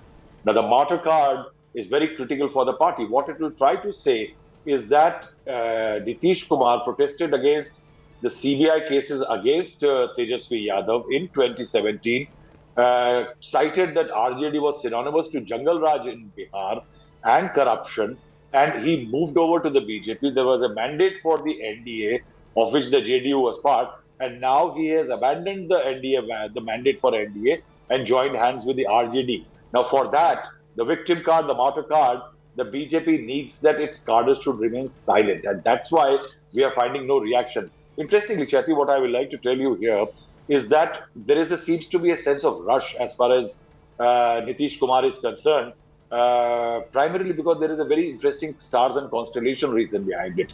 The month of Sawan, which is ending on the 12th, is supposed to be the most auspicious month in the Hindu calendar. Now, after the Sawan month, the Bhadra month starts. Now, that's supposed to be the inauspicious period. So, Nitish Kumar, given the fact that the RJD first family, Rabri Devi especially, is extremely superstitious, will like to fast forward everything so that the swearing in and everything is over before the 12th of August, so that it does not happen in the inauspicious period, or Nitish Kumar will have to wait for the next month to arrive and the Bhadra period to be over. And that's why we find there is a huddle at Nitish Kumar's residence. We are told that all the final contours and shape of the government are being tied up. One little indication in the last half hour which I have received is that we were talking about how the Congress can get the speaker's post. There are some sources in the RJD and RLS, which was at one time independent party, now merged with the RJD. They are saying that there is a possibility that the RJD is pushing for the speaker's post. It's very critical for the RJD because remember, if Nitish Kumar does a somersault in future, he may need I'm coming to that point in moments from now, Rahul, about the point you made about the Congress party. But first, for our viewers who have just tuned into this broadcast, let's walk you through all the top developments in the Bihar political blockbuster, just in case you've missed out on any point. The BJP and JDU split has been confirmed. Nitish Kumar's NDA has officially announced breakup with the ally BJP in Bihar days after massive speculations of the rift between the two. The decision of parting ways comes in a key meeting chaired by the Bihar Chief Minister. Let's get you the other top development on your screens now. Amidst the political turmoil and before playing the next move, Nitish Kumar sought time to meet Bihar governor. All eyes are now set on Nitish as he meets the governor at 4 p.m. 1 hour, less than 1 hour from now, viewers. Sources have told India Today that RJD's Tejasvi Yadav has demanded the Home Ministry portfolio in the new Bihar government. RJD is also going to be most likely getting the Deputy Chief Minister's post. Now, as soon as the news broke out of the JDU-BJP breakup, Lalu's daughters rejoiced the decision and hailed brother Tejasvi Yadav. They tweeted, and I quote, Tejasvi Bava Bihar, unquote. BJP ministers in Bihar too have sought time to meet Bihar governor. All the 16 BJP ministers are, however, unlikely to resign. Rohit Singh is now joining us live for the latest on all the top developments that we brought to you. The larger point here, Rohit, being that the divorce is confirmed, and now this move seems to be tantamount for an already weak opposition that can really come together to injure the BJP in the next general election, probably. Yes, it's official. The BJP-JDU alliance has broken and now new government will be formed very soon, and Nitish Kumar will be taking oath as the Chief Minister for the 8th time. Remember, it's for the 8th time that he will be taking oath as the Chief Minister, and this new government, again, something similar to what happened in 2015, is that Tejasvi Yadav will be the Deputy Chief Minister, and we are also learning that this time around the Home Department could be grabbed by RJD for Tejasvi Yadav, and also Tej Pratap is likely to be inducted into the government. And right now we are at Rabri Devi's residence. Since 11 in the morning, all the MLAs of the Mahagathbandhan, including RJD, Congress and Left, are all inside. The meeting got over a long time back. After that, all these MLAs are inside. They're having lunch. And at 4 o'clock, what we are learning is that all the MLAs of Mahagathbandhan, led by Tejaswi Yadav and Tej Pratap, they will be coming out of the Rabri Devi's residence and walking towards the Raj Bhavan, where Tejaswi is likely to meet the governor along with Nitish Kumar. So it's all said and done. BJP is out of the alliance. The new partners are RJD, Congress and Left, and Nitish Kumar all set to become the Chief Minister for the 8th time. Cheti. Absolutely. And you also ended up speaking to Chirag Paswan on the latest. Let's in fact get our viewers the reaction coming in from Chirag Paswan on this. हमारे साथ इस वक्त चिराग पासवान मौजूद हैं line पर। चिराग, आपने देखा किस तरीके से यहाँ पर नीतीश कुमार की तरफ से अब बीजेपी को जंप करने का फैसला लिया गया है, क्या कहेंगे? देखिए, इसमें कहना क्या है, तो एविडेंट था ही, ये होना ही था। It was a matter of time. आज होता कल होता, ये चीज होनी थी। और ये बात तो मैं शुरू से कहता रहा हूँ कि आज नहीं तो कल मुख्यमंत्री जी फिर पलटी मारते ही, और ये उनकी फितरत में ही रहा है। मुख्यमंत्री जी कोई पहली बार नहीं, 2000 पिछले अगर आप 8 साल देख लें, इन 8 सालों में तीसरा अलायंस ये बदल रहा है। और हर अलायंस से पहले बड़ी बड़ी बातें इनकी तरफ से कही जा रही थी। भाई, जब ये महागठबंधन के साथ थे, उस वक्त लोकतंत्र के मंदिर में खड़े होकर, बिहार की विधानसभा में खड़े होकर इन्होंने शपथ खाई थी कि मिट्टी में मिल जाऊंगा पर भाजपा के साथ नहीं जाऊंगा। 2017 में भाजपा से गठबंधन कर लिया। जिस जंगल राज का विकल्प बनकर आए थे 2015 में, उन्हीं के साथ गठबंधन कर लिया। आज जिनके ऊपर भ्रष्टाचार के आरोप लगाकर, जीरो टॉलरेंस फॉर करप्शन की बात बड़ी बड़ी दुहाई देकर जिनसे अलग हुए थे 2017 में, आज पुनः उन्हीं के साथ मिलकर मुख्यमंत्री जी सरकार बना रहे हैं। तो एक बात तो स्पष्ट है भाई, और ये सरकार क्यों बन रही है? बिहार के विकास के लिए या बिहार के हित को मद्देनजर रखते हुए तो ये सरकार नहीं बन रही ना। ये सरकार व्यक्तिगत स्वार्थों को मद्देनजर रखते हुए बन रही है। मुख्यमंत्री जी अगर आज राजद के साथ मिलकर सरकार बना रहे हैं तो बिहार की भलाई के लिए सरकार नहीं बना रहे हैं। बिहार में कोई विकास के कार्य अधूरे पड़े हुए थे, इसके लिए सरकार नहीं बना रहे हैं। अपनी कुर्सी को बचाए रखने के लिए वो सरकार बना रहे हैं। तो इससे जिस प्रदेश के मुख्यमंत्री की क्रेडिबिलिटी ही नहीं रही, जो अपने ही शब्दों पे नहीं टिके, तो प्रदेश की जनता उस पर क्या विश्वास करेगी? भाई, पिछले चुनाव में 2020 के चुनाव में जनता ने इन्हीं बातों को ध्यान में रखते हुए इनको 1 नंबर से तीसरे नंबर की पार्टी बना दिया। आप अगले चुनाव में देखिएगा, अभी तो 43 पर ही आए थे, अगले चुनाव में 0 पर आ जाएंगे। इनका खाता भी खुलना अगले चुनाव में मुश्किल है। चिराग, लेकिन यही 2020 में जंगल राज की बातें नीतीश कुमार किया करते थे जब चुनाव में जब कैंपेनिंग हो रहा था। आज फिर आपको क्या लगता है?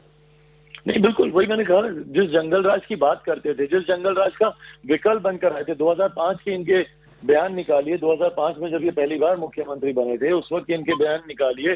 जंगल राज को कोसते नहीं थकते थे और उस वक्त कहते थे कि मेरा सपना है कि एक दिन जितने पलायन किए हुए बिहारी हैं वो सबको मैं वापस अपने प्रदेश लेकर आऊंगा। जो मुख्यमंत्री पिछले 17 सालों में अपना सपना नहीं पूरा कर पाए तो बिहारियों के सपने को क्या पूरा करेंगे? तो जिस जंगल राज को कोसते ही नहीं सकते थे, अभी इसी बार के सेशन में देख लीजिए, विधानसभा में जिस तरीके से राजद के ऊपर इन्होंने वार किया, जिस तरीके से नेता प्रतिपक्ष के ऊपर ही अपनी बातें रखते थे, कटाक्ष उनके ऊपर करते थे, और आज उन्हीं के साथ मिलकर सरकार बना रहे हैं। और मैं बार बार ये कह रहा हूँ, ये सरकार क्यों, अलायंस को बदलने का कारण क्या, किस वजह से ये अलायंस बदल रहे हैं? भैया, डबल इंजन की सरकार, आप उसका लाभ उठाते भारतीय जनता पार्टी के साथ मिलकर, प्रधानमंत्री जी के साथ मिलकर, क्यों नहीं गए आप नीति आयोग की बैठक में? आप बार बार यही उठाते हैं ना कि विशेष राज्य का दर्जा मिलना चाहिए, तो जातीय जनगणना होनी चाहिए। वो फोरम था, वो प्लेटफॉर्म था। आप जाते नीति आयोग की बैठक में, वहां पर जाके इन तमाम बातों को आप रखते वहां पर मुख्यमंत्री जी वहां पर नहीं जाएंगे। जो लाभ इनको मिल सकता है केंद्र सरकार के साथ सहयोगी होने के नाते, उन लाभों का उसका लाभ बिहार की जनता को नहीं देंगे। इनकी चिंता ले देकर सिर्फ घूमती है इनकी कुर्सी के इर्द गिर्द। किस तरीके से ये बस अपनी कुर्सी बचा के रखें, उसकी ही राजनीति मुख्यमंत्री नीतीश कुमार जी ने पिछले 17 सालों में की है। The JDU has finally ended its alliance with BJP in Bihar. Nitish Kumar, after core meeting today, announced breakup with the Saffron Party. Nitish Kumar has sought time to meet Governor at 4 p.m, sealing BJP's fate in Bihar. Tejasvi Yadav, Nitish Kumar will walk towards the Governor House together. JDU claimed BJP continued needling into its functioning and tried to destabilize the Nitish government. Sources tell India Today that Tejasvi Yadav is demanding Home Ministry for himself. His brother Tej Pratap may also be included in the new government. The Congress says that Nitish can be the chief minister if he joins the Mahagathbandhan. Hindustani Awam Morcha chief Jitan Ram Manjhi, an NDA ally, has also extended support to Nitish Kumar. Nitish Kumar's grouses against the BJP may have been piling up since 2019 general election, when his party was offered just one seat in the union cabinet, if you remember.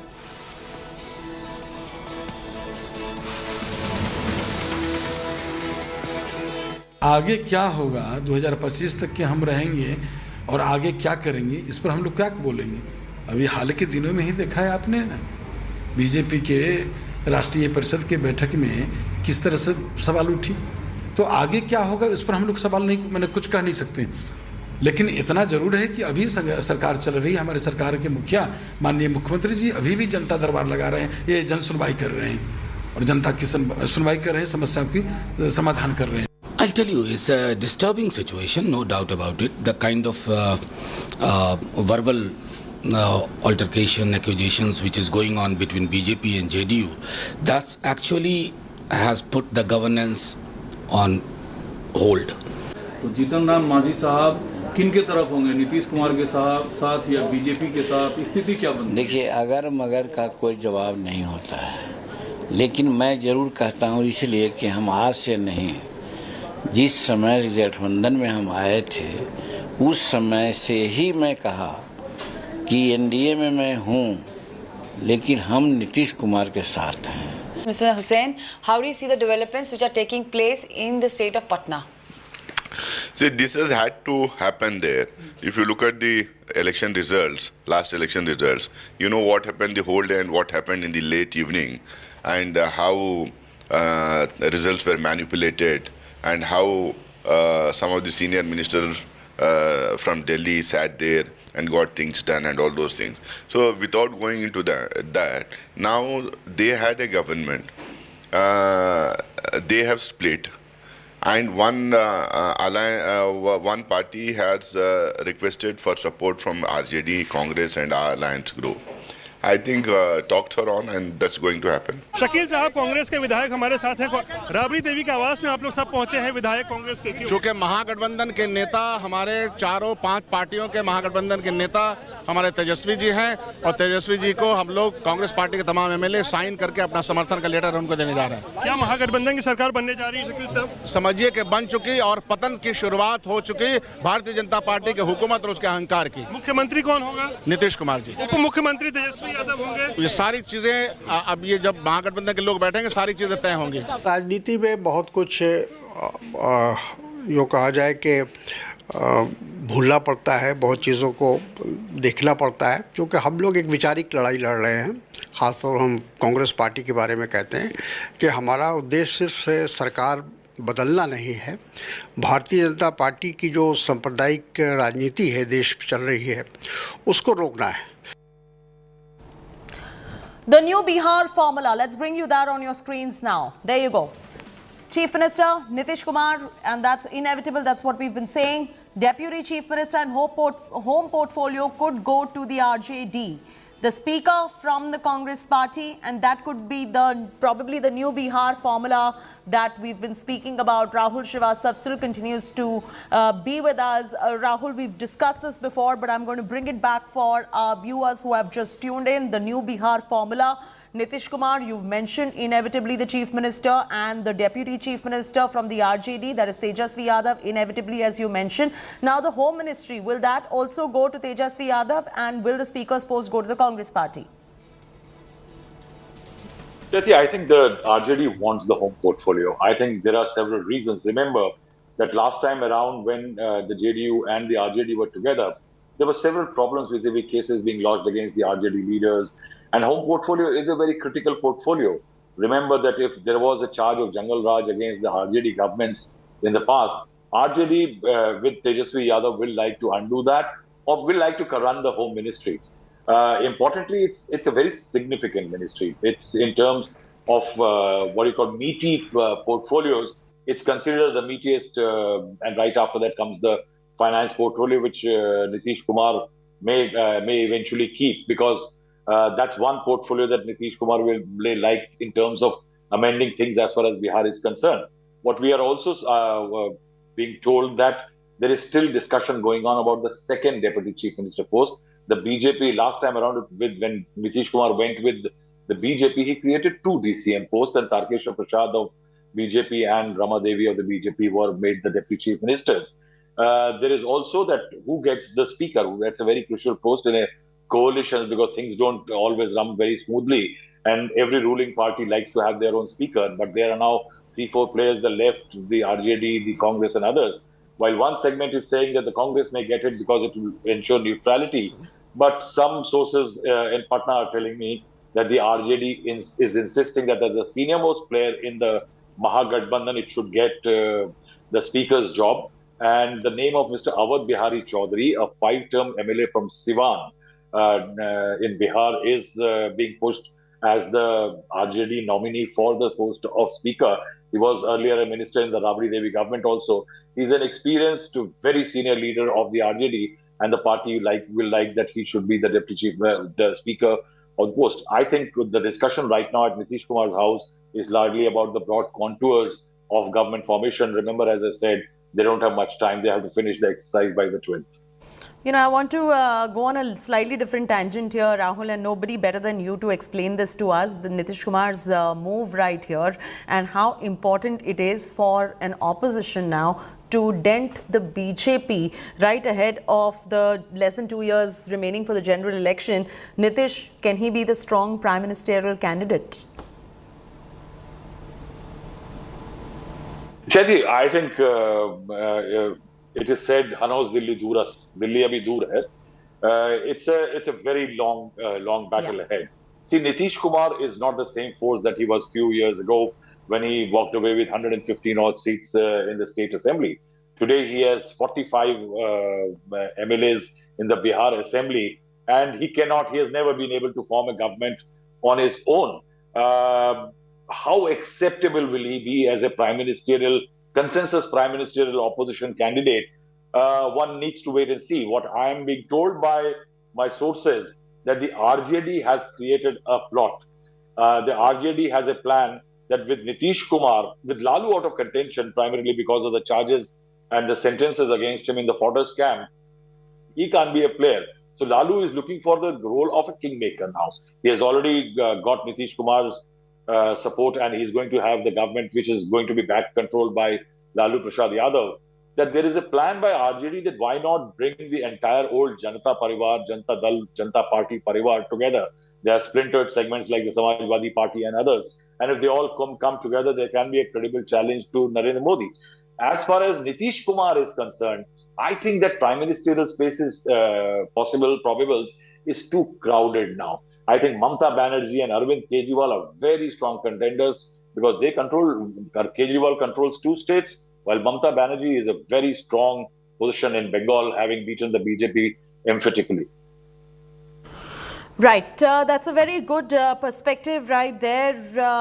And, you know, the viewers are very intrigued about knowing where the Bharatiya Janata Party also stands in the middle of all this, because we have not heard much from the BJP ever since these announcements. Are we picking up anything on that front, Rahul? Chaiti, today evening, the BJP core group in Bihar is meeting at JB, strategizing which way the BJP goes. But yes, what one can say is that the castle that the BJP had built with Nitish Kumar is down. The BJP was planning that.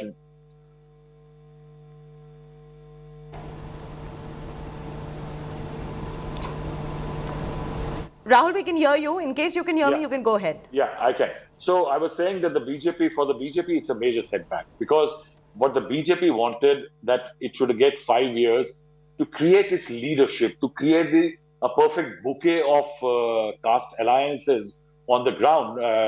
And remember, being in power is a huge plus when you want to expand in a state. So though Nitish Kumar was given the Chief Minister's chair, the BJP had expansion programs, and the BJP wanted to create leaders in, say, Rama Devi among the EBC and several other important caste segments. But that has not happened. I think the BJP leaders have not really utilized these 21 months. Rama Devi, still nobody knows her much in Bihar or outside Bihar. Somebody like a Nityanand Rai, who is still now struggling to be a leader, even say in belts like Hajipur and others. So the BJP's problem is now leadership and caste alliances. So the BJP will have to go back to the drawing board. But is all over? No, because the brand Modi is still a very credible element. In 2014, the BJP had not gone with the JDU. It had gone with the LJP of Ramvilas Paswan, the RLSP. It won 31 of the 40 seats. Last time around, the BJP went with the JDU. It won 17 and JDU won 16 and Ramvilas Paswan 6, and the JDU was routed. RJD was routed. It did not get a single seat. So there is still a play for the BJP in Bihar. But if Nitish Kumar, Congress and Lalu Prasad Yadav contest Lok Sabha together in Bihar in 2024, I think there will be a wonderful political battle on. You know, very interesting perspective right there. Stay with us. Rahul Srivastava continuing to get us all the perspective on the back of this Bihar pot boiler. To put the story into perspective, our national affairs editor with us throughout this broadcast, I promise you. But we're getting some ground reports coming in. Rohit Singh has been tracking these developments from ground zero. Rohit, what are the updates that you have for us? Achati, right now outside Rabri Devi's residence, and a lot of people gathering here.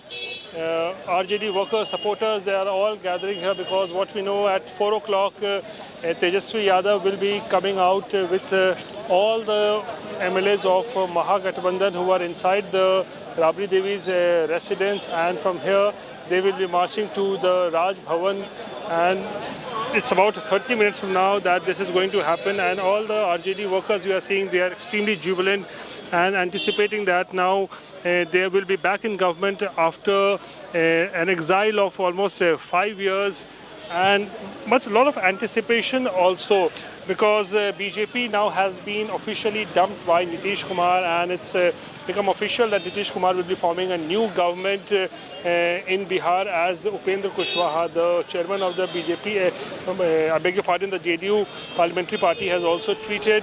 So Nitish Kumar has changed his partners. He's chosen to go with the Mahagathbandhan once again, forge alliance with the RJD, and at around 4 o'clock, Nitish Kumar and Tejasvi Yadav, we learn, is they are all going to meet the governor and stake claim to form the next government in the state.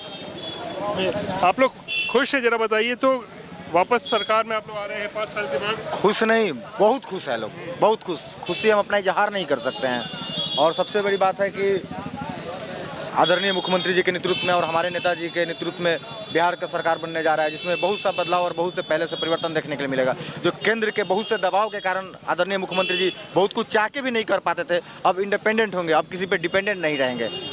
तो my leader has accept to present CM Nitish Kumar, I am very happy. तो आपको लगेगा कि double engine की सरकार तो अब चली गई, तो क्या केंद्र से फिर मदद मिलेगी, नहीं मिलेगी कुख्ता विपक्ष?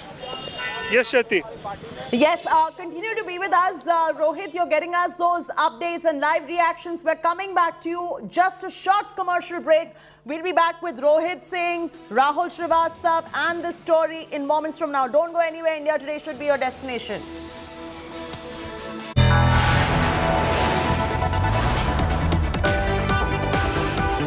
You are watching India Today.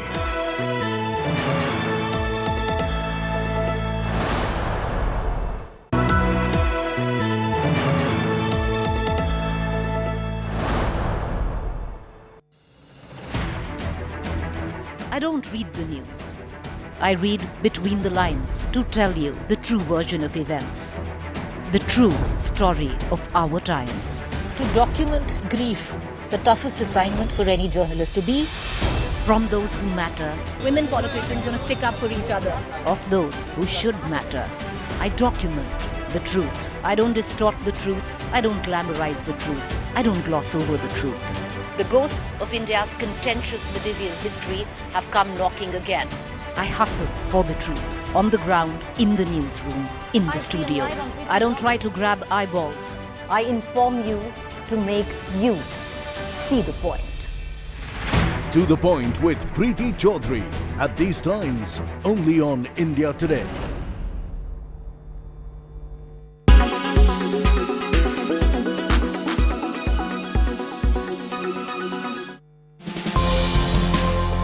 The air we breathe inside an airplane is continuously renewed during a flight. It's captured from outside. 30 to 50% of the fresh air, depending on the plane, is mixed with air already inside the cabin. Air from outside is collected near the engines. It then passes into an air conditioning pack where it is heated to about 20 degrees and pressurized to a level close to atmospheric pressure at sea level.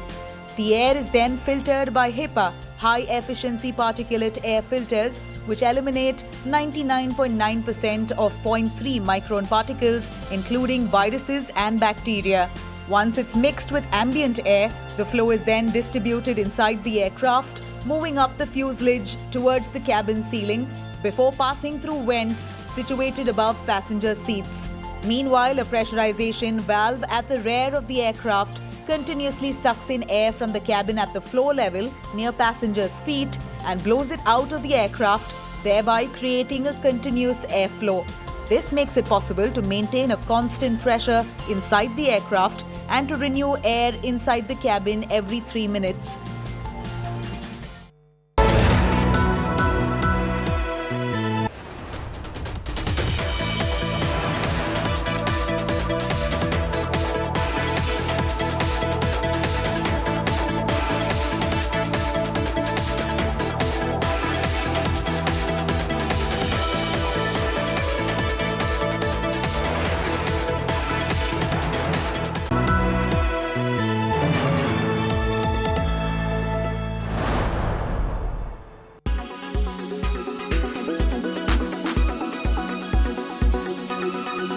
It's not the first time that Nitish Kumar has either made a political shift or a U-turn with his political decisions and primarily ensuring that his party and his political domain survives. 4 times. Let's take a look when Nitish Kumar made a political shift. Now, remember, he is one of the biggest netas for Bihar politics. But what exactly has been his political journey as well?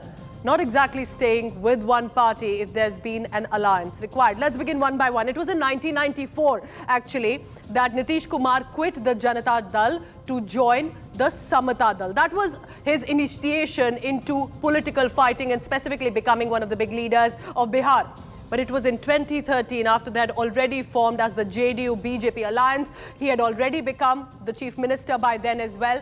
But after Prime Minister face was declared as Narendra Modi and also becoming the chairperson of the Lok Sabha Election Committee for the BJP, Modi was announced. He quit the NDA and then became a bigger paradigm shift in Bihar politics in 2015.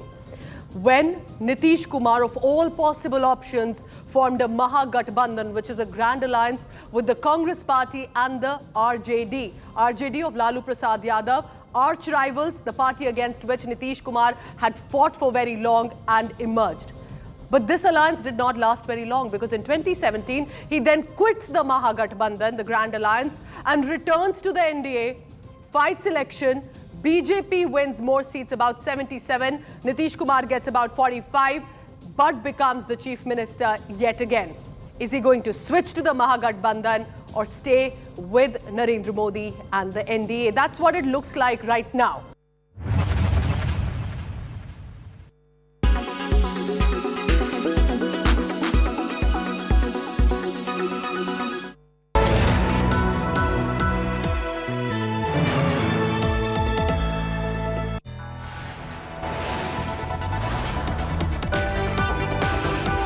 You are watching India Today.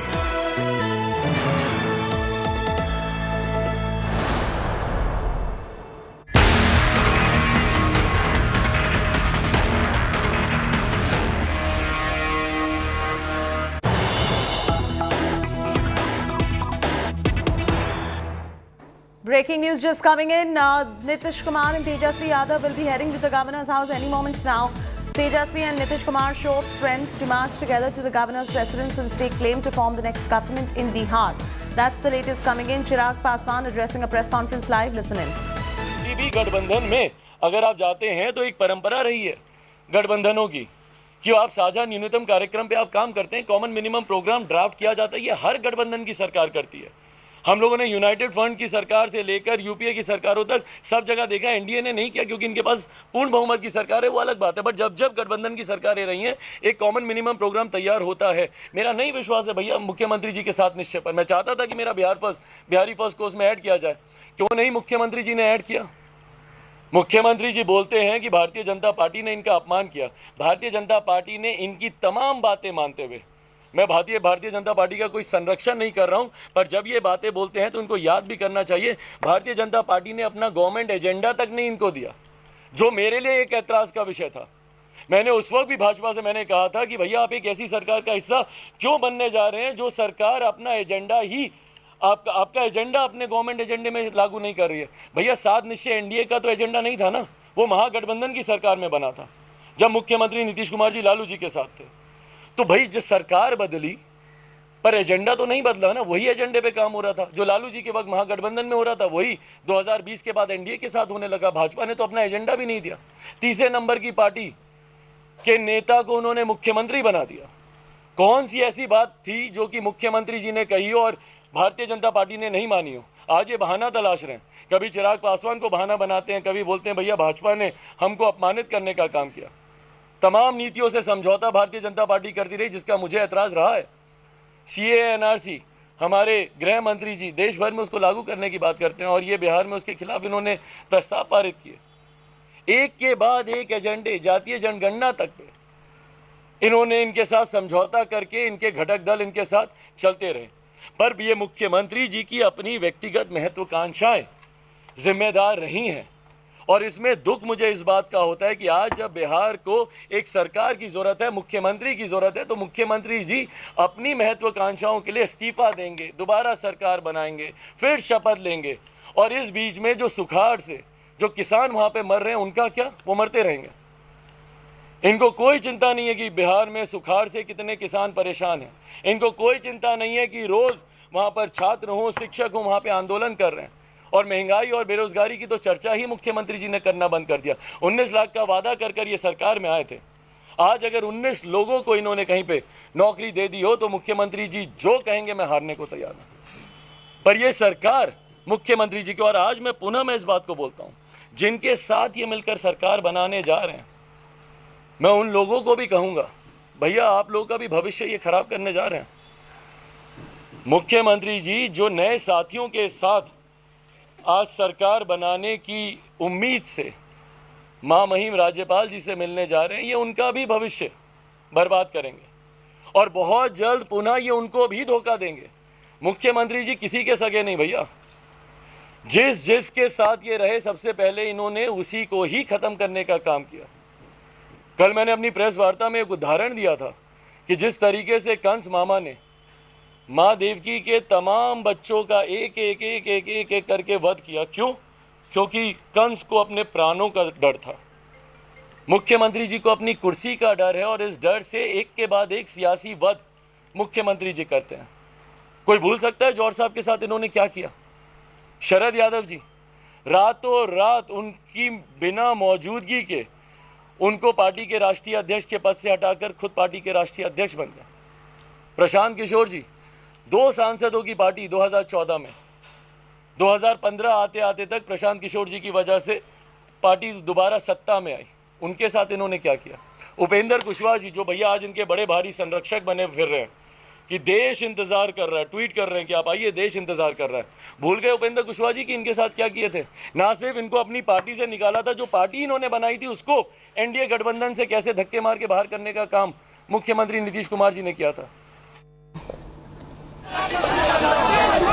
Live visuals coming in from Raj Bhavan at this point in Patna. On one hand, you have the live press conference going on of Chirag Paswan. On the other side, you've got the live visuals coming in of Raj Bhavan. Around 4 p.m. is when Nitish and Tejasvi Yadav were supposed to meet the governor. Whether the cavalcade has arrived or not as yet doesn't look like it, and our reporter will get us up to speed with the latest development. But 4 p.m. is perhaps when this is going to happen. I want to just dip in to see what is going on outside the Raj Bhavan at the moment. If we have our reporter on ground, let's cut across to our reporter in case our reporter is there who can give us an update of what is going on outside the Raj Bhavan. In the meanwhile, I just want to tell our viewers live visuals of Raj Bhavan. You can see a convoy of vehicles entering the Raj Bhavan. We will be able to confirm shortly who this convoy is carrying, but these are live shots of the Raj Bhavan as we speak. Scheduled meeting of the governor along with Nitish Kumar and Tejasvi Yadav was supposed to be around 4 p.m. So around 20 minutes from now is when that meeting is likely supposed to start. And just ahead of that meeting, this is what is going on in Patna's Raj Bhavan at the moment, where Nitish Kumar and Tejasvi Yadav are all set to meet the governor. Live visuals of Raj Bhavan on your screens. Let's also bring our reporter to bring you up to speed with the latest development. In the meanwhile, we're getting breaking news coming in, which is flashing across your screens at the moment. The breaking news is about Nitish Kumar arriving at Raj Bhavan. We can confirm that he's arrived at Raj Bhavan. So there you go. The cavalcade that you saw was indeed of Nitish Kumar. Nitish Kumar has arrived at Raj Bhavan. His meeting will start in moments from now. You can see a lot of police deployment on ground as the cavalcade enters the huge convoy that came in. Nitish Kumar and Bihar governor's meeting is going to be beginning any moment now. Let me also bring you a confirmation whether or not Tejasvi Yadav has accompanied them or not. That's something that a reporter will be able to confirm. But for the moment, what I can confirm to our viewers is that Nitish Kumar has arrived at Raj Bhavan. He will be meeting the governor any moment now. Let's also find out if Tejasvi Yadav is going to be accompanying Nitish Kumar. He was supposed to be, but we can't confirm whether his car has arrived or not at this point. What we can confirm is that Nitish Kumar has arrived at Raj Bhavan, and the meeting between the governor and Nitish Kumar will begin any moment now. This as Nitish Kumar dumps the Bharatiya Janata Party, severs his ties with the NDA coalition, and now all set to form the government with the support of the RJD and the Congress Party. Mahagathbandhan 2.0 brewing in Bihar. It's a huge political potboiler that we're bringing to you on your screens right now. Nitish Kumar ending alliance with BJP. He's likely to resign after this particular meeting with the governor, which is about to begin any moment now because he's arrived at the Raj Bhavan right now. Bihar Chief Minister Nitish Kumar has now officially broken off the alliance with the BJP. That's what we can confirm to you. We've got that confirmation with us. He is going to be meeting the Bihar governor any second now because he's arrived now at the Raj Bhavan. Phagu Chauhan and his meeting, that is the Governor Phagu Chauhan and his meeting is at 4 p.m. today. That's the breaking news coming in at the moment. Let's find out if Tejasvi Yadav is also going to be joining in this meeting or not. That's something that we can confirm through our reporter on ground. But for the moment, doesn't look like Tejasvi Yadav is there. It looks like only it is Nitish Kumar who has arrived at the Raj Bhavan. We'll confirm if Tejasvi is there or not in moments from now. But this is the latest coming in as Nitish Kumar dumps the Bharatiya Janata Party. And after this crucial meeting, he is likely to resign. He's likely to resign after this crucial meeting. And the RJD, Congress and the JDU will be forming the next government. Rohit Singh is joining us. Rohit, first up, Nitish Kumar has arrived already. His meeting is scheduled at 4 p.m. today with Governor Phagu Chauhan. If you can confirm if RJD's Tejasvi Yadav has accompanied him? No, not now, Chaiti. Right now we are outside at Rabri Devi's residence, and I think within next 5 to 6 minutes, Tejasvi Yadav along with all the MLAs of Mahagathbandhan will be coming out. Nitish Kumar has already reached one Ane mark, that's the Chief Minister's residence. He has already reached there, and you can see here jubilation outside Rabri Devi's residence. You can see hundreds of RJD workers, supporters with the flags of the RJD here, waving it in the sky and expressing their happiness at the fact that Mahagathbandhan government will be formed. RJD will be coming back to power after 5 years, and it all happened after Nitish Kumar decided to break ties with BJP and decided to forge alliance and give it a second attempt to form a government with RJD's support. And you can see here how RJD workers, supporters here have gathered, and in a few minutes from now, Tejasvi Yadav will be leading all the MLAs of the Mahagathbandhan, and they will be all marching from here till the Raj Bhavan. That is almost a half kilometer. They will be marching, and then Nitish Kumar will also be there at the Raj Bhavan, and both the leaders will be meeting the governor and staking claim to form the government. And you can see how the pictures here, RJD, completely delightful mood here, and 5 years of exile is almost over. The security personnel here asking the party workers, supporters to just vacate this place, because in some time now Tejasvi Yadav will be coming out with all the Mahagathbandhan MLAs, and in fact what we also know is that Nitish Kumar will be sworn in as the Chief Minister, and Tejasvi will once again become his deputy. That's the Deputy Chief Minister.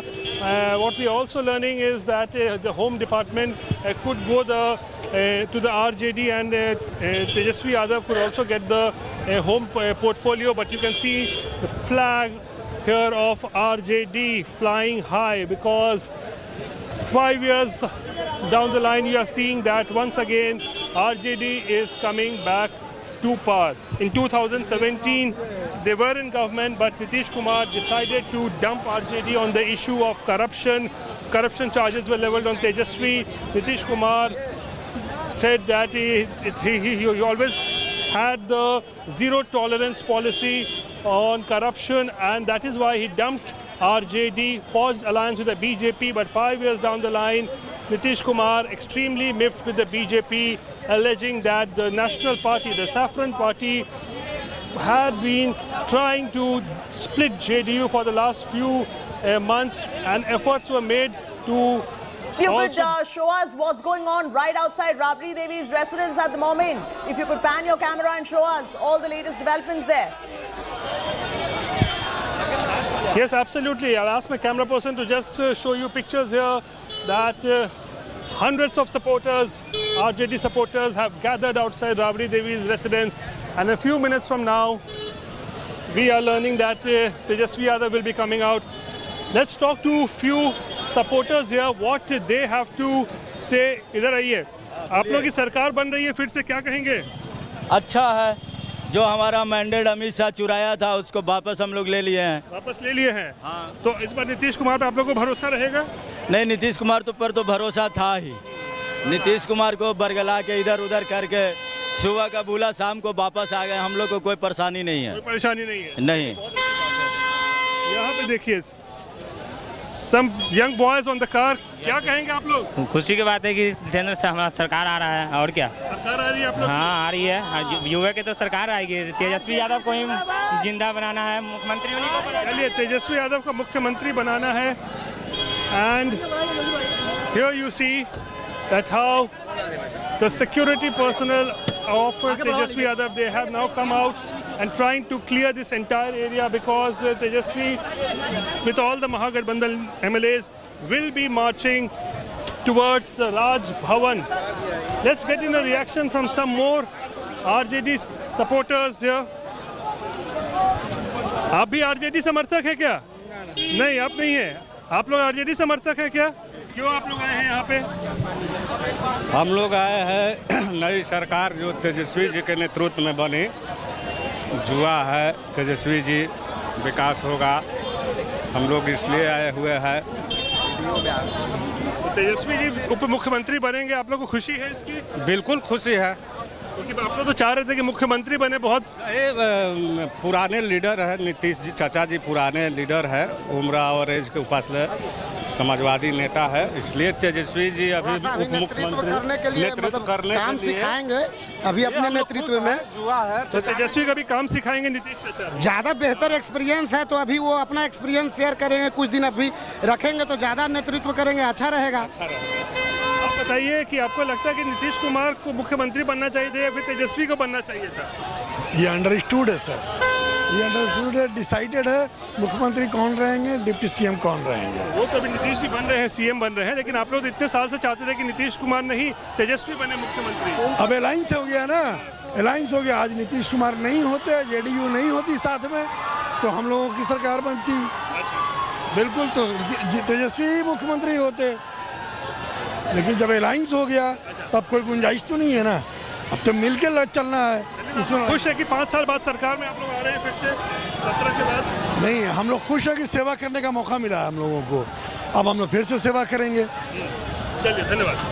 So there you see RJD workers is Tejasvi Yadav right there at his residence right now? Has he left for the governor's house? Is he going? Can you clarify this point?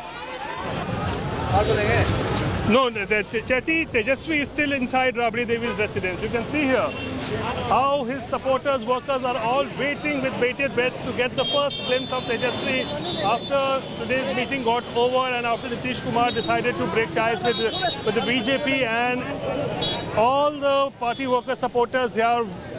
I don't understand how far is Rabri's residence from the Raj Bhavan, because isn't he supposed to, as per our sources, be meeting the governor along with Nitish Kumar, or is he opting out of that meeting with the governor?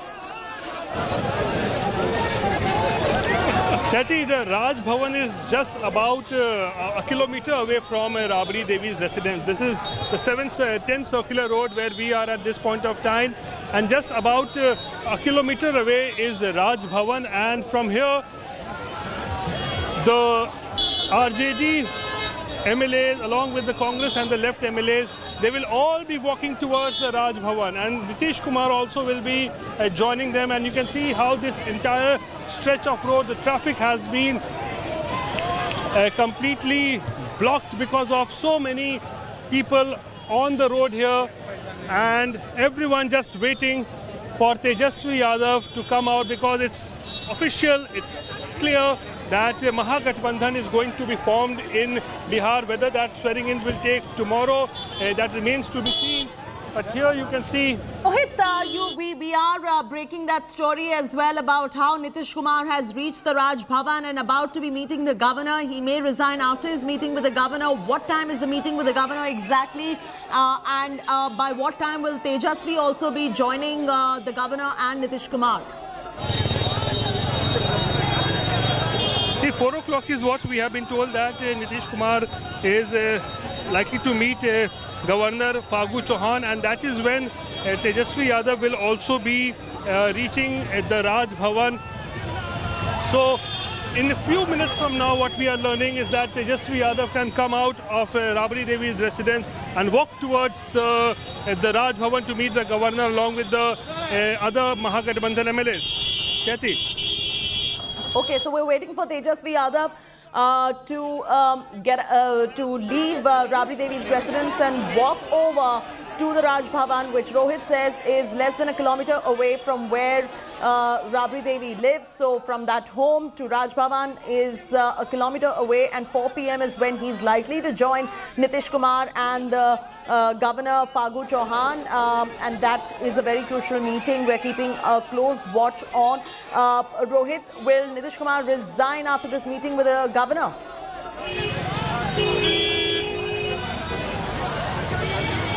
See, that remains to be seen, whether Nitish Kumar will first resign and then stake claim to form the next government. That remains to be seen, because that only will be decided after he meets Governor Fagu Chauhan in some time from now.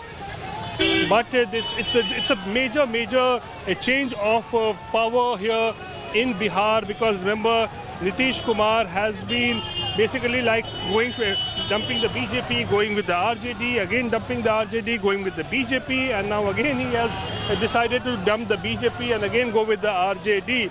So this is what Nitish Kumar has been doing in the last 5 to 6 years. But RJD workers here are happy that it's sort of a ghar wapsi for Nitish Kumar, because both RJD and JDU share similar ideology.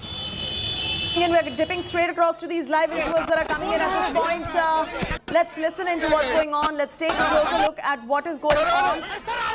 Live visuals on your screens right there.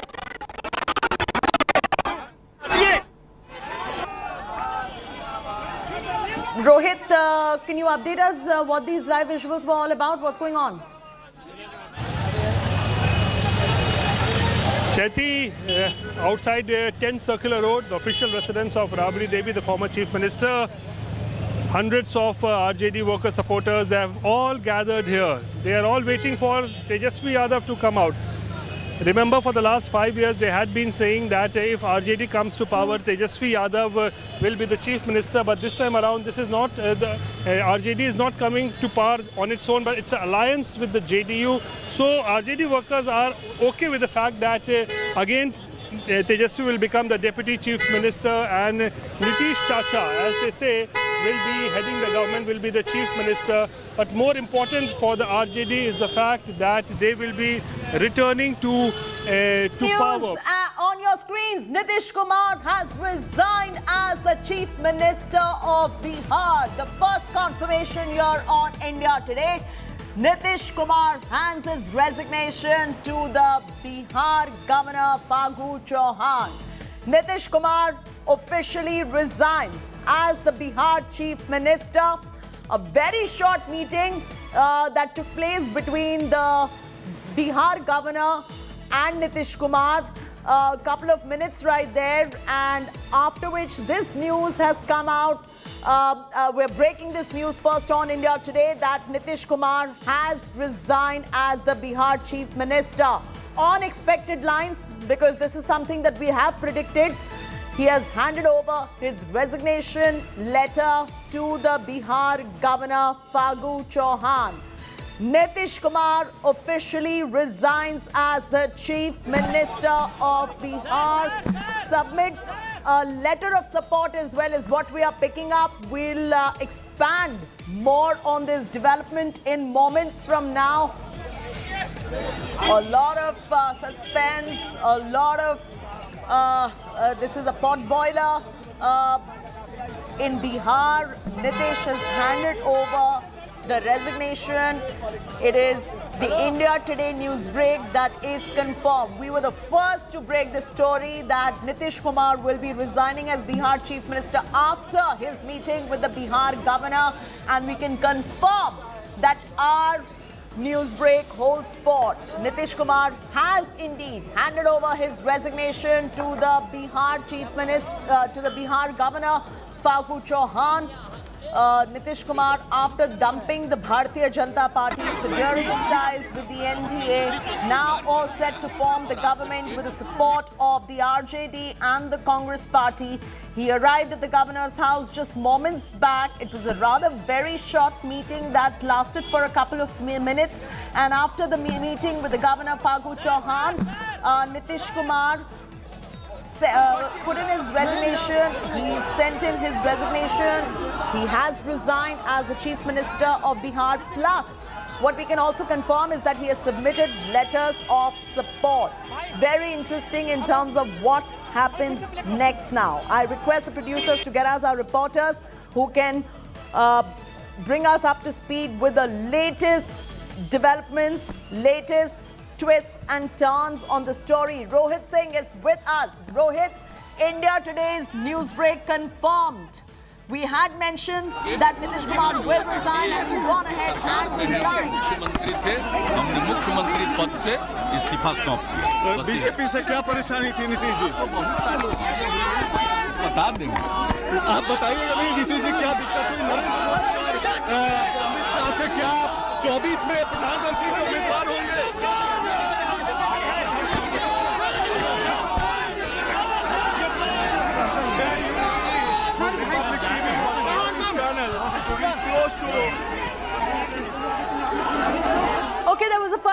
reaction coming in from Nitish Kumar, who confirmed on camera that he has indeed resigned as the Chief Minister of Bihar as he leaves the Raj Bhavan after his meeting with Governor Fagu Chauhan. First reaction of Nitish Kumar with the confirmation of his resignation as the Chief Minister. Can we play that again for our viewers?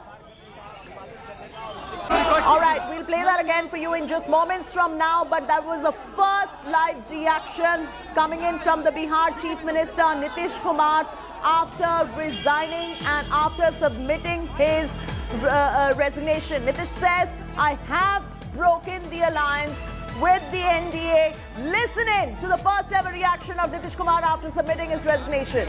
यहाँ जो NDA की सरकार में है मुख्यमंत्री थे, हमने मुख्यमंत्री पद से इस्तीफा सौंप दिया। बीजेपी से क्या परेशानी थी नीतीश जी? बता देंगे। आप बताइएगा नहीं नीतीश जी क्या दिक्कत हुई? क्या 24 में प्रधानमंत्री के उम्मीदवार होंगे?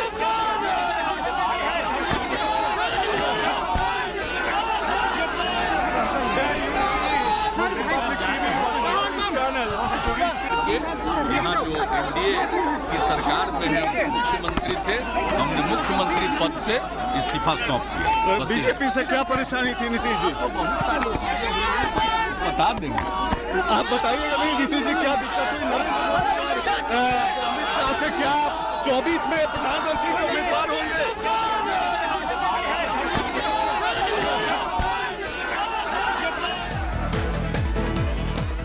Big breaking story. He says he's broken his alliance with the NDA. Nitish Kumar resigns as Bihar Chief Minister, submits letter of support to the governor as well. It's been years and years of political twists and turns as far as Nitish Kumar is concerned, starting from the year 1994 up until 2022 now.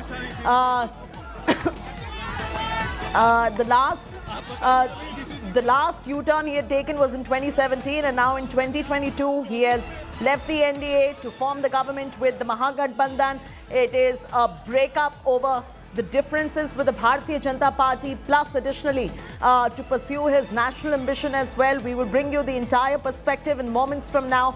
But the big story that is breaking on your screens right now is that he says there is a consensus between all the MLAs and MPs as he resigns as the Chief Minister. He says every one of them wanted to leave the NDA. He has also submitted letters of support and he says, I have broken the alliance with the NDA. I have resigned as the Chief Minister of Bihar. The first ever reaction after walking out of the governor's house and submitting his reaction is with us here at India Today. Listen in to Nitish Kumar.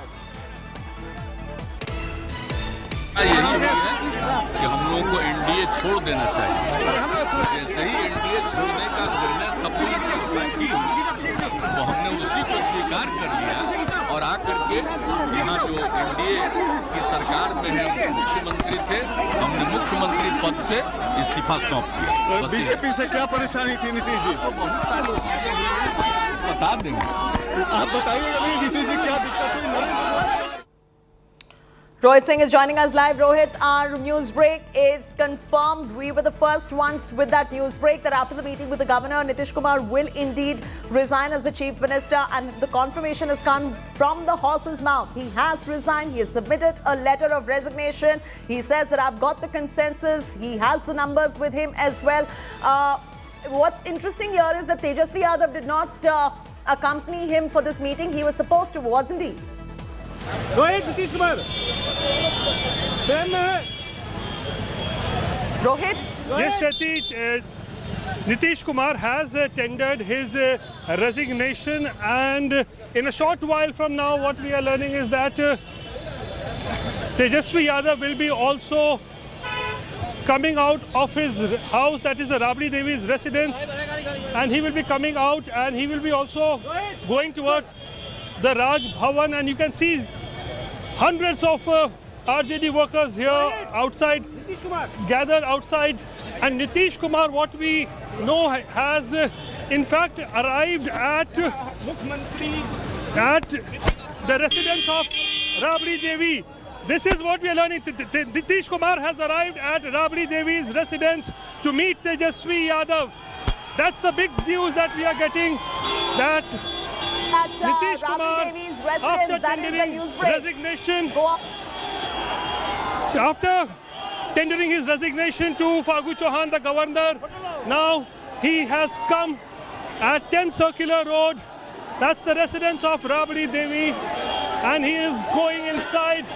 And you can see Nitish Kumar's cavalcade just going inside 10 Circular Road, and here he'll be meeting Tejasvi Yadav, and then both the leaders will stake claim to form the government. That's the big political development that has taken place in Bihar today, that after tendering his resignation to Fagu Chauhan just minutes back, Nitish Kumar has come at 10 Circular Road, official residence of Rabri Devi, and he has come to meet Tejasvi Yadav. He will be meeting Tejasvi, Rabri, and all the MLAs of the Mahagathbandhan who are present inside. And what we are learning is that it will be a small meeting also of Nitish Kumar with the Mahagathbandhan MLAs, and after that they will be meeting the governor, likely to meet the governor and stake claim to form the next government. But you can see pictures there right outside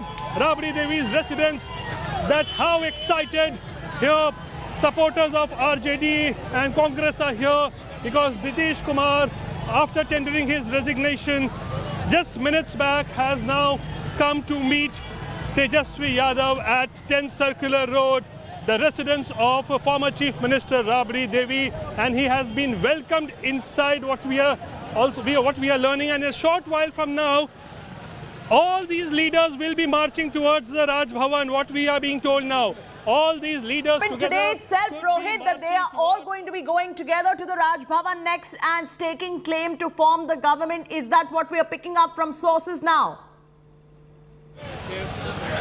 This is what we know from sources, that after Nitish Kumar has now gone inside to meet Tejasvi Yadav, he will have a small meeting with all the Mahagathbandhan MLAs, and after that meeting, they will all in a huddle. They all will go into a huddle, and after that they will be coming out of Rabri Devi's residence, and they're likely to walk towards the Raj Bhavan. They will march to the Raj Bhavan and stake claim to form the government. And you can see here how security has been beefed up, and hundreds of party supporters here of RJD have all welcomed Nitish Kumar, and the RJD believes that it's sort of a ghar wapsi for the Bihar Chief Minister, because both Nitish Kumar and RJD, they share similar ideology, and now the administration has come here, and they are trying to clear this entire stretch of road. You can see administration has come here, the SDM of Patna Sadar has come, and the announcement is being made to clear this road, because in a short while from now,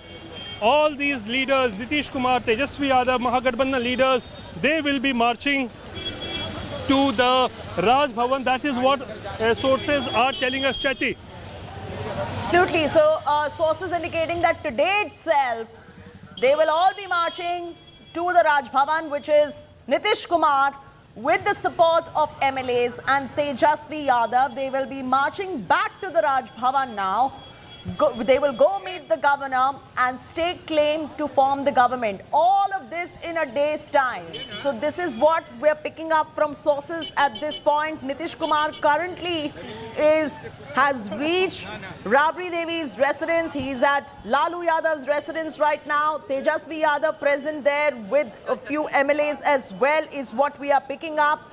He has already tendered his resignation. He has submitted a letter of support to the governor. He has officially resigned as the Chief Minister of Bihar. And in moments from now, right now there's a meeting going on inside Lalu's residence, inside Rabri's residence. They will all be leaving in moments from now. They will be marching towards the Raj Bhavan, staking claim to form the government. That is the big news break we are bringing to you at this point of time. Rohit is still with us. Rohit, it's all in a day's time. All in a day's time. Very interesting developments coming in within the day's time. Absolutely, it is very much clear that Nitish Kumar is in a hurry. He does not want to waste time and give BJP any sort of a chance to. और सारे विधायक और विधान पार्षद और party के नेता सब लोग भाजपा से क्या दिक्कत हो गई? सारी मीटिंग आज हुई और सब लोगों की इच्छा यही हुई है कि हम लोगों को एनडीए छोड़ देना चाहिए। तो जैसे ही एनडीए छोड़ने का निर्णय सब लोगों की थी तो हमने उसी को स्वीकार कर लिया और आकर के यहाँ जो एनडीए की सरकार में हम मुख्यमंत्री थे, हमने मुख्यमंत्री पद से इस्तीफा सौंप दिया। बस यही। क्या परेशानी थी नीतीश? अब तो बहुत सारी चीजें हुई है, हमारे लोग बता देंगे। आप बताइए कि नहीं नीतीश जी क्या दिक्कत हुई? Nitish Kumar's first up reaction to India today after leaving the governor's residence, the Raj Bhavan, and after submitting his resignation to the governor, Fagu Chauhan. After resigning, that was his first up reaction to India today. Rohit Singh continues to be with us. Rohit, you were mentioning how all of this has happened in a day's time. While we had that reaction from Chirag Paswan, so we know the NDA stands on this issue, we haven't really heard from a BJP leader on this. Well, absolutely.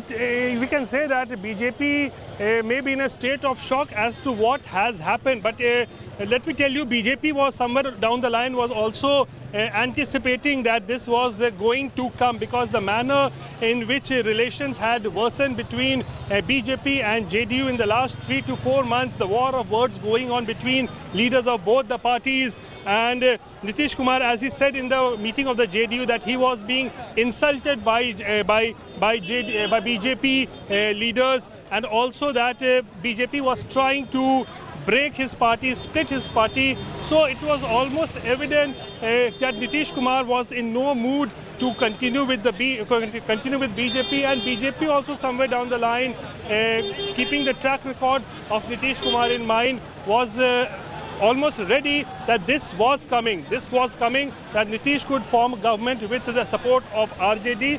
And remember, it all started almost in April, when that iftar party was held here at Rabri Devi's residence, and Nitish Kumar from his residence, he walked to Rabri Devi's residence to participate in that iftar party. So that is when he had dropped an indication that he was cozying up with Tejasvi Yadav, with RJD. And after that, on the issue of caste census, we saw Nitish Kumar, Tejasvi Yadav on the same page, on the same platform. So there were enough indications that was coming out that Nitish Kumar and Tejasvi were coming together, and BJP was obviously feeling uncomfortable because of all this. So I will say that BJP, yes, they must be in a state of shock, because they have lost Bihar, where they have been in power for the last 5 years. But somewhere down the line, the BJP was knowing that this was coming. Chaiti.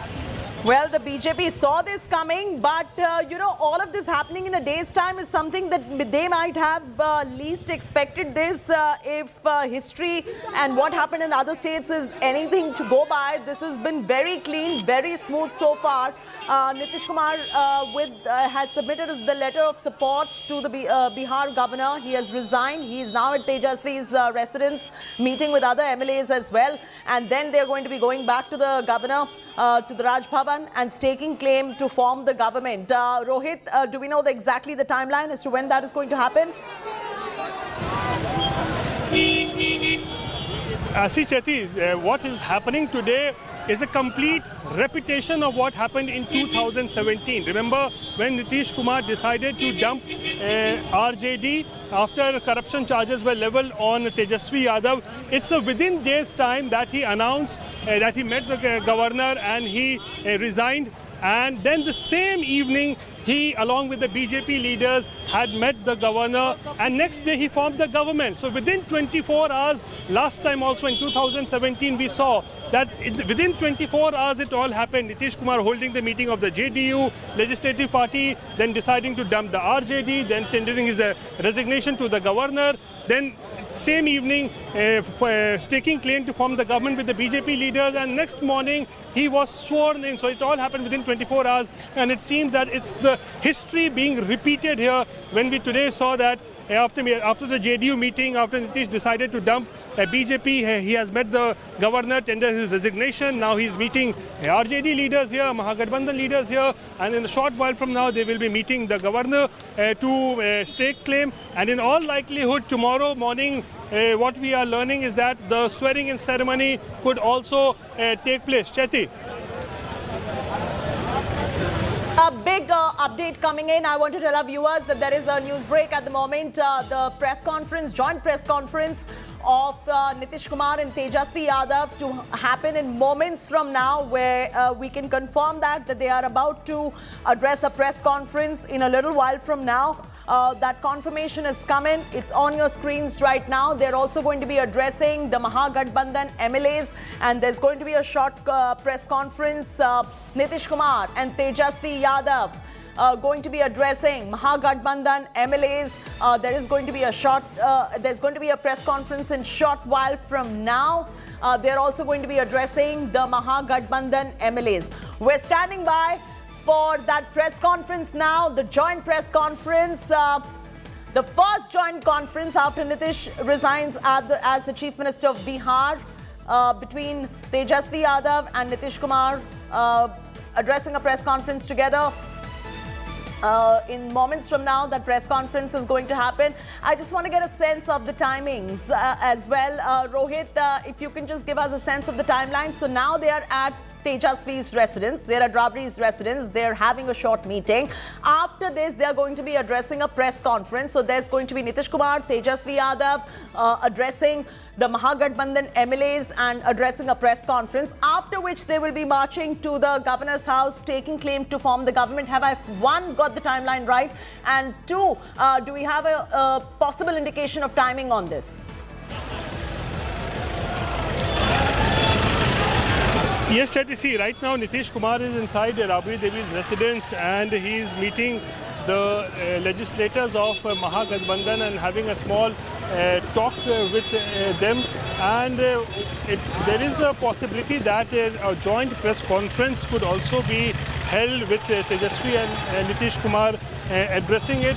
But what we also know is that in some time from now, Nitish Kumar and Tejasvi Yadav will be coming outside and marching to the Raj Bhavan to stake claim, after meeting the governor, to stake claim to form the government in the state. And what we also learned right now is that in the evening there is a dinner also that has been planned at 10 Circular Road. A dinner party has been organized at 10 Circular Road for all the MLAs of JDU and all the Mahagathbandhan MLAs. What sources are telling us that a dinner party has been organized at around 7 in the evening after staking claim to form the government. So this is what is happening on ground zero at this point of time. But very interesting turn of events taking place in the last 5 hours. Very quick turn of events as well. To add to that, Rohit, a very interesting one, and two, rather very quick turn of events. In fact, for our viewers who missed that first reaction from Nitish Kumar straight after he resigned as the Chief Minister of Bihar, after his meeting with the Governor Phagu Chauhan, we've got that reaction for you. Here is Nitish Kumar with a reaction to India Today.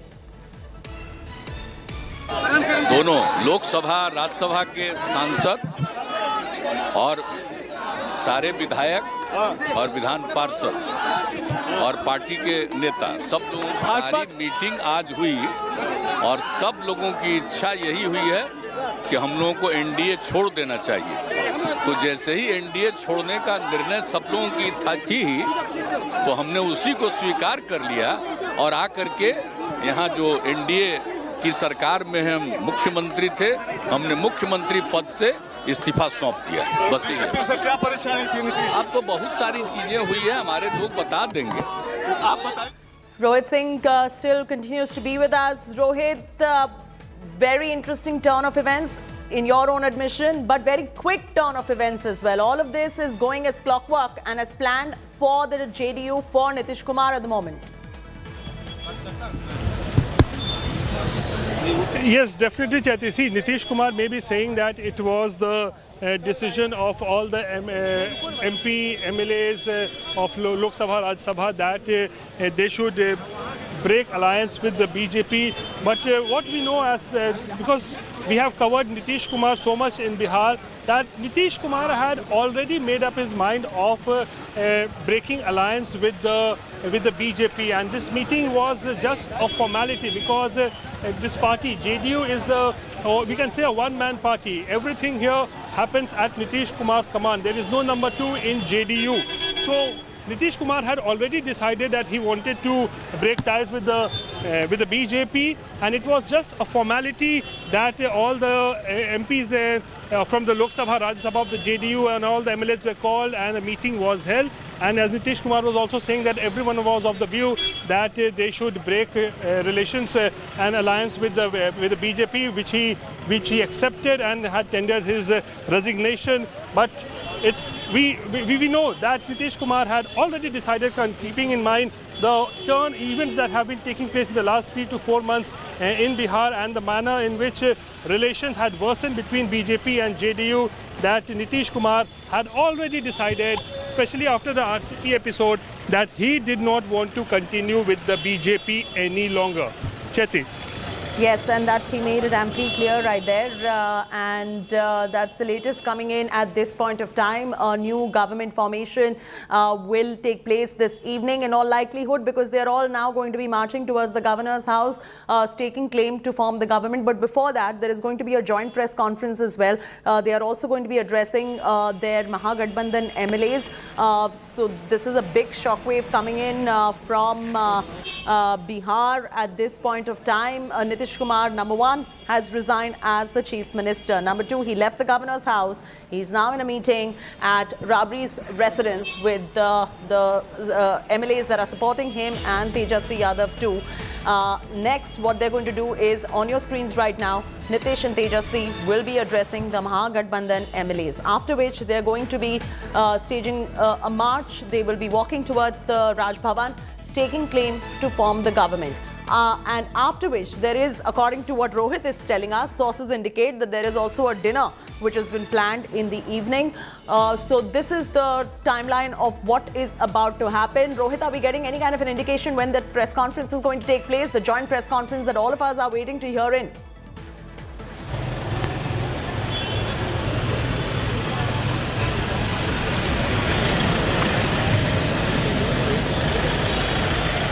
Rohit, can you hear me?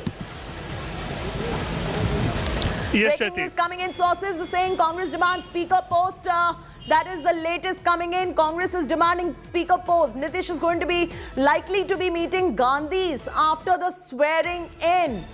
So that's the big breaking news on your screens. Rohit, can you give us more updates on this front about Nitish Kumar's meeting with the Gandhis? Because the Congress has now demanded a speaker's post and 3 to 4 ministerial berths. Well, Chaiti, that is what sources are telling, that Nitish Kumar, that the Congress has demanded the speaker's post, but and also 3 to 4 ministerial berths. But I don't think so that this is going to happen, because the kind of strength the Congress has in Bihar at this point of time, with only 19 MLAs, and moreover, if you add JDU, no, it will happen RJD, or not, but what sources are indicating is that this meeting with Gandhis is going to take place after the swearing in. What happens in the meeting is, of course, the Congress is demanding the speaker post, according to our sources, and 3 to 4 ministerial berths is also the Congress's demand, according to our sources. Whether or not Nitish gives in or not, we'll wait and watch for that, but this is the source-based information that is trickling in, that he may be leaving for Delhi after the swearing in, and that is what we are picking up. Rohit, continue. Yes, Chaiti, that remains to be seen but as far as the meeting with the Gandhis is concerned, yes, there is a possibility that because now Congress will also be part of this new government. So Nitish Kumar may meet Sonia Gandhi and Rahul Gandhi. That is a definite possibility. But here outside the RJD residence, you can see that how party workers have started gathering here. They've already gathered in fact, and this tanga is also here, and RJD supporters, workers all standing and enjoying a ride on this tanga. So this is what is happening on the ground here, that RJD is excited, jubilant here, and here you can see that Nitish Kumar, it seems, has left Rabri Devi's residence from the back gate. In fact, from the other gate,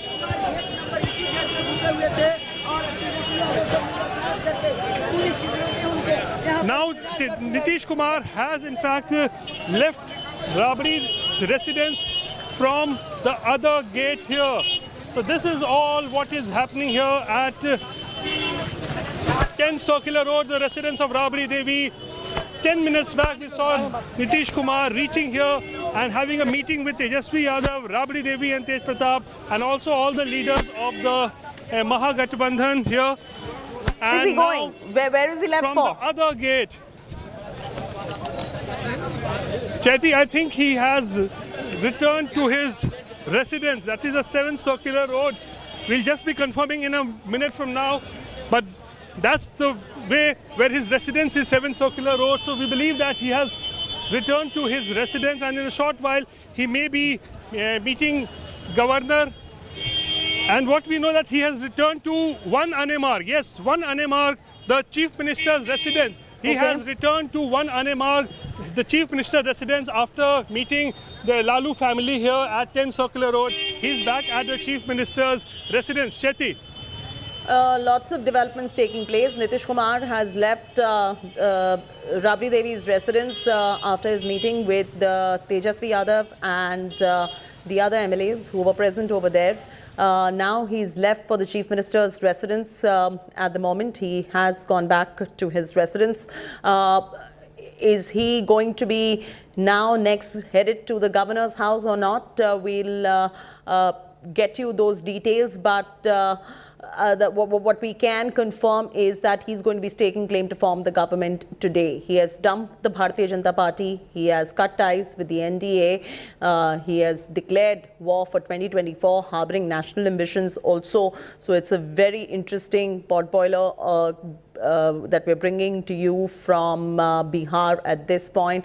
We're getting you all the latest live visuals that are coming in as well. Rohit, if you could just explain to our viewers all the latest top developments at this point of time, and when is Nitish Kumar's swearing in going to take place?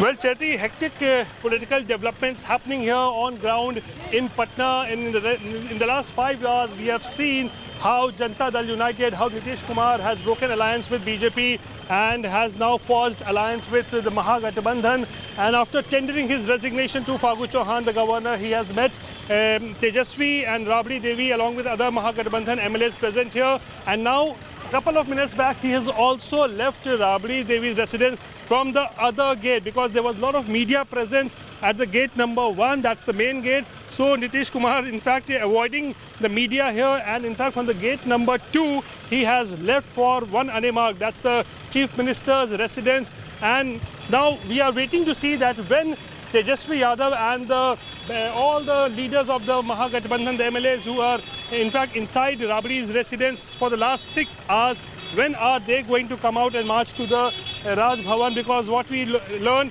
is that Nitish Kumar and Tejasvi Yadav, along with the Mahagathbandhan leaders, they will be meeting the governor today and staking claim to form the government.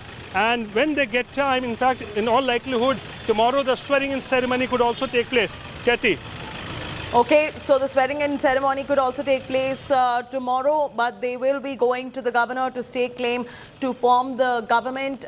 Those were the top developments, very well encapsulated by my colleague Rohit Singh, who's in the thick of all this action. Hectic developments, as he mentions, hectic political twists and turns taking place in first year on India Today. But we've been ahead of every news break possible. We've been getting you all the news breaks, and then the formal confirmation has been coming in. So we have every political news break right before our competitors even have it. So all our news breaks stand to be confirmed with all the developments that have taken place. It's a big shockwave in Bihar. This is the Bihar pot boiler brewing at this point of time.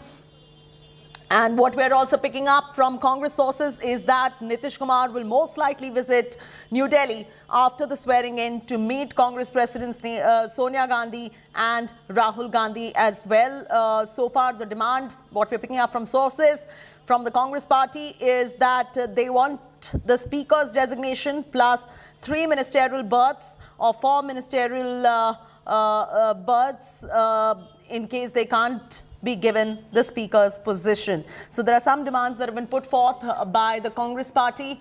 At the moment, Rohit, I can see a lot of action around you. So many supporters and a sea of RJD supporters gathered right outside Rabri Devi's residence. That particular march to the Raj Bhavan to stake claim to form the government, around what time is this likely, Rohit? Chaiti, we are all waiting for Tejasvi Yadav to come, because what we have learned from sources is that Nitish Kumar and Tejasvi will be meeting Governor today itself and stake claim to form the government. And there's also a dinner which has been organized for all the Mahagathbandhan and JDU leaders at 10 Circular Road in the evening. But just we are waiting. Any minutes we are learning that Tejasvi Yadav could come out with all the Mahagathbandhan leaders and could be marching to the Raj Bhavan. But there is hectic political development that is taking place. और हमारे साथ इस वक्त प्रभुनाथ जी हैं, जो कि राबड़ी देवी के भाई हैं और तेजस्वी यादव के मामा भी हैं। तो प्रभुनाथ जी, ये बताइए कैसी खुशी हो रही है, सत्ता में वापसी हो रही है? बिहार को जनता को पहले से ही खुशी था, मगर किसी कारण से भाजपा वालों ने रोक दिया, किसी कारण से, नहीं तो हम तो पहले ही से मुख्यमंत्री जनता चुन लिया था। तो प्रभुनाथ जी, आपको लगता है कि पिछली बार चूक गए थे आप लोग 2020 में? पिछले बार जो चूक गए थे तो जनता का जो आवाज़ आया, वो जनता के आवाज़ से आज सुनवाई हुआ, कार्रवाई हुआ, जनता खुश है। तेजस्वी, आपका भांजा का क्या रिएक्शन है? भांजे से मेरा मुलाकात हुई आपकी? नहीं, भांजा से तो अभी मुलाकात नहीं, इसलिए कि वहाँ पर जो मीटिंग था सिर्फ विधायक लोगों का मीटिंग था, घर के आदमी का वहाँ पर जाने का इसी नहीं था, इसलिए कि मीटिंग विधायक लोगों का था। अब घर के भांजा है, घर के भगना है, और तो कल से हम जाएंगे आएंगे, उसमें कोई रोक नहीं। आज तो वहाँ पर मीटिंग चल रहा था ना, मीटिंग में हम नहीं जा सकते हैं ना। ठीक, नहीं समझ में आ रहा। तो लेकिन आप लोग हमेशा चाहते थे कि तेजस्वी यादव मुख्यमंत्री बने, हमेशा बोलते थे, लेकिन इस बार लगता है मुख्यमंत्री तो नीतीश जी बनेंगे। ठीक है, मान ले कि किसी कारण से हम नीतीश जी मुख्यमंत्री बन गए, मगर आने वाले समय में जनता के तरफ से जनता इतना ना उब चुका है कि तेजस्वी बाबू को मुख्यमंत्री आज नहीं तो कल बनाएंगे। जीजा जी से बात हुई है लालू जी से? नहीं, अभी तो तबीयत खराब चल रहा है। कल लड़का गया था भेंट करने के लिए, भेंट करके आया है, चला गया वहाँ पर उज्जैन चला गया है माँ कालेश्वर से दर्शन करने के लिए। लेकिन खुश होंगे कि सरकार बन रही है? हाँ, बहुत खुश होंगे कि सरकार मैंने अभी पहले ज्ञान नहीं था नीतीश बाबू का, अब ज्ञान हो गया, अब सरकार बन रहा है। तो आपको लगता है कि बीजेपी को छोड़ के अच्छा क्या नीतीश? देखिए, बीजेपी ने देश में सिर्फ राम रहीम का बात करता है। मैंने visuals coming in, cutting straight across to these live visuals. Rohit, can you walk us through the visuals that we see are of Nitish Kumar walking right outside Rabri Devi's residence? We'll be able to put context to it in just moments from now, but live visuals of Nitish Kumar right outside Rabri Devi's residence. These visuals after he has quit as the Chief Minister. He's all set to take oath again, and right outside Rabri Devi's residence are these live visuals coming from. Rohit, if you can just give us a bit of a context, where is Nitish Kumar headed to?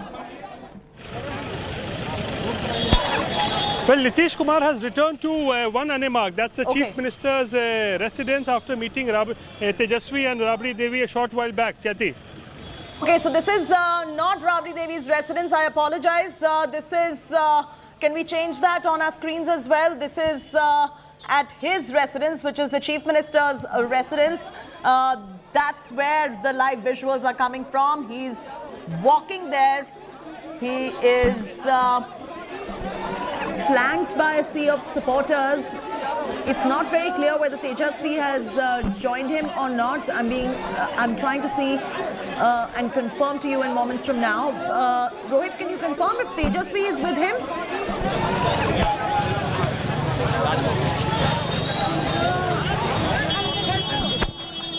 Right, Tejasvi is right next to him in the blue kurta is Tejasvi Yadav.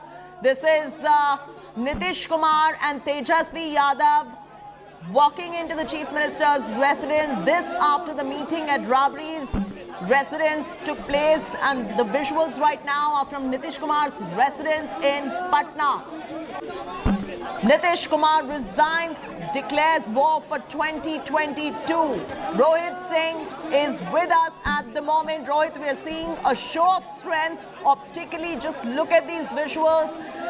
They're looking like they are one. They are going to be staking claim to form the government.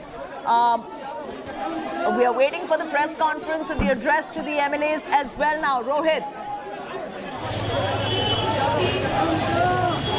Well, yes, that's a big development taking place in the last 2 to 3 minutes. That when Nitish Kumar left from Rabri Devi's residence, Tejasvi Yadav also accompanied him. That is why they all did not leave from the main gate. That's the main gate number 1. They did not leave here and they chose to leave from the gate number 2. That's the other gate where there was no media presence, no party supporters there at the gate number 2. And Nitish Kumar and Tejasvi Yadav together, they have left Rabri Devi's residence, and in a short while from now, they will be meeting governor together and will be staking to form the government. And still the Mahagathbandhan MLAs here at Rabri Devi's residence. Only we believe that Nitish Kumar and Tejasvi Yadav, these two leaders will be meeting the governor and staking claim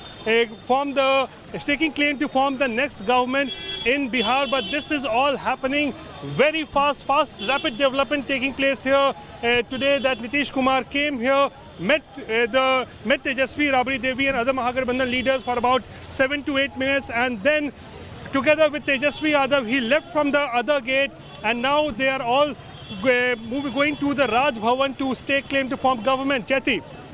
Okay, moments from now, they will be staking claim to form the government. This is the Bihar pot boiler. Nitish Kumar resigns. You can see that show of strength. Tejasvi Yadav in the blue kurta, right next to Nitish Kumar, and both of them at Nitish Kumar's residence.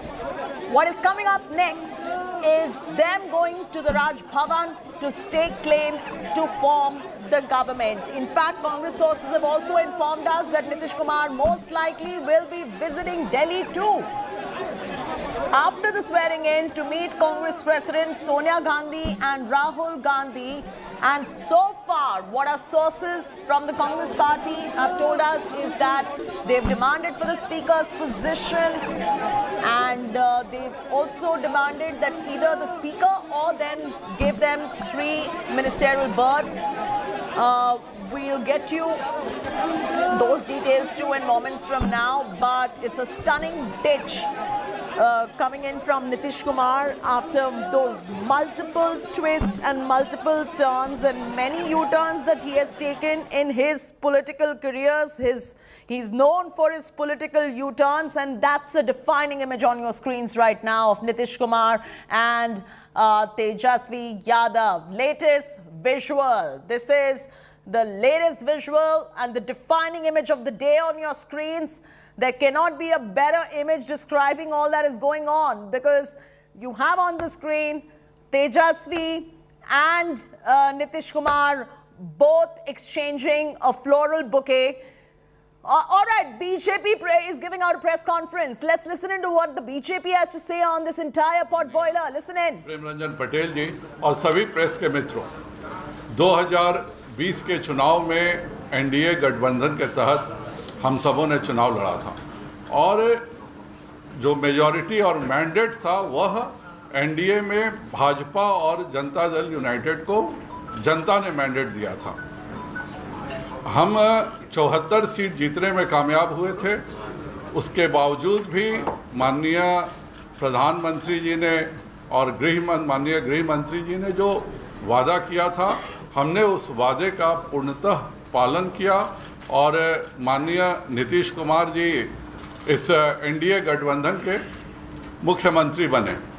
आज जो कुछ भी हुआ है वह बिहार की जनता के साथ और भाजपा के साथ धोखा है। यह पूरे उस मैंडेट का उल्लंघन है जो मैंडेट बिहार की जनता ने दिया था, जिसके एक 2005 के पहले की जो सरकार थी उसके विरुद्ध का मैंडेट था कि यह प्रदेश शांति चाहता है, यह प्रदेश विकास चाहता है। और जो कुछ भी आज हुआ है वह न केवल भाजपा बल्कि बिहार की सारी जनता के साथ धोखा है और बिहार की जनता इसको कतई बर्दाश्त नहीं करेगी। धन्यवाद।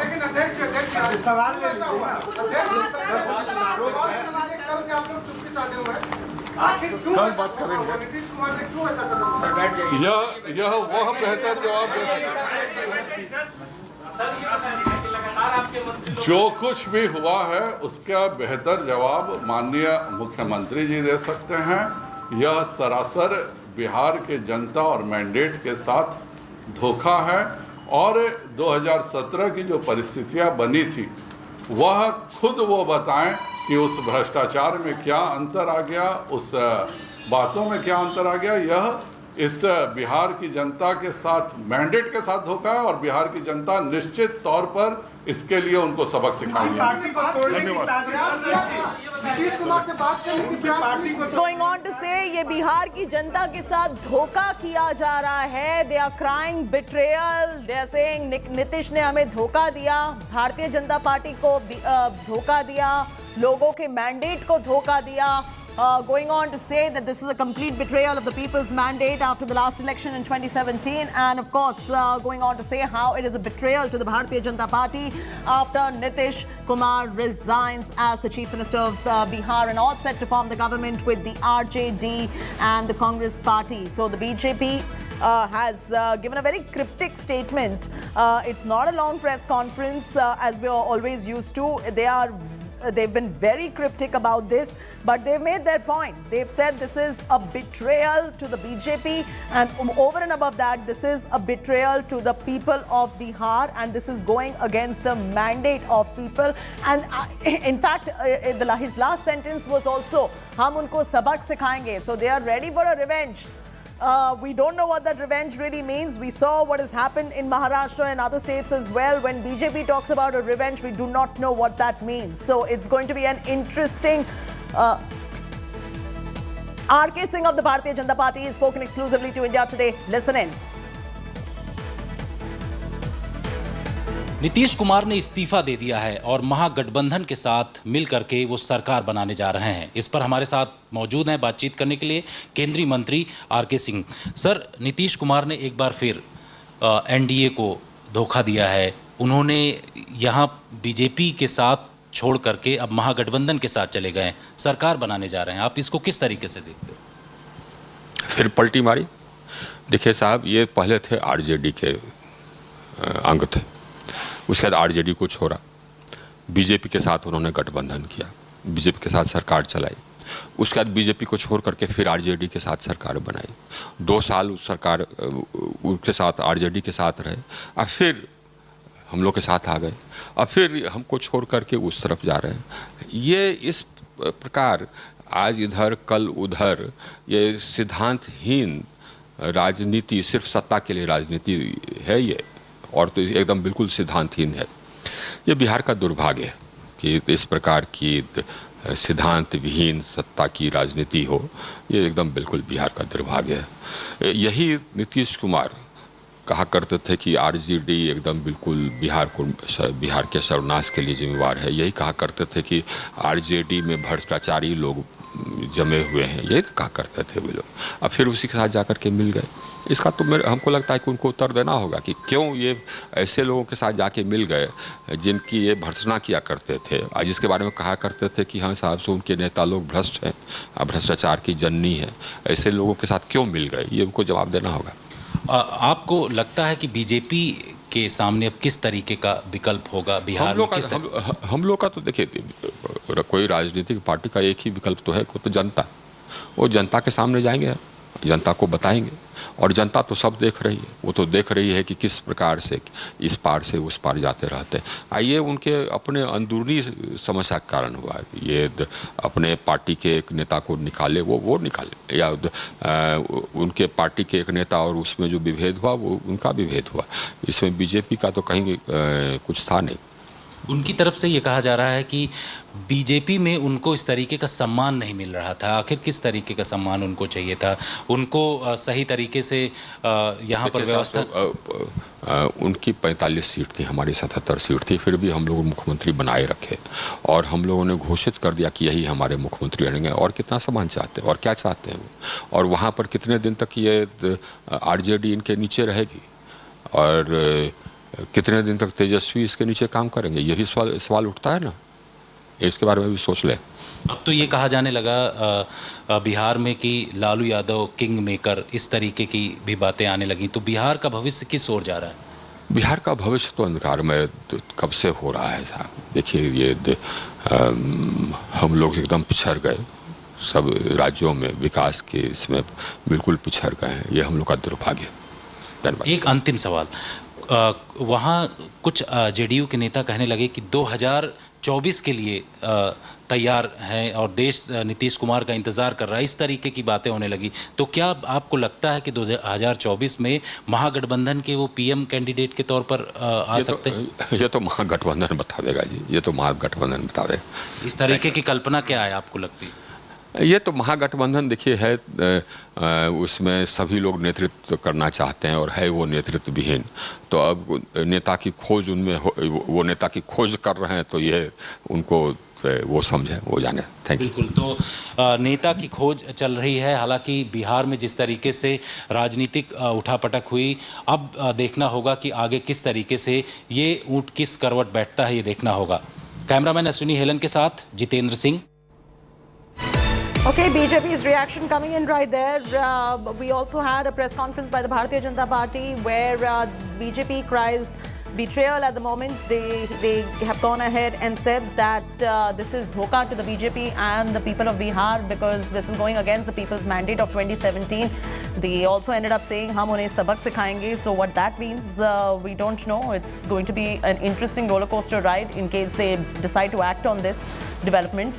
But for now, what we can show you is the defining image on your screens at the moment, which is of Nitish Kumar along with Tejasvi Yadav, and that's the defining image of the day on your screens where they're exchanging a floral bouquet. Also on the right side of your screens at Nitish Kumar's residence, they are walking into his residence together.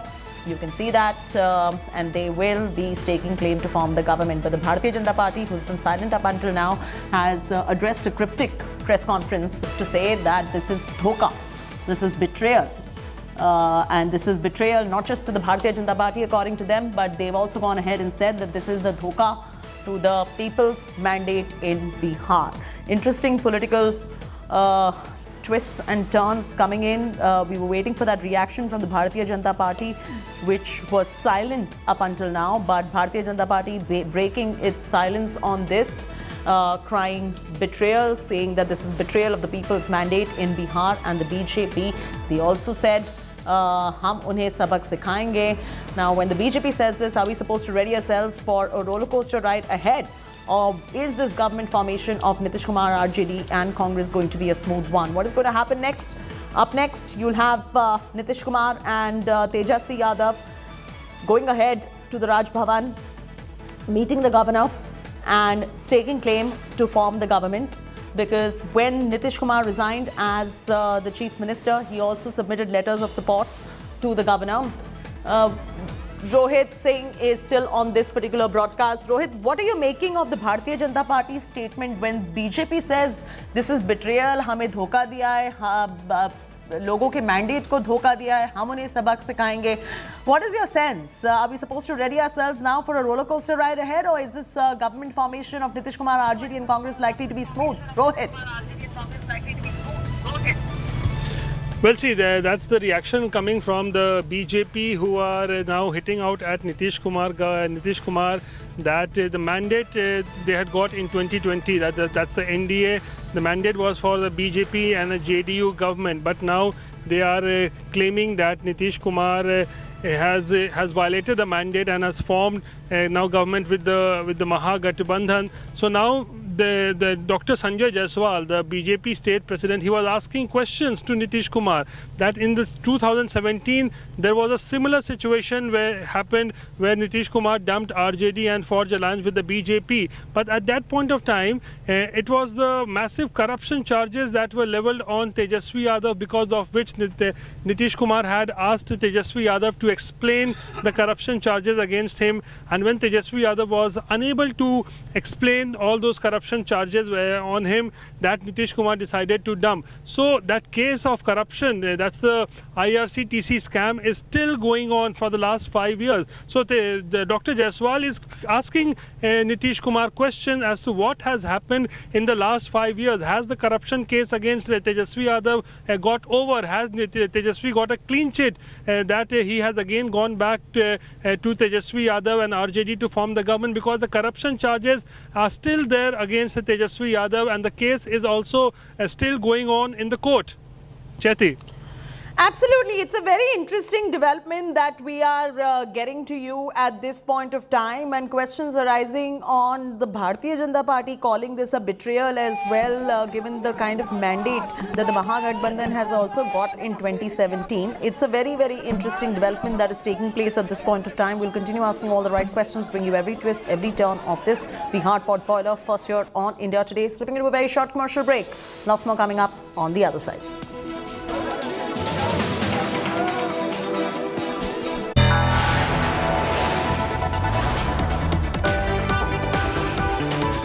Are watching India Today.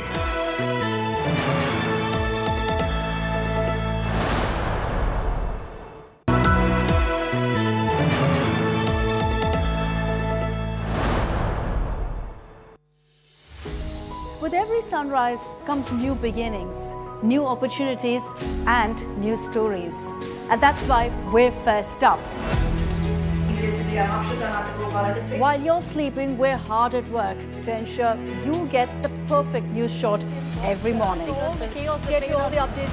Our morning mission, to get you news that's fresh and packed with flavor. Watch First Up every weekday morning with me, Akshata Nandagopal, right here on India Today.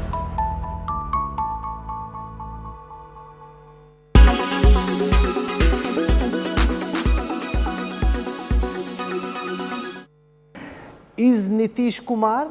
We just heard Chirag Paswan call him Kan, somebody's calling him Paltu Chacha. Is he going to do another Paltbazi?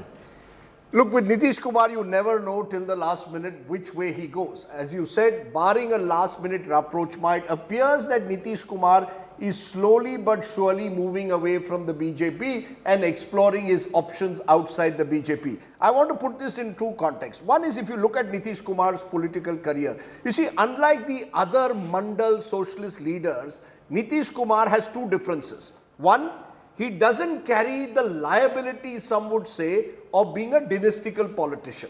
You know, he hasn't built a dynasty around him like other Mandal socialist politicians have. Number two, he doesn't have the asset that other Mandal politicians have, which is a very large caste base. At the end of the day, the Kurmis are not as large and powerful as the Yadavs are. Therefore, Nitish on his own can never win an election in Bihar. So his entire career has been based on dependency and political positioning. Why is he upset at this moment, according to you? With See, the BJP? that is unclear what is the exact trigger beyond the fact that the BJP now is the dominant expansionist party of Bihar and India. That's where it comes from. We saw it in Maharashtra. Why is Uddhav Thackeray or the Shiv Sena upset with the BJP? Because the BJP was encroaching slowly but surely on the turf of the Shiv Sena. Why is Nitish Kumar upset? Because slowly but surely, and we saw it in the 2020 elections, the entire dynamics between the two parties have changed. In 2010, Nitish was the dominant party, the BJP was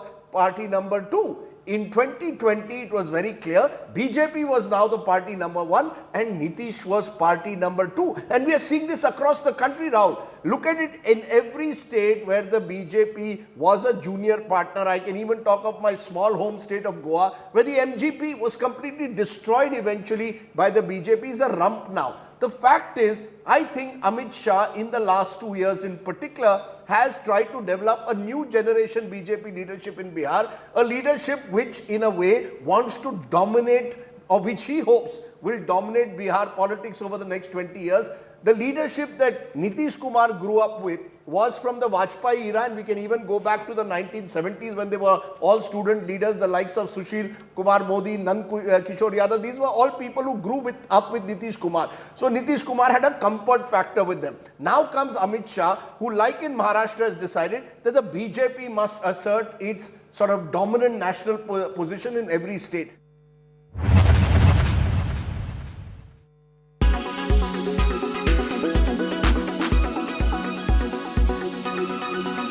Make your media plan smarter with India Today Live TV on your connected devices.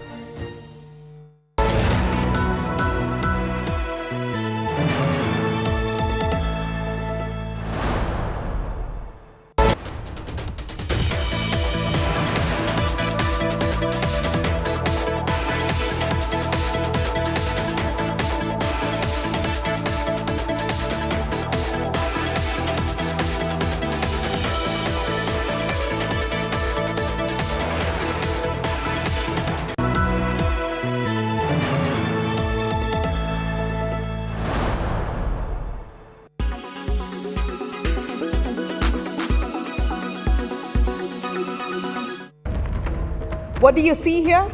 A sanitary pad, right? Now look closer. Is it something controversial? This poster featuring an image of a Hindu god on a sanitary pad has caused furor. It's from the movie Masoom Sawal. It's a feature film based on menstruation and stigma around it.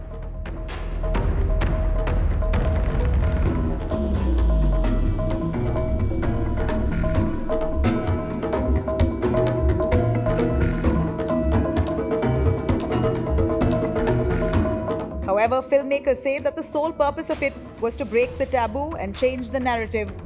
In this generation, there is no room for superstitions and ill practices that are forcefully imposed on women unnecessarily.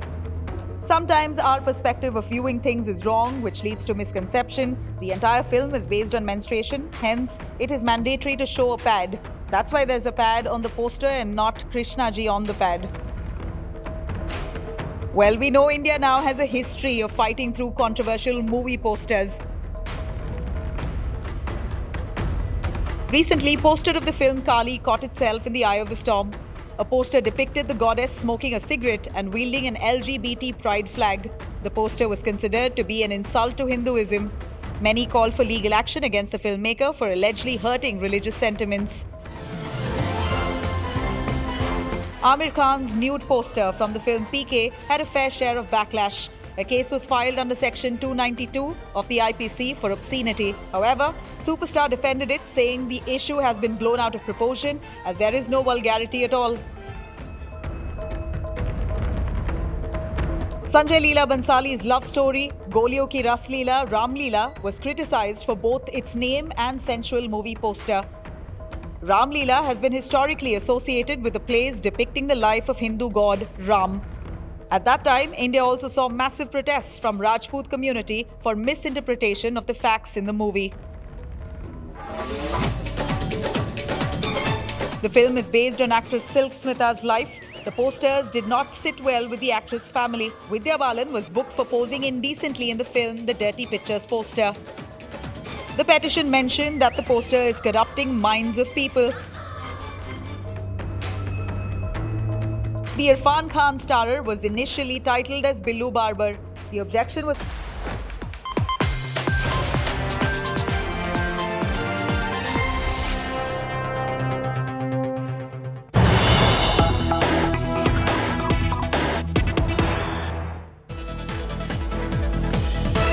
Nitish Kumar elected leader of the new Mahagathbandhan in Bihar.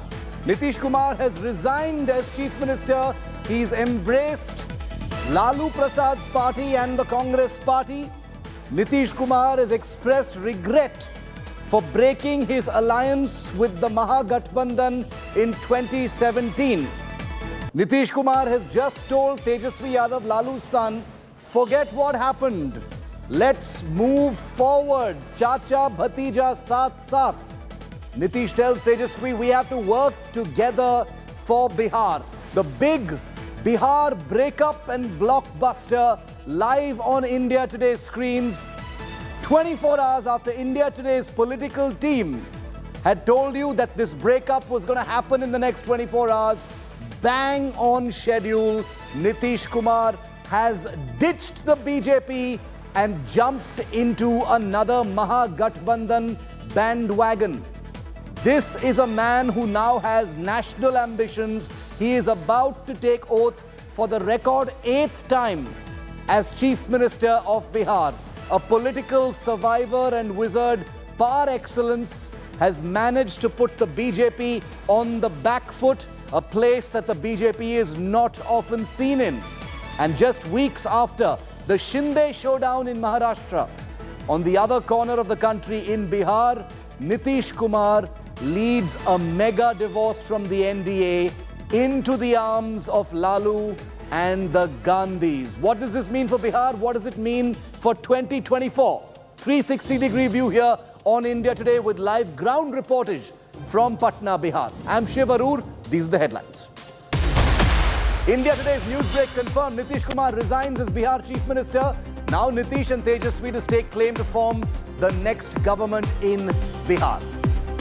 तो जैसे ही NDA छोड़ने का निर्णय सब लोगों की थी तो हमने उसी को स्वीकार कर लिया और आकर के यहाँ जो एनडीए की सरकार में हम मुख्यमंत्री थे, हमने मुख्यमंत्री पद से इस्तीफा सौंप दिया.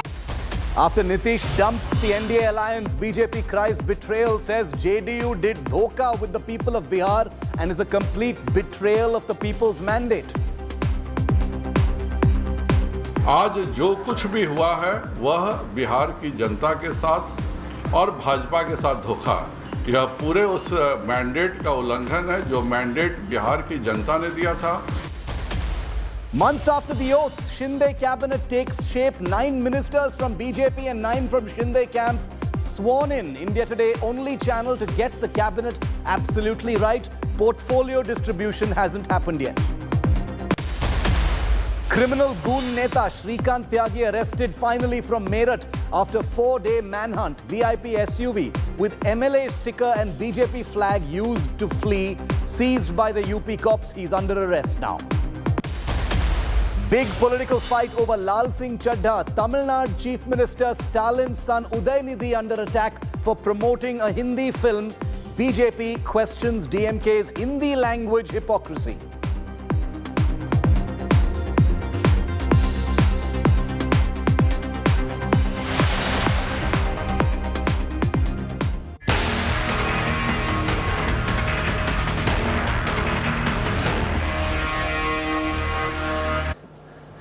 Furious, fast-paced political developments in Bihar. Nitish Kumar has mounted a Badlapur on the BJP and he has his eyes not just on Bihar but also on Bharat. These are the top 5 developments in this rapidly developing story. Let's take you through them.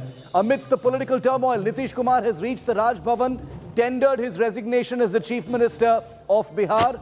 Governor Fagu Chauhan for breaking his alliance with the BJP-led NDA alliance. Now, after breaking up with the alliance, The swearing-in ceremony of Nitish Kumar, his record 8th swearing-in as Chief Minister of Bihar, along with his new cabinet, will likely take place tomorrow. That's Wednesday. Big development number 3. Sources tell India Today that RJD's Tejasvi Yadav, that's Lalu's son, has demanded the Home Ministry portfolio in the new Bihar Sarkar. The RJD is also likely to get the Deputy Chief Ministerial berth. The Congress is likely to get the Speaker's post. Development number 4. After the swearing-in ceremony tomorrow, Nitish Kumar is most likely to visit Delhi to meet the top guns of the Congress party, President Sonia Gandhi and Rahul Gandhi. And finally, development number 5. The Bharatiya Janata Party has blamed Nitish for a complete betrayal of the 2020 election mandate. The Saffron Party has said that the people of Bihar will teach Nitish Kumar a lesson very, very soon. It's the big quake that has become political story number 1 on today's agenda. Nitish Kumar has resigned as Chief Minister 24 hours after India Today told you that he will be doing so. We didn't suggest it might happen. We didn't say sources told us. We told you, the viewer, 24 hours a day that Nitish Kumar was going to quit on Tuesday, and that's precisely what has happened. Nitish Kumar met the governor at the Raj Bhavan over an hour ago. Tejasvi Yadav and Nitish Kumar walked together to the Raj Bhavan and will be staking claim to form the next government in the state of Bihar. After tendering his resignation, Nitish Kumar went to Tejasvi Yadav's house. These are pictures from the inside. Nitish Kumar is going to be sworn in as Bihar's Chief Minister for a record 8th time tomorrow. That's Wednesday. The JDU, that's Nitish Kumar's party, has claimed the BJP continued needling into its functioning and tried to surreptitiously destabilize the BJP-JDU government. The BJP has slammed Nitish Kumar, calling it a betrayal of their joint mandate. Sources are telling India Today, meanwhile, that Tejasvi Yadav, that's Lalu's son, has demanded the Home Ministry for himself. His brother Tej Pratap may also be inducted into this new government. The Congress, like we've been telling you, is likely to get the Speaker's post in this new assembly as part of this new arrangement. And I'll show you the assembly numbers to tell you what this looks like on the ground inside the Vidhan Sabha shortly. Nitish Kumar's grouses against the BJP have been piling up and amplifying since the 2019 general election, when his party, the JDU, was offered just 1 seat in the union cabinet. That was seen as an insult by Nitish Kumar to the JDU. He has bided his time, nursing his own local as well as national ambitions. And now that the time was right, he has taken his surgical strike to his own partner's back and divorced and dumped the BJP and will be sworn in again tomorrow. दोनों लोकसभा राज्यसभा के सांसद और सारे विधायक और विधान पार्षद और पार्टी के नेता सब लोगों, भाजपा से क्या दिक्कत हो गई? सारी मीटिंग आज हुई और सब लोगों की इच्छा यही हुई है कि हम लोगों को एनडीए छोड़ देना चाहिए। तो जैसे ही एनडीए छोड़ने का निर्णय सब लोगों की थी ही, तो हमने उसी को स्वीकार कर लिया और आकर के यहाँ जो एनडीए की सरकार में हम मुख्यमंत्री थे, हमने मुख्यमंत्री पद से इस्तीफा सौंप दिया। बस ये क्या परेशानी थी? आज जो कुछ भी हुआ है वह बिहार की जनता के साथ और भाजपा के साथ धोखा है। यह पूरे उस मैंडेट का उल्लंघन है जो मैंडेट बिहार की जनता ने दिया था, जिसके एक 2005 के पहले की जो सरकार थी उसके विरुद्ध का मैंडेट था कि यह प्रदेश शांति चाहता है, यह प्रदेश विकास चाहता है। और जो कुछ भी आज हुआ है वह न केवल भाजपा बल्कि बिहार की सारी जनता के साथ धोखा है और बिहार की जनता इसको कतई बर्दाश्त नहीं करेगी। फिर पलटी मारी। देखिए साहब, ये पहले थे आरजेडी के अंग थे, उसके बाद आरजेडी को छोड़ा, बीजेपी के साथ उन्होंने गठबंधन किया, बीजेपी के साथ सरकार चलाई, उसके बाद बीजेपी को छोड़ करके फिर आरजेडी के साथ सरकार बनाई। कहा करते थे कि आरजेडी एकदम बिल्कुल बिहार के सर्वनाश के लिए जिम्मेवार है। यही कहा करते थे कि आरजेडी में भ्रष्टाचारी लोग जमे हुए हैं, यही कहा करते थे वे लोग। अब फिर उसी के साथ जाकर के मिल गए। Let's take you straight to Patna. India Today's Ashutosh Mishra is live with us from there. He's outside Rabri Devi's residence where Nitish Kumar has just met with the family. Lalu's family has embraced Nitish. You know, Ashu, they have abused each other in the past. There has been a lot of distrust in the past. But the BJP appears to have united these old allies. No matter what you say, Nitish Kumar is in the embrace now of the RJD and the Congress party, and he is going to be sworn in as Chief Minister for the 8th time. But what's happening inside Rabri Devi's residence right now? When are they going to be going to the governor's residence? Well, Shiv, let me tell you first where I'm standing moment. If I just walk 2 steps right behind me, that's Rabri Devi's residence. If I just take 2 steps here further, this side, that's the ex-Chief Minister Nitish Kumar's residence. So the distance between the ex-Chief Minister and the next Deputy Chief Minister is very less at the moment since they all have come really closer. When Nitish Kumar reached Rabri Devi's residence, where Tejasvi Yadav, along with the MLAs of RJD, along with the MLAs of Congress and the Communist Party, they all were there since 9:30. They were waiting for that because RJD called up a meeting. Later it turned out to be a meeting of Mahagathbandhan. This letter of the support from MLAs were received, the signatures were taken. When Nitish Kumar came, he addressed the crowd. Tejasvi Yadav welcomed him on the stage. If we can put out those images, Nitish Kumar addressed the MLAs of Mahagathbandhan and, expressed regret for ditching this alliance in 2017. This is just political deja vu, Shiv. What had happened in 2017, forming a government, leaving that. Even today, what we're hearing, this sequence of incidents and the words that is coming from all the side, this is just history repeating. Then it was Tejasvi Yadav saying, look how Nitish betrayed us. Today, BJP saying, look how Nitish betrayed us. Then Nitish Kumar cited the corruption charges and misgovernance from the RJD. And today, the JDU citing that how BJP was trying to break the party, to split the party. Everything remains the same. Only the faces, only the size change. Every word, each and every word remained the same. And everyone has called at some point of time or the other. That's very funny, actually, and you pointed that out, Ashu, is that every party has called Nitish a traitor or a betrayer at one point or the other. From the BJP to the Congress to the RJD of Lalu Yadav. The only person that has not called Nitish a betrayer, perhaps, is Nitish himself. But stay with me, Ashu. Let's show our viewers why Nitish's critics have been calling him Palti Master. Because of the number of paltis he's taken over the last many years. In 1994, he rebelled against Lalu's control of the then Janata Dal, and that was divorce number 1. He allied with George Fernandes to form the Samata Party at that point of time, 1994. Cut forward to 2013, he ditched the NDA for the first time and ended a 17-year alliance with the BJP. That was in 2013. He was against Modi being appointed as the BJP's Lok Sabha campaign chief. That was his first big rebellion against the NDA. In 2015, he formed the Mahagathbandhan with the RJD and the Congress, very similar to what's happening today. He wanted to defeat the BJP in the assembly elections of that particular year. Then in 2017, he ditched Lalu and the Congress once again due to so-called differences within the RJD, and he came back, Palti Marke, he came back to the NDA in August 2017. Please keep track, many Paltis in this.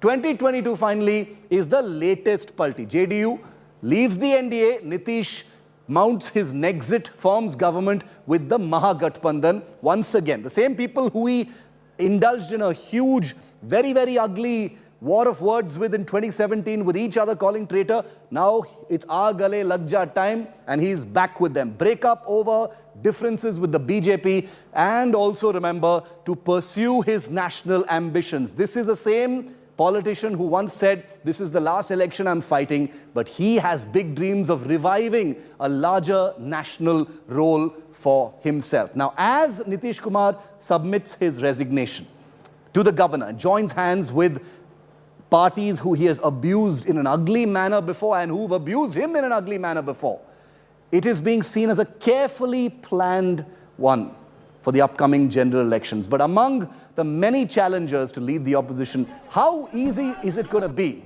for Nitish to really play himself and portray himself as a key challenger to the BJP and to Prime Minister Modi. Take a look. It's one of the biggest questions that nobody's asking.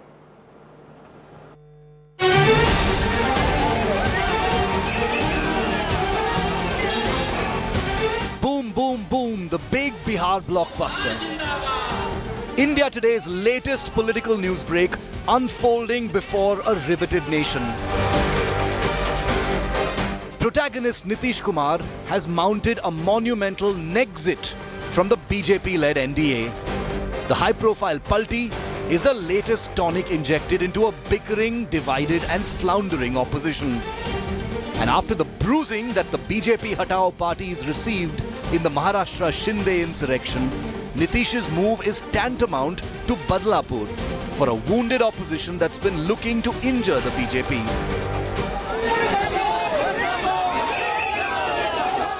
But let's go below the layers of this new rampaging Rajniti. First off, Nitish may be in survival mode. But don't forget that this also allows Nitish to at least try to revive his long-nursed dream of rivaling Modi nationally. The high-profile dumping of the BJP dents Team Modi's hold over allies, especially just weeks after the Shinde showdown, and gives the opposition a rare moment to feel a little happy. But while the opposition may enjoy the rare fruits of the BJP on its back foot, Nexit won't be all hunky-dory for the opposition's battle road to 2024 and could in fact inject even more complications. Don't forget that Nitish, by dumping the BJP, joins a swelling list of the many challengers for opposition leadership along with Mamata, Arvind Kejriwal and don't forget the Gandhis. If you zoom in, it'll be all smiles and congratulations for Nitish over the next 48 hours. A signal moment where Sushasan Babu has scored one for the opposition team in delivering a strike on the BJP. But if you zoom out, you'll see that this could add to the muddle, the game of potential thrones with yet another big ambitious ego added to the already bubbling opposition soup. With less than 2 years to go for the next national election, the game has gotten even more interesting. Bureau Report, India Today. And I want to take you back to Patna because Ashu Utosh has a Congress leader there with him. In the desert of Congress's political miseries nationwide, here is finally some good news for the grand old party. What's the sentiment like on the ground for the Congress party, Ashu? कि जब नीतीश कुमार आए आप सब वहां पर थे तो क्या कहा नीतीश कुमार जब आए थे तो उन्होंने आप सभी विधायकों के साथ क्या कहा क्या संबोधित किया विधायकों को कहा कि मैं 2 दल का गठबंधन का नेता था आज आप लोगों ने 6 दल का नेता हमको चुना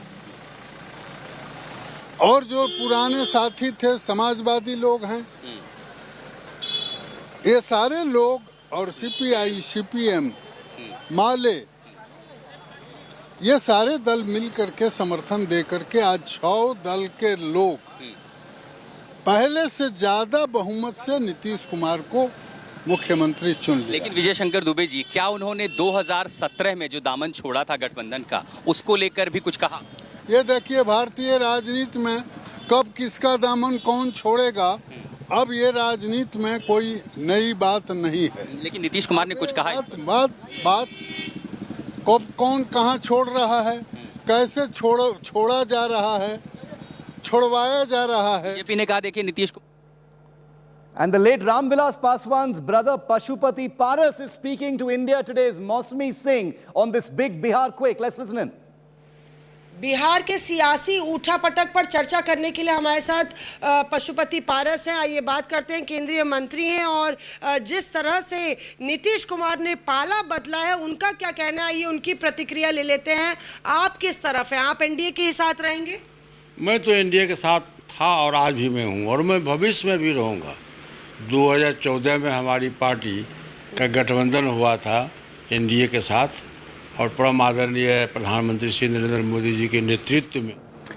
Okay, we'll take you to that conversation in a moment. Live images coming in of Nitish Kumar coming out from the Tejasvi residence, Lalu and Rabri Devi's residence in Patna.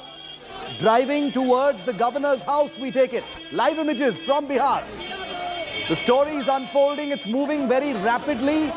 Just an hour after the resignation, you now have the power cavalcade in Patna. Nitish Kumar and Tejasvi Yadav. We can't see who's inside the car, but Nitish Kumar and Tejasvi Yadav, we are told. And now the big rumble towards the Raj Bhavan, where the two leaders, the new Chief Minister and the new Deputy Chief Minister of Bihar, will be staking claim. They'll be staking claim to start the next government. Listen in. Kumar को विधायक दल का नेता चुना गया और अब वो दावा पेश करने गए हैं राज्यपाल के पास। अब पता चलेगा कि शपथ ग्रहण का समारोह कब होगा इस नई सरकार का, और जो हम कह सकते हैं कि औपचारिकताएं हैं वो पूरी की जाएगी।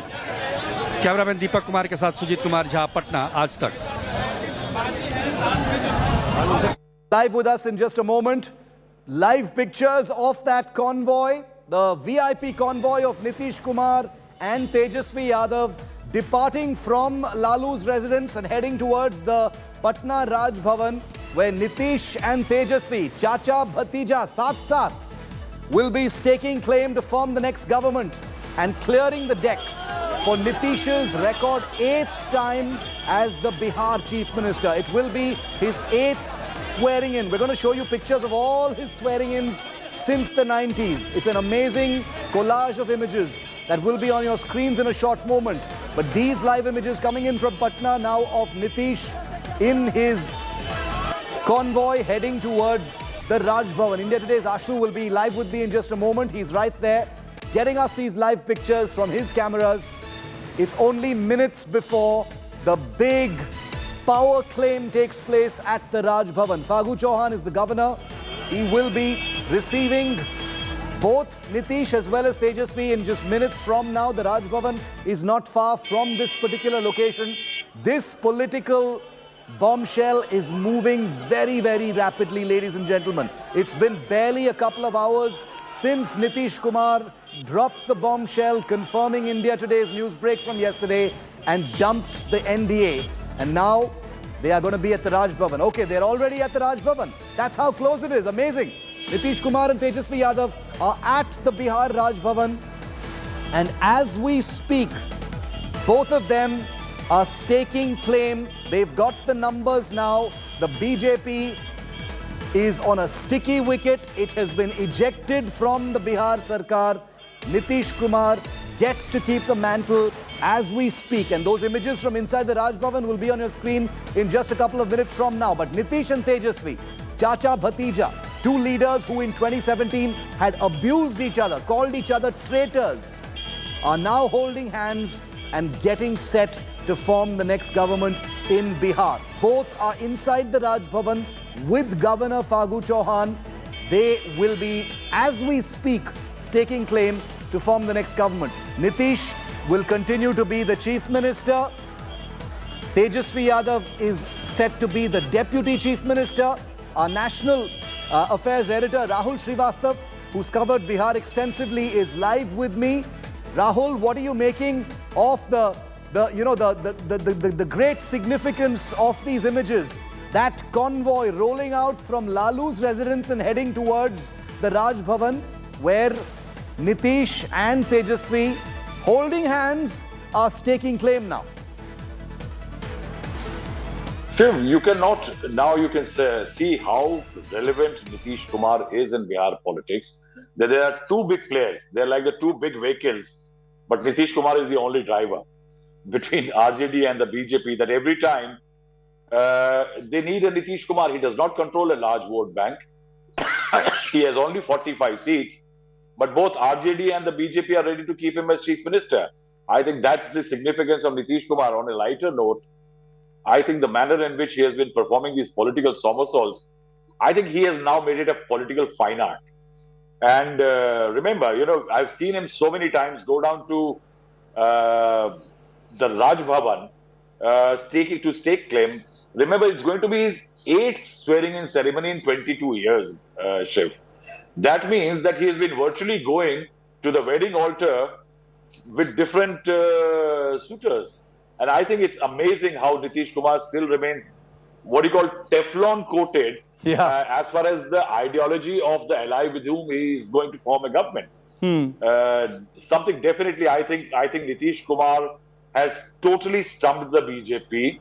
The BJP will have to return to the drawing board now, primarily because what the BJP was planning, that after winning over Nitish Kumar in 2017, in 2020, when it handed over the Chief Minister's chair to Nitish Kumar, the BJP was hoping it will give it time to win more demographies in Bihar politics, get more voters, voting segments. Rahul, stay with me for a moment. Apologies for interrupting you. Chirag Paswan is speaking live with Mausami. I'll just cut to that for a moment. भविष्यवक्ता नहीं हूँ तो भविष्यवाणी नहीं बोलूँगा, पर मैंने इस बात को कहा ज़रूर था कि बहुत जल्द मुख्यमंत्री जी महागठबंधन में वापस जाएंगे अपनी व्यक्तिगत महत्वाकांक्षाओं से। इनको पता है कि भैया एनडीए में जगह है नहीं प्रधानमंत्री पद की दावेदारी के लिए 2024 के चुनाव जहाँ तक संबंधित हैं। तो अब ये विपक्ष की तरफ से प्रधानमंत्री पद के दावेदार ये बनने का ये प्रयास करेंगे और वही कार्य आज इन्होंने किया है। इनकी कोई आइडियोलॉजिकल लड़ाई नहीं है। महागठबंधन के साथ जाना कोई बिहार को बचाने के लिए उठाया गया कदम नहीं है, बिहार की बेहतरी के लिए उठाया गया कदम नहीं है, अपने व्यक्तिगत महत्वाकांक्षाओं के लिए। ये तो मानेंगे कि मान के लिए ये है कि उन्होंने कहा कि अपमान किया भाजपा ने मेरा। आप सम्मान और मान को मानते हैं। आपने बताया था आपके पिताजी का जब निधन हुआ तो आपने भी कहा कि नीतीश कुमार ने अपमानित किया।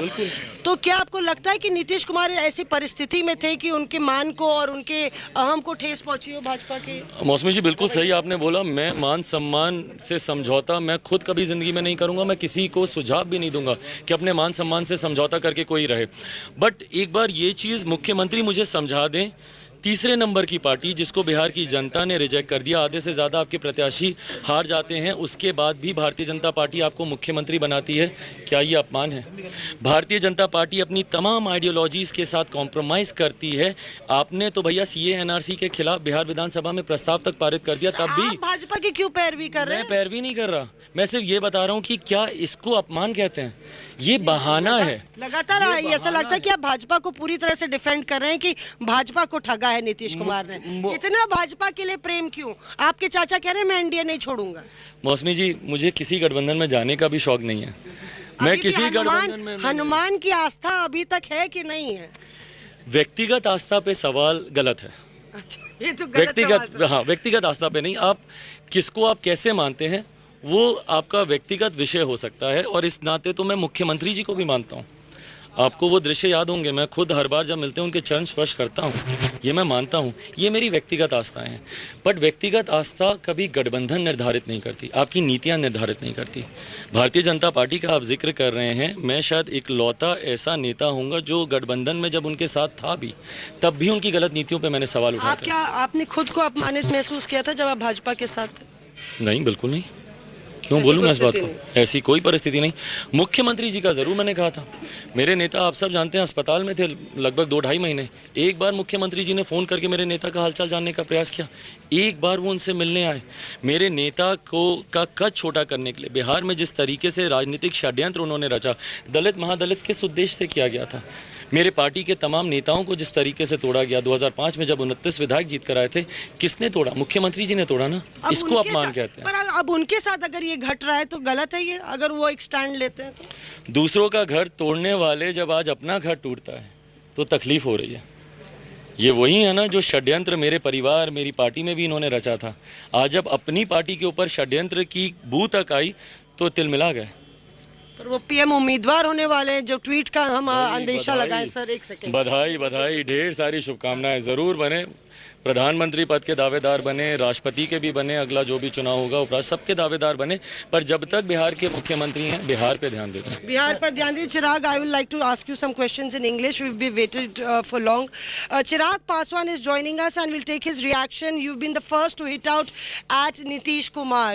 Now he's given his resignation to the governor and is set to form a new alliance and become the chief minister of that alliance. How do you respond to the fact that he is aligning with the same party that he broke away with a few years? Well, he was planning for this for the longest time, Mausami ji.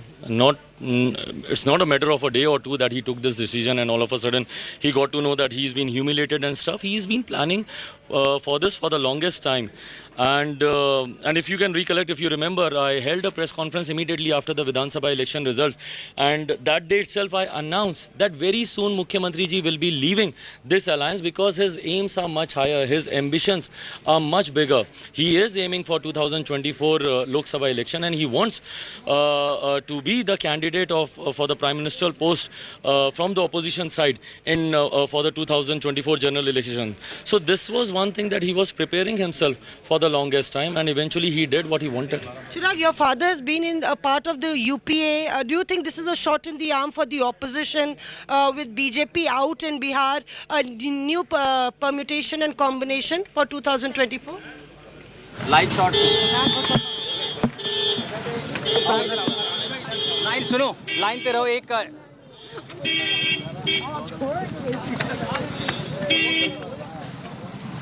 Nitish Kumar के घर से राबड़ी देवी के घर पे पहुंचे. Pictures from outside Rabri Devi's residence. Ashutosh is there on camera. He's moving between positions so you can get the best pictures. Let's listen in. Lalu Yadav जिंदाबाद, तेजस्वी यादव जिंदाबाद, महागठबंधन जिंदाबाद. से लौटे हैं तमाम जो विधायक थे. आपने देखा तस्वीरों में नीतीश कुमार, तेजस्वी यादव पैदल चलकर जब नीतीश कुमार के घर पर रवाना हुए. नीतीश जो पहुंचे थे राबड़ी देवी के आवास पर महागठबंधन के विधायकों से मिलने के लिए, उसके बाद अब तेज प्रताप यादव फिर से अपने आवास पर लौटे हैं.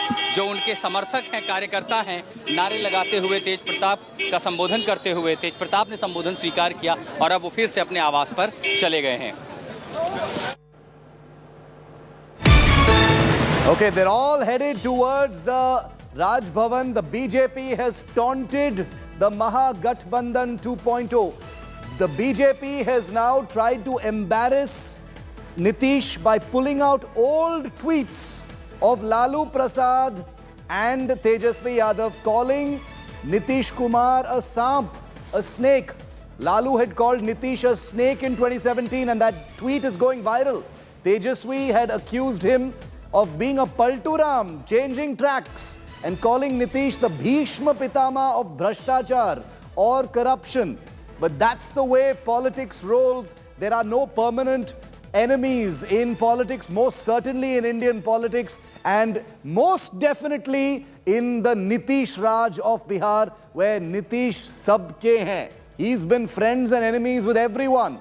So now the BJP has pulled out its old tweets of Lalu and Tejasvi, abusing Nitish, calling him a snake and a traitor and a palturam, a man who keeps somersaulting without any real loyalty or commitment to alliances. Nitish Kumar clearly having the last laugh, even as the BJP and the Lalu party, the RJD, have from time to time watched as Nitish has manipulated them and walked away with all the goodies. Basically, Nitish Kumar continues to be the chief minister. Even now, he's divorced the NDA, but he gets to stay as chief minister. Lalu Prasad's 2017 tweet, Tejasvi Yadav's 2020 tweet, all becoming viral all over again, with the BJP digging into them, bringing them out and making them go viral once again. I want to get Rahul Srivastav in on this, in fact. Rahul, you know, how does this fly? The fact that, Lalu and Tejasvi had used very intemperate words for Nitish, not uncommon and not surprising with the twists and turns that Bihar politics and especially Nitish's various tenures have gone. But, are these just the usual taunts, or do these really matter? The fact that Lalu had once called him a samp. You see, Shiv, this definitely is the BJP hitting back. Yeah. Interestingly, 3-4 days back, the BJP knew that something like this is about to happen, and it had asked all its cadres and leaders not to speak out against Nitish. Let him take the step, and then they would comment on it. Basically, the idea is now to present the BJP as the victim and martyr against Nitish Kumar's somersault. The BJP will go to the public saying Nitish Kumar has betrayed the mandate. Remember, even last time around in 2020, when the JDU BJP won the election, there is a strong sentiment in Bihar, especially in the urban areas, against the Lalu Raj, the kind of problems people faced in that period. And now the BJP wants to exploit that sentiment and create a sentiment about how Nitish Kumar is betrayed, that somersault is going to become a political narrative. But what Lalu said, Shiv, it's very interesting that the BJP is playing it out. On the 2nd of August in 2017, after Nitish walked away, Lalu has said that the Bada Bhai ko Chota Bhai ne Paltu Ram. He called him Tuar, that is an orphan in Bihari. Interestingly, the point which you were talking about, that how Nitish Kumar was angry with the BJP now because of the insults and the attempts to destabilize the JDU, in his book, Lalu Prasad autobiography, called Gopalganj to Raisina, My Political Journey, Lalu Prasad Yadav interestingly says that in 1995-96, I had coined a phrase to explain Nitish's split personality. कि नीतीश के पेट में दांत नहीं है, Nitish is devious. That's what it means. He called him a bandar, a monkey swinging from branch to another. Another interesting point in that book is that in 2017, 6 months after the Nitish Kumar had dumped the Mahagathbandhan, joined the BJP, Lalu says in his book that his emissary Prashant Kishore, acting on his directive, met Lalu 5 times asking for a letter of RJD support to dump the BJP.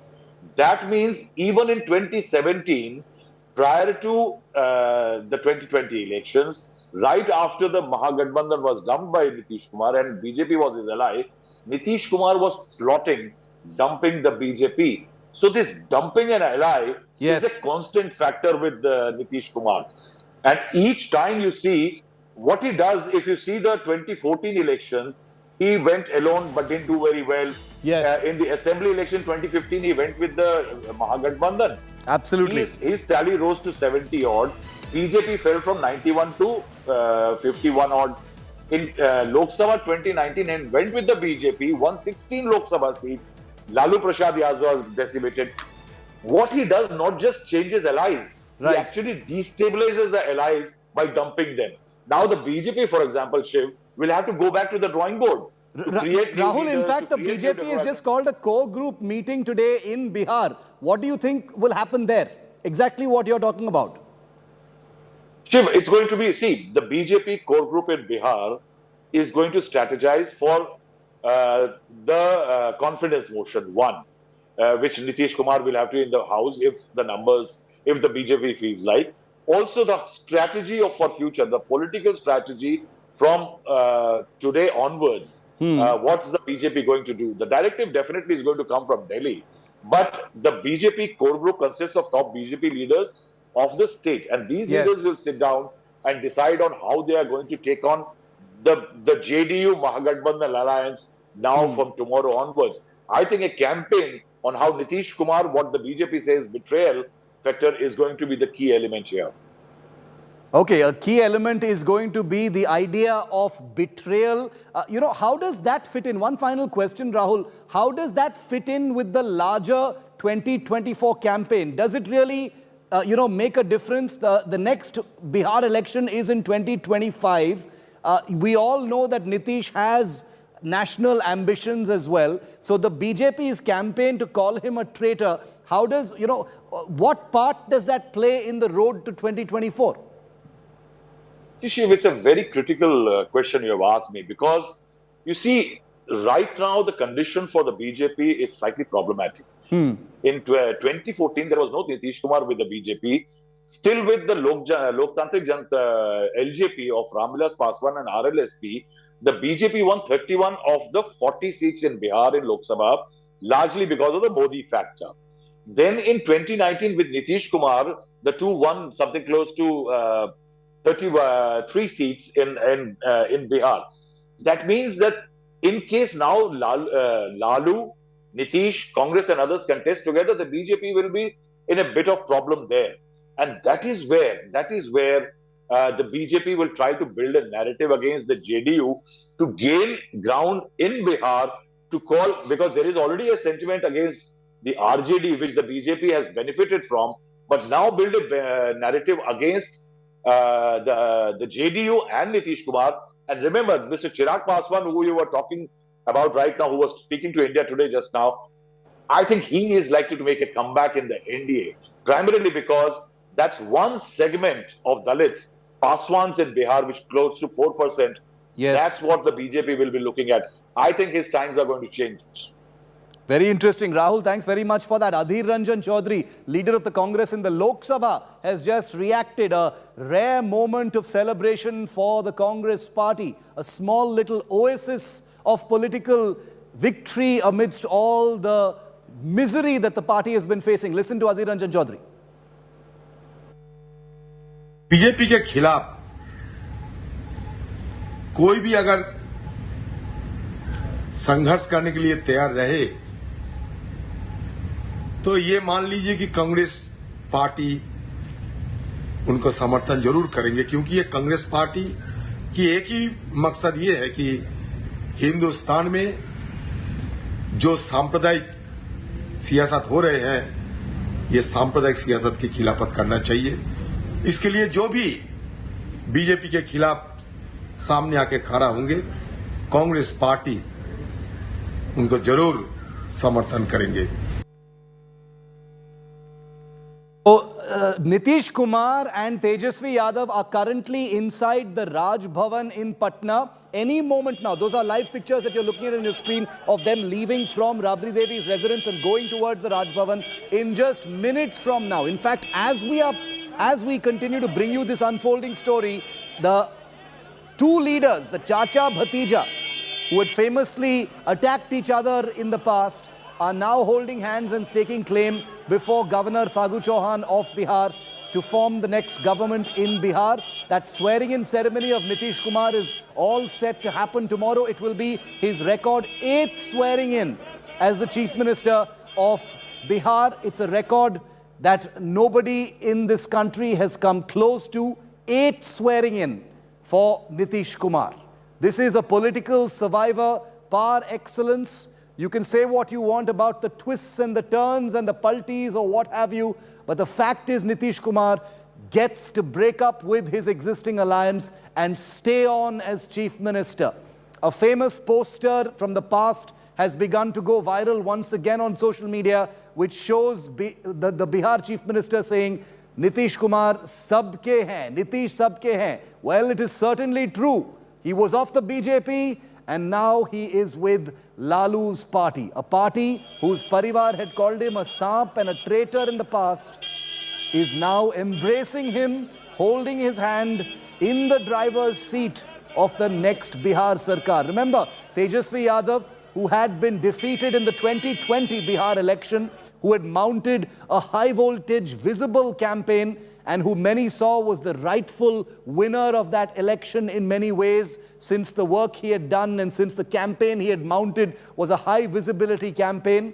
But victory was snatched from him because of democracy, because of the voter. And now Tejasvi gets to be part of that government that has eluded him for so long. He's all set to become the Deputy Chief Minister of Bihar tomorrow. Rohit Singh is live with me from Patna. Rohit, what's going on inside Raj Bhavan?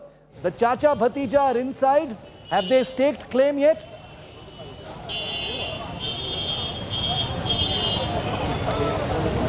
Well, yes, Shiv, Nitish Kumar and Tejasvi Yadav have staked claim to form the government, and after doing that, Tejasvi and Tej Pratap, his brother, are both back at Rabri Devi's residence, and in all likelihood tomorrow the swearing-in ceremony will take place. But it has been a fast-paced development that has taken place in Patna today. Within 5 hours, we saw JDU holding a crucial legislative party meeting, and then it was decided in the meeting that Nitish Kumar decided to dump the BJP, and straight away he went to Phagu Chauhan, the governor, tenders his resignation, and after that, within few minutes, he came to meet Tejasvi Yadav and Rabri Devi at their residence. That's the 10th Circular Road. And after meeting Tejasvi Yadav and Rabri Devi, again, within minutes, he, along with Tejasvi Yadav, went to Raj Bhavan to stake claim to form the government. So it's been a fast-paced development that has taken place, and it seems that Nitish Kumar is in a hurry. He does not want to give any time to the BJP to do anything wrong or act as a spoiled sport. So Nitish Kumar is working very fast, and tomorrow in all likelihood the swearing-in ceremony will be held, and Nitish Kumar is all set to become the Chief Minister of Bihar for the 8th time in 18 years. Eighth time in 18 years is he's going to be sworn in once again. We'll have a picture on your screen in just a moment of all the times that Nitish Kumar has been sworn in. Let's take a look at that visual of all the times that Nitish Kumar has sworn. Okay, we're going to cut out of our coverage for just a moment and shift focus momentarily to our other high visibility story of Shrikant Tyagi's arrest. Let's listen into the UP police. Additional DCP Ankita Sharma संबंधित SHO को तत्काल उस meeting से उस video के details और उस परिवार से संपर्क करते हुए तत्काल कार्रवाई करने के निर्देश दिए गए और ये लोग उस मीटिंग के बाद से ही एक्शन में आ गए। ये 5 तारीख की घटना थी। पुलिस ने स्वयं रीच आउट करते हुए विक्टिम से संपर्क किया और फिर उनकी जो एक रिटन एप्लीकेशन थी उसके बेसिस पे केस रजिस्टर करके उस वीडियो में दिखाई देने वाले व्यक्ति की तलाश, एक मैन हंट शुरू किया। जैसा आप जानते हैं कि सभी प्रकार के क्राइम या सोशल सिचुएशंस के लिए ये कमिश्नरेट पुलिस बहुत सेंसिटिव रही है और पिछले कुछ दिनों में आपने देखा है कि चाहे वो ऑर्गेनाइज्ड क्राइम हो जिसकी आर्थिक रीढ़ तोड़ी गई या एक बहुत ही एग्रेसिव स्ट्रीट क्राइम पुलिसिंग की गई, उस सब को देखते हुए जो मेन एक्यूज्ड है वो अपने आप को पुलिस से बचाने के लिए भागने लगे। उसकी गिरफ्तारी के लिए पहले 8 टीम बनाई गई जिसमें हमारे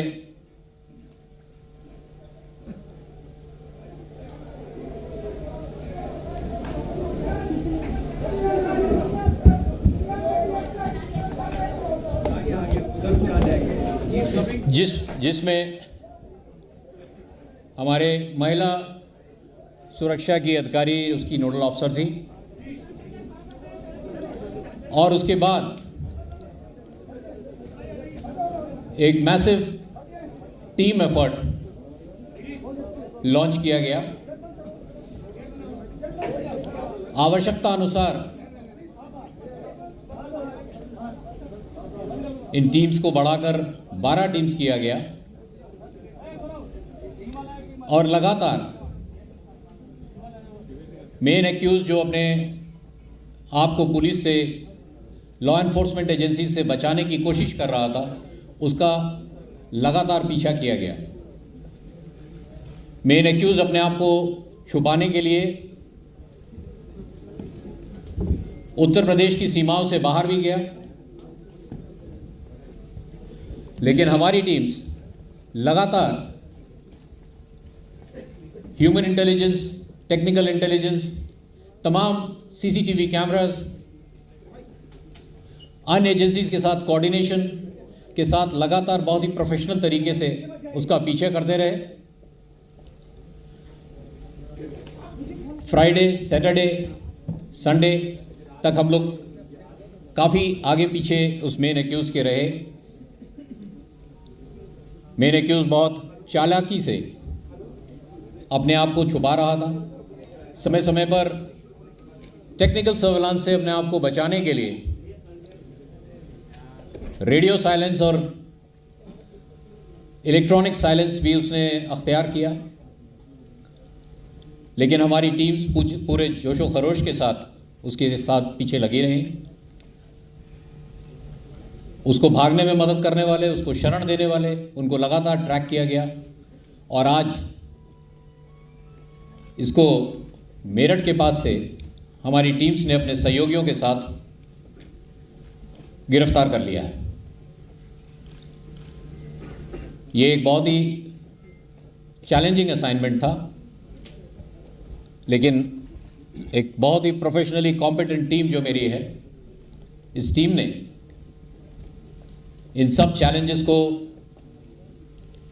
देखते हुए, स्वीकार करते हुए मेन एक्यूज तक पहुंचे और उसको अरेस्ट किया। इसकी पूरी घटना की पृष्ठभूमि सोसाइटी के अंदर कॉमन एरिया में कैसे यूज़ हो और कैसे उसका कौन यूज़ करे, इससे 3 साल पहले उपजे एक विवाद से शुरू हुआ और उसकी परिणति इस 5 तारीख वाले वीडियो में दिखाई देती है। मैं आपके माध्यम से रीएश्योर करना चाहूँगा कि there is zero tolerance for safety of our women and child. जिस प्रकार से हम लोगों ने पिछले 2.5 वर्षों में लगातार organised criminals, crime against women पे कार्य किया है, उसी तरह से आगे भी करते रहेंगे।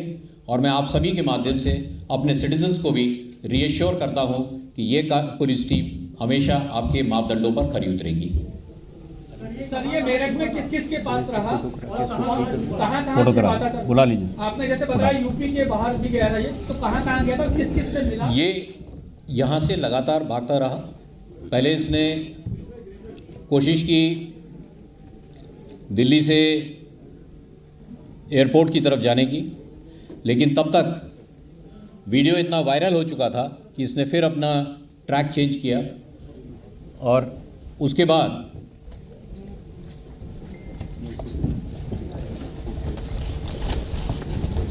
मेरठ, मुजफ्फरनगर, ऋषिकेश, हरिद्वार, थोड़ा जरा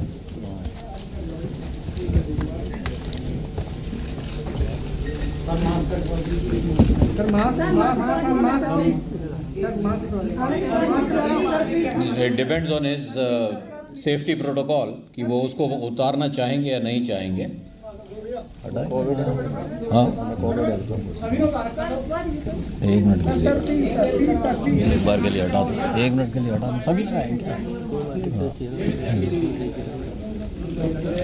सर, रूट बता दीजिएगा कौन सा दोबारा? मेरठ, मुजफ्फरनगर।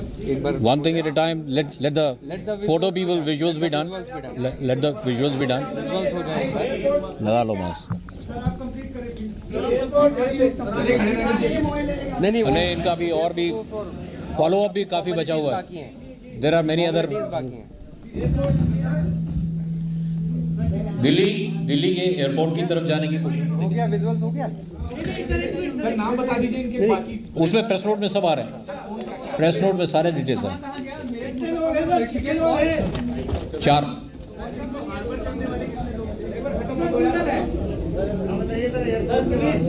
एयरपोर्ट के बाद कंटिन्यू कर दीजिए सर, प्लीज। एयरपोर्ट के बाद लेट द प्रोसेशन गो।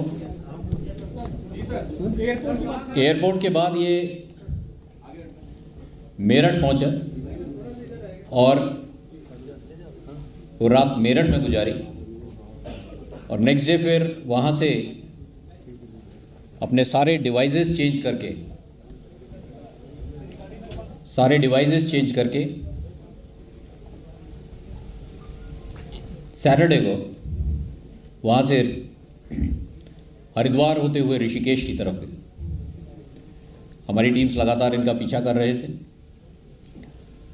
और उसके बाद ये फिर वहाँ से संडे को वापस यूपी में एंटर किए और संडे इवनिंग के बाद इनके द्वारा फिर अपने सारे डिवाइसेस जो हैं चेंज किए गए और उसके बाद से लगातार मेरठ, मुजफ्फरनगर और उसके इर्द गिर्द के जो एरियाज़ हैं, कभी बागपत की तरफ इसका मूवमेंट रहा। इस बीच इसके द्वारा न केवल अपने आप को छुपाया गया बल्कि जगह स्थान बार बार बदला, व्हीकल्स जो इसने इस्तेमाल करे थे वो बार बार बदले, जिससे ये लगभग 3.5 पौने 4 दिन तक अपने आप को छुपाए रहा। लेकिन टीम्स हमारी कंटिन्यूसली काम कर रही थी और इसकी हर नई आइडेंटिटी को, हर नई व्हीकल को, हर नए डिवाइसेस को लगातार एक बहुत बड़े ऑपरेशन के तहत हम लोग ट्रैक करते हुए इस तक पहुंचे हैं। किन लोगों ने मदद की थी, वो कौन कौन लोग थे सर? इसमें प्रेस नोट में वो सबके नाम आए हैं, आप एक बार उसको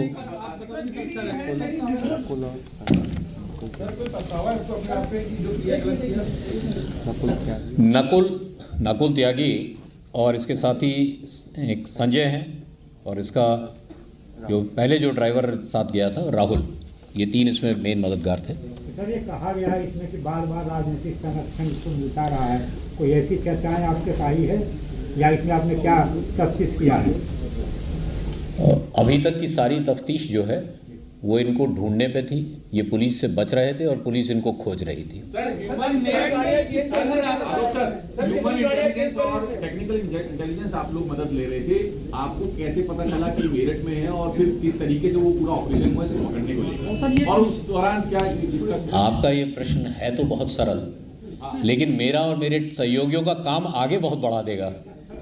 तो इसके लिए कभी फुर्सत में आइएगा एक कप अलग से कॉफी पे, तब मैं आपको सारे ऑपरेशनल डिटेल्स शेयर कर दूंगा। जी एक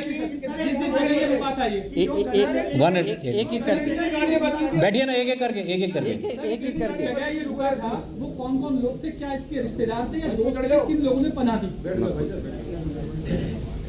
इसके सहयोगी थे और इसके साथ लगातार वो काफ़ी समय से जुड़े हुए थे, ये अपना उनको दोस्त ही बताता है। बाकी और जो डिटेल्स है वो हम लोग वेरीफाई करेंगे। क्या उससे भी इसके कुछ तार जुड़े हुए त्यागी हॉस्टल मेरठ? इस तरह की बात अभी तक की विवेचना से नहीं आई है। मैं इसमें एक चीज़ और ऐड करना चाहता हूँ, इसके पास जो व्हीकल्स मिले हैं वो सभी में एक स्पेसिफिक नंबर है जो 001 करके है, यूपी 32 लखनऊ की सीरीज़ है, और प्रत्येक नंबर प्लेट के लिए इसने बिडिंग की और पूछताछ में ये बताया कि कोई भी नंबर प्लेट इसको 1,10,000 से कम की नहीं मिली है। सर वो व्हीकल्स किसके नाम है? वो दूसरी चीज़ इसके द्वारा एक व्हीकल पर, जैसा आपने सुबह से देखा भी है, एक विधायक का स्टिकर भी लगाया हुआ है।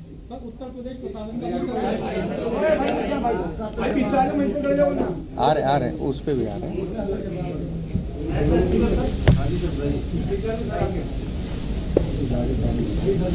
स्टिकर इसकी गाड़ी पे लगा हुआ है जो माननीय विधायक गण को मिलता है। उसके बारे में इसने पूछताछ में बताया कि इसके जो पुराने पॉलिटिकल सहयोगी थे श्री स्वामी प्रसाद मौर्य जी, उनके द्वारा वो स्टिकर इसको उपलब्ध कराया गया। और जी अभी इसको वेरीफाई कर रहे हैं, ये इसके द्वारा बताया गया है। और इसके अतिरिक्त इसके ड्राइवर द्वारा नंबर प्लेट पर यूपी सरकार का जो राज्य चिन्ह है वो भी पेंट कराया गया और उसका दुरुपयोग किया। इस सारी जो इसकी ये व्यवस्था थी वो अपने आप को सार्वजनिक जीवन में एक बहुत ही महत्वपूर्ण और प्रभावशाली व्यक्ति प्रदर्शित करने की थी, और उसको उस इमेज को यूज़ करते हुए इसके द्वारा एक भय का वातावरण अपने आसपास उत्पन्न किया गया। और इसके लिए उसमें गैंगस्टर एक्ट में भी हम लोग कार्रवाई कर रहे हैं। इसकी तमाम ऐसी जो संपत्तियां हैं जो अनअकाउंटेड हैं और जो इलेजिटिमेट मीन्स से हैं, उसमें भी आगे चल के हम लोग कार्रवाई करेंगे।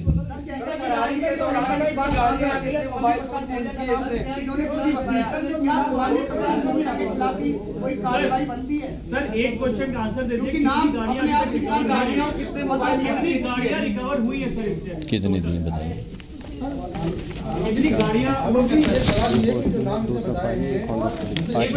अभी तक इससे 5 गाड़ियां बरामद हुई हैं। वो मैंने उसमें प्रेस नोट में भी भेजा है, जिसमें 2 फॉर्च्यूनर,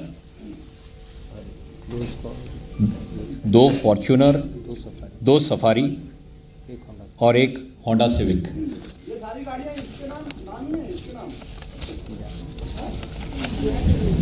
कुछ इसके नाम है, कुछ इसकी पत्नी के नाम है।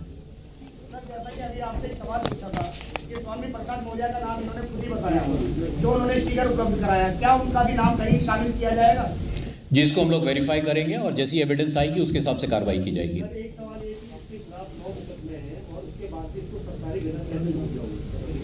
इस पूरे गनर की जो प्रावधान है और जो सुरक्षा इसको 2020 तक मिली थी, वो सीमावर्ती जनपद गाजियाबाद से मिली थी। उसके बारे में ऑलरेडी एक हाई लेवल पर इंक्वायरी की जा रही है। सर, आपने इससे पूछताछ की है, क्या इसने माना है कि जो उसने किया वो गलत किया? कोई पछतावा है इससे? हाँ, ये बात इसने कही है। ये बात हम सभी लोगों ने इससे पूछताछ की और ये इसने कहा कि आक्रोश में आकर इसके द्वारा इस तरह की बात की गई और महिलाओं के प्रति जो इसका व्यवहार था वो उचित नहीं था। ये बात इसने स्वीकारी है पूछताछ में। सर, कोर्ट में कब पेश किया जाएगा? अब आप लोग फुर्सत दें तो आगे का कार्य किया जाए, क्योंकि आज ऐसा है, आज मुहर्रम भी है। आज मुहर्रम भी है, जिसकी वजह से रेगुलरली कोर्ट्स सारे नहीं बहुत फंक्शन कर रहे हैं। कुछ सिलेक्टेड कोर्ट्स हैं जो आज रिमांड का काम कर रहे हैं, तो यहाँ से इसके तत्काल बाद ही हमारे ऑफिसर्स उनको मेडिकल और बाकी चीज़ों के बाद कोर्ट में प्रस्तुत करेंगे। भागने की वजह क्या थी? नोएडा पुलिस का खौफ। किस तरीके से ये भाग पाया? क्योंकि 3:30 बजे तक जहाँ तक इंफॉर्मेशन है, he was still in the society. So around what time did he actually flee from there?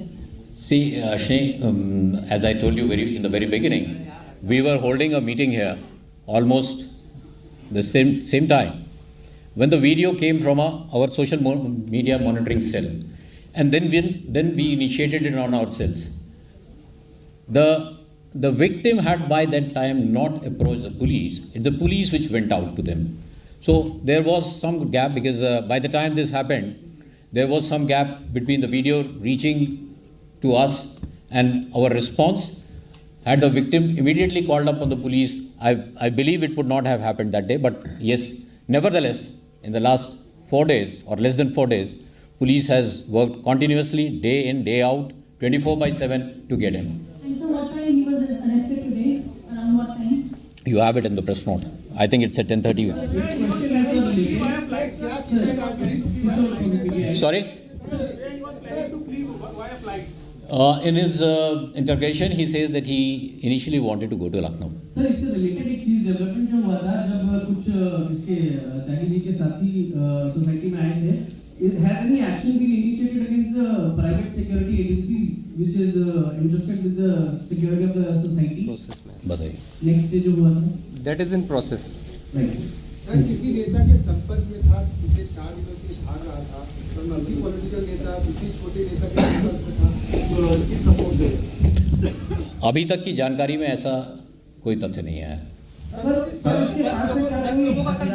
Sir, इसके पास से रिकवरी क्या हुई है? और एक सवाल, दूसरा सवाल ये है कि कई जगह ये खबर आ रही है कि सरेंडर किया इसने, हाजिर हुआ है किसी मीडिएटर के थ्रू। मैं आपको जो हुआ है वो मैंने आपके सामने बता दिया है, बाकी आपका आंकलन है। Thank you.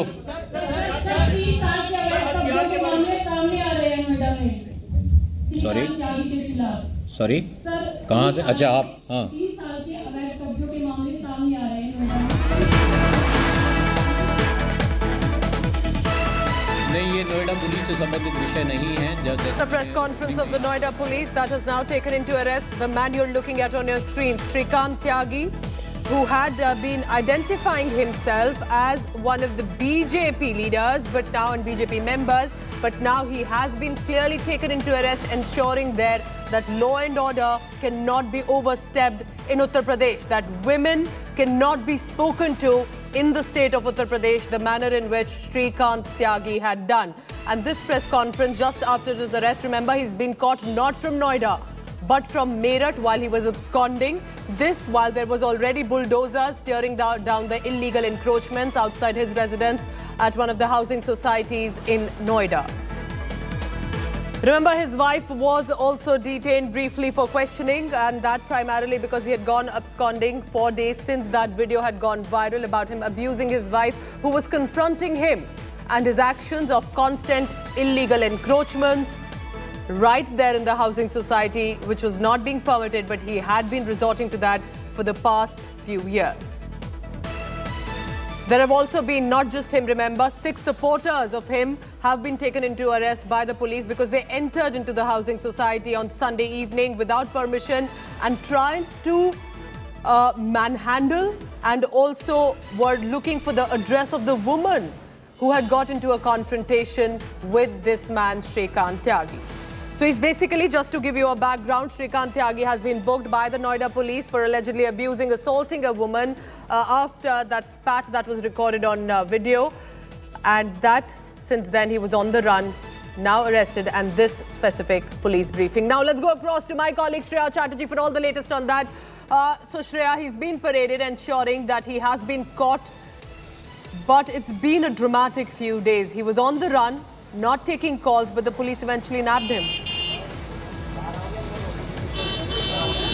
Well, absolutely so, Pooja. 12 teams of the Noida police had to be formed to nab one person who's been hiding since almost over 72 hours. Now, what led to his arrest is what we're learning, that the police team take the help of his wife to zero in on the location of Shrikant Tyagi. His wife was the one who was made to dial all the close people that Shrikant Tyagi was in touch with, followed by which he was arrested from somewhere near Meerut. The other big breaking that's coming in, Pooja, is that there was an emblem of the Vidhan Sabha of UP. Now, the question was, how did he get that? Initial investigation revealed that it was Swami Prasad Maurya who had given this to Shrikant Tyagi, is what he's been claiming. The police now says that they will be verifying this claim that's been made by Shrikant Tyagi. So this is a huge allegation that's coming in on the part of the Bharatiya Janata Party that probably subsequent police investigation will only put much more light upon. But as of now, he's been arrested, and shortly he'll also be produced before the court, where the police would likely try to seek his remand. Trying to use political VIP stickers as well, and this, of course, to show his clout, but he has been caught. Shreya Chatterjee, thank you for all the latest on that. Remember, this is days after this goon, Shrikant Tyagi's video, hurling abuses to a woman, manhandling her, showing his political clout. Shrikant Tyagi has been arrested by the police. Tyagi had been absconding ever since that video had gone viral, leading to public outrage, and then he switched off his phone. Here's exactly what transpired, leading to his arrest from Meerut. Take a look.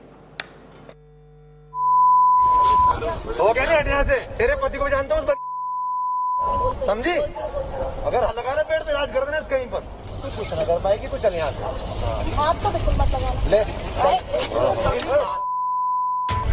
Hurled abuses at a woman and shoved her, terrorized fellow society members, encroached the society's common area, faced Yogi's bulldozer wrath, went underground fearing a crackdown by Yogi's police. Luck finally ran out for Shrikant Tyagi, who was arrested from Uttar Pradesh's Meerut by the Noida police on Tuesday.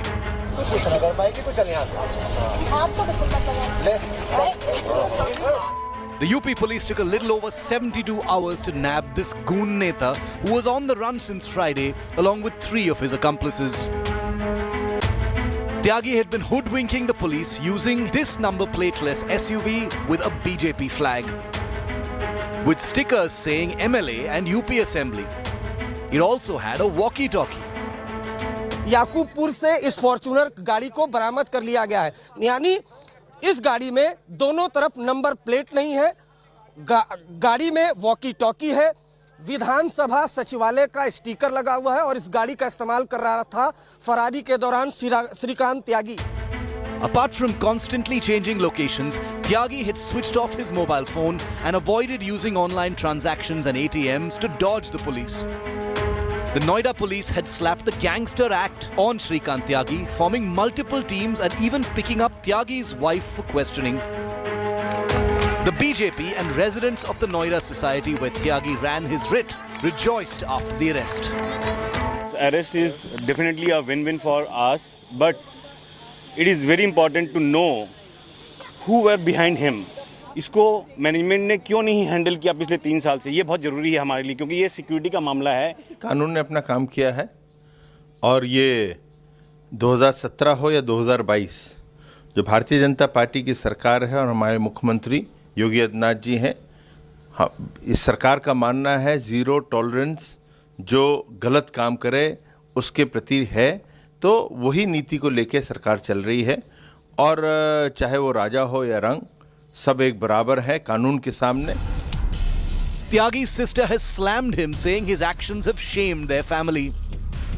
उन्होंने language use किया है या जो उन्होंने women के साथ किया है, उस पे हम तो मतलब मैं उनकी सिस्टर होने के बावजूद पूरी फैमिली कोई भी इसको जस्टिफाई नहीं कर रहा है, ना ही उनको डिफेंड करने की कोशिश कर रहा है। तो हम ये जो उनका एक्ट था टुवर्ड्स अ वुमेन, वो हम जस्टिफाई नहीं कर रहे हैं, क्योंकि ये जस्टिफाइबल है भी नहीं। Tyagi faces at least 9 cases, ranging from extortion to even attempted murder.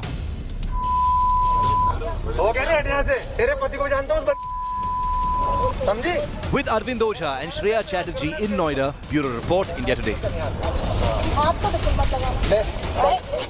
And also a message here that with the Yogi Adityanath government there in the state of Uttar Pradesh, these men showing political clout and misbehaving with women will not be permitted to continue. Police have managed the arrest and now being paraded there and stating he was trying to use a VIP clout. Shrikant Tyagi finally arrested by the Noida police.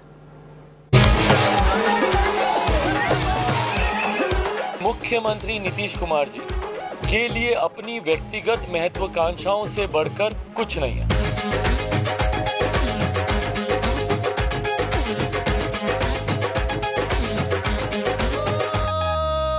जिया हो बिहार के लाला, हमने मुख्यमंत्री पद से इस्तीफा सौंप दिया। जिया है बिहार के लाला, जिया तू 1000 साला, जिया हो तू घोर बवाला, जिया तू 1000 साला, जिया तू 1000 तनी नाची के तनी गाई के। आज जो कुछ भी हुआ है वह बिहार की जनता के साथ और भाजपा के साथ धोखा है। तनी सांस फुला के फूंका से फूल उड़ावा रे भैया, तनी जान जला के, तनी जान जला के, तनी जान जला के गीत के तेल सिलावा रे भैया। What you're looking at the 7th times Nitish Kumar has taken oath as the Chief Minister of Bihar. It started in November 2000. In 2000, when he actually had managed to take oath for the very first time. From March 2000, with the help of the NDA, which he could not prove majority, he returned again and again managed to take oath with the NDA. In 2010, a landslide majority. With the NDA, Nitish Kumar was back as the Chief Minister. But soon it appeared that he thought he can do without the NDA, and then in 2015 joined the Grand Alliance of the Congress Party and the RJD of Lalu Prasad Yadav, the party that he had stood against, emerged against. But that did not last long. It was in 2017 when Nitish Kumar had decided to exit from the Grand Alliance. In November 2020, again becoming the Chief Minister with the National Democratic Alliance, that means the alliance with the Bharatiya Janata Party. And this time, will he all set to take oath again for the 8th time, a record possibly for any political personality to be taking oath as the Chief Minister. 7 times already, likely 8th coming soon.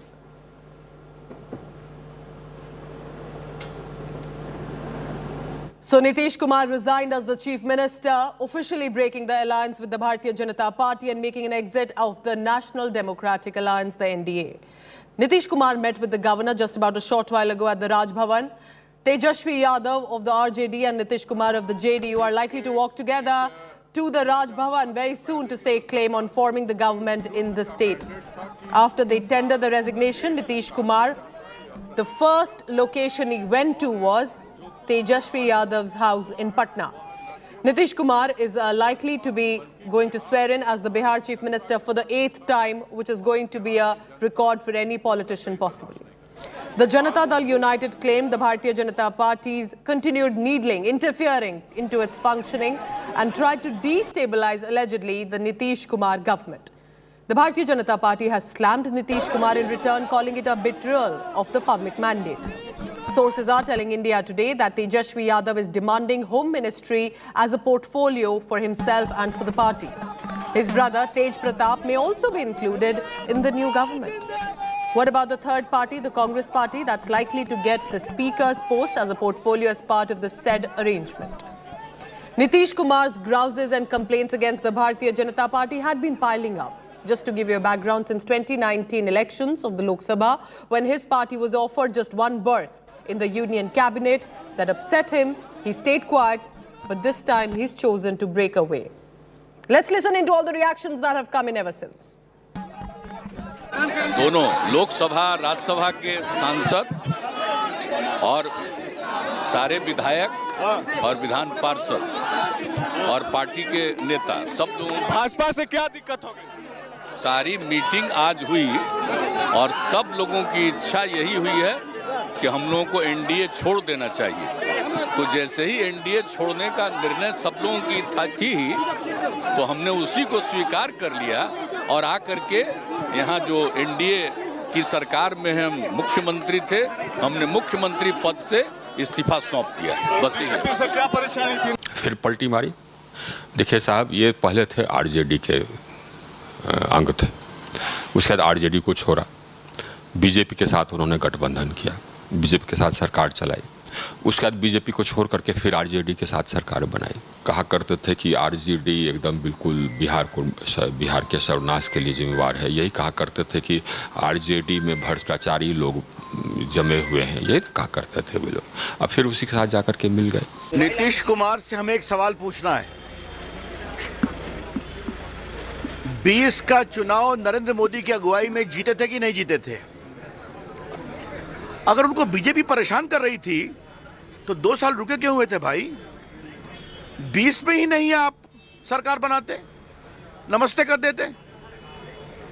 तो सत्ता का सुख लेंगे, मोदी जी के नाम पर जीत का आनंद लेंगे और आज छोड़कर चले जाएंगे तो बिहार के जनता के इस मैंडेट का अपमान हो रहा है, जिसकी हम निंदा करते हैं। आज जो कुछ भी हुआ है वह बिहार की जनता के साथ और भाजपा के साथ धोखा है। यह पूरे उस मैंडेट का उल्लंघन है जो मैंडेट बिहार की जनता ने दिया था, जिसके एक 2005 के पहले की जो सरकार थी उसके विरुद्ध का मैंडेट था कि यह प्रदेश शांति चाहता है, यह प्रदेश विकास चाहता है। और जो कुछ भी आज हुआ है वह न केवल भाजपा बल्कि बिहार की सारी जनता के साथ धोखा है और बिहार की जनता इसको कतई बर्दाश्त नहीं करेगी। बीजेपी के खिलाफ कोई भी अगर संघर्ष करने के लिए तैयार रहे तो ये मान लीजिए कि कांग्रेस पार्टी उनको समर्थन जरूर करेंगे, क्योंकि ये कांग्रेस पार्टी की एक ही मकसद ये है कि हिंदुस्तान में जो सांप्रदायिक सियासत हो रहे हैं, ये सांप्रदायिक सियासत की खिलाफत करना चाहिए। इसके लिए जो भी बीजेपी के खिलाफ सामने आके खड़ा होंगे, कांग्रेस पार्टी उनको जरूर समर्थन करेंगे। जिस तरह से नीतीश कुमार ने पाला बदला है, उनका क्या कहना है, ये उनकी प्रतिक्रिया ले लेते हैं। आप किस तरफ हैं? आप एनडीए के साथ रहेंगे? मैं तो एनडीए के साथ था और आज भी मैं हूं और मैं भविष्य में भी रहूंगा। 2014 में हमारी पार्टी का गठबंधन हुआ था एनडीए के साथ और परम आदरणीय प्रधानमंत्री श्री नरेंद्र मोदी जी के नेतृत्व में हम लोगों ने विश्वास व्यक्त किया है और हम एनडीए के साथ हैं। बिहार में जो घटनाएं घटी है आज, ये बिहार के विकास के लिए अच्छा नहीं हुआ। अच्छा नहीं हुआ? नहीं, इसको हम मानते हैं कि अच्छा नहीं हुआ और नीतीश जी के लिए भी अच्छा नहीं हुआ। 2015 में वो गए थे आरजेडी के साथ, फिर दोबारा वो आरजेडी में साथ चले गए, इसलिए बिहार के विकास के लिए ये अच्छा नहीं हुआ। इस गठबंधन को ही जनादेश था और बीच में वो खंडित हुआ था, लेकिन अब वो जो जनता के बीच में से चुनाव जीते थे वही लोगों की सरकार बन रही है, इसलिए मैं इसका स्वागत करता हूँ। And now listen in to the former Lok Jan Shakti Party chief Chirag Paswan speaking to Mausami Singh just after that resignation was tendered to the governor by Nitish Kumar. Listen in to this. 2020 विधानसभा चुनाव परिणामों के तुरंत बाद मैंने इस बात की घोषणा की थी। भविष्यवक्ता नहीं हूँ तो भविष्यवाणी नहीं बोलूँगा, पर मैंने इस बात को कहा ज़रूर था कि बहुत जल्द मुख्यमंत्री जी महागठबंधन में वापस जाएंगे अपनी व्यक्तिगत महत्वाकांक्षाओं से। इनको पता है कि भैया एनडीए में जगह है नहीं प्रधानमंत्री पद की दावेदारी के लिए 2024 के चुनाव जहाँ तक संबंधित हैं। तो अब ये विपक्ष की तरफ से प्रधानमंत्री पद के दावेदार ये बनने का ये प्रयास करेंगे और वही कार्य आज इन्होंने किया है। इनकी कोई आइडियोलॉजिकल लड़ाई नहीं है। गठबंधन के साथ जाना कोई बिहार को बचाने के लिए उठाया गया कदम नहीं है, बिहार की बेहतरी के लिए उठाया गया कदम नहीं है, अपने व्यक्तिगत महत्वाकांक्षाओं के लिए। ये तो मानेंगे कि मान के लिए ये है कि उन्होंने कहा कि अपमान किया भाजपा ने मेरा। आप सम्मान और मान को मानते हैं। आपने बताया था आपके पिताजी का जब निधन हुआ तो आपने भी कहा कि नीतीश कुमार ने अपमानित किया। तो क्या आपको लगता है कि नीतीश कुमार ऐसी परिस्थिति में थे कि उनके मान को और उनके अहम को ठेस पहुंची हो भाजपा के? मौसमी जी बिल्कुल सही आपने बोला। मैं मान सम्मान से समझौता मैं खुद कभी ज़िंदगी में नहीं करूंगा। मैं किसी को सुझाव भी नहीं दूंगा कि अपने मान सम्मान से समझौता करके कोई रहे। बट एक बार ये चीज़ मुख्यमंत्री मुझे समझा दें, तीसरे नंबर की पार्टी जिसको बिहार की जनता ने रिजेक्ट कर दिया, आधे से ज़्यादा आपके प्रत्याशी हार जाते हैं, उसके बाद भी भारतीय जनता पार्टी आपको मुख्यमंत्री बनाती है, क्या ये अपमान है? आपने खुद को अपमानित महसूस किया था जब आप भाजपा के साथ थे? नहीं, बिल्कुल नहीं। क्यों बोलूँ मैं इस बात को? ऐसी कोई परिस्थिति नहीं। मुख्यमंत्री जी का ज़रूर मैंने कहा था। मेरे नेता आप सब जानते हैं अस्पताल में थे लगभग 2-2.5 महीने। एक बार मुख्यमंत्री जी ने फ़ोन करके मेरे नेता का हालचाल जानने का प्रयास किया। एक बार वो उनसे मिलने आए। मेरे नेता को का कद छोटा करने के लिए बिहार में जिस तरीके से राजनीतिक षड्यंत्र उन्होंने रचा, दलित महादलित किस उद्देश्य से किया गया था, मेरे पार्टी के तमाम नेताओं को जिस तरीके से तोड़ा गया, 2005 में जब 29 विधायक जीत कर आए थे, किसने तोड़ा? मुख्यमंत्री जी ने तोड़ा ना। इसको अपमान कहते हैं। So what could this new Bihar government look like? We have some inside scoop for you. Let's take a look about what our sources are telling us there in Patna. Remember, Nitish Kumar has already been sworn in 7 times from 2000 to 2020, whether it was with the BJP or with the Congress RJD. And yet again, it is likely that the chief minister's position is going to go to Nitish Kumar, because as of now, who else could and would take that position? What you're looking at is what is in store for the RJD. Raj Bhavan क्यों गए थे? क्या हुआ है राजभवन में?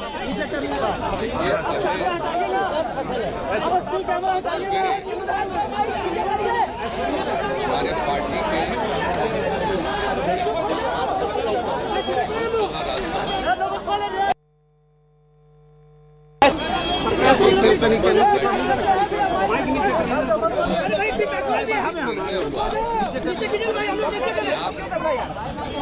इस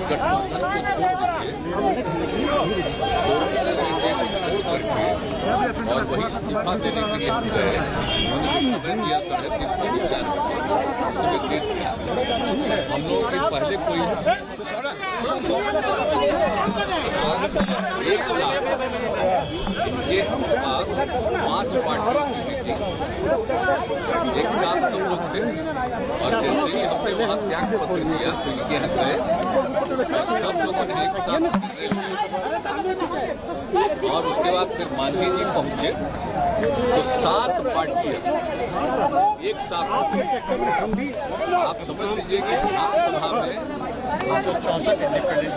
1 से 64 और इसके अलावा एक इंडिपेंडेंट हम लोगों के साथ 7 पार्टी और एक अकेला इंडिपेंडेंट और हम लोग जो उधर थे उनसे हम लोगों ने रास्ता आज समाप्त कर लिया और हम लोग एक साथ मिल करके 7 पार्टियों हैं जो हम लोगों का महागठबंधन है, हम मिल करके आगे काम करेंगे, सेवा करेंगे और इसी सिलसिले में 7 पार्टी के सभी विधायक दल के जितने सब नेता हैं सब लोग मिल करके और जितने विधायक सारे मतलब 7 पार्टियों का और एक इंडिपेंडेंट सभी लोगों का दस्तखत भी दे दिया गया है और बातचीत भी इतने देर से हो रही थी कि अब एक साथ हम लोग हैं हो जाए तो इसी के तो गवर्नर साहब ने क्या आपने दावा पेश किया तो उन्होंने कब शपथ ग्रहण के लिए क्या तो वो तो वही नहीं करेंगे। हम लोगों ने कहा कि अब जल्दी से जल्दी करिए, अब वो करेंगे। अब बाकी अब आपको ये सब बताएं। नहीं हमने आपको बेसिक बता दिया, उसका सब लोग बताएंगे आपको। एनडीए से बाहर निकलने की क्या वजह थी और महागठबंधन में जाने की क्या वजह? अरे भाई वो तो उसकी वजह थी, आप तो खुद एक जगह गए वो का ट्रेनिंग लेने के लिए तो और ना हमको पूरा एक्सपोज कर दिया कि जिस आदमी को कहां से कहां हम बढ़ाए और उसके बाद जो काम हुआ है आगे जो सब सूचनाएं मिल रही थी पार्टी के सब, तभी तो सारे हमारे पार्टी के लोग इस बात को लेकर के हमको कह रहे थे नहीं कुछ करते और तब जाकर के मीटिंग और सब ये बात हो गई और तभी सब लोगों से बात हो गई और एक साथ हम लोग बिल्कुल अलग हो गए। वो ठीक नहीं हुआ, समझ गए ना। आपको अपमानित भी किया गया, आपके खिलाफ साजिश रची गई, वो क्या अब क्या क्या कौन रहते हो सब छोड़ दीजिए ना, हमको कुछ नहीं कहना है। लेकिन हमारे पार्टी के सब लोगों की राय थी कि भाई आप अलग अब सोच कर लीजिए भाई, उधर 3 पार्टी, अब 2 पार्टी इधर, 1 पार्टी इधर 5 पार्टी और सब मिलके 7 पार्टी एक साथ हो गए। हम ये बताया जा रहा है कि आप प्रधानमंत्री के भी उम्मीदवार हो सकते हैं।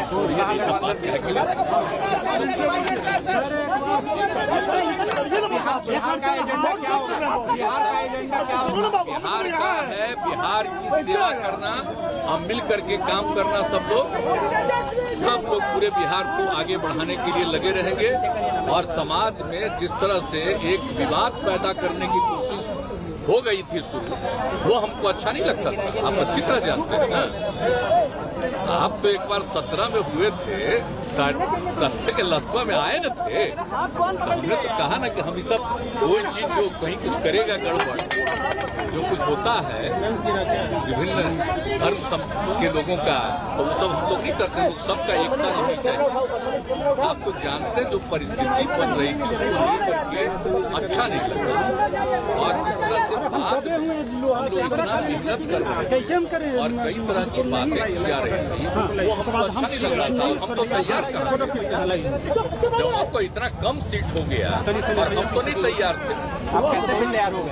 हम तैयार उन लोगों के बार बार आग्रह पर हम हो गए, लेकिन उसके बाद भी जिस तरह का जो अनुभव हो गया और अपने हम तो चुपचाप थे, अब पार्टी के सब लोग धीरे धीरे कहने लगे और कह दिए, तब सब लोगों से बातचीत हो गई और हो गया कि भाई आपने कहा था कि भ्रष्टाचार से और कम्युनिज्म से समझौता नहीं करेंगे।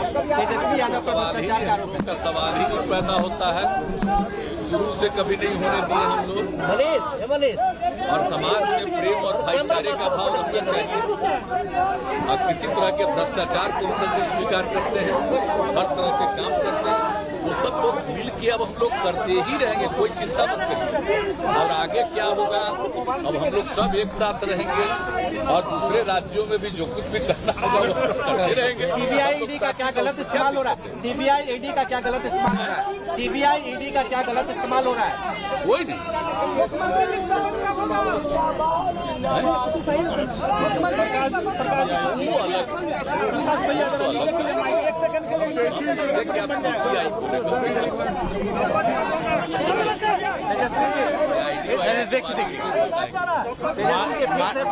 एक बात सुनिए। अच्छा, काफी देर से मुख्यमंत्री जी अपने बात को रख रहे हैं। मुख्यमंत्री जी ने खास तौर पर बताया कि पूरे बिहार विधानसभा में एक अकेली पार्टी रहेगी भाजपा, बाकी जितने सदस्य और पार्टी जो है नीतीश कुमार जी को अपना नेता यानी महागठबंधन का नेता माना है।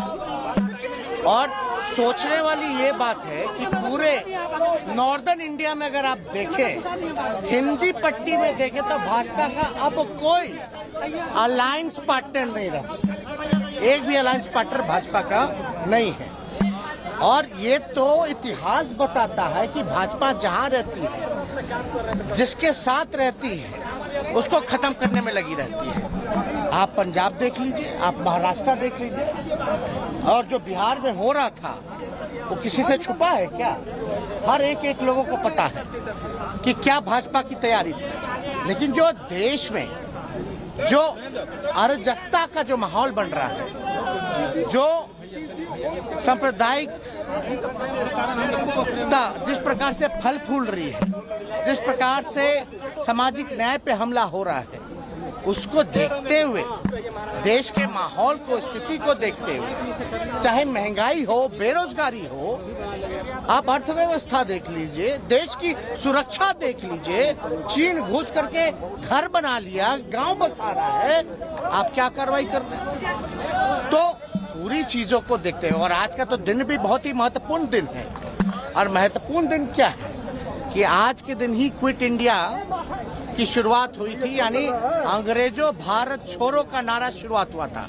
तो आज बिहार ने एक बार फिर से दिखा दिया है, देश को संदेश दिया है, टोटल देश के जितने विपक्ष हैं उनको संदेश दिया है, एक दिशा दिखाने का काम किया है कि जो मजबूती के साथ जनता के सवाल को लेकर के लड़ता है, वो मजबूती के साथ जो है जनता के साथ जो खड़ा रहता है, वो को जनता जो है पूरी तरीके से स्वीकार करती है और जनता विकल्प चाहती है। आप देख लीजिए, बिहार को विशेष राज्य का दर्जा नहीं मिला। माननीय मुख्यमंत्री जी ने अपना काम किया, कई प्लेटफॉर्म पे इन्होंने प्रधानमंत्री जी के सामने पटना यूनिवर्सिटी की मांग की, लेकिन मान लीजिए पटना यूनिवर्सिटी को उसका दर्जा नहीं मिला अब तक। विशेष पैकेज का क्या हुआ? तो कहीं ना कहीं से हर एक तरीके से एक षड्यंत्र के तौर पे, तो ये बीजेपी जो करता है उसका एजेंडा फिक्स है। और जेपी नड्डा जी, ये जो लोकतंत्र की जननी है, यहाँ आकर के बोलते कि क्षेत्रीय पार्टियों को खत्म करेंगे, समाप्त करेंगे। तो इसका मतलब क्या है? यानी विपक्ष को समाप्त करेंगे। विपक्ष को समाप्त करेंगे मतलब लोकतंत्र को समाप्त करेंगे। यानी लोकतंत्र की जननी में आकर के आप लोकतंत्र को चुनौती दे रहे हैं, ये बिहार के लोग नहीं सहेंगे। ये हमारा दायित्व है सबसे पहले देश के संविधान को बचाना। और हम तो नीतीश कुमार जी को धन्यवाद देते हैं कि इन्होंने एक फिर से एक बार जो है लीडर निर्णय लेने का काम किया। आप बीजेपी का तो एक ही काम है, डराओ, जो डरता है उसको डराओ और जो बिकता है उसको खरीदो। पूरे देश में क्या हो रहा है आपको नहीं पता, अभी झारखंड में क्या हो रहा है नहीं पता, महाराष्ट्र में क्या हुआ नहीं पता। तो इसलिए सभी लोगों ने आज हमारे यहाँ 5 दलों की बैठक हुई महागठबंधन की, और हमको जिम्मेवारी दी गई निर्णय लेने की। तो हमने यही बोला कि मुख्यमंत्री जी अगर कोई निर्णय लेते हैं उसके बाद हम अपना निर्णय लेंगे। इन्होंने निर्णय लिया बिहार के हित में, नेशनल इंटरेस्ट में, लोकतंत्र बचाने के लिए, संविधान बचाने के लिए, अमन चैन गंगा जमुना तहजीब बचाने के लिए। तो इसलिए, और हम लोग तो समाजवादी लोग हैं, हमारे पुरखों की जो विरासत है वो कोई और ले जाएगा क्या? ये हमारे पास रहेगा। तो इसलिए माननीय मुख्यमंत्री जी को धन्यवाद देते हैं। हम अपने पार्टी के राष्ट्रीय अध्यक्ष आदरणीय लालू जी को धन्यवाद देते हैं कि बीमार अवस्था में भी जो है, जो उनका भी जो निर्णय है, क्योंकि राष्ट्रीय अध्यक्ष है, उनके पास जब प्रस्ताव गया तो उनसे जब हम लोगों ने बात की, पार्टी के लोगों ने बात की, क्योंकि हर एक लोग, बिहार की जनता, हमारे पार्टी के वर्कर, हमारे पार्टी के विधायक, सब लोग चाहते थे कि जो किसी भी तरीके से भाजपा का जो एजेंडा है उसको बिहार में नहीं चलने देना है। और लालू जी को तो आप जानते ही हैं, आडवाणी जी के रथ को रोका था, किसी भी कीमत में ना झुकने को तैयार है, ना डरने वाले हैं। जो उनकी विचारधारा है उसकी लड़ाई लड़े। तो इसलिए हम पुनः मुख्यमंत्री जी को धराए।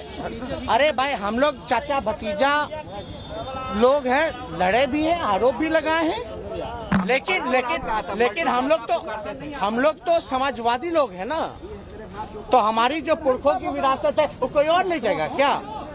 हाँ, हम लोगों का अधिकार नहीं है क्या? तो हर घर में लड़ाई होती है, हर भाई में बकझक होती है, तो उस पर ध्यान नहीं देना। अभी समय क्या है, समय क्या था? 2024 के लिए नीतीश कुमार क्या प्रधानमंत्री पद के अच्छे उम्मीदवार आपको दिख रहे हैं? देखिए, मुख्यमंत्री जी ने तो देखिए, जब हम लोगों ने जाति जनगणना के बारे में बात की, थोड़ी सी भी देरी नहीं लगाई, और दो बार जो है उस समय तो भाजपा के लोग ही जो है पूरी तरीके से अध्यक्ष थे उस समय के विधानसभा के चौधरी जी, विजय चौधरी जी, इनके ही अध्यक्षता में 2 बार पारित हुआ। तो उस समय भी आप बीजेपी का रोल देख रहे थे क्या था? यानी जो नेशनल इंटरेस्ट का जो एजेंडा था उसमें भी कितने इनका तो मूड क्लियर था। वो क्या पीएम मटेरियल आपको दिख रहा है? पीएम के लिए आपके दावेदार मानते हैं? आप एक बात समझ लीजिए, ये सवाल हम मुख्यमंत्री जी पे छोड़, हमको इस पे कोई टिप्पा टिप्पणी नहीं करना है। लेकिन आप इतना तो आप जानते हैं कि सबसे देश में अगर सबसे कोई अनुभवी मुख्यमंत्री है तो नीतीश कुमार जी है। सबसे अनुभवी, परिपक्व, और काम तो किया ही है, ऐसा कोई इनकार नहीं सकता। कुछ लोग तो प्रचार का काम कर। नरेंद्र मोदी को क्या नीतीश जी दे सकता है चुनौती?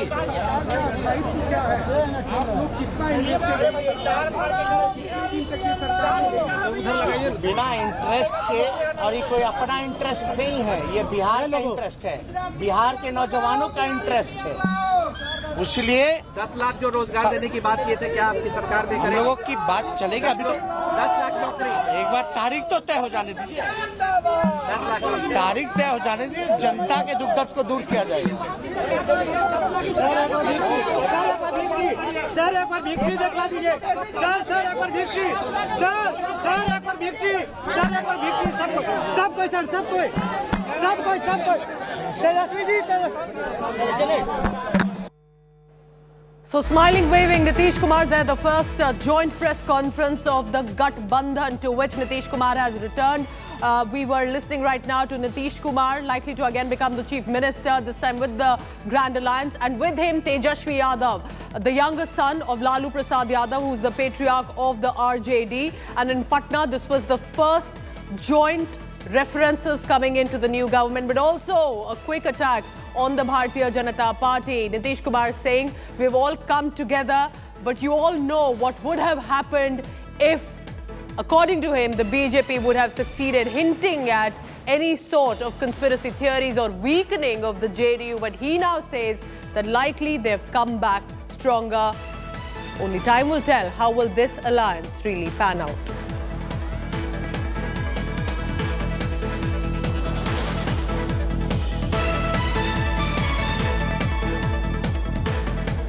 So this is our continuous coverage on the state of Bihar. Remember, another alliance broken for the BJP, but Nitish Kumar says this is for the state, for the public. That only time will tell. But Nitish Kumar has all set to now become the chief minister, possibly for the 8th record time. We'll be tracking all the latest on that.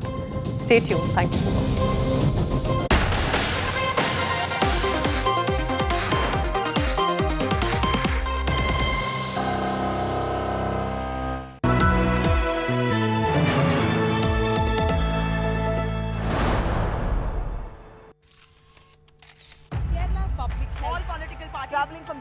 Armed with facts, she takes the news by its horns. Do you think the future of these students are not hampered?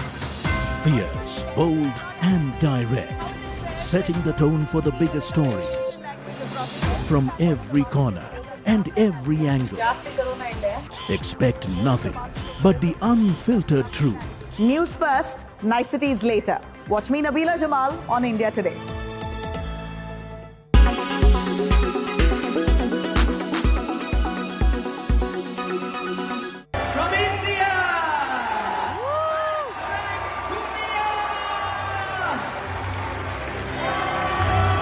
आसान कोई भी चीज़ नहीं होती, वो उसके लिए मेहनत करते हैं। और मैं ये सोच के नहीं आया था कि सामने वाले कमज़ोर हैं या कुछ भी है। मेरा ये था कि भाई जो हमने ट्रेनिंग करी है उसमें अपनी बेस्ट परफॉर्मेंस देनी है।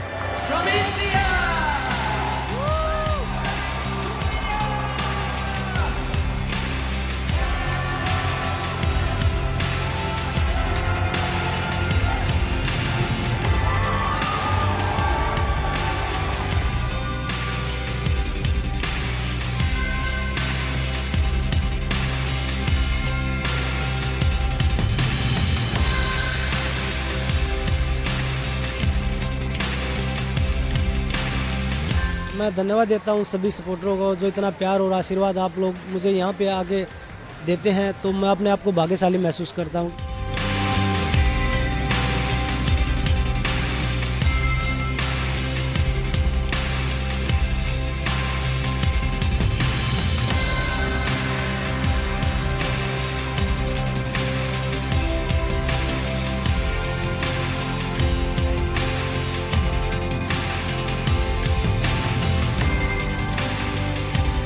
इंजरी के बाद मैं भी अपनी परफॉर्मेंस को ढूंढने में लगा हुआ था, उसके लिए मेहनत कर रहे थे, पर जो 2-3 टूर्नामेंट हम खेले उसमें नहीं आ पाई।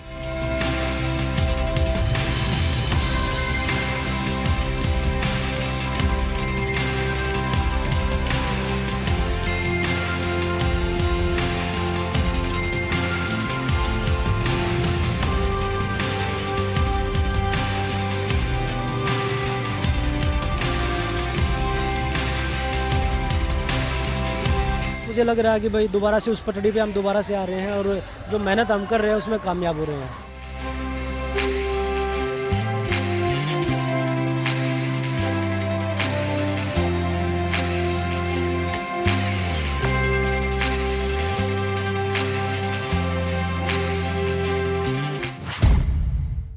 एक लाख युवक जान गंवाते हैं हर साल लापरवाह ड्राइविंग के कारण।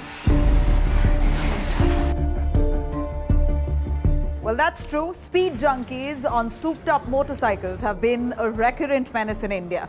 Country's expressways and roads are fast becoming the choicest stretches for bike stunts.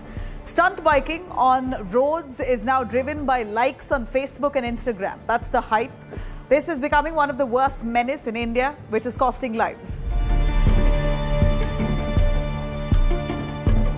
Road accident is one of the leading causes of death, disability and hospitalization of people worldwide in general and India in particular. Approximately 1.3 million people die each year as a result of road traffic crashes, as per World Health Organization data. At least 1 out of 10 people killed on roads across the world is from India. The cost of road accidents is borne not only by victims and their families, but by the economy as a whole in terms of untimely deaths, injuries, disabilities, and loss of potential income. During the year 2020, more than 360,000 road accidents were recorded, causing loss of around 130,000 lives. Road accidents take place mostly because of overspeeding, drunken driving, driving on wrong side, jumping red light, using mobile phones while driving, and bike stunts, among others.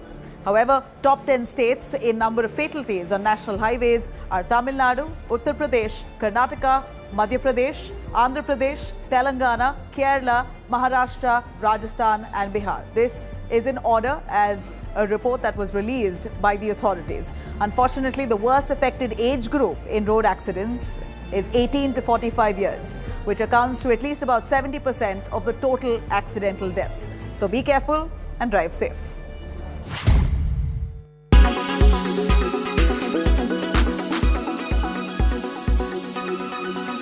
Make your media plan smarter with India Today Live TV on your connected devices.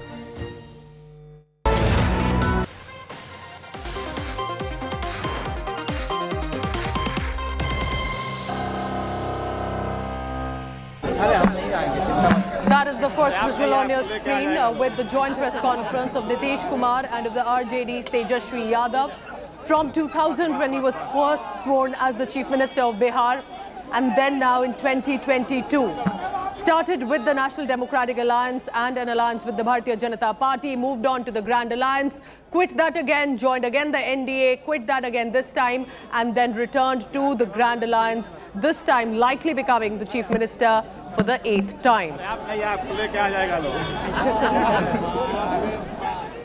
Now, Nitish Kumar may have saved his position, but he's also been known to take several political U-turns from 2000 to now 2022. Let's begin one by one. In 1994, Nitish Kumar decided to rebel first against Lalu Prasad Yadav's imminent control over the Janata Dal. What did he do? He then decided to switch to the Samata Party or the Samata Dal.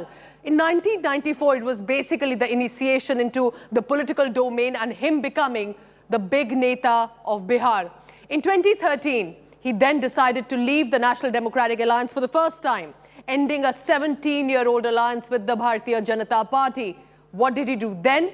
He decided that it was when Narendra Modi was appointed by the BJP as the Lok Sabha election campaign chief, which also means Modi likely becoming the Prime Minister nominee, he decided to switch sides. In 2015, surprising everyone, he jumped ship and joined hands with the Congress Party and the RJD.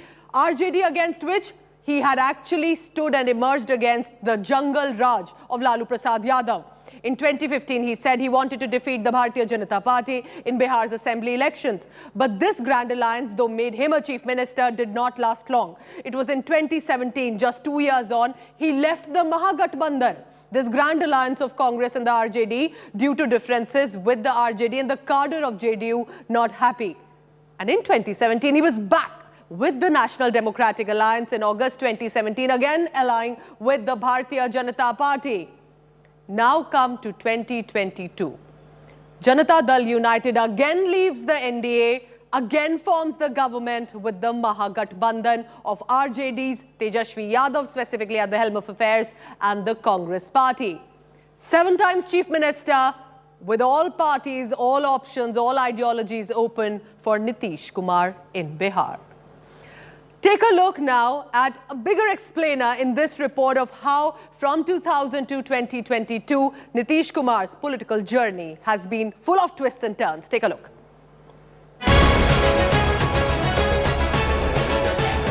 The Nitish Kumar BJP relationship status has always been complicated. The tumultuous tie-up is in tatters again, and Nitish Kumar has done another stunning somersault. The first political palti by Nitish Kumar was in the year 1994. He rebelled against Lalu's control of the Janata Dal in Bihar and allied with George Fernandez to form the Samata Party. The Samata Party then became a partner in the coalition led by Atal Bihari Vajpayee.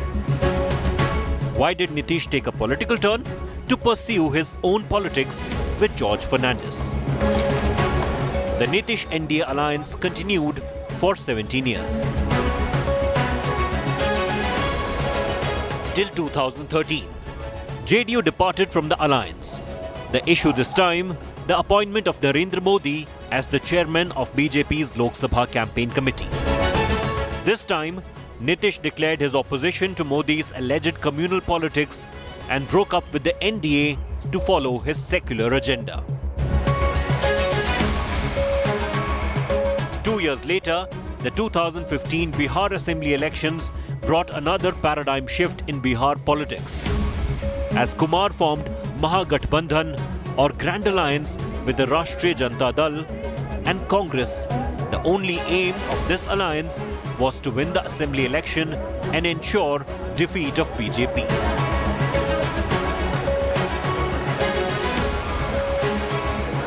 The Grand Alliance continued for 2 years, but hit a major roadblock in 2017.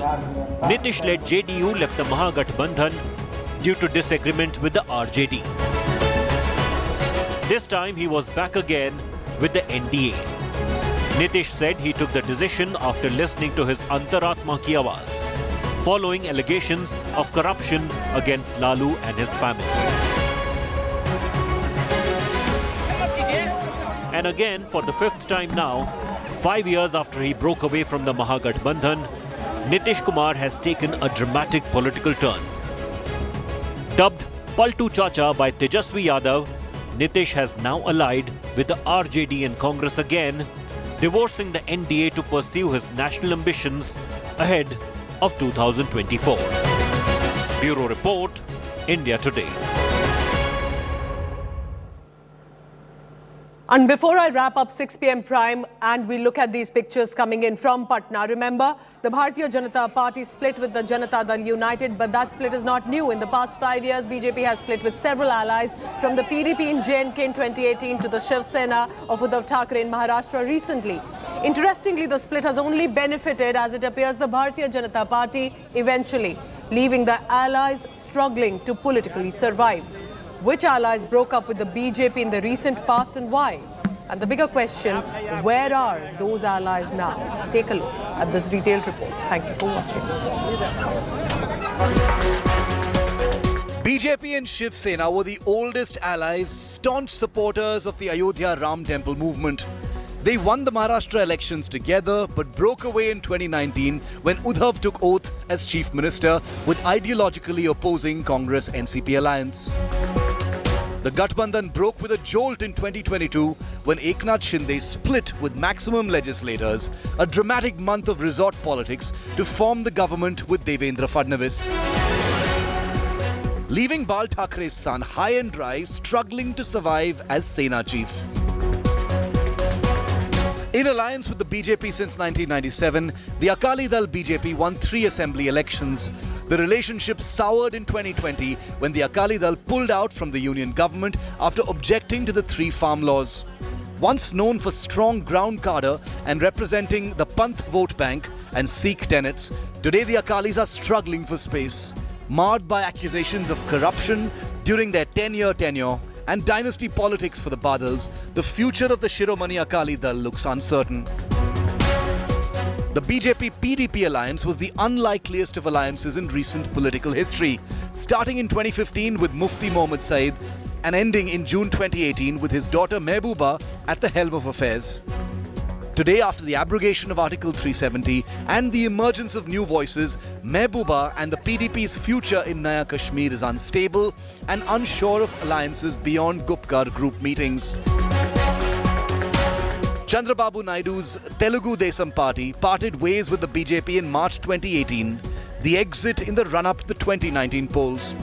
The rivalry reached a height when Naidu's demand for special category status was not granted in Andhra Pradesh.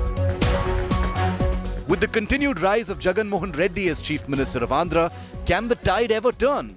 The TDP's recent support to the BJP's presidential nominee Draupadi Murmu has indicated that the Telugu Desam party is keeping its doors open for a possible revival of its alliance with the BJP, aiming to unseat the Reddy-led YSRCP. In Uttar Pradesh, the Suhail Dev Bharatiya Samaj Party, led by former State Minister Om Prakash Rajbhar, fought the 2017 election in alliance with the BJP. Rajbhar even served as a minister in the Yogi Adityanath-led cabinet till 2019 when he was sacked for anti-alliance activities. SBSP then fought the 2022 Assembly election alliance with the Samajwadi Party, but the BJP returned with a thumping majority. Rajbhar is now out of power and out of the SBSP-SP alliance. With the 2024 Lok Sabha elections closing in, will Rajbhar want to return to the National Democratic Alliance for survival in the game? Bureau Report, India Today.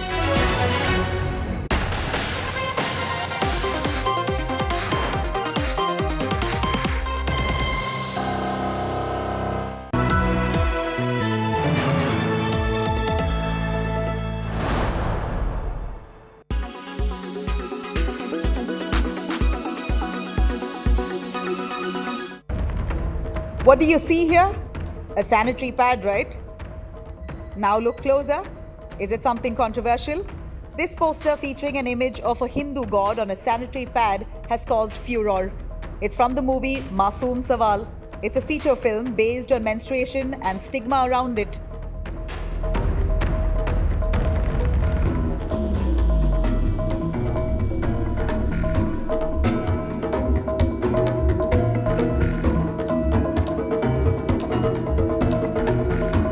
However, filmmakers say that the sole purpose of it was to break the taboo and change the narrative. In this generation, there is no room for superstitions and ill practices that are forcefully imposed on women unnecessarily. Sometimes our perspective of viewing things is wrong, which leads to misconception. The entire film is based on menstruation, hence it is mandatory to show a pad. That's why there's a pad on the poster and not Krishna ji on the pad. Well, we know India now has a history of fighting through controversial movie posters. Recently, poster of the film Kali caught itself in the eye of the storm. A poster depicted the goddess smoking a cigarette and wielding an LGBT pride flag. The poster was considered to be an insult to Hinduism. Many called for legal action against the filmmaker for allegedly hurting religious sentiments.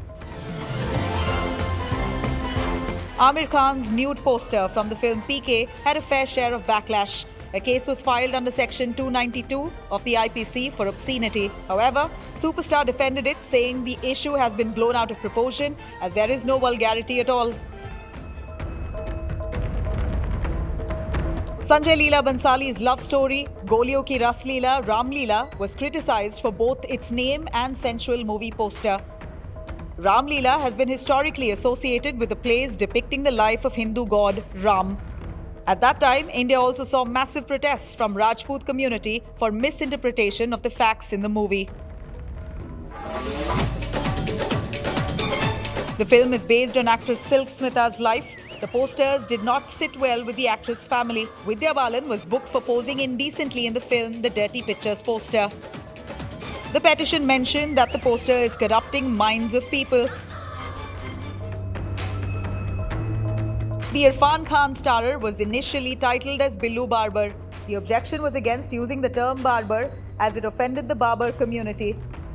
They demanded to get the word barber removed from posters. The word was finally chopped off from the title and the movie was renamed as Billu.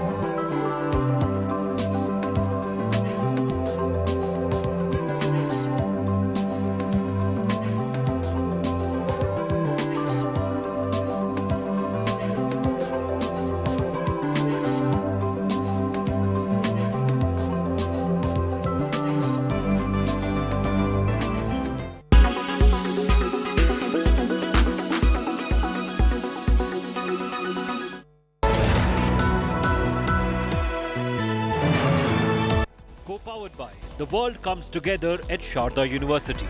Co-powered by Buy, Sell, Rent on 99acres.com. In association with Jeep Meridian, Untamed Sophistication. Lovely Professional University. Think big. Spotify. Download the music app for free.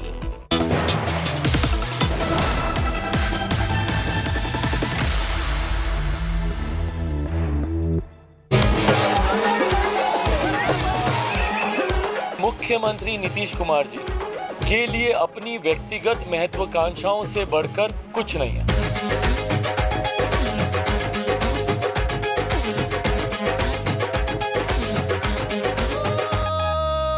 जिया हो बिहार के लाला, हमने मुख्यमंत्री पद से इस्तीफा सौंप दिया। जिया है बिहार के लाला, जिया तू 1000 साला, जिया हो तू घोर बवाला, जिया तू 1000 साला, जिया तू 1000 तनी नाची के तनी गाई के। आज जो कुछ भी हुआ है वह बिहार की जनता के साथ और भाजपा के साथ धोखा है।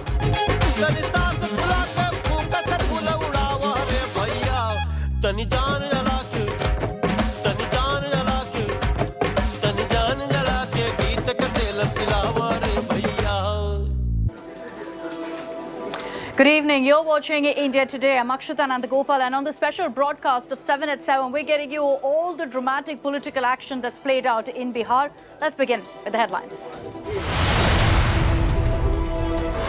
India Today's news break confirmed Nitish Kumar resigns as the Bihar Chief Minister. Now Nitish and Tejaswi to stake claim to form the new government. जो एक साथ मिल करके सात पार्टियों हैं, जो हम लोगों का महागठबंधन है, हम मिल करके आगे काम करेंगे, सेवा करेंगे। After Nitish dumps alliance, BJP cries betrayal, says JDU did dhoka with the people of Bihar and is a complete betrayal of the people's mandate. Nitin नवीन, आज जो कुछ भी हुआ है वह बिहार की जनता के साथ और भाजपा के साथ धोखा है। यह पूरे उस मैंडेट का उल्लंघन है जो मैंडेट बिहार की जनता ने दिया था। Month after oath, Shinde cabinet takes shape. 9 ministers from BJP and 9 from Shinde camp take oath. India Today, the only channel to get the cabinet details right. Goon Neta Shrikant Tyagi arrested from Meerut after 4-day manhunt. VIP SUV with MLA sticker and BJP flag used to flee seized by UP cops.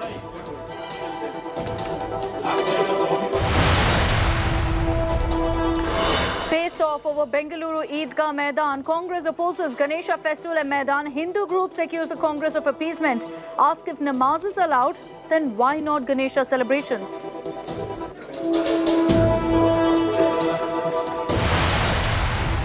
And big political fight over Lal Singh Chadha. Tamil Nadu Chief Minister's son Udayanidhi Stalin under attack for promoting the Bollywood film.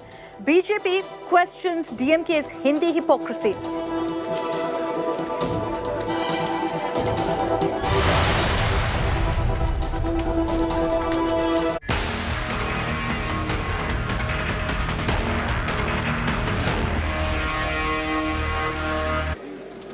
It's been non-stop political drama that's been playing out in Bihar for the last few hours, culminating with Nitish Kumar resigning as Bihar Chief Minister to go ahead and break the alliance with the BJP.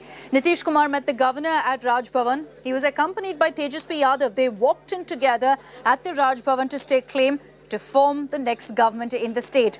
After tendering his resignation, Nitish Kumar also went to Tejaswi Yadav's house.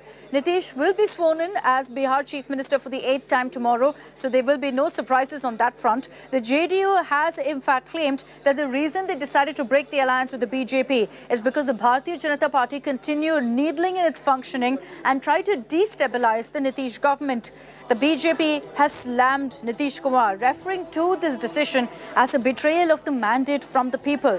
Sources tell India Today that as far as the combinations for this alliance is concerned, Tejaswi Yadav is demanding Home Ministry for himself. His brother Tej Pratap may also be inducted in this government. The Congress is likely to get the Speaker's post as part of the said arrangement.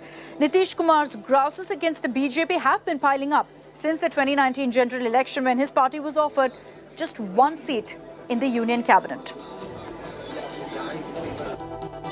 तो 7 पार्टियां एक साथ, आप समझ लीजिए कि विधानसभा में 164 independent, 164 और इसके अलावा एक इंडिपेंडेंट हम लोगों के साथ, तो 7 पार्टी और एक अकेला इंडिपेंडेंट। और हम लोग जो उधर थे उनसे हम लोगों ने रास्ता आज समाप्त कर लिया और हम लोग एक साथ मिल करके 7 पार्टियों हैं जो हम लोगों का महागठबंधन है, हम मिल करके आगे काम करेंगे, सेवा करेंगे। और इसी सिलसिले में 7 पार्टी के सभी विधायक दल के जितने सब नेता हैं सब लोग मिल करके इन्होंने निर्णय लिया बिहार के हित में, नेशनल इंटरेस्ट में, लोकतंत्र बचाने के लिए, संविधान बचाने के लिए। और हम लोग तो समाजवादी लोग हैं, हमारे पुरखों की जो विरासत है वो कोई और ले जाएगा क्या? ये हमारे पास रहेगा। सब लोग चाहते थे कि जो किसी भी तरीके से भाजपा का जो एजेंडा है उसको बिहार में नहीं चलने देना है। आज जो कुछ भी हुआ है वह बिहार की जनता के साथ और भाजपा के साथ धोखा है। यह पूरे उस मैंडेट का उल्लंघन है जो मैंडेट बिहार की जनता ने दिया था, जिसके एक 2005 के पहले की जो सरकार थी उसके विरुद्ध का मैंडेट था कि यह प्रदेश शांति चाहता है, यह प्रदेश विकास चाहता है। और जो कुछ भी आज हुआ है वह न केवल भाजपा बल्कि बिहार की सारी जनता के साथ धोखा है और बिहार की जनता इसको कतई बर्दाश्त नहीं करेगी। Nitish Kumar has a habit of doing this, so it came as no surprise really when he chose to ditch the BJP. He's done this several times, going ahead and severing ties with political allies and then choosing the other side as well. And it's happened for the last many years.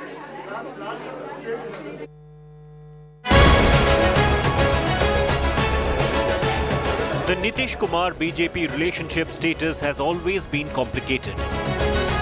The tumultuous tie-up is in tatters again, and Nitish Kumar has done another stunning somersault. The first political palti by Nitish Kumar was in the year 1994. He rebelled against Lalu's control of the Janata Dal in Bihar and allied with George Fernandez to form the Samata Party. The Samata Party then became a partner in the coalition led by Atal Bihari Vajpayee. Why did Nitish take a political turn? To pursue his own politics with George Fernandez. The Nitish NDA alliance continued for 17 years. Till 2013, JDU departed from the alliance.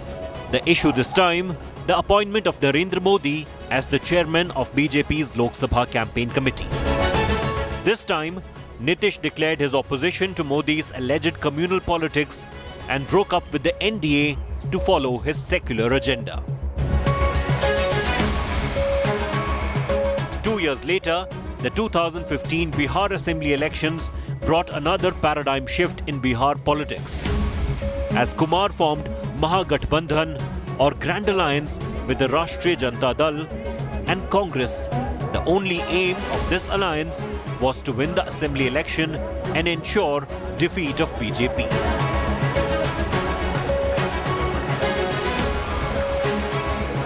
The Grand Alliance continued for 2 years, but hit a major roadblock in 2017. Nitish-led JDU left the Mahagathbandhan due to disagreement with the RJD. This time he was back again with the NDA. Nitish said he took the decision after listening to his Antaratma ki Awaaz, following allegations of corruption against Lalu and his family. And again, for the 5th time now, 5 years after he broke away from the Mahagathbandhan, Nitish Kumar has taken a dramatic political turn. Dubbed Paltu Chacha by Tejasvi Yadav, Nitish has now allied with the RJD and Congress again, divorcing the NDA to pursue his national ambitions ahead of 2024. Bureau Report, India Today. Now, Nitish Kumar's decision to go now again with the Mahagathbandhan is not something that just affects Bihar politics, but has national repercussions as well. We're talking about the 2024 election, and there are a lot of questions, a lot of buzz that this could be the opposition's attempt to go ahead and project Nitish Kumar as the contender to Prime Minister Modi.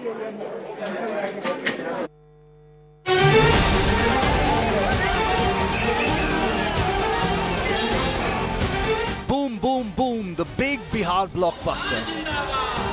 India Today's latest political news break unfolding before a riveted nation. Protagonist Nitish Kumar has mounted a monumental Nexit from the BJP-led NDA. The high-profile Palti is the latest tonic injected into a bickering, divided and floundering opposition. And after the bruising that the BJP Hatao parties received in the Maharashtra Shinde insurrection, Nitish's move is tantamount to Badlapur for a wounded opposition that's been looking to injure the BJP.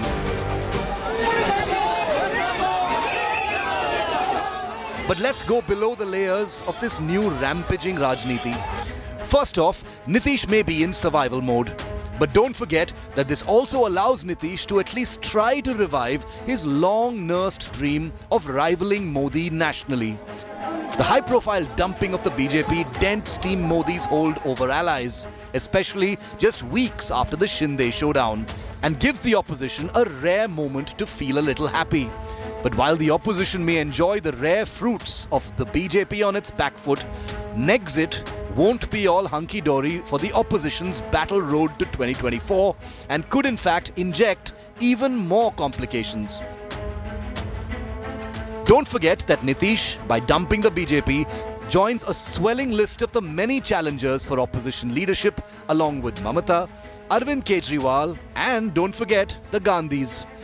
If you zoom in, it'll be all smiles and congratulations for Nitish over the next 48 hours. A signal moment where Sushasan Babu has scored one for the opposition team in delivering a strike on the BJP. But if you zoom out, you'll see that this could add to the muddle, the game of potential thrones with yet another big ambitious ego added to the already bubbling opposition soup.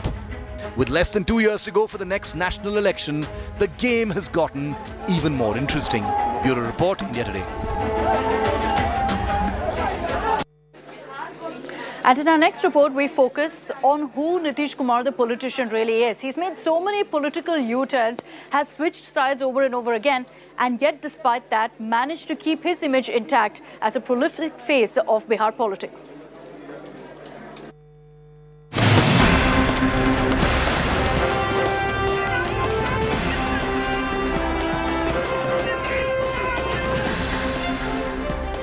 Elections come and go, but in Bihar, aayega to Nitish hi. This has been the story since 2005, when Nitish Kumar was sworn in as Chief Minister a second time. His first innings had lasted just 1 week. A product of the Lok Nayak JP movement in the 70s, Nitish was patient, perseverant and nimble-footed, making the right moves at the right time to reach the top. And once there, to remain at the top. Having played second fiddle to Lalu Prasad Yadav in the Janata Dal, Nitish rebelled against him over corruption and extortion charges in Bihar. In 1994, Nitish allied with socialist leader George Fernandez to form the Samta Party, which has undergone many mutations to become the present JDU. Nitish Kumar first became a minister in the NDA government headed by Atal Bihari Vajpayee in 1999. He hit national headlines when he resigned as railway minister, taking moral responsibility for a train accident that killed over 250 people in Assam, following in the footsteps of Lal Bahadur Shastri. With this, Nitish carved for himself the image of Mr. Clean, of a leader who put probity in public life above all. Nitish, once he became the Chief Minister of Bihar, ended what was called Lalu's Jungle Raj and earned himself the nickname Sushasan Babu. In 2013, Nitish walked out of NDA, ending a 17-year-old alliance with the BJP, after Narendra Modi was named the PM face. An avowed secularist, Nitish cited Gujarat riots to break ranks. आज कह रहे हैं विश्वासघात किया, जैसा rally का नाम हुंकार। हुंकार का क्या मतलब होता है? डिक्शनरी उठाकर देख लीजिए। दंभ के साथ अगर ऊंचा स्वर लगाया जाए, दंभ, घमंड, अहंकार, हुंकार से अहंकार टपकता है, उस शब्द में समाहित है। और यह हुंकार कब कर रहे थे? जब हम लोग साथ थे तभी। इनका भेद तो खुल गया, जब साथ में थे तभी से हुंकार करने लगे थे। 2 years later, Nitish Kumar was sworn in as CM again, this time in the company of his rival Lalu Yadav's son Tejasvi. The marriage of convenience ended in bitter divorce, with Nitish dumping the Yadavs, citing corruption charges. Nitish, the chief minister, is credited with restoring law and order, bringing good governance and development. Nitish, the politician, rules his party with an iron hand, brooking no dissent. A Kurmi by caste, Nitish was not backed by any significant social grouping in a state where politics is dictated by caste loyalists. He built himself a vote bank of extremely backward castes and women with his welfare measures and policy of prohibition. While Nitish has never been able to form a government on his own, he has made sure no government can be formed in Bihar without his support. A politician with a gambler's instinct, Nitish is now back with the RJD. How the roll of dice plays out this time, even Nitish will have to wait and see. Bureau Report, India Today. And with that, I'm slipping into a short break here at 7 at 7. Stay with us here on India Today. Coming up in a few moments from now, I'm joining you with our fact check segment.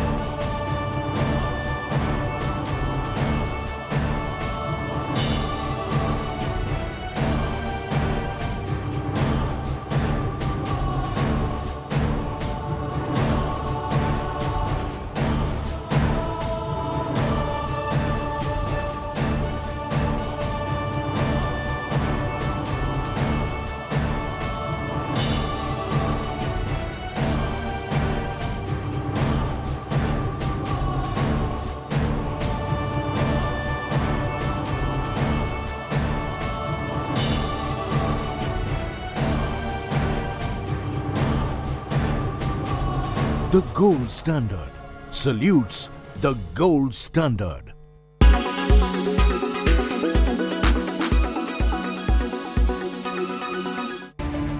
Malaysia, US, Argentina, Egypt, Indonesia and Philippines have their eyes set on India's Tejas fighter jet. India has offered to sell 18 Tejas aircrafts to Malaysia.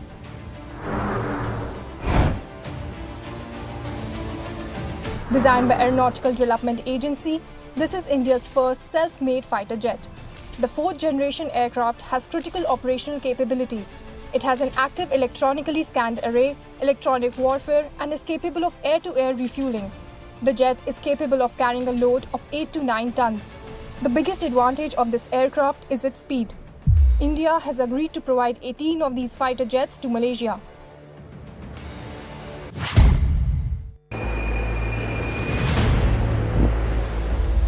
Imagine waking up to a new catastrophe every day. The world that we live in is leading towards a future where in a year there will be 560 catastrophes. This is not a plot of a horror movie. but instead this will be our reality, according to the UN. Yes, the UN has said if we don't act on climate change now, by the year 2030, we will have 560 catastrophes a year. Report by the UN paints a grim picture. It says most disasters would be weather-related, like fires and floods. But many will be hazards such as pandemics or chemical accidents. The scientific report said climate change is increasing the magnitude, frequency, duration and severity of climate-related hazards. It has become a major driver for disaster losses and development achievement setbacks. We currently are experiencing many heat waves. The report says that by the year 2030, the number of heat waves will be 3 times of what it was in 2001. The scariest part is this. The report talked not just about climate disasters, it looked at COVID-19, economic meltdowns, food shortage, all triggered by climate change. Decisions made by humans are too narrow and have been over-optimistic about the risk of the potential disasters. This leaves the world unprepared. The chief of the UN Office of Disaster Risk Reduction, Mami Mizutori, said if we don't get ahead of the curve, it will reach a point where we cannot manage the consequences of the disaster.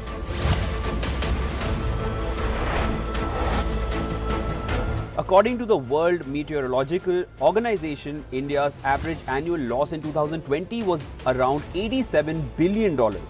This was due to floods, cyclones and droughts. In 1990, disasters cost the world about $70 billion a year. Cut to now, they cost more than $170 billion. This is after adjusting for inflation and it doesn't include the indirect costs.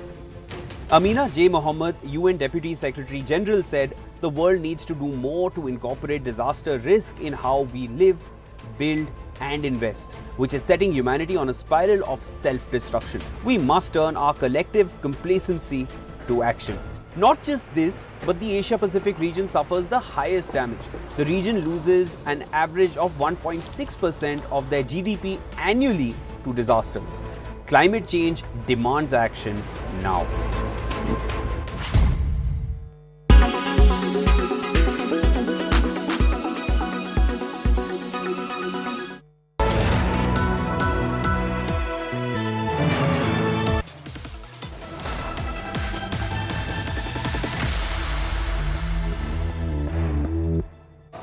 Welcome back. Let's get to our fact check segment this evening. Don't believe everything you see on social media. Here's a picture that's doing the rounds and going viral on social media.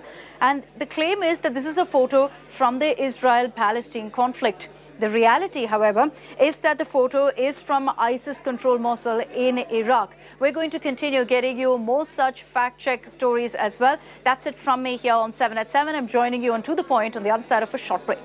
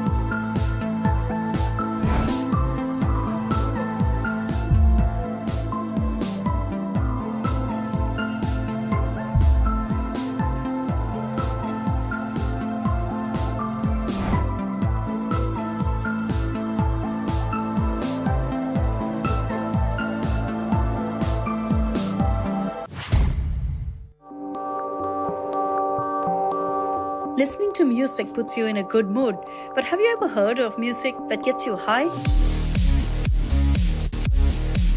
In a never-ending quest to get high or feel better, people are listening to binaural beats to mellow their minds.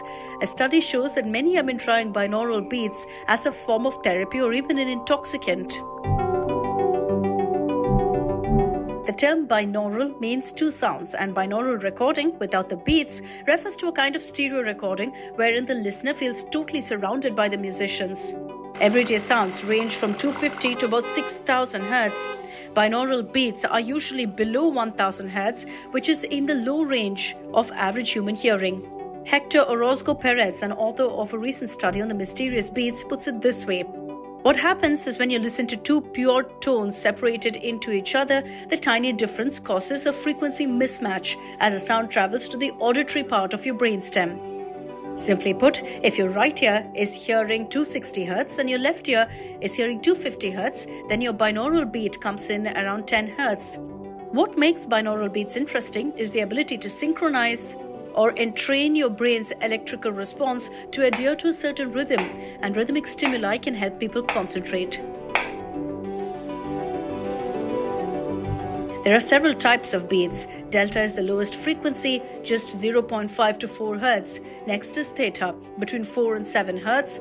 Alpha beats range from 7 to 13 Hz, and beta is from 13 to 30 Hz. Finally, gamma includes sounds from 30 to 50 Hz apart. Delta binaural beats may help people sleep more deeply, while beta beats may help people stay more alert. The Global Drug Survey, an independent research company based in London, conducted a survey of voluntary participants. It found that 5.3% of respondents, over 1,600 people who completed the survey, reported using binaural beats either alone or in combination with other drugs or treatments. Respondents most commonly used binaural beats to relax or fall asleep, that's 72.2%, and to change their mood, about 34.7%, while 11.7% reported trying to get a similar effect to that of other drugs. The effect of music on people has been studied for long. For instance, it's said if babies are made to listen to classical music, they'll turn out to be smarter. Studies showed that those who listened to Mozart and Strauss had markedly low systolic and diastolic blood pressure, as well as lower heart rates. ABBA's tunes, on the other hand, didn't produce the same effects. There's also Mozart's music that can increase your general intelligence. What are your views about this?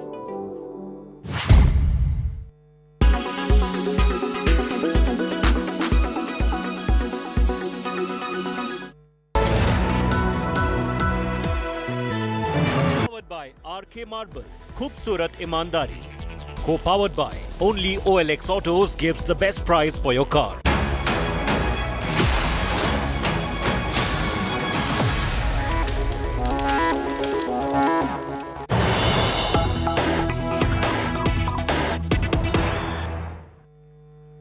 Good evening. You're watching To The Point. I'm Akshita Nandagopal. Away from all the Bihar political drama, the other big story this evening that we're tracking on India Today is the arrest of Shrikant Tyagi. The power of people prevailing, and details now emerging of how Shrikant Tyagi was so well connected politically. The UP police, after arresting Tyagi, have revealed that SP MLA Swami Prasad Maurya gave the VVIP sticker, the MLA sticker, to Tyagi for his vehicle. Besides that, on the vehicle that you see on your screens there was also a BJP flag, which means he enjoyed political patronage protection from both political parties.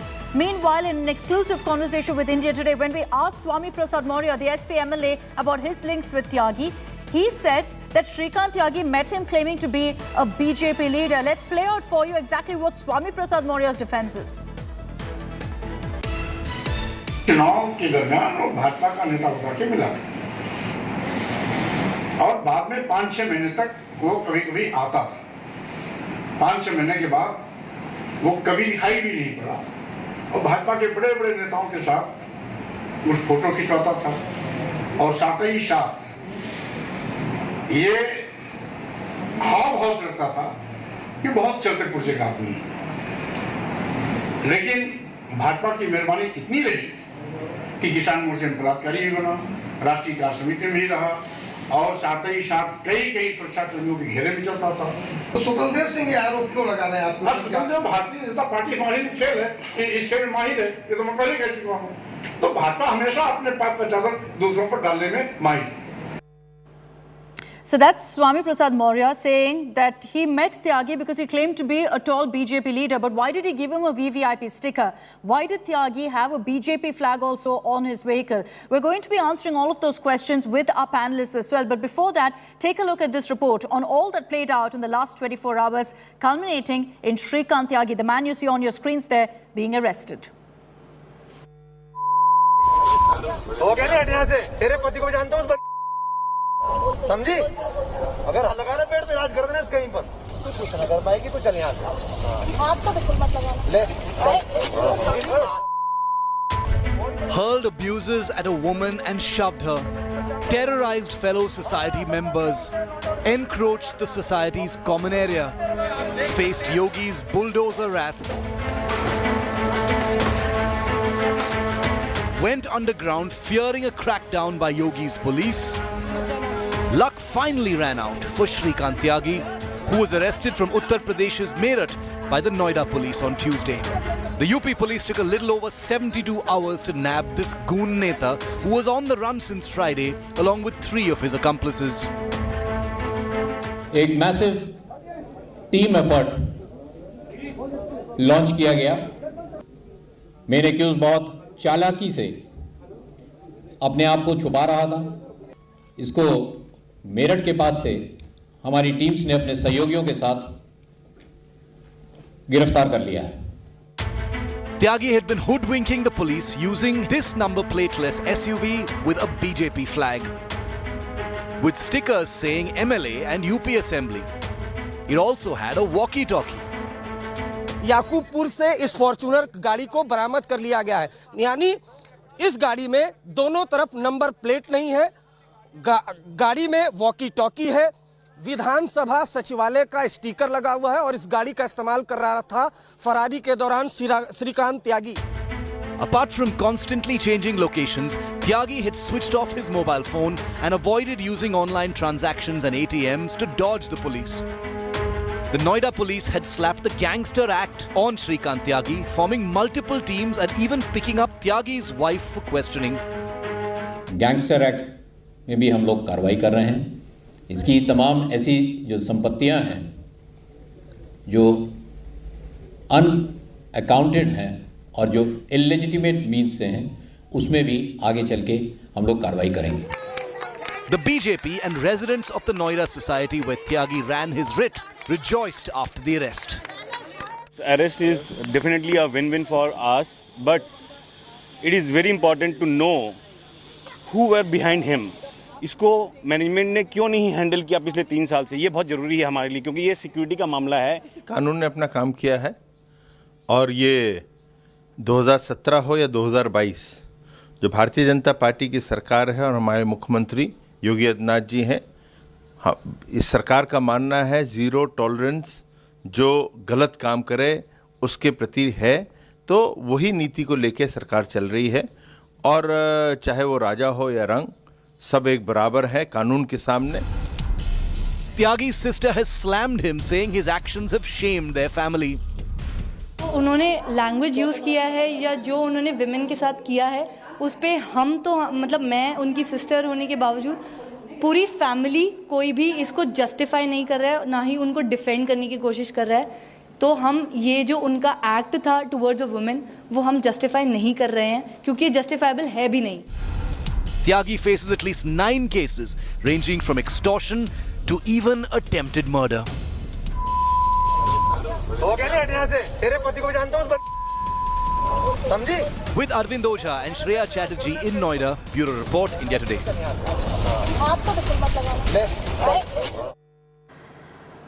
What this has essentially done is it's created a narrative of people versus politicians, and the fact that more and more details are emerging of Shrikant Tyagi's political links. Let's open this up with Mr. Rakesh Tripathi, spokesperson of the BJP, who's joining us on this broadcast. We also have Anurag Bhadoria, spokesperson of the Samajwadi Party. Mr. Vikram Singh, former DGP, is also with us on this broadcast. Good evening to all of you. Tripathi ji, आपसे शुरू करना चाहती हूँ. ये श्रीकांत त्यागी कौन है? क्योंकि day 1 से बीजेपी ने बोल दिया कि हमको कुछ लेना देना नहीं है श्रीकांत त्यागी से, लेकिन पहले उनके सोशल मीडिया बायो था, फिर पिक्चर्स थे जेपी नड्डा के साथ, योगी आदित्यनाथ के साथ, और अभी उनके गाड़ी पे भी एक बीजेपी फ्लैग था. नहीं, देखिए, इस बात को अक्षता जी बार बार हम ये कहते रहे कि भारतीय जनता पार्टी चूंकि आज राज्य में और केंद्र में दोनों जगह पर सत्ता में है, इसलिए कुछ लोग ऐसा प्रयास करते हैं कि भारतीय जनता पार्टी के नेताओं के साथ फोटो खिंचवा करके वो अपना रसूख बनाने की कोशिश करें. ये पिछली उत्तर प्रदेश में सपा बसपा की सरकारों में इस प्रकार की कार्य संस्कृति थी, जिसमें सत्ताधारी दल के नेताओं के साथ आप मेलजोल बढ़ा करके उनके साथ फोटो खिंचा करके प्रशासनिक अधिकारियों पर रौब गांठ सकते थे और उसके आधार पर अपने कुछ गलत सही काम कर सकते थे. लेकिन भारतीय जनता पार्टी में यह कार्य संस्कृति बर्दाश्त नहीं की जाएगी. और आज जिस तरह की प्राथमिक जांच से जो बातें निकल करके सामने आ रही हैं, गाड़ी पे बीजेपी फ्लैग कैसे लगा त्रिपाठी जी? पास है, वाहन पास है. नहीं, उस पे हम बात करेंगे, लेकिन बीजेपी फ्लैग भी है. दुकान से खरीद करके कोई भी लगा सकता है.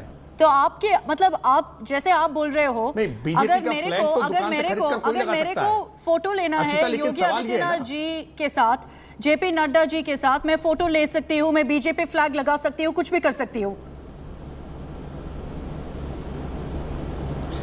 देखिए, मैंने एक स्पष्ट तौर पे कह रहा हूं, भारतीय जनता पार्टी के नेता सहज सरल आसानी से उपलब्ध हैं और इसीलिए भारतीय जनता पार्टी के नेताओं के साथ फोटो लोग खिंचवा लेते हैं. भारतीय जनता पार्टी का फ्लैग दुकान पर मिलता है, दुकान पर कोई खरीद करके लगा सकता है, लेकिन उनकी गाड़ी पर मिला विधायक का पास, जो विधायक के नाम पर जारी हुआ पास है और जो प्राथमिक तौर पर यह स्थापित होकर के आ रहा है कि ये समाजवादी पार्टी के एमएलसी स्वामी प्रसाद मौर्य के द्वारा जारी किया गया, हालिया दिनों में जारी किया गया पास है, जब वो समाजवादी पार्टी के टिकट पर एमएलसी का चुनाव जीत करके आए हैं. ऐसे में ये बात स्थापित हो जाती है कि समाजवादी पार्टी के एमएलसी स्वामी प्रसाद मौर्य ने अपने नाम पर जारी किया गया वाहन पास जिसको दिया था, वो उनका करीबी व्यक्ति है. और जिस तरह के संस्कार दिखाई पड़े ना, मैं पूरी जिम्मेदारी के साथ कह सकता हूं कि मैं भी ऐसे बीजेपी फ्लैग लगा सकती हूँ, मैं भी फोटो खींच सकती हूँ. लेकिन ठीक है, जो आपने सवाल पूछा है वो भी हम ले लेंगे अनुराग भदौरिया के साथ. अनुराग भदौरिया जी, आप डे 1 से क्रिटिसाइज कर रहे थे बीजेपी को, बोल रहे थे कि ये लॉ एंड ऑर्डर की स्थिति है. अभी तो लिंक आया है, यूपी पुलिस ने बोल दिया कि जो वीवीआईपी एमएलए स्टिकर थे गाड़ी पे, वो स्वामी प्रसाद मौर्य आपके पार्टी के लीडर दिया था.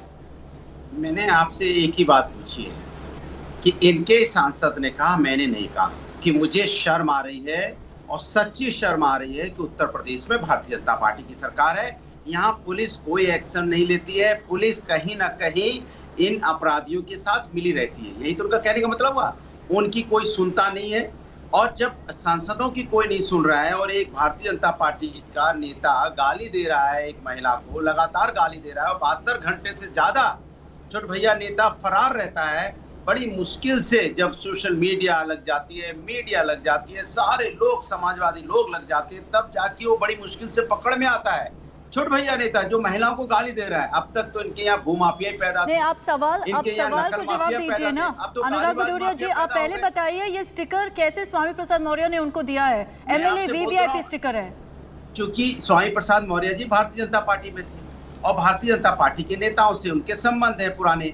अब पुराने संबंधों का निर्वाह करते भारतीय जनता पार्टी के नेता को तो आप जानते ही हो. एक सेकंड, मेरा मतलब वही सवाल होगा अनुराग भदौरिया जी, वही सवाल होगा आपसे भी. अगर मेरे पास पिक्चर्स है सीनियर लीडरशिप के साथ बीजेपी के, क्या कोई और पार्टी के लीडर मेरे को एक एमएलए स्टिकर दे देंगे? अब मैं आपसे पूछ रहा हूँ कि 3 साल से उत्तर प्रदेश में बीजेपी की सरकार है. अगर कोई आदमी, इतना आदमी पास केसेस हैं, आदमी गालियां दे रहा है, आदमी वहां पे रह रहा है, इंक्रोचमेंट कर रहा है, पुलिस को शिकायत इसके पहले भी हुई थी, तो 3 साल तक भारतीय जनता पार्टी की पुलिस क्या कर रही थी? सवाल ये है, क्या पुलिस इंतजार कर रही थी या शासन इंतजार कर रहा था? सोशल मीडिया पे वीडियो वायरल होगा, वो किसी को गाली देगा, जब सब लग जाएंगे तब कार्रवाई होगी. तो सोचो आम जनता की हालत क्या होती होगी उत्तर प्रदेश के अंदर में. तभी तो यहाँ पे अनुराग भदौरिया जी, आपके सवाल बिल्कुल रेलेवेंट है, बिल्कुल रेलेवेंट है, लेकिन आप जवाब नहीं दे रहे हो. आप जवाब नहीं दे रहे हो मेरे क्वेश्चन के लिए। मैंने आपको जवाब दिया कि उत्तर प्रदेश में भारतीय जनता पार्टी की सरकार है और सरकार में कोई माफिया है, कोई गुंडा है, भारतीय जनता पार्टी का नेता गुंडागर्दी कर रहा है। भाई वो गुंडागर्दी कर रहा है तो आपने क्यों छूट दी, क्यों नहीं आपने 3 साल पहले पकड़ लिया? एक बात। दूसरी बात, जब ये केस हो भी जाता है, लोग वहां पे सोसाइटी के लोग इसको केस FIR कर भी देते हैं, उसके बाद भी पुलिस एक्शन नहीं लेती है, फिर भी लोग आते हैं 12-13 लोग उस महिला को धमकाने के लिए पहुंच जाते हैं। मैं वापस क्या कर रही थी? एक सेकंड अनुराग भदौरिया जी, जो भी सवाल आप पूछ रहे हैं मैं त्रिपाठी जी से भी पूछूंगी, लेकिन पहले एक और बार मैं आपको मेरे सवाल रिपीट करूंगी। स्वामी प्रसाद मौर्य जी, क्यों MLA VVIP स्टिकर श्रीकांत त्यागी को क्यों दिया था? इसलिए क्योंकि उनके पिक्चर्स बीजेपी लीडर के साथ थे। चूंकि श्रीकांत बीजेपी का लीडर है और वो भी बीजेपी में थे, तो MLA स्टिकर मिला उनको। MLA sticker, Swami Prasad Maurya ji MLA sticker दे दिया किसी और पार्टी के लीडर को। सुन तो लीजिए, सरकार ने गनर दिया हुआ है, लगातार 2020 तक उस पर गनर रहे हैं, तो मैं पूछना चाहता हूँ कि सरकार ने किस आधार पे गनर दिया? क्या उसकी इंक्वायरी नहीं की थी सरकार ने? 2017 के बाद तो बीजेपी की सरकार है। आप तो मेरे सवाल पे गनर कैसे दे दिया ये बताइए? अनुराग भदौरिया जी, हमें तो आज तक गनर नहीं मिला, मुझे तो सुरक्षा नहीं मिली। मैं तो कई बार बोला कि भाई, आपके माध्यम से भी कई बार बोला कि हम लोग प्रवक्ता हैं, 24 घंटा बाहर रहते हैं, तो हमारे पास इतने अनुराग भदौरिया जी, अगर आप एक रेस्पेक्टेड स्पोक्सपर्सन है समाजवादी पार्टी के, कि अगर आप कल बीजेपी के पास जाते हो और बोलते हो देखो मैं डिबेट्स पे आती हूँ, मैं समाजवादी पार्टी के हूँ, क्या आपको MLA स्टिकर मिलेगा बीजेपी से? मेरी आप अभी बात नहीं समझे। ये रिश्ते उनके भारतीय जनता पार्टी के पुराने रिश्ते। अब भारतीय जनता पार्टी, चूंकि नेता भारतीय जनता पार्टी का है, अब भारतीय जनता पार्टी का नेता गुंडागर्दी कर रहा है, इसके ऊपर में तो सरकार ने कार्रवाई नहीं की। जब सरकार ने कार्रवाई की, जब पूरा उत्तर प्रदेश उसके पीछे पड़ गया, उत्तर प्रदेश जग गया, हम लोगों ने कार्रवाई की मांग की, तब उनके नेता अच्छा कुछ हुआ है ऐसा, कुछ हो गया, अच्छा चलो देखते हैं। तब इनके कमिश्नर तो जगा ही नहीं, वो तो कहो सांसद दौड़ा पहुंचा, और सांसद को पता है कि पुलिस कमिश्नर उसकी नहीं सुनता, इसलिए सीधा प्रमुख सचिव गृह को फोन मिला रहे हैं और कह रहे हैं मुझे शर्मिंदगी महसूस हो रही है कि उत्तर प्रदेश में भारतीय जनता पार्टी की सरकार है। ये मैं नहीं कह रहा हूं, let's give a chance to the BJP to respond. Tripathi ji बोलिए। देखिए, एक तो पहले अनुराग भदौरिया जी भाषाई मर्यादा ठीक रखा करें। सांसद दौड़ा पहुंचा नहीं, सांसद वहां पर पहुंचे और सांसद ही पहुंचे हैं, सांसद पहुंचे हैं, भाजपा के विधायक पहुंचे हैं, समाजवादी पार्टी का एक भी नेता कोई छुटभइये स्तर का नेता भी ओमेक सोसाइटी नहीं गया। इस बात का भरोसा नहीं दिला सका कि हम आपकी सुरक्षा करेंगे या अपराधियों पर कठोर कार्रवाई करेंगे। अनुराग भदौरिया एक भी नेता का नाम नहीं बता सकते कि समाजवादी पार्टी का कौन सा नेता वहां गया। सच्चाई है कि समाजवादी पार्टी के नेता हाथ पर हाथ धरे केवल ट्विटर की चिड़िया उड़ाते हैं या टीवी डिबेट से आकर के बहस करते हैं। मैं तो सवाल ये पूछ रहा हूं, जो सवाल अक्षता आप पूछ रही हैं, ये सवाल बहुत वाजिब सवाल है। अनुराग भदौरिया लगातार बोल करके चिल्ला करके डिबेट को डिस्टर्ब मत किया करो। अनुराग भदौरिया लगातार चिल्ला करके डिबेट को डिस्टर्ब मत किया करो। जब आप बोलते हो तो चुपचाप आपकी बकवास को सुना जाता है और आप लगातार बोल करके डिबेट को डाइवर्ट करने का प्रयास मत किया करो। ये तरीका ठीक नहीं है अनुराग भदौरिया।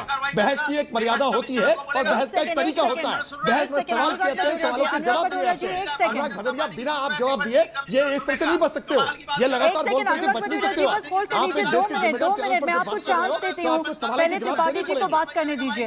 आपके नेता गुंडागर्दी कर रहे हैं, विपक्ष कार्रवाई एक सेकंड अनुराग भदौरिया जी, विपक्ष कार्रवाई करेगा क्या? अनुराग भदौरिया जी होल्ड ऑन सर। अनुराग भदौरिया लगातार कंटिन्यू बोलेंगे तो इस तरह से डिबेट नहीं हो सकती है, और अगर ये कंटिन्यू बोलेंगे तो इस तरह से डिबेट नहीं चल पाएगी। ये तरीका अनुराग भदौरिया का बिल्कुल ठीक नहीं है, ये अलोकतांत्रिक है। आप इनके चैनल पर हल्ला नहीं बोल सकते हैं। एक सेकंड त्रिपाठी जी, एक सेकंड, आप जिम्मेदारी से भाग रहे हो, करे विपक्ष कार्रवाई। अनुराग भदौरिया जी, अच्छा सत्ता पक्ष कुछ नहीं करेगा, विपक्ष कार्रवाई करे। ये तो एक सेकंड भदौरिया जी, एक सेकंड होल्ड कर लीजिए। आपने इतने सवाल पूछा था, एक सेकंड भदौरिया जी, एक सेकंड, आपने इतने सवाल पूछे थे, एक चांस दे दीजिए बीजेपी को रेस्पॉन्ड कर लीजिए, उसके बाद मैं एक चांस देती हूँ आपको। देखिए त्रिपाठी जी बताइए। नहीं, एक सेकंड भदौरिया जी, एक सेकंड भदौरिया जी, त्रिपाठी जी को कंप्लीट कर लीजिए, फिर आपके पास आ जाती हूँ। तो उनसे उनको बता दीजिए कि हम लोग विपक्ष में है, सत्ता में वो है। एक आपने एक बहुत वाजिब सवाल पूछा। त्रिपाठी जी, एक ही पॉइंट है भदौरिया जी के कि उत्तर प्रदेश विधानसभा सरकार में नहीं है, आप सरकार में हो।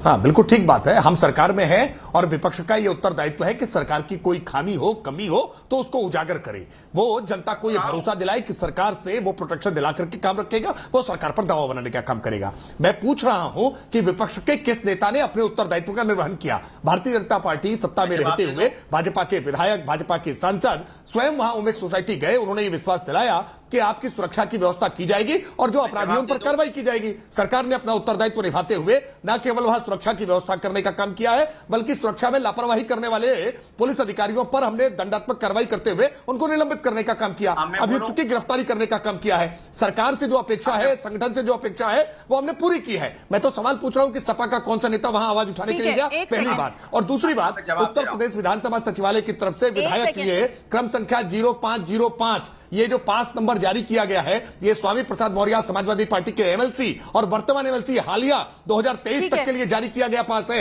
ये कोई पुराना पास नहीं है, ये समाजवादी पार्टी के एमएलसी बनने के बाद जारी किया गया पास है। और ये पास अगर सपा नेता स्वामी प्रसाद मौर्य के द्वारा श्रीकांत त्यागी को दिया गया तो क्या समाजवादी पार्टी स्वामी प्रसाद मौर्य के खिलाफ कोई एक्शन लेगी या नहीं लेगी?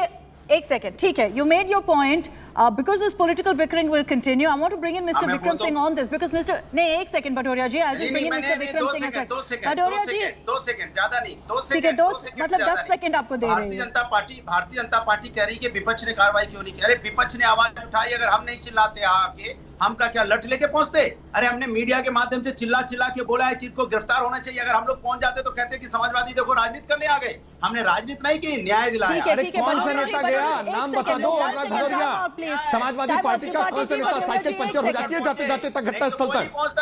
त्रिपाठी जी, भदौरिया जी, एक सेकंड, ठीक है, आप दोनों ने आपके पॉइंट्स प्रेजेंट कर लिया। Let me bring in a third panelist also, mister Vikram Singh. Apologies sir, you can see how heated this political debate is, but I think the concern for every citizen today is who is this person? He's got BJP influence clearly, he's got SP influence clearly, he's not a political leader but just has their backing.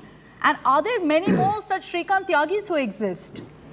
Akshita, good evening, and good evening, esteemed sir. Panelists. There's sumptuous takeaways from the interaction till now.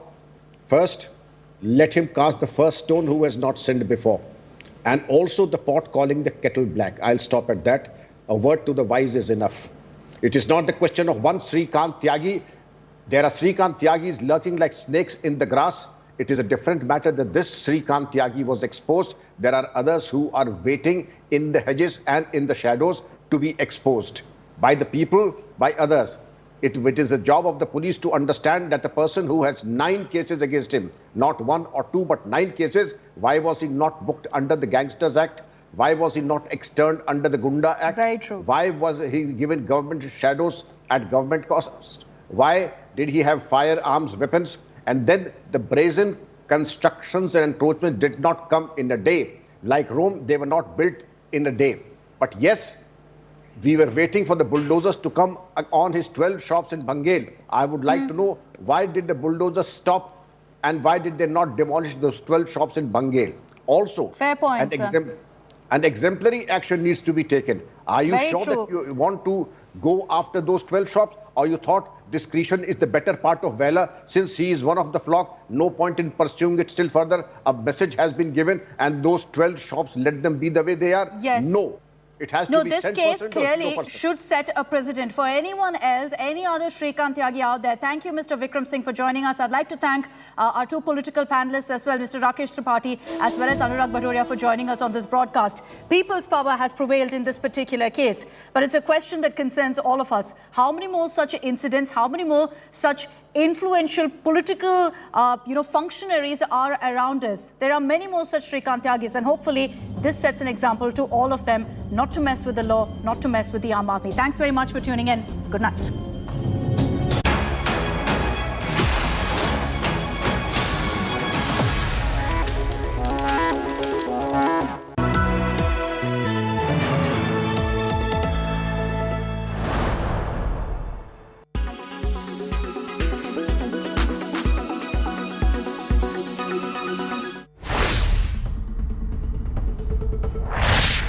China and Taiwan came face to face in the Taiwan Strait. Taiwan has dispatched aircraft and ships against China. Taiwan released an official statement saying Entering our territorial waters close to Hualien are disinformation, and the public should not be deceived by it, and our forces have been faithfully carrying out their duties to safeguard the security of the country. The Taiwanese military tweeted of Chinese naval frigate Manshan. Security can be found where we are as our sailors patrol our territory night and day and uphold our sovereignty, it said. Taiwan Strait is a lifeline of transportation of vital cargo shipments. Knowing this, China took out its wrath against the island for letting Nancy Pelosi, Speaker of the United States House of Representatives, enter. China attacked the land, water and airspace of Taiwan. As many as 14 warships and 66 aircraft drills were used on Sunday. China has placed its warships and aircraft within 4 days, while the US took 6 days to reach there. When China started live fire drills around Taiwan, the Pentagon said its Japan-based aircraft carrier USS Ronald Reagan would be extending its scheduled deployment in the Western Pacific. We will conduct standard air and maritime transits through the Taiwan Strait in the next few weeks, consistent again with our long-standing approach to defending the freedom of the seas and international law, National Security spokesman John Kirby said. China announced month-long drills against the US targeting its troops. The drills will be carried in the Yellow Sea facing South Korea, where the US troops are stationed. The situation is still heated up between the US and China. China has released a statement saying it will continue its drills around Taiwan as a reaction to Nancy Pelosi's visit to Taipei in Taiwan. The People's Liberation Army said it would continue its practice of anti-submarine attacks and sea raids around the island. China has already claimed Taiwan as a part of its territory. China and Taiwan got split in 1949. However, Beijing considers visits to Taiwan by foreign officials as recognizing its sovereignty.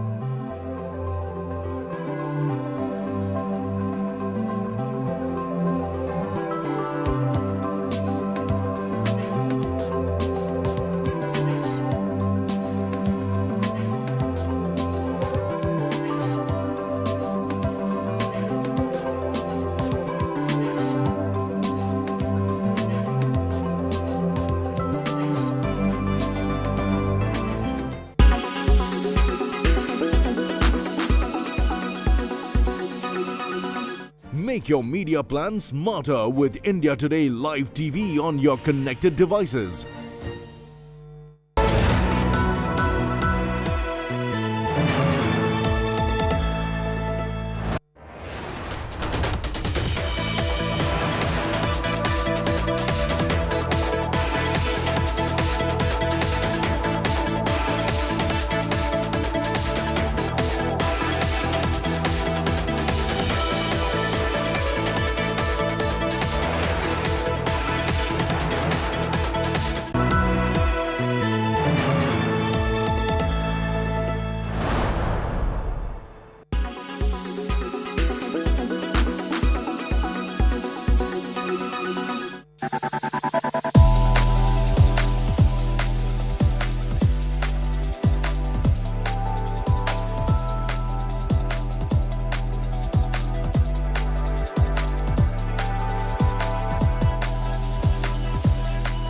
Gender agnostic fashion lines and models are now prominent in India too.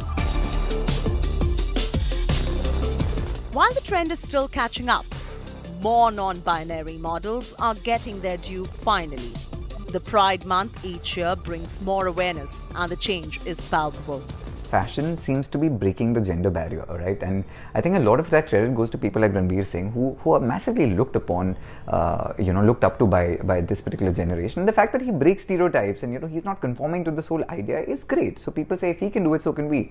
And which is so ironic in India because our royals, our Rajas and Maharajas were always wearing these very sort of flowy, clothes, which today, well, could have been considered feminine, but that was part of how we were. In fact, even like jewelry and men with so much jewelry and stuff was very part of our Rajas and Maharajas and the royal culture. So I'm glad today we're coming back to this point where, that whole thing in the middle where we went through saying skirts are for women and shirts and pants are for men is sort of dissolving, and that's incredible.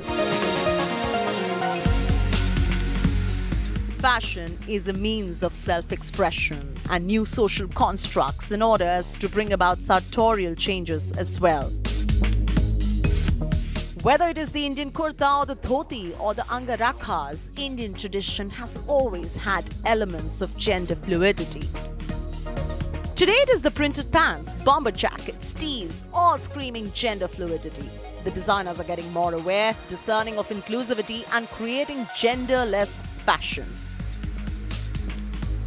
They are involving models who are queer and non-binary and giving them their due. Nitin Baranwal, who identifies himself as queer and non-binary, was featured in an iconic Rahul Mishra ensemble. In fact, the Sabyasachi ex Bergdorf Goodman made a statement in this regard too. Model Rabbani Victor has been featured in multiple designer campaigns, and the one from Shantanu and Nikhil's Tribe India story, captioned, "No labels, no social norms, no preconceptions," says it all. Models have always had to sort of fit a profile. They have to be almost this unachievable level of desirability in terms of how thin they are, what their complexion is like, and flawless. And that's incredible because today models are becoming more and more real. And the other thing about modeling is the fact that today, I like the fact that there are so many of these models who don't conform to a lot of these so-called notions of beauty and so-called notions of gender. Who says a model has to only be binary? They can also be non-binary. And I think it's incredible that a lot of these Gen Z models are now making waves because talent is talent and talent has no gender. While women have always been wearing the stereotypical menswear for years, the Gen Z is now experimenting. Cisgender males are experimenting with stereotypical clothing meant for women and welcoming gender inclusivity and sensitivity. With Riya Modi, Chaiti Narula for India Today.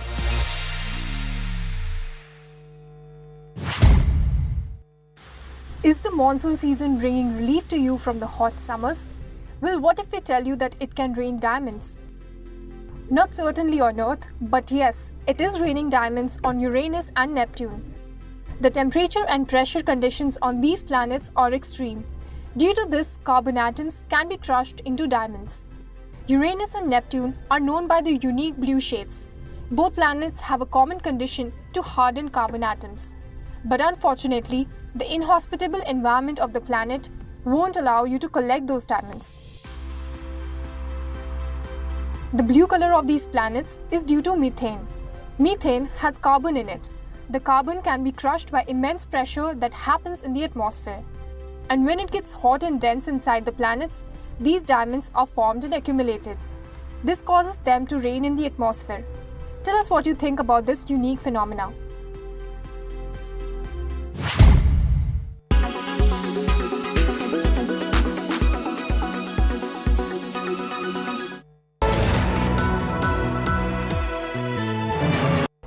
Presented by RP Sanjeev Goenka Group, Growing Legacies. Co-presented by Century Ply, आग से बचाए.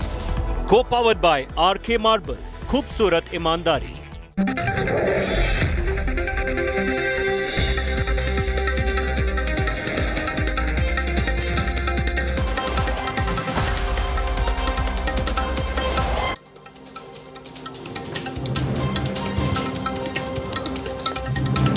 Welcome on board the news track. I'm Rahul Kamal. They say cats have 9 lives. Nitish Kumar will be Chief Minister for the 8th time. This time, once again, in partnership with Lalu and Tejaswi. How does this big upheaval in Bihar politics impact the national big picture for 2024? Does the path for the BJP from Bihar become tougher now that you've got the JDU and the RJD together? What does this mean for the political credibility of Nitish Kumar? All that and more coming up on the News Track tonight. Boom boom Bihar ka breakup.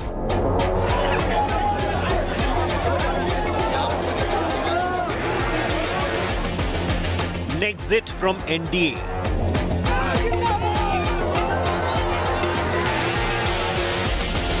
Palti politics ejects BJP from Sarkar.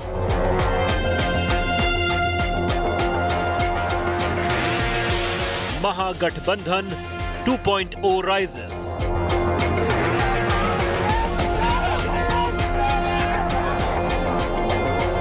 Nitish declares war for 2024.